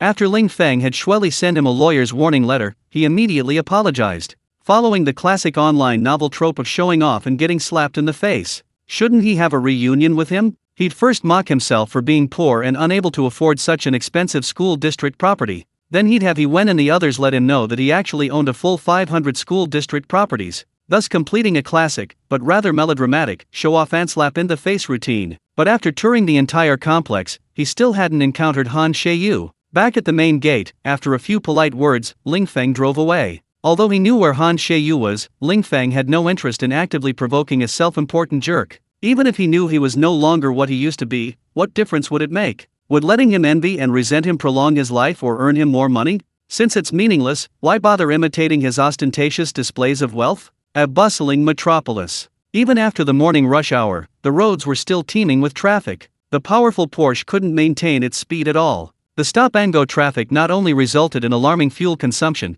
but the jerky shifts of the dual-clutch transmission were also particularly noticeable. After filling up at a gas station, Ling Feng navigated to Ganglong Plaza. He had once bought a luxury watch there as a gift for a client. He knew it housed flagship stores of major international fashion brands, a shopping paradise for the wealthy. Since he was a multi-millionaire now, even if not for showing off, he should at least improve his quality of life. Otherwise, what was the point of keeping so much money in his account? Perhaps because it was broad daylight, even wealthy people were busy working, and ordinary people didn't dare to wander around. Therefore, Ling Feng noticed that not only were there few cars in the parking lot, but the flagship stores upstairs also had very few customers. However, even without other customers, no sales assistants came to greet Ling Feng. Their eyes were sharp. They could tell at a glance what kind of person could afford luxury goods. Ordinary people like Ling Feng, who clearly didn't have money and were aimlessly wandering around. As long as he didn't touch or rub things indiscriminately, it was fine. Why waste energy enthusiastically serving him? Ling Feng wandered around without buying anything.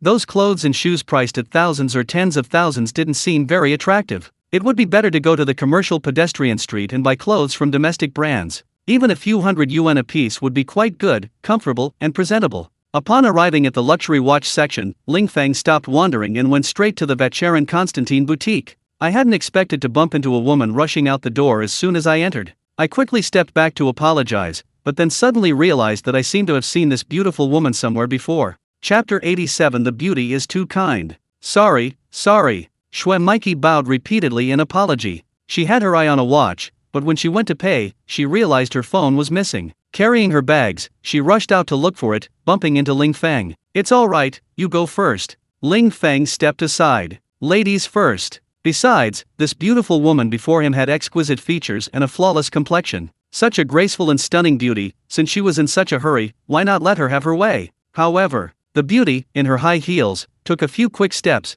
then suddenly stopped and turned around. "Handsome, could you run to the Prada store on the third floor for me? I think I left my phone in the fitting room." This isn't very convenient, I'm afraid it will be gone if I'm too late." Carrying bags and wearing high heels, it's no wonder she couldn't walk fast. Without hesitation, Ling Feng readily agreed. "Don't worry, I'll be right there." With that, Ling Feng took off running. The streets were deserted, and Ling Feng moved with lightning speed. In no time, he arrived at the Prada store. A sales assistant stood at the store entrance, holding a mobile phone and looking around. Seeing Ling Feng rushing back, she immediately asked with delight, "Excuse me, are you here to pick up a phone for Ms. Schwemike?" Schwemike? Ling Feng searched his memory but couldn't find any relevant information. But why did that beautiful woman look so familiar? He felt like he'd seen her somewhere before, but he couldn't worry about that now. Ling Feng nodded slightly, took the phone, thanked him, and left. The latest model iPhone was encased in a shiny protective case. He hurried back to the fifth-floor luxury watch section. Schwemike immediately greeted him with great delight. "This is my phone. Thank you. Thank you." Schwemike quickly put down her shopping bags, bowed, and took the phone with both hands. After receiving the phone, she didn't immediately check if it was damaged. Instead, he bowed slightly twice in succession. So polite, with a beaming smile. This made Ling Feng feel quite embarrassed. "It's nothing, just a small favor." Schwemike raised her eyes, sighed softly, and then smiled. "This phone is extremely important to me. If it's lost, a lot of important files and data will be gone forever." Ling Feng smiled and said, "You're overthinking it. The sales assistant knew it was your phone. When I went downstairs just now, she was waiting at the door with the phone. Luckily there weren't many people shopping this morning, otherwise I might never have found it if I left it in the fitting room." "It's not that serious, is it? A phone isn't worth much. If someone finds it, they'll probably return it." "That's not necessarily true. I've lost several phones, and no one has ever returned them." As she spoke, Schwemike held the phone in her left hand and a shopping bag in her right. "Let me carry it for you." Ling Feng immediately helped her carry the shopping bag. "Thank you." Schwemike smiled sweetly and gave a slight bow. Her graceful figure and sweet, captivating smile truly possessed a unique charm. Ling Feng avoided her bright, captivating gaze. Carrying the shopping bag, he walked unhurriedly into the Vacheron Constantin boutique. "Miss Xue, have you found your phone?" the cashier asked with concern at the checkout counter. "Yes, I have. Please process my payment." Schwemike immediately went to the counter and put down her shopping bag. "Handsome, you can leave the shopping bag here, thank you." Schwemike gave a third slight bow, smiling sweetly. "It's nothing, you're too kind." After putting down the shopping bag, Ling Feng walked towards the display case not far away. Ling Feng had bought watches here before when giving gifts to clients. He had fallen in love with a particular watch from the overseas series back then. However, his limited funds and the price of 168,000 yuan immediately deterred him. But things were different now. He owned an office building, 4 luxury apartments, and 500 school district properties. He held 25 trillion yuan worth of Utah real estate stock, and had tens of millions in his account. His daily income was more than 100,000 yuan. Shouldn't he buy a luxury watch he liked? Seeing Ling Feng stop in front of the display case, his eyes fixed intently on a watch, the sales assistant, who initially didn't want to approach him, hesitated for a moment before coming over anyway. "Hello sir, how can I help you?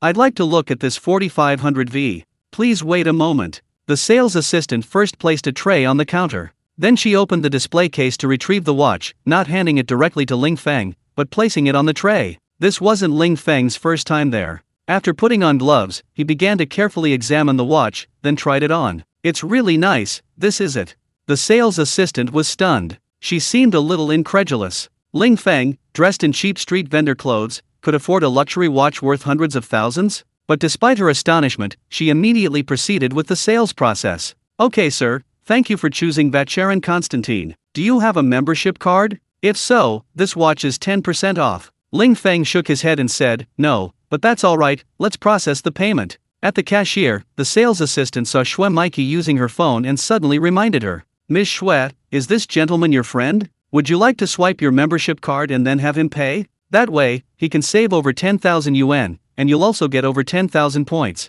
Schwemike was overjoyed and immediately looked at Ling Feng. "You don't mind, do you?" Ling Feng chuckled in surprise. "I'm getting a great deal, how could I possibly mind?" Schwemike nodded repeatedly. "Then you can pay for him first." With that, Schwemike immediately took her phone and walked away. With a cold, stern expression, he demanded in a low voice. What exactly happened? Did you limit my spending? Didn't you say you could spend money however you wanted? Why can't I afford a watch that costs less than 90,000 yuan? What's wrong with buying a watch? All my colleagues have one, why can't I? I already picked the cheapest one, what more do you want? How can I feel at ease marrying you when you're so stingy? Chapter 88. This is the offering of love. Xue Maiki grew increasingly angry. She wanted to buy the cheapest Vacheron Constantine ladies' watch. It was less than 90,000 yuan, yet she couldn't successfully pay after several attempts. But when she bought clothes and shoes downstairs, those costing a few thousand or a little over 10,000 yuan, she always paid successfully. This time, she wanted to pay 89,000 yuan, so why did the payment fail? Clearly, her credit limit was limited. When you were pursuing me, you said all sorts of sweet things, that you would love me forever, and gave me a family card so I could spend whatever I wanted. But what happened? How much money have I actually spent from you? I can't even afford a 90,000 yuan watch. So you've been wary of me all along, Han Xiaoning.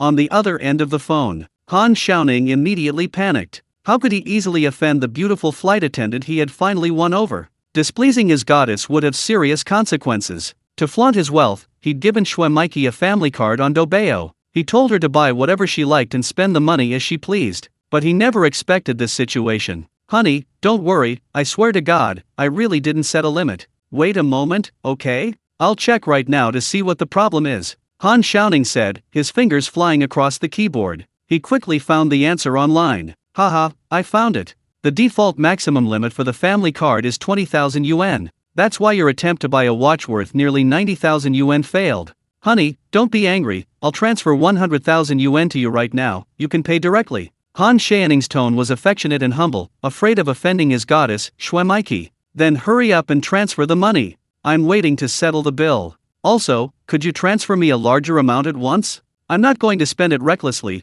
why are you treating me like a thief? Hearing Xue Maiki's words, Han Xiaoning nearly vomited blood from shock. It all started when he met the beautiful flight attendant Xue Maiki on a flight. Han Xiaoning constantly showered her with gifts and attention. After much effort, on her birthday, he finally presented her with an Audi, a diamond ring, and a car full of roses, successfully confessing his feelings. Although they established a romantic relationship, Han Xiaoning didn't win her heart. Instead, he entered a so-called relationship observation period. Xue Maiki said that if he performed well during the observation period, they could continue their relationship. But if he performed exceptionally well, she could consider marrying Han Xiaoning. To perform exceptionally well, Han Xiaoning not only gave her a family card but also frequently took Xue Maiki shopping and to the movies. And Xue Maiki truly didn't hold back at all. As a flight attendant, she flew for 3 days and rested for 3 days. After 3 consecutive days of flying, she should have been resting properly. But on her first day off, Xue Maiki went on a shopping spree. Before, she would buy clothes and shoes, spending tens of millions of yuan at a time, easily spending tens of thousands in a single shopping trip. In less than 2 months, she had spent hundreds of thousands of yuan of Han Xiaoning's money on shopping. And today was even more outrageous. She wanted to buy a luxury watch worth nearly 90,000 yuan, and even had the nerve to say it was the cheapest model. What could Han Xiaoning say about this? He was pursuing this ultimate goddess, and he had to spend money to support her, even if it meant tears. If he couldn't achieve an excellent evaluation and successfully get married during the probationary period, wouldn't all his previous efforts have been in vain? Perhaps, this is the offering of love. Darling, how could I possibly be wary of you? 100,000 yuan isn't enough, is it? Then I'll transfer you 200,000. Okay, then hurry up.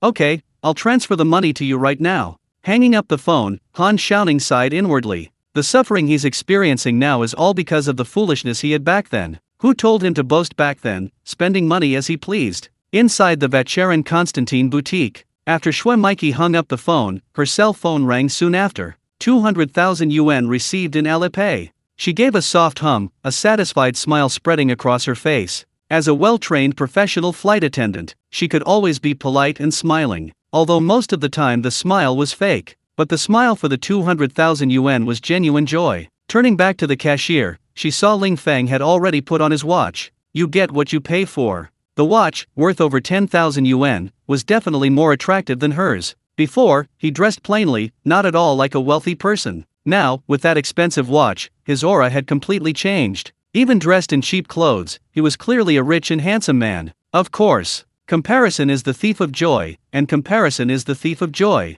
He could casually buy a luxury watch worth tens of thousands of yuan. This immediately reminded Xue Maiki of her stingy boyfriend. He even had a limit of 20,000 yuan on single transactions for a family credit card. She wanted to buy a watch worth over 80,000 yuan, but he only transferred 100,000 yuan. When she asked for more, he only gave her an extra 100,000 yuan. He was so stingy. Besides, the watch she wanted, worth 89,000 yuan, looked uglier and uglier compared to the handsome guy next to her who had a watch worth over 100,000 yuan. Xiaoli, go get me the 9114 watch, also from the 1972 series, but priced at 187,000 yuan. I don't need the 9233. With that, Xue Maiki smiled and looked at the handsome guy beside her. Tall, dashing, and masculine yet humble. He was truly pleasing to the eye. This watch is a perfect match for you, it suits your style so well. Let me introduce myself, my name is Xue Maiki, and what's yours, handsome? Ling Feng extended his hand and lightly shook hands with Xue Maiki. Hello, my name is Ling Feng, thank you for your membership card. Xue Maiki smiled sweetly. It's nothing, didn't I get points too? If you really want to express your gratitude, how about you treat me to lunch? Ling Feng was taken aback. Why is this beautiful woman's speech so inconsistent? She just said it was nothing, and now she wants to treat him to lunch? But using her membership card saved him over 10,000 yuan. What's a meal for her?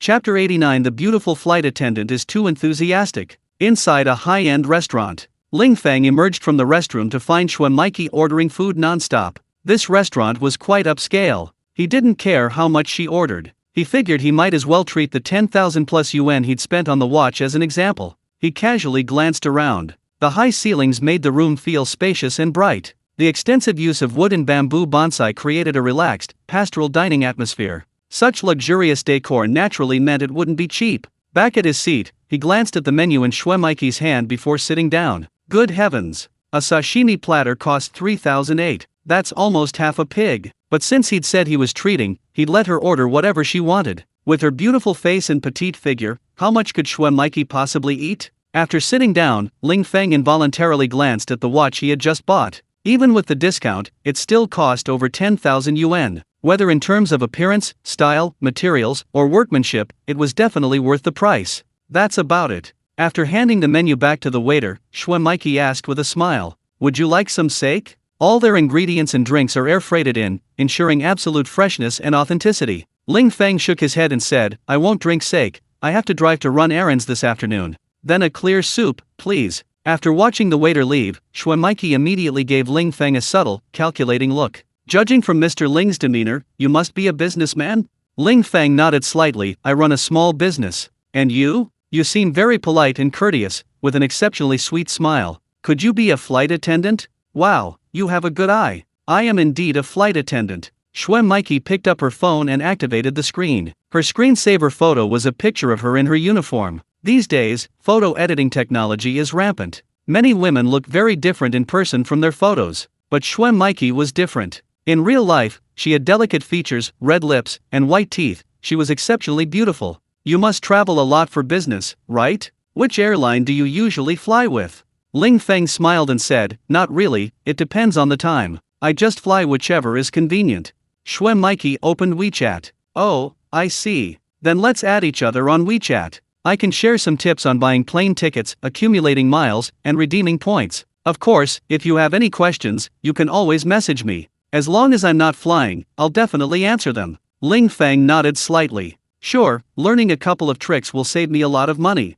Xue Maiki scanned the QR code to add him on WeChat. That's right, even on the same platform, the price varies depending on the time of day you buy a ticket.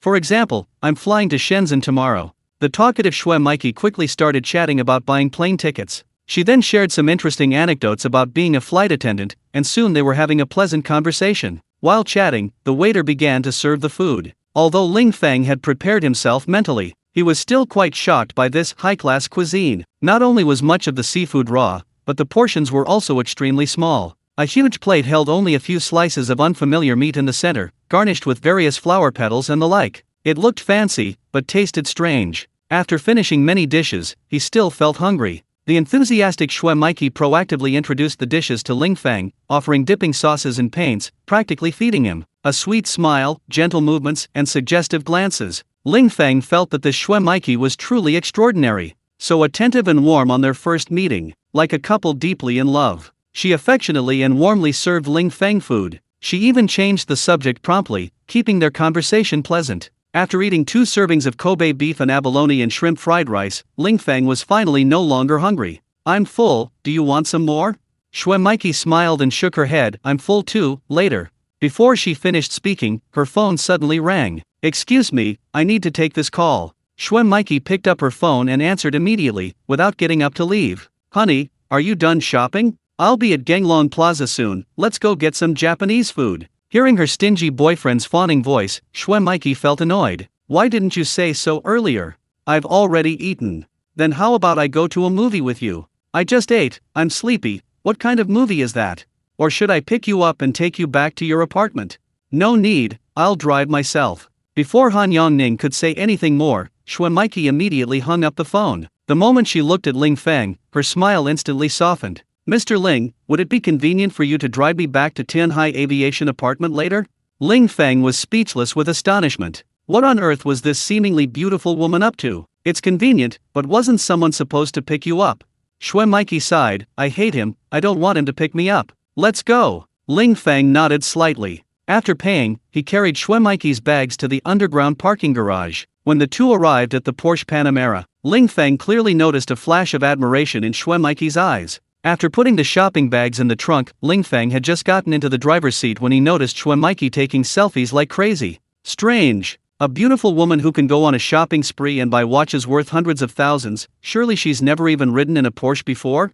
Ling Feng didn't ask further. After buckling his seatbelt, he smiled and reminded her. "Fasten your seatbelt. We should get going." Shue Miki was about to pull up her seatbelt. But suddenly, she noticed Han Yangning's white Mercedes slowly approaching. At the last second, Shue Miki suddenly hugged Ling Feng tightly. Intending to use Ling Feng to shield her face, she overlooked the shiny phone case in her hand. Chapter 90: A Divine Evasion. So embarrassing. Inside the Mercedes-Benz, Han Yongning drove slowly, searching for a parking space. He could clearly sense that his goddess was angry because of the family card limit. Otherwise, she wouldn't have refused to eat her favorite Japanese food, and she wouldn't have skipped the movie and driven back to her apartment so early. To appease her, Han Yongning decided to buy her a gift. Suddenly, Han Yangning's eyes widened. He saw a Porsche Panamera. The woman in the passenger seat suddenly and forcefully wrapped her arms around the man's neck. "Damn! In broad daylight, can't she be a little more considerate?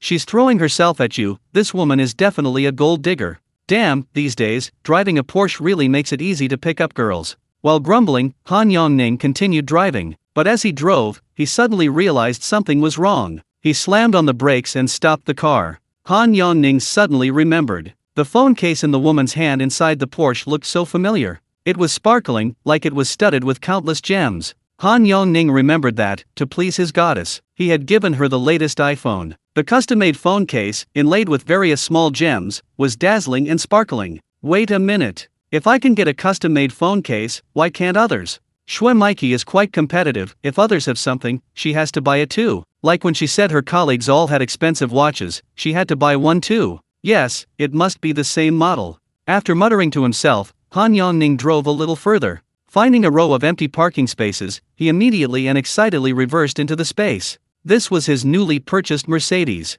Not long ago, due to his poor driving skills, he scratched someone while reversing and was heartbroken. Once bitten, twice shy. So now, when Han Yongning reverses, he always chooses a parking space with no cars next to him. Even so, he still drives very slowly. He's afraid of not scraping either side but ending up with the back of his car against a wall. Meanwhile, on the other side, inside the Porsche, Shue Miki's sudden, forceful hug caught Ling Feng completely off guard. During dinner, he felt Shue Miki was overly enthusiastic. But she's a member of the Ganglong Plaza, buying expensive watches worth hundreds of thousands without batting an eye. So Ling Feng assumed she was a wealthy woman who was just doing flight attendant work for fun. But the problem is, even if this wealthy woman had taken a liking to him, why would she suddenly and forcefully hug him like that? And with that embrace, a fragrant breeze wafted through the air, her hair brushed against his face. Ling Feng, who had been single for over 2 years, felt his heart pound instantly. Just as he was feeling confused and uneasy, Shue Miki suddenly let go.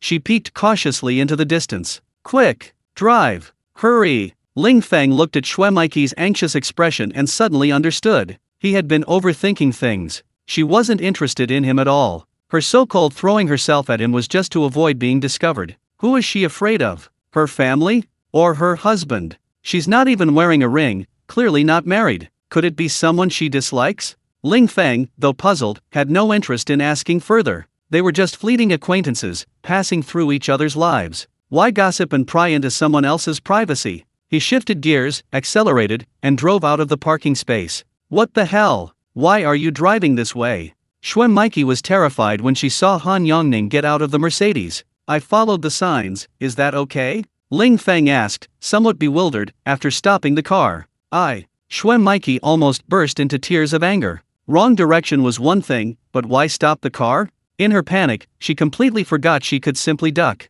Instead, she turned sideways and threw herself onto Ling Feng's lap. Drive faster. Xuan Maiki cried out anxiously, clinging to Ling Feng. If Han Yongning found out she was lying, she was doomed. He hadn't just lost a lover, he'd lost an ATM, a simp he could summon and dismiss at will. Ling Feng raised an eyebrow, his eyes widening. Xuan Maiki, that beauty. If you're going to avoid me, why not just bend over and lower your head? Why did you have to lie on my lap? And why are you panting so heavily? We were just having a normal meal, and I was giving you a ride home. It's not like I've been caught cheating, why are you so nervous? But now, Ling Feng didn't care about asking any more questions. He floored the accelerator and sped away. Vroom! The Porsche Panamera accelerated rapidly and disappeared into the distance. Damn! Why are you speeding like that? Just because you drive a Porsche doesn't mean you're all that, damn it. Han Yongning cursed as he walked towards the elevator. Meanwhile, on the other side, overly excited, Ling Feng nearly rear-ended a BMW that was stopping to pay at the exit. He braked just in time, breaking out in a cold sweat, and his excitement instantly subsided. Looking closely, the BMW had a sign on its rear. Older single woman, rear-end me and you'll be married? Damn, thank goodness I stopped. After letting out a sigh of relief, Ling Feng waited for the BMW to leave before pulling over to the barrier. Instinctively, he rolled down his window to pay, but noticed the security guard's strange expression. He looked down sharply and realized Xuan Maiki was lying on his lap. Don't misunderstand, she's just carsick. Ling Feng was incredibly embarrassed, scanning the QR code with his phone while urging, Hey, get up, don't let people misunderstand. However, Xuan Maiki didn't get up. Just drive. Hurry up. Ling Feng was speechless. Under the security guard's knowing look, he awkwardly drove away. Only after the car window rolled up did Xuan Maiki get up and sit back in the passenger seat. He glanced at Xuan Maiki, at her shy, blushing face and her resentful eyes. Ling Feng looked down. Suddenly, he understood why she hadn't gotten up earlier. Chapter 91 turns out she's a scumbag. Ling Feng understood. At the exit, Xuan Maiki hadn't gotten up for his own good. Otherwise, wouldn't it be too embarrassing if the security guard saw them? In broad daylight, had she lost her mind? So ambitious? But that meaningful smile from the security guard just now, he probably already imagined an even more wicked scenario. But the problem is, we're completely innocent. I only met Xuan Maiki today. I don't know why she suddenly wanted to cling to me, afraid of being seen. He glanced sideways. Ling Feng looked at Xuan Maiki's shy expression. Her full figure was flushed, and she looked very beautiful. The Porsche drove forward. The car was quiet, the atmosphere somewhat awkward. I'm sorry, I didn't mean to. Ling Feng broke the silence. Xuan Maiki bit her red lips, her mind wandering. In this age of advanced internet, people who haven't even seen art films are extremely rare. And Xuan Maiki flies internationally. Overseas, life is free and unrestrained, it's hard not to come across some film magazines. But what puzzled her was, Ling Feng was a typical Asian man with yellow skin and black eyes. How could he be so exceptionally talented and outstanding? It's okay, it was my fault. I shouldn't have jumped on you in my haste. Ling Feng casually asked, why are you so nervous? Who are you hiding from? Xuan Maiki gritted her teeth and sighed. A self-important, annoying guy. Ling Feng was taken aback. That's it? That answer was far too weak. You were hiding from your boyfriend, weren't you? Ling Feng bluntly stated. Xuan Maiki immediately shook her head. He's not really my boyfriend. He's just presumptuous, thinking he's mine. Actually, I only see him as a good friend, nothing more. Our relationship is completely platonic, really. Ling Feng glanced at Xuan Maiki with some surprise. Who you're platonic with is none of my business. Do you need to emphasize that? After forcing a smile, Ling Feng suddenly remembered that he should navigate to take Xuan Maiki back to her apartment. Perhaps because the previous scene was too awkward. Neither of them spoke afterward. Half an hour later, the Porsche arrived at the Tianhai Aviation apartment near the airport. Thank you for bringing me back. It's nothing, just a small favor. Ling Feng unbuckled his seatbelt and got out of the car to help Xuan Maiki with her shopping bags. While inside the car, Shwemiki subconsciously glanced at the driver's seat. That indescribable feeling was truly unimaginable. Just as she was lost in thought, the car door opened. Your shopping bags are all here, do you want to check them? Thank you, no need. Shwemiki's cheeks burned, and she didn't dare look Ling Feng in the eye. She put her phone in her handbag and picked up the bags with both hands. Just as she was about to thank him and say goodbye, a voice suddenly called out, Mikey! The two looked in the direction of the voice. They saw a woman dressed in sportswear, looking exceptionally youthful and lively, jogging towards them. Wow, you went on another shopping spree. Finding a rich boyfriend, you're really having a blast. Shwemiki immediately glared at him. What boyfriend? Just a friend. Would a regular friend let you buy whatever you want? Tisk tisk, is this a brand new watch? Judging by the style, it must cost hundreds of thousands. The lively woman teased. Shwemiki rolled her eyes, annoyed. What nonsense are you talking about? This is a high-quality replica I bought myself for 2,000 yuan, just for show. By the way, let me introduce you, this is my friend Ling Feng, and my colleague Xin. Xin gracefully extended her right hand and shook hands with Ling Feng with a smile. Handsome Ling, are you going back to the city? Could you give me a ride? Any subway station will do. Before Ling Feng could speak, Shwemiki immediately scolded. Don't you know how to take a shared bike to the airport subway station? Xin pouted, can't I even ask? It's not like it's your boyfriend's Mercedes, what are you so nervous about? You! Shwemiki stomped her foot in anger. I'll say it again, I don't have a boyfriend. No! Looking at Shwemiki, who had been so sweet and charming, so gentle and affectionate in the mall just moments before, now she looked like she was about to go berserk and beat someone up. Ling Feng was secretly astonished. Women's moods really do change faster than flipping through a book. Whether you have a boyfriend or not, what does it matter to me if I hitch a ride in Mr. Ling's car? Why are you being so harsh? Xin deliberately exaggerated her expression and asked loudly. I'm afraid Mr. Ling will mind. Shwemiki looked timidly at Ling Feng. Ling Feng smiled faintly. It's alright, I'm going back to the city anyway, it's on my way. Thank you, Mr. Ling. Xin deliberately bowed loudly in thanks. After giving Shwemiki a mischievous grin, she immediately opened the car door triumphantly and got into the Porsche. Shwemiki gritted her teeth in anger, clenching her fists tightly. If there's nothing else, I'll be going now. Goodbye. Ling Feng smiled and said goodbye.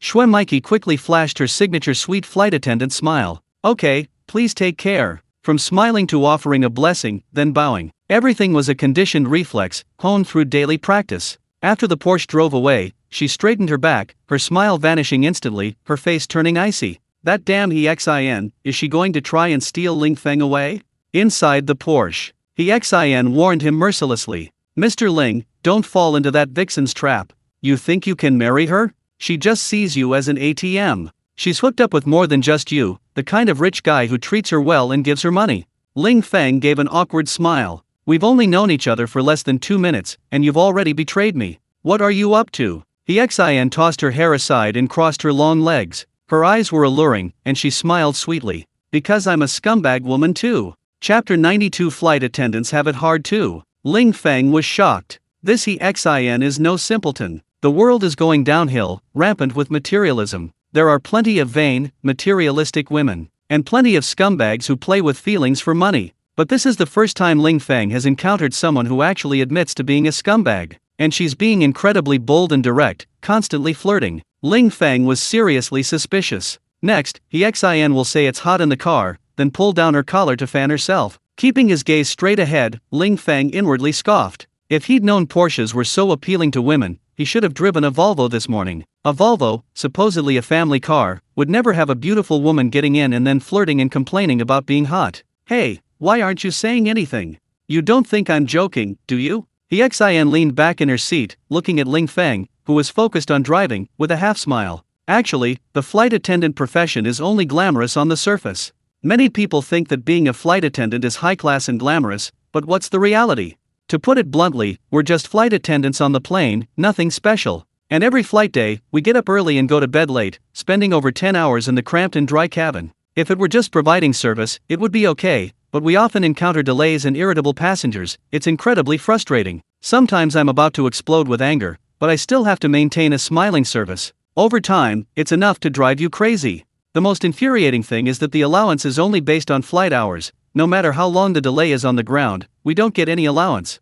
Xin paused slightly, then gave a self-deprecating laugh. You don't think I'm lying, do you? Ling Feng shook his head slightly. Xin was telling the truth. It's common knowledge that being a flight attendant is a job that relies on youth. The high-intensity work of flying will age and fade a woman's looks in just a few years. Those with connections can get promoted through training or into office jobs. Those without connections, or those who don't marry pilots, generally quit after a few years. And that's why the flight attendant profession isn't as sought after as it used to be. Young, pretty girls would rather do street photography and try to become online celebrities than be flight attendants, enduring hardship and selling their smiles for a pittance. As for bad girls, Ling Feng can understand. Men love beauty, women love money. What's so strange about that? Girls like Xin and Shwemike. It's obvious they have neither a strong family background nor exceptional money-making skills. If they want a good life, they have to marry a rich man. Perhaps some beautiful women become flight attendants simply to have the opportunity to meet rich men, especially those VIP passengers who can afford business class or even first class.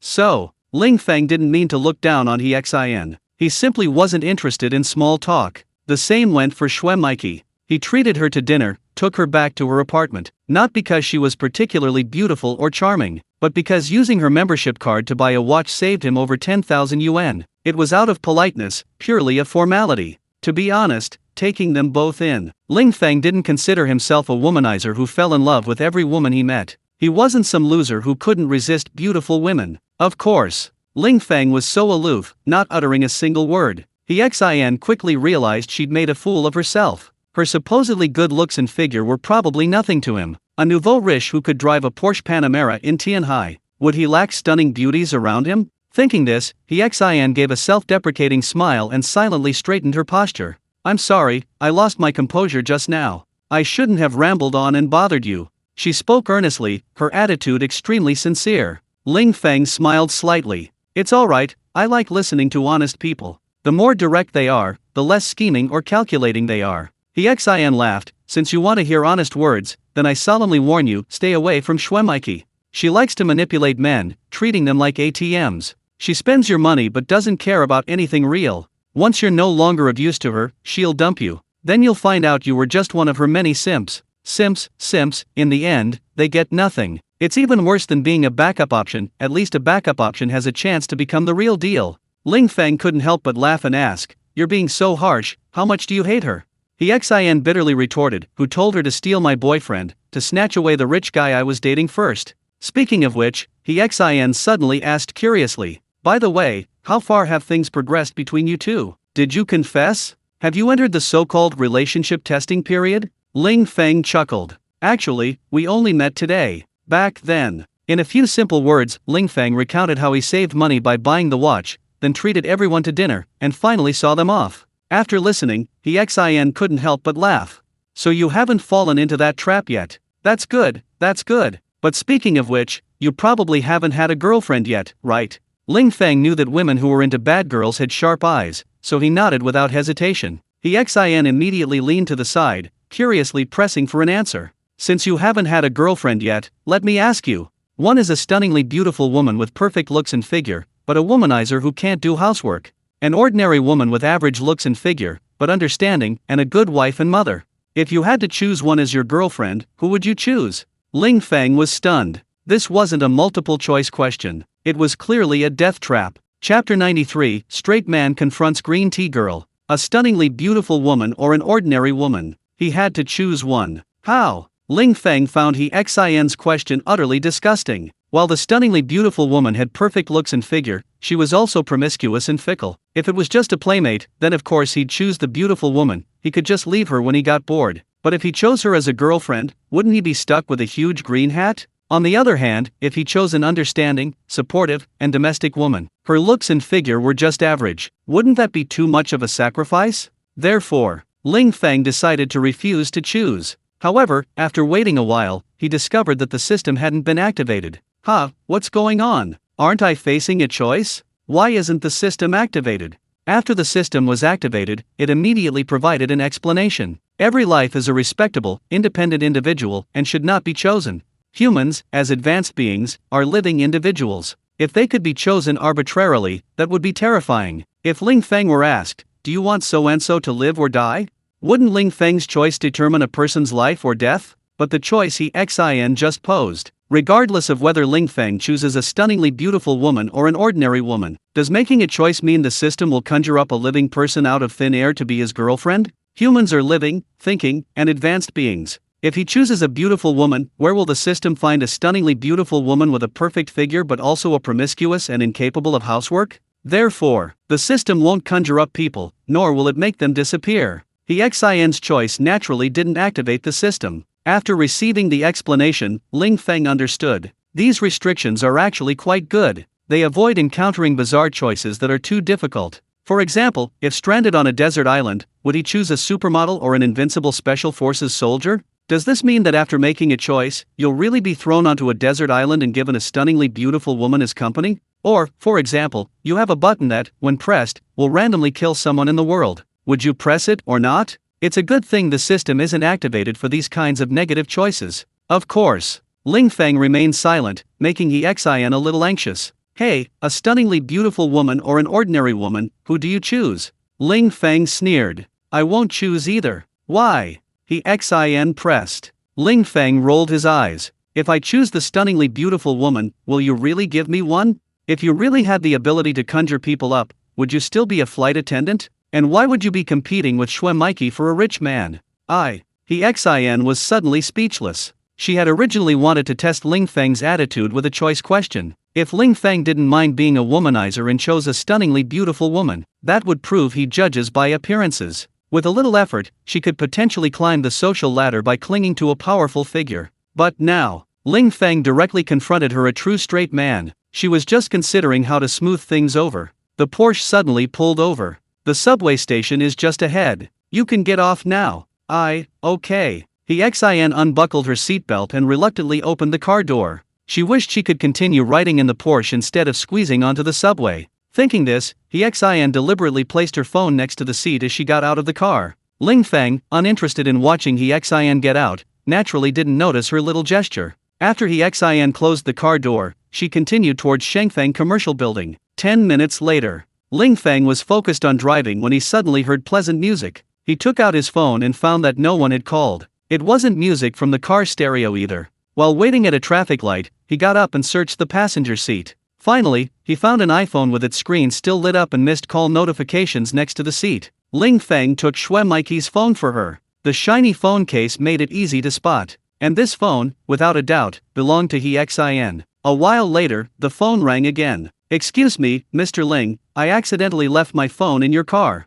May I ask where you are? If it's nearby, I'll come right away. Ling Feng frowned slightly. I'll be at Shengfeng Commercial Building soon. The phone will be at the security booth at the entrance to the underground parking garage. You can come and get it yourself. My phone is very important. Could you please keep it for me? I don't trust anyone else. Hearing He Xin's words, Ling Feng immediately realized he'd been tricked. By hitchhiking, He Xin hadn't gotten any of Ling Feng's contact information. As a manipulative woman trying to hook up with a rich man, this was clearly a failure. So she deliberately left her phone in the car and had Ling Feng keep it for her. By the time she came to get it, it would definitely be evening. Then, wouldn't it be a natural way to invite him to dinner to express her gratitude? As long as they could have dinner together, she could add him on WeChat, get his phone number, and get to know him better through conversation. As for this kind of woman, not good looking, not fit, and quite scheming, Ling Feng, of course, wouldn't be polite. Since you don't trust others, and I'm busy, I'll hand it over to the traffic police. What?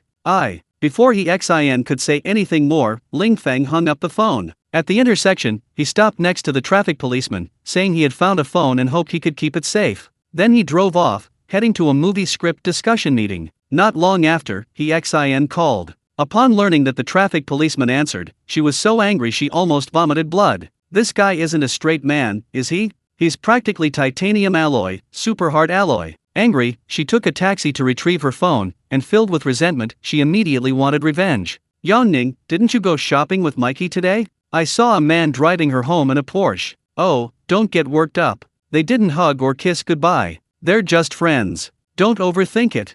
Chapter 94, The Fury of the Simp. Zhenlong Plaza. Han Yongning slammed his fist heavily on the steering wheel. He had just bought an apology gift for his goddess. He was about to drive when he received He Xin's call, cursing him on the inside. Although He Xin advised him not to overthink it, how could Han Yongning not overthink it? He had called his goddess, Shwe Mikey, earlier. He asked her out for Japanese food, and she said she'd already eaten. He asked her to a movie, and she said she was tired. He offered to pick her up from her apartment, and she said she'd driven herself home. But what happened? Now he Xin was saying. It was a man in a Porsche who drove Shwe Mikey home. Therefore, he deduced that everything Shwe Mikey had said before was a lie. She hadn't gone shopping, eaten out, or gone home alone at all. Instead, a rich, handsome man in a Porsche had been with her the whole time. Of course. The most heartbreaking thing was, Han Yongning remembered the scene he'd witnessed when he first arrived at the mall's underground parking garage. Inside a Porsche, a woman in the passenger seat suddenly and forcefully embraced the man driving. He'd felt a sense of familiarity than that sparkly phone case. It was clearly not the same custom-made one.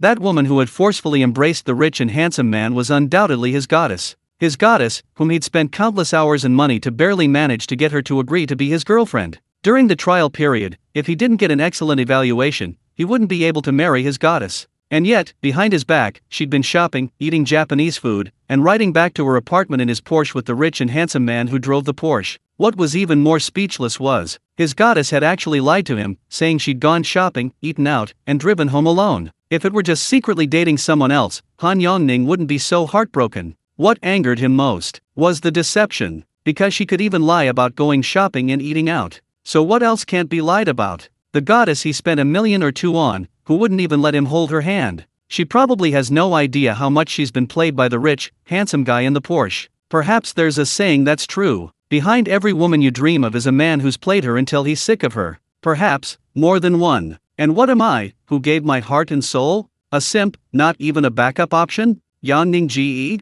Ning Ge. He Xin's voice came from the phone. Han Yongning looked up, his heart aching, and asked, "Are you sure it's a Porsche?" He Xin shouted, "Yes. The latest Porsche Panamera, gray." Han Yongning's heart ached again, because the car model and color matched once more. This further proved that the woman who forcibly embraced the man in the Porsche was the goddess he had been longing for. Ning Ge, what's wrong? Don't overthink it, they're just ordinary friends. He just drove her back, that doesn't mean anything. If you don't believe me, you can ask Shwe Mikey right now. She said it nicely, but he Xin was clearly just stirring up trouble. She told Han Yongning not to overthink it, but she secretly hoped he would think the worst. She was determined to sow discord, not only ruining Shwe Mikey's public image but also getting Han Yongning to deal with Ling Feng, thus avenging herself. Meanwhile, Han Yongning was furious. He felt that getting angry, depressed, and heartbroken was pointless. Shwe Mikey had spent her money lavishly, buying another expensive watch today. She was probably very happy right now.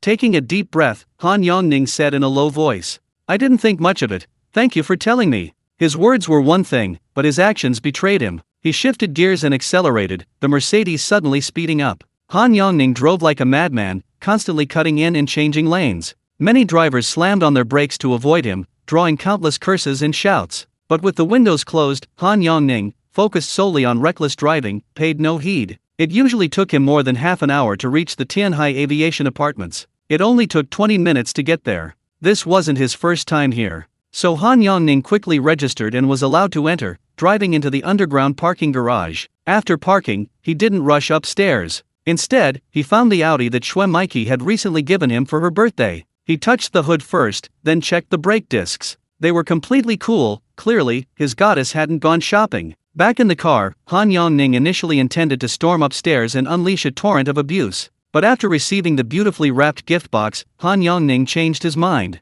He went upstairs and knocked on the door with practiced ease. A while later, Shwe Mikey arrived, wearing pajamas and a face mask. But as before, she only opened the door a crack. "What are you doing here?" Han Yongning suppressed his anger, using his usual obsequious tone. "Honey, I bought you a gift, guess what it is?" Shwe Mikey scoffed, "Do I even need to guess? It's either perfume or lipstick." "Half right." Han Yongning opened the box and smiled. "Didn't you say your new car smelled bad? I specially bought you a car air freshener, it smells amazing. By the way, where are your car keys? I'll put them in the car for you." Shwe Mikey paused, a hint of panic flashing in her eyes. If she let Han Yongning put them in, wouldn't he be able to tell that she hadn't driven shopping today? "Give them to me, I'll put them in the car myself later." Han Yongning laughed, "Leave this kind of rough work to me." "Hey, are you crazy? I said I can put them in myself, what are you dawdling about?"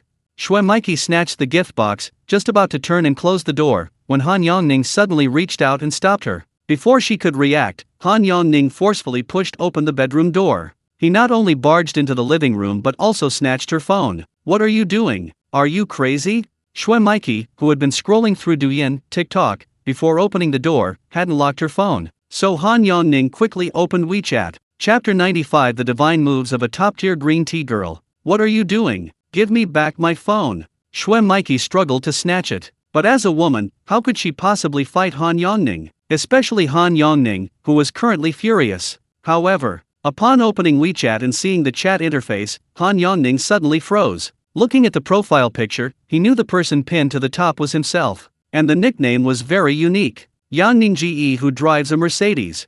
A sudden warmth welled up in his heart. Further down the chat list, all the profile pictures were very feminine. In addition, there were several chat groups. He saw nothing unusual at all. Could it be that she hasn't been chatting with the rich and handsome guy who drives a Porsche lately?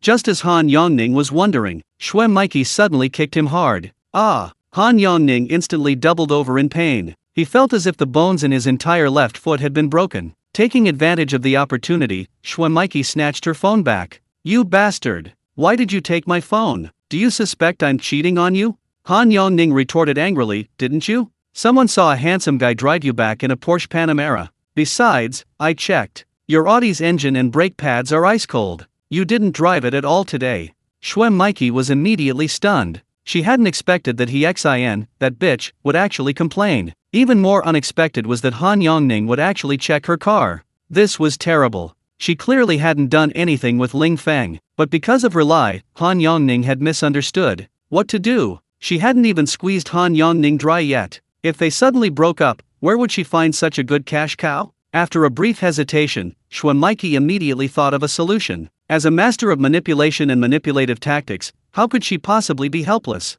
She let out a heavy snort. She rolled her eyes, then sat down on the sofa. She ripped off the face mask and threw it heavily into the trash can, then turned her head away with an extremely aggrieved expression. She squeezed with all her might. Finally, perseverance paid off. Shue Maiki quickly squeezed out tears, a perfect match with her extremely aggrieved expression. Although she didn't say a word, she instantly diminished Han Yangning's anger. "What's wrong with you? Did I wrong you? Do you dare say you didn't lie?" Shue Maiki sobbed, then coldly snorted. "I admit I lied, but I'm not afraid of you misunderstanding. The man was buying a watch, but he didn't have a membership card, so I had the clerk swipe my card to save him money. Out of gratitude, he treated me to lunch, and seeing I bought quite a lot, he drove me home. If you don't believe me, you can go to the Vacherin Constantine boutique right now and ask the clerk." Han Yongning was stunned. "Is that really true?" Shue Maiki shouted. "What else do you want? Do you think I'm a promiscuous woman? But in the underground parking garage, why did you hug him in the car?" Han Yongning played his trump card. Shue Maiki was suddenly alarmed. She thought she had reacted quickly enough and hidden it well. Under Ling Feng's cover, Han Yongning definitely didn't notice him. But now, what to do? Shue Maiki had no choice but to resort to her ultimate weapon. "What underground parking garage? When did I hug him? You need to provide evidence for your claims, okay? He's a married man. Even if you don't care about my feelings, you can't spread rumors and slander him, can you? Evidence? Where did Han Yongning have any evidence?" A fleeting, brief glance. There was no video evidence at all. If she said she not only saw the phone case, but also the same model and color Porsche Panamera that Xin had seen, then Shue Maiki would likely retort, "Can't you buy the same phone case online? There are plenty of wealthy people in Tianhai, and a Porsche Panamera isn't even the most luxurious car. Can't you buy a Porsche of the same color? Besides, Shue Maiki just said that the man is married?" Perhaps she really had misunderstood. "Oh, I see. I'm so sorry, darling, I misunderstood you." As he spoke, Han Yongning reached to sit next to Shue Maiki and put his arm around her shoulder. But Shue Maiki immediately moved away. She put on a dramatic performance, making herself appear even more wronged. As if she were more innocent than Do Yi, a legendary figure known for her tragic injustice. She glanced to the right at a 45-degree angle, tears welling in her eyes. "Why are you apologizing? I cheated on you. I'm the one who's sorry. I shouldn't have gotten into another man's car. I shouldn't have lied to avoid you misunderstanding." Han Yongning panicked. He didn't dare sit down anymore. He quickly knelt down with a thud. "I'm so sorry, darling, it's all my fault. I shouldn't have listened to the slander and misunderstood you. I shouldn't have grabbed your phone. I deserve to die. I'm stupid. I'm brain dead." She frantically begged for forgiveness while slapping herself. Mikey knew she had narrowly escaped disaster. But forgiving him too easily at this point would only lead to misunderstandings.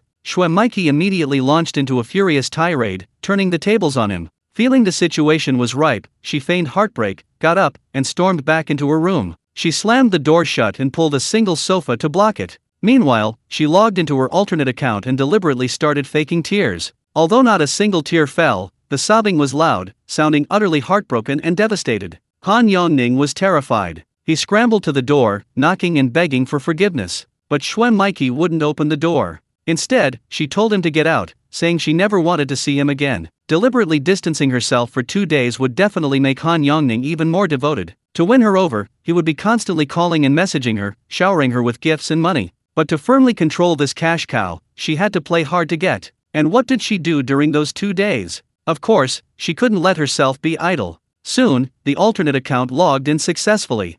Mikey smiled coldly. In the world of martial arts, how can one be without an alternate account? Amidst Han Yangning's wailing, Mikey sent a message. Brother Feng, are you free tonight?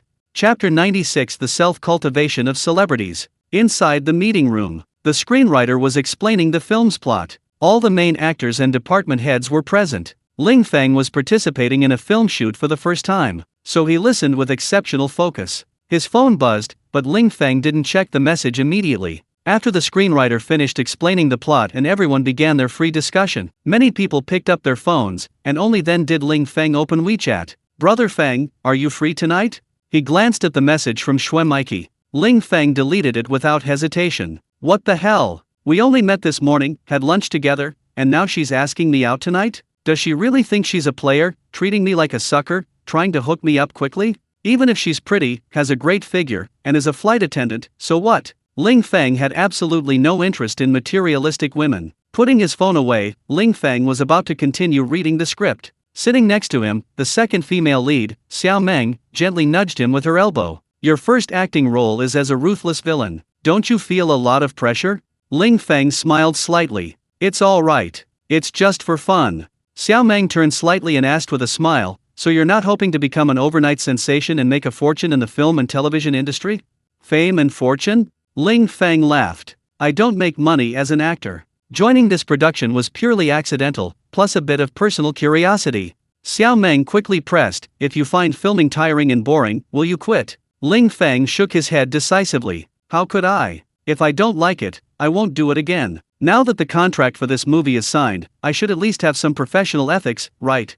Xiao Meng nodded in satisfaction. She was afraid Ling Feng might suddenly quit. She didn't want to film the scene in the movie where she was forcibly taken with another male actor. Oh, is that your new watch? It's pretty nice. Xiao Meng recognized it immediately, a Vacheron Constantine overseas. It was worth at least tens of thousands. But for Ling Feng, who could afford a Porsche and owned this office building, Xiao Meng thought it was too cheap. With Ling Feng's wealth, wearing a watch worth tens of millions wouldn't be out of the question. After all, many celebrities in the entertainment industry wear watches worth millions. Ling Feng glanced at his watch. I've liked it for a while now. I went to Zhenlan Plaza today, but I didn't know what clothes or shoes to buy, so I just bought it to avoid a wasted trip. Xiao Meng exclaimed in surprise, really? You have to wait so long to buy something you like? Even if it's a Richard Mille watch that costs tens of millions, with your wealth, you could just buy it outright in a second, right? Ling Feng smiled faintly. Could he say that his new book was rejected for a contract 3 days ago and he was worried about making ends meet? Seeing that Ling Feng didn't want to talk much, Xiao Meng immediately changed the subject. Let's talk about the movie. Although the movie will be dubbed in post-production, we have to memorize our lines to make lip sync easier and to better immerse ourselves in the story. Since this is your first time acting, don't be like some big stars who take on many roles at the same time to earn more money, to the point that they don't even memorize their lines and just read numbers. Xiao Meng meant well, wanting Ling Feng to take memorizing lines seriously. The result, what was said in jest was taken seriously. Xiao Meng's voice was a little louder. So much so that Zheng Yingxiu, the lead actress sitting opposite her, heard it and her face immediately darkened. She felt like this was directed at her. Her agency, in order to earn more money, had given her 5 acting roles simultaneously. She was rushing between different film sets every day. With such a rush, how could she have time to memorize lines, study the plot, or hone her acting skills? The result was that her acting wasn't good enough, so she compensated with a blank expression. She hadn't memorized her lines, so she just recited numbers. Regardless of what other actors said, she only looked at her assistant's cue cards and recited numbers. For 3-word lines, she would say 1, 2, 3. For 5-word lines, she would shout 1, 2, 3, 4, 5. To make her performance seem more realistic, her assistant would draw facial expressions as cues. For example, happy, angry, or aggrieved. This way, Zhang Yingxiu only needed to look at the numbers and expressions to know how to act out each scene. Of course, if time was tight, Zhang Yingxiu wouldn't go to the set. They'd simply have a stand-in act, and then use green screen to beautify the scenes in post-production. Because of this, Xiao Meng's words to Ling Feng naturally sounded particularly harsh to Zhang Yingxiu. Plus, Xiao Meng had almost snatched her lead role from the film. Fortunately, her godfather had considerable influence. As one of the investors, he managed to secure the lead role for Zhang Yingxiu. Old grudges compounded by new ones. Zhang Yingxiu immediately became unhappy. "Hey Xiao, who are you talking about with that sarcastic tone?" Xiao Meng glanced at her coldly and snorted. "What did I say? I was giving a newcomer some advice, telling him to memorize his lines properly. Isn't that right? Why are you glaring at me like that? I wasn't talking about you. As an actor, can't you even memorize your lines?" Memorizing lines is a fundamental skill for actors, just like a chef must know how to cook, a driver must know how to drive. "Don't you know how?" Zhang Yingxiu retorted angrily. "Of course I can. What's so great about memorizing lines? Acting is the real skill. I'm not like some people who have been in the industry for many years, acted in countless dramas, and engaged in countless publicity stunts, yet remain lukewarm in popularity. If you ask me, if your acting isn't good, no amount of publicity will help. Too many cheating scandals only make you seem promiscuous and despicable." Xiao Meng was immediately furious. "Who are you calling promiscuous and despicable? Did I call you that?" Zhang Yingxiu sneered. "I'm just giving the newcomer some advice, telling him to focus on memorizing lines and practicing acting, not on creating scandals like some people do." As she said this, Zhang Yingxiu stared intently at Ling Feng. "Little brother, choosing the right mentor is crucial when you first enter the industry. Before you start learning, you need to figure out if you want superb acting skills or cunning publicity stunts." As soon as she finished speaking, a ding sounded in Ling Feng's mind. The system was activated. Chapter 97: The Unparalleled Young Master. Ding. System detected a choice for the host. Please make your choice within 1 minute. If the host chooses superb acting skills, they will gain Oscar-level acting abilities. If the host chooses cunning hype techniques, they will gain master-level marketing skills. Compared to the two, is there even a need to choose? The movie is about to start filming. Acting skills are the first choice, of course. As for master-level marketing skills, now that he doesn't sell products, only rents out apartments, and doesn't sell a persona, what use are these master-level marketing skills? System, I want Oscar-level acting skills. The host has made a choice. Please prepare within 10 minutes. During the acquisition of the skill, you may experience dizziness, blurred vision, confusion, and headaches. Upon receiving the notification, Ling Feng immediately stood up. "Excuse me, I need to use the restroom." Zhang Yingxiu smiled slightly and gestured for him to proceed. As the female lead in this movie, she had long since figured out the backgrounds of each lead actor. Who was Ling Feng? He was a landlord even Zhu Fenfang, the boss of Tianhai Xingye Media, had to be wary of. A super-rich man whom even the Wang family of Tianhai feared, who owned a top-tier office building. Could she, a star who rose to fame by clinging to a tycoon and relying on a sugar daddy, possibly offend him? So, after smiling as she watched Ling Feng leave, Zhang Yingxiu's eyes suddenly turned cold. "Xiao Meng, don't think I won't see through your little schemes?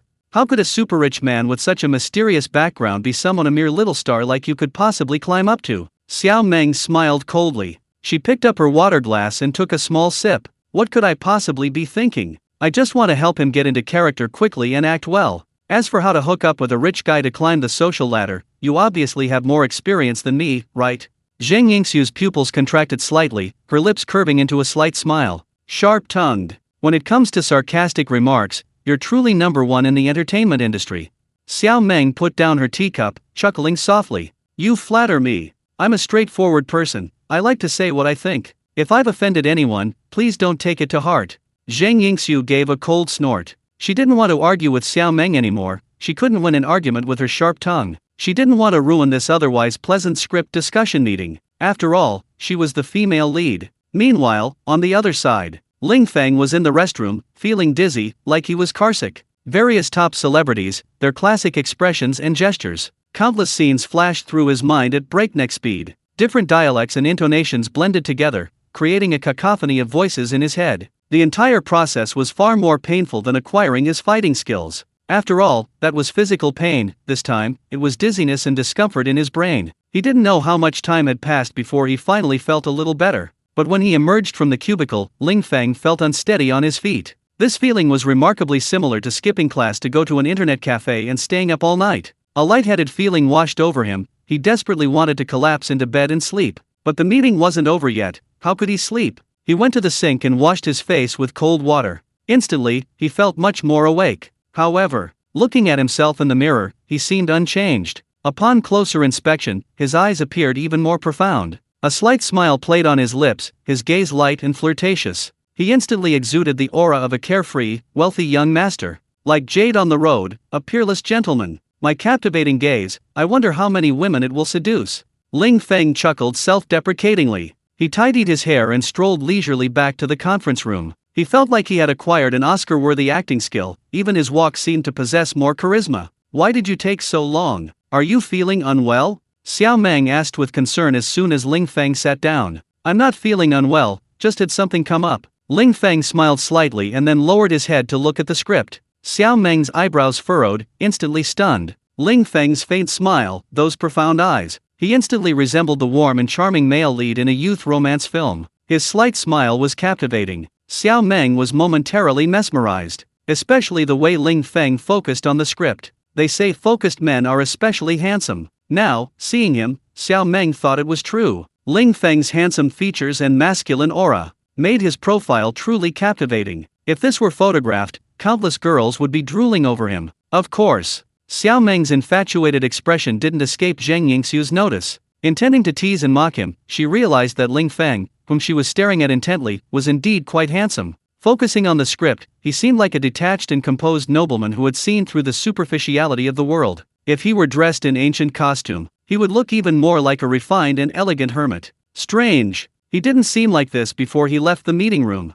How come his whole demeanor changed in less than 20 minutes? Such a handsome and charming third male lead, he's destined for stardom. While secretly marveling, Zheng Yingxiu immediately took out her phone and entered the cruise chat group. After finding Ling Feng among the group members, she immediately requested to add him as a friend. Deep down, a bold idea suddenly sprouted in her mind. She wanted to switch roles with Xiao Meng and play the second female lead herself. Not for any other reason than that in the movie, the second female lead would be brutally and domineeringly forced upon by the third male lead, played by Ling Feng. To be forced upon by such a godlike nobleman, Zheng Yingxiu couldn't even imagine what kind of enjoyment it would be. Once the idea took root, it grew rapidly. Zheng Yingxiu couldn't wait a moment longer. She immediately nudged Xiao Meng lightly under the table. Hey, didn't you want the lead role? How about I give it to you?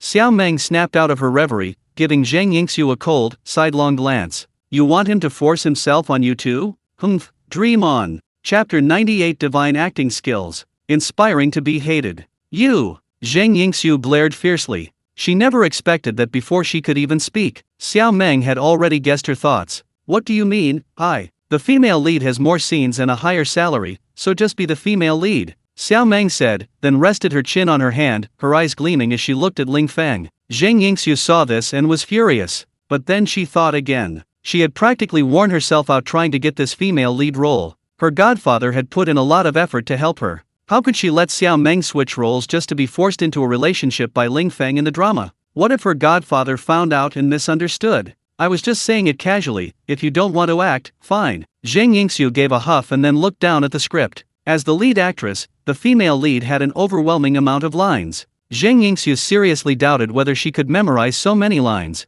In contrast, Ling Feng, playing the third male lead, especially as a villain, didn't have many lines or scenes. Having delivered an award-winning performance, Ling Feng found himself possessing a photographic memory. He not only quickly memorized dozens of lines, but his mind could also automatically visualize how each scene should be performed. Wow! It feels like a top student getting a test paper and knowing all the answers. Is this what it feels like to have a cheat code? Ling Feng didn't become overjoyed or carried away. He glanced around. Some were whispering amongst themselves. Some were frowning, studying the script intently. He glanced sideways and saw Xiao Meng staring at him with a lovesick expression. Why are you staring at me? Have you memorized all your lines? Xiao Meng parted her red lips slightly, her eyes sparkling. Memorizing lines is easy. As long as you get into character, it's easy to remember the dialogue. On the contrary, you, such a charming and handsome man, I really can't imagine how you'll play a villain well. Why don't you try scaring me? I want to see how ruthless you can be. Ling Feng smiled coldly.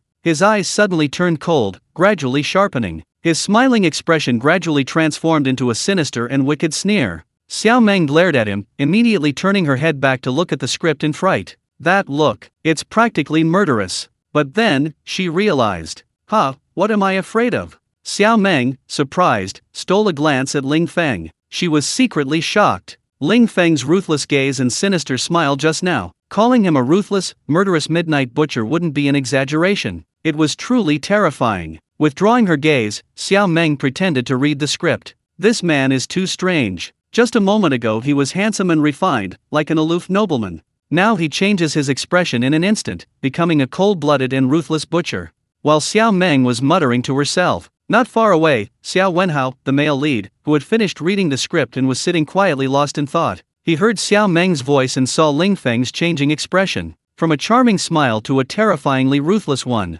This speed of expression change was simply unparalleled. Even an acting instructor couldn't control such agility, could they? As a top-tier celebrity, no matter how many songs he sings or how many dramas he acts in, people always seem to categorize him as a pretty boy. No matter how hard he tries, many people criticize him relentlessly. It's as if Xiao Wenhao is destined to rely solely on his looks. To refute these accusations and prove himself, Xiao Wenhao specifically chose this drug-themed film. He plays a fearless and resourceful anti-drug police officer. However, his idea was good, but reality was cruel. The film's difficulty level was off the charts. Lots of lines, heavy screen time, and many dangerous and intense fight scenes and car chases. Xiao Wenhao had no confidence in performing well and planned to have the crew hire more stunt doubles. Seeing Ling Feng, who played the third male lead, with such superb acting skills, he became even more worried that Ling Feng, playing the villain, would steal the spotlight from him, the male lead. This movie is my chance to prove myself.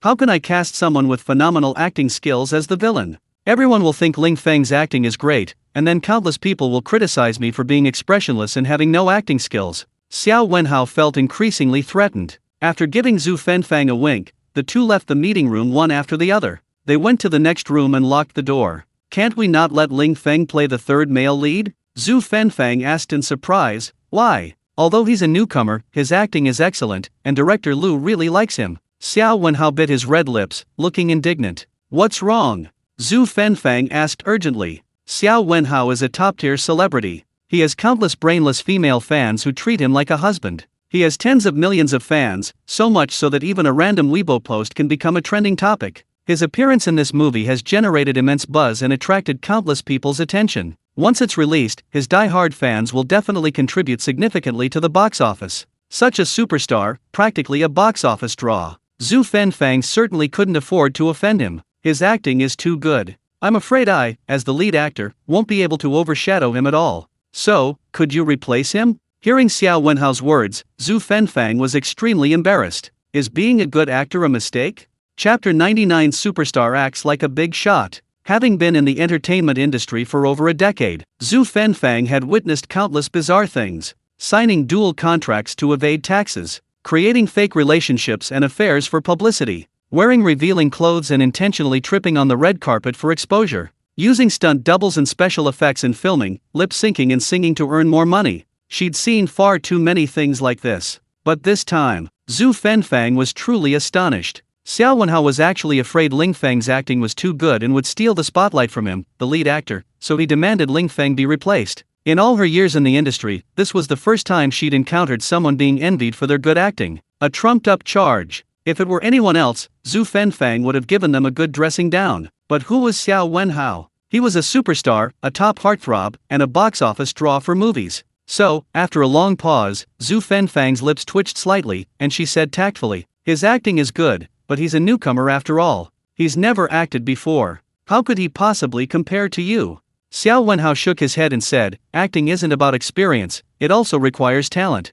Zhu Fenfang had a sudden inspiration and advised again, "But you're the male lead, the absolute protagonist, while he's just the third male lead, a supporting character. His screen time is far less than yours. Even if his performance is good, the audience will hardly remember him. Besides, I can give director Lu time to limit the number of takes and reshoots for Ling Feng. We can just film it casually. Then, during post-production, we can cut fewer close-up shots. After all, he's a supporting character, as long as it doesn't affect the plot, it's fine. That way, no matter how well he acts, he can't threaten you. What do you think? Zhu Fenfang thought this idea was a win-win situation. Anyway, Ling Feng was just playing around with the film. What Xiao Wenhao cared about was that Ling Feng's acting was too good and would steal the spotlight from him, the lead actor. However, don't beat around the bush with me. I don't want to hear your nonsense. Just give me a straight answer, can we replace him or not? Xiao Wenhao asked seriously. Zhu Fenfang was stunned and speechless. Wasn't this pushing her to the brink? She couldn't afford to offend Xiao Wenhao, and she couldn't afford to mess with Ling Feng either. Ling Feng was her landlord, a mysterious billionaire with assets worth billions. He was just playing around with the film, he wasn't in it for the money. To curry favor with Ling Feng, Zhu Fenfang had begged him to play the third male lead yesterday. Would he suddenly replace him today? Wouldn't this offend him? What to do? Zhu Fenfang was caught in the middle, feeling extremely uncomfortable. After thinking for a moment, she immediately decided to seek help. This matter is of great importance, it's not something I can decide alone. Wait a moment, I'll go and fetch Director Liu. Xiao Wenhao frowned slightly, hesitated for a moment, and then nodded slightly. The director is crucial in any film. Filming is about to begin, and changing actors at the last minute requires consulting the director, both morally and logically. After Zhu Fenfang called Lu Wei out of the meeting room and explained the situation, Lu Wei immediately flew into a rage. What? Replace Ling Feng? In all my years in the industry, this is the first time I've encountered someone who plays a villain so well. His acting isn't good enough, so he should practice more. Being less skilled doesn't justify kicking Ling Feng out, that's incredibly petty. Zhu Fenfang knew Lu Wei's explosive temper. His loud voice clearly showed how angry he was. Anyway, that's the situation. I know you really admire Ling Feng, and you'll definitely cause trouble with Xiao Wenhao once you're in there, but the movie is about to start filming. Can you be patient?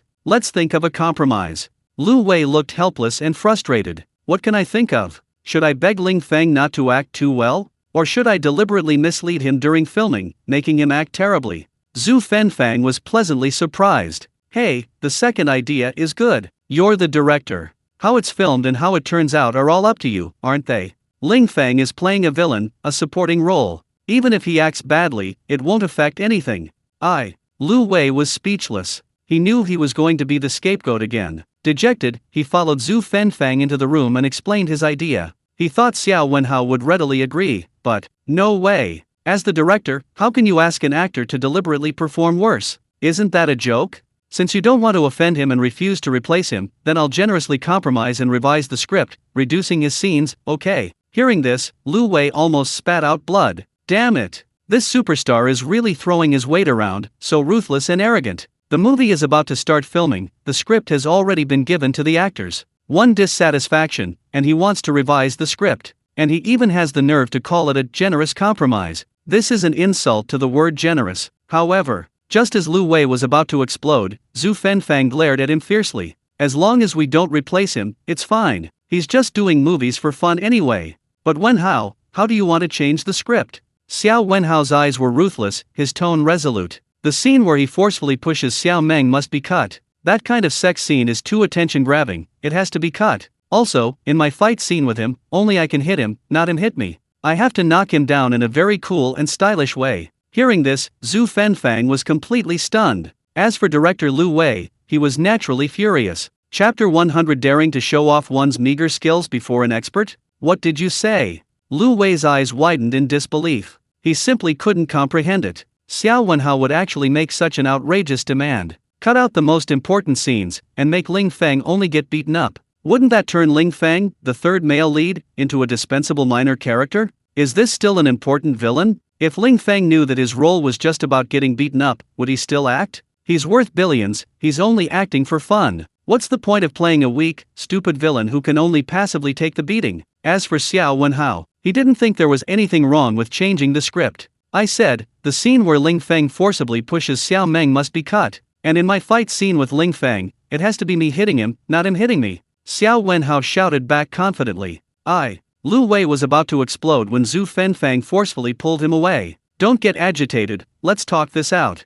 Zhu Fenfang was genuinely afraid that Lu Wei and Xiao Wenhao would get into a fight. How could the movie be made if the director and lead actor had a conflict? The promotional campaign had already begun. Xiao Wenhao, this super handsome young actor, had countless brainless female fans who were already adoring him like madmen. At this time, of course, they couldn't afford to have a conflict. However, this was the last straw. Lu Wei, who only wanted to make a good movie, simply couldn't hold back any longer and had to speak out. How can I possibly argue this out?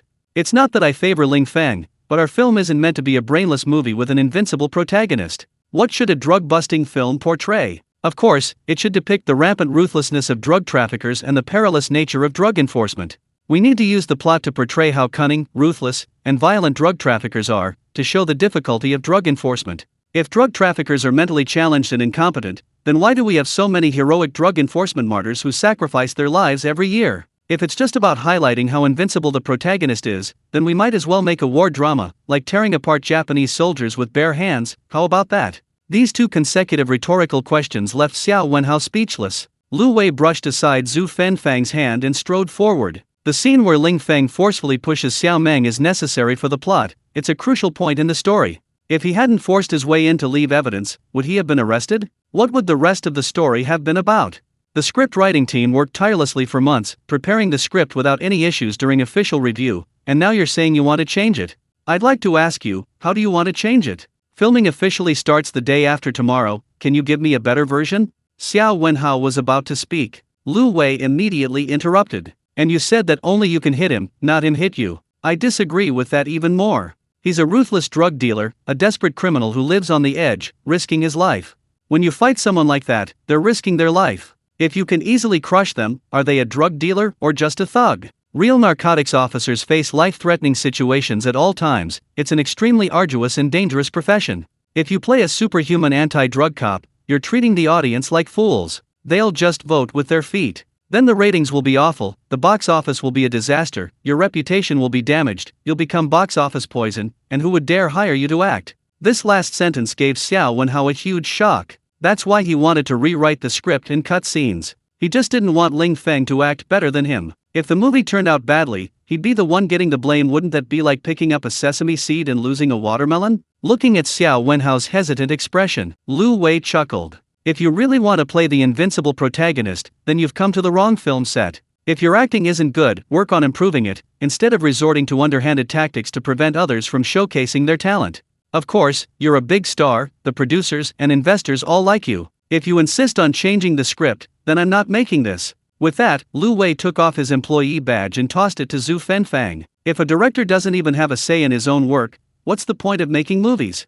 Rather than making garbage movies and polluting the audience's eyes, I'd rather go back to my hometown and go fishing. Alright, Ms. Zhu, that's enough. You can find whoever you want to direct this movie. I'm not putting up with this anymore. With that, Lu Wei flung open the door and stormed out. Zhu Fenfang glanced at Xiao Wenhao. She sighed heavily and hurriedly chased after him. Wait, I'm not changing it, Xiao Wenhao shouted. Zhu Fenfang, who had just chased after him out of the room, and Lu Wei, who hadn't gone far, exchanged a knowing smile. How could a brainless pretty boy like Xiao Wenhao possibly outwit an old fox like him? He dared to show off his diva-like tricks? One ruthless move and he chickened out. His fickle thoughts were a typical sign of immaturity. A few minutes later, in the conference room, Zhu Fenfang announced that the film's official opening ceremony would be held at 9 o'clock the day after tomorrow. After the meeting, Xiao Meng immediately grabbed Ling Feng, who was about to leave. Her eyes were fixed on him, and she smiled seductively. Where are you going? Don't you want to find a place to rehearse how you're going to force yourself on me?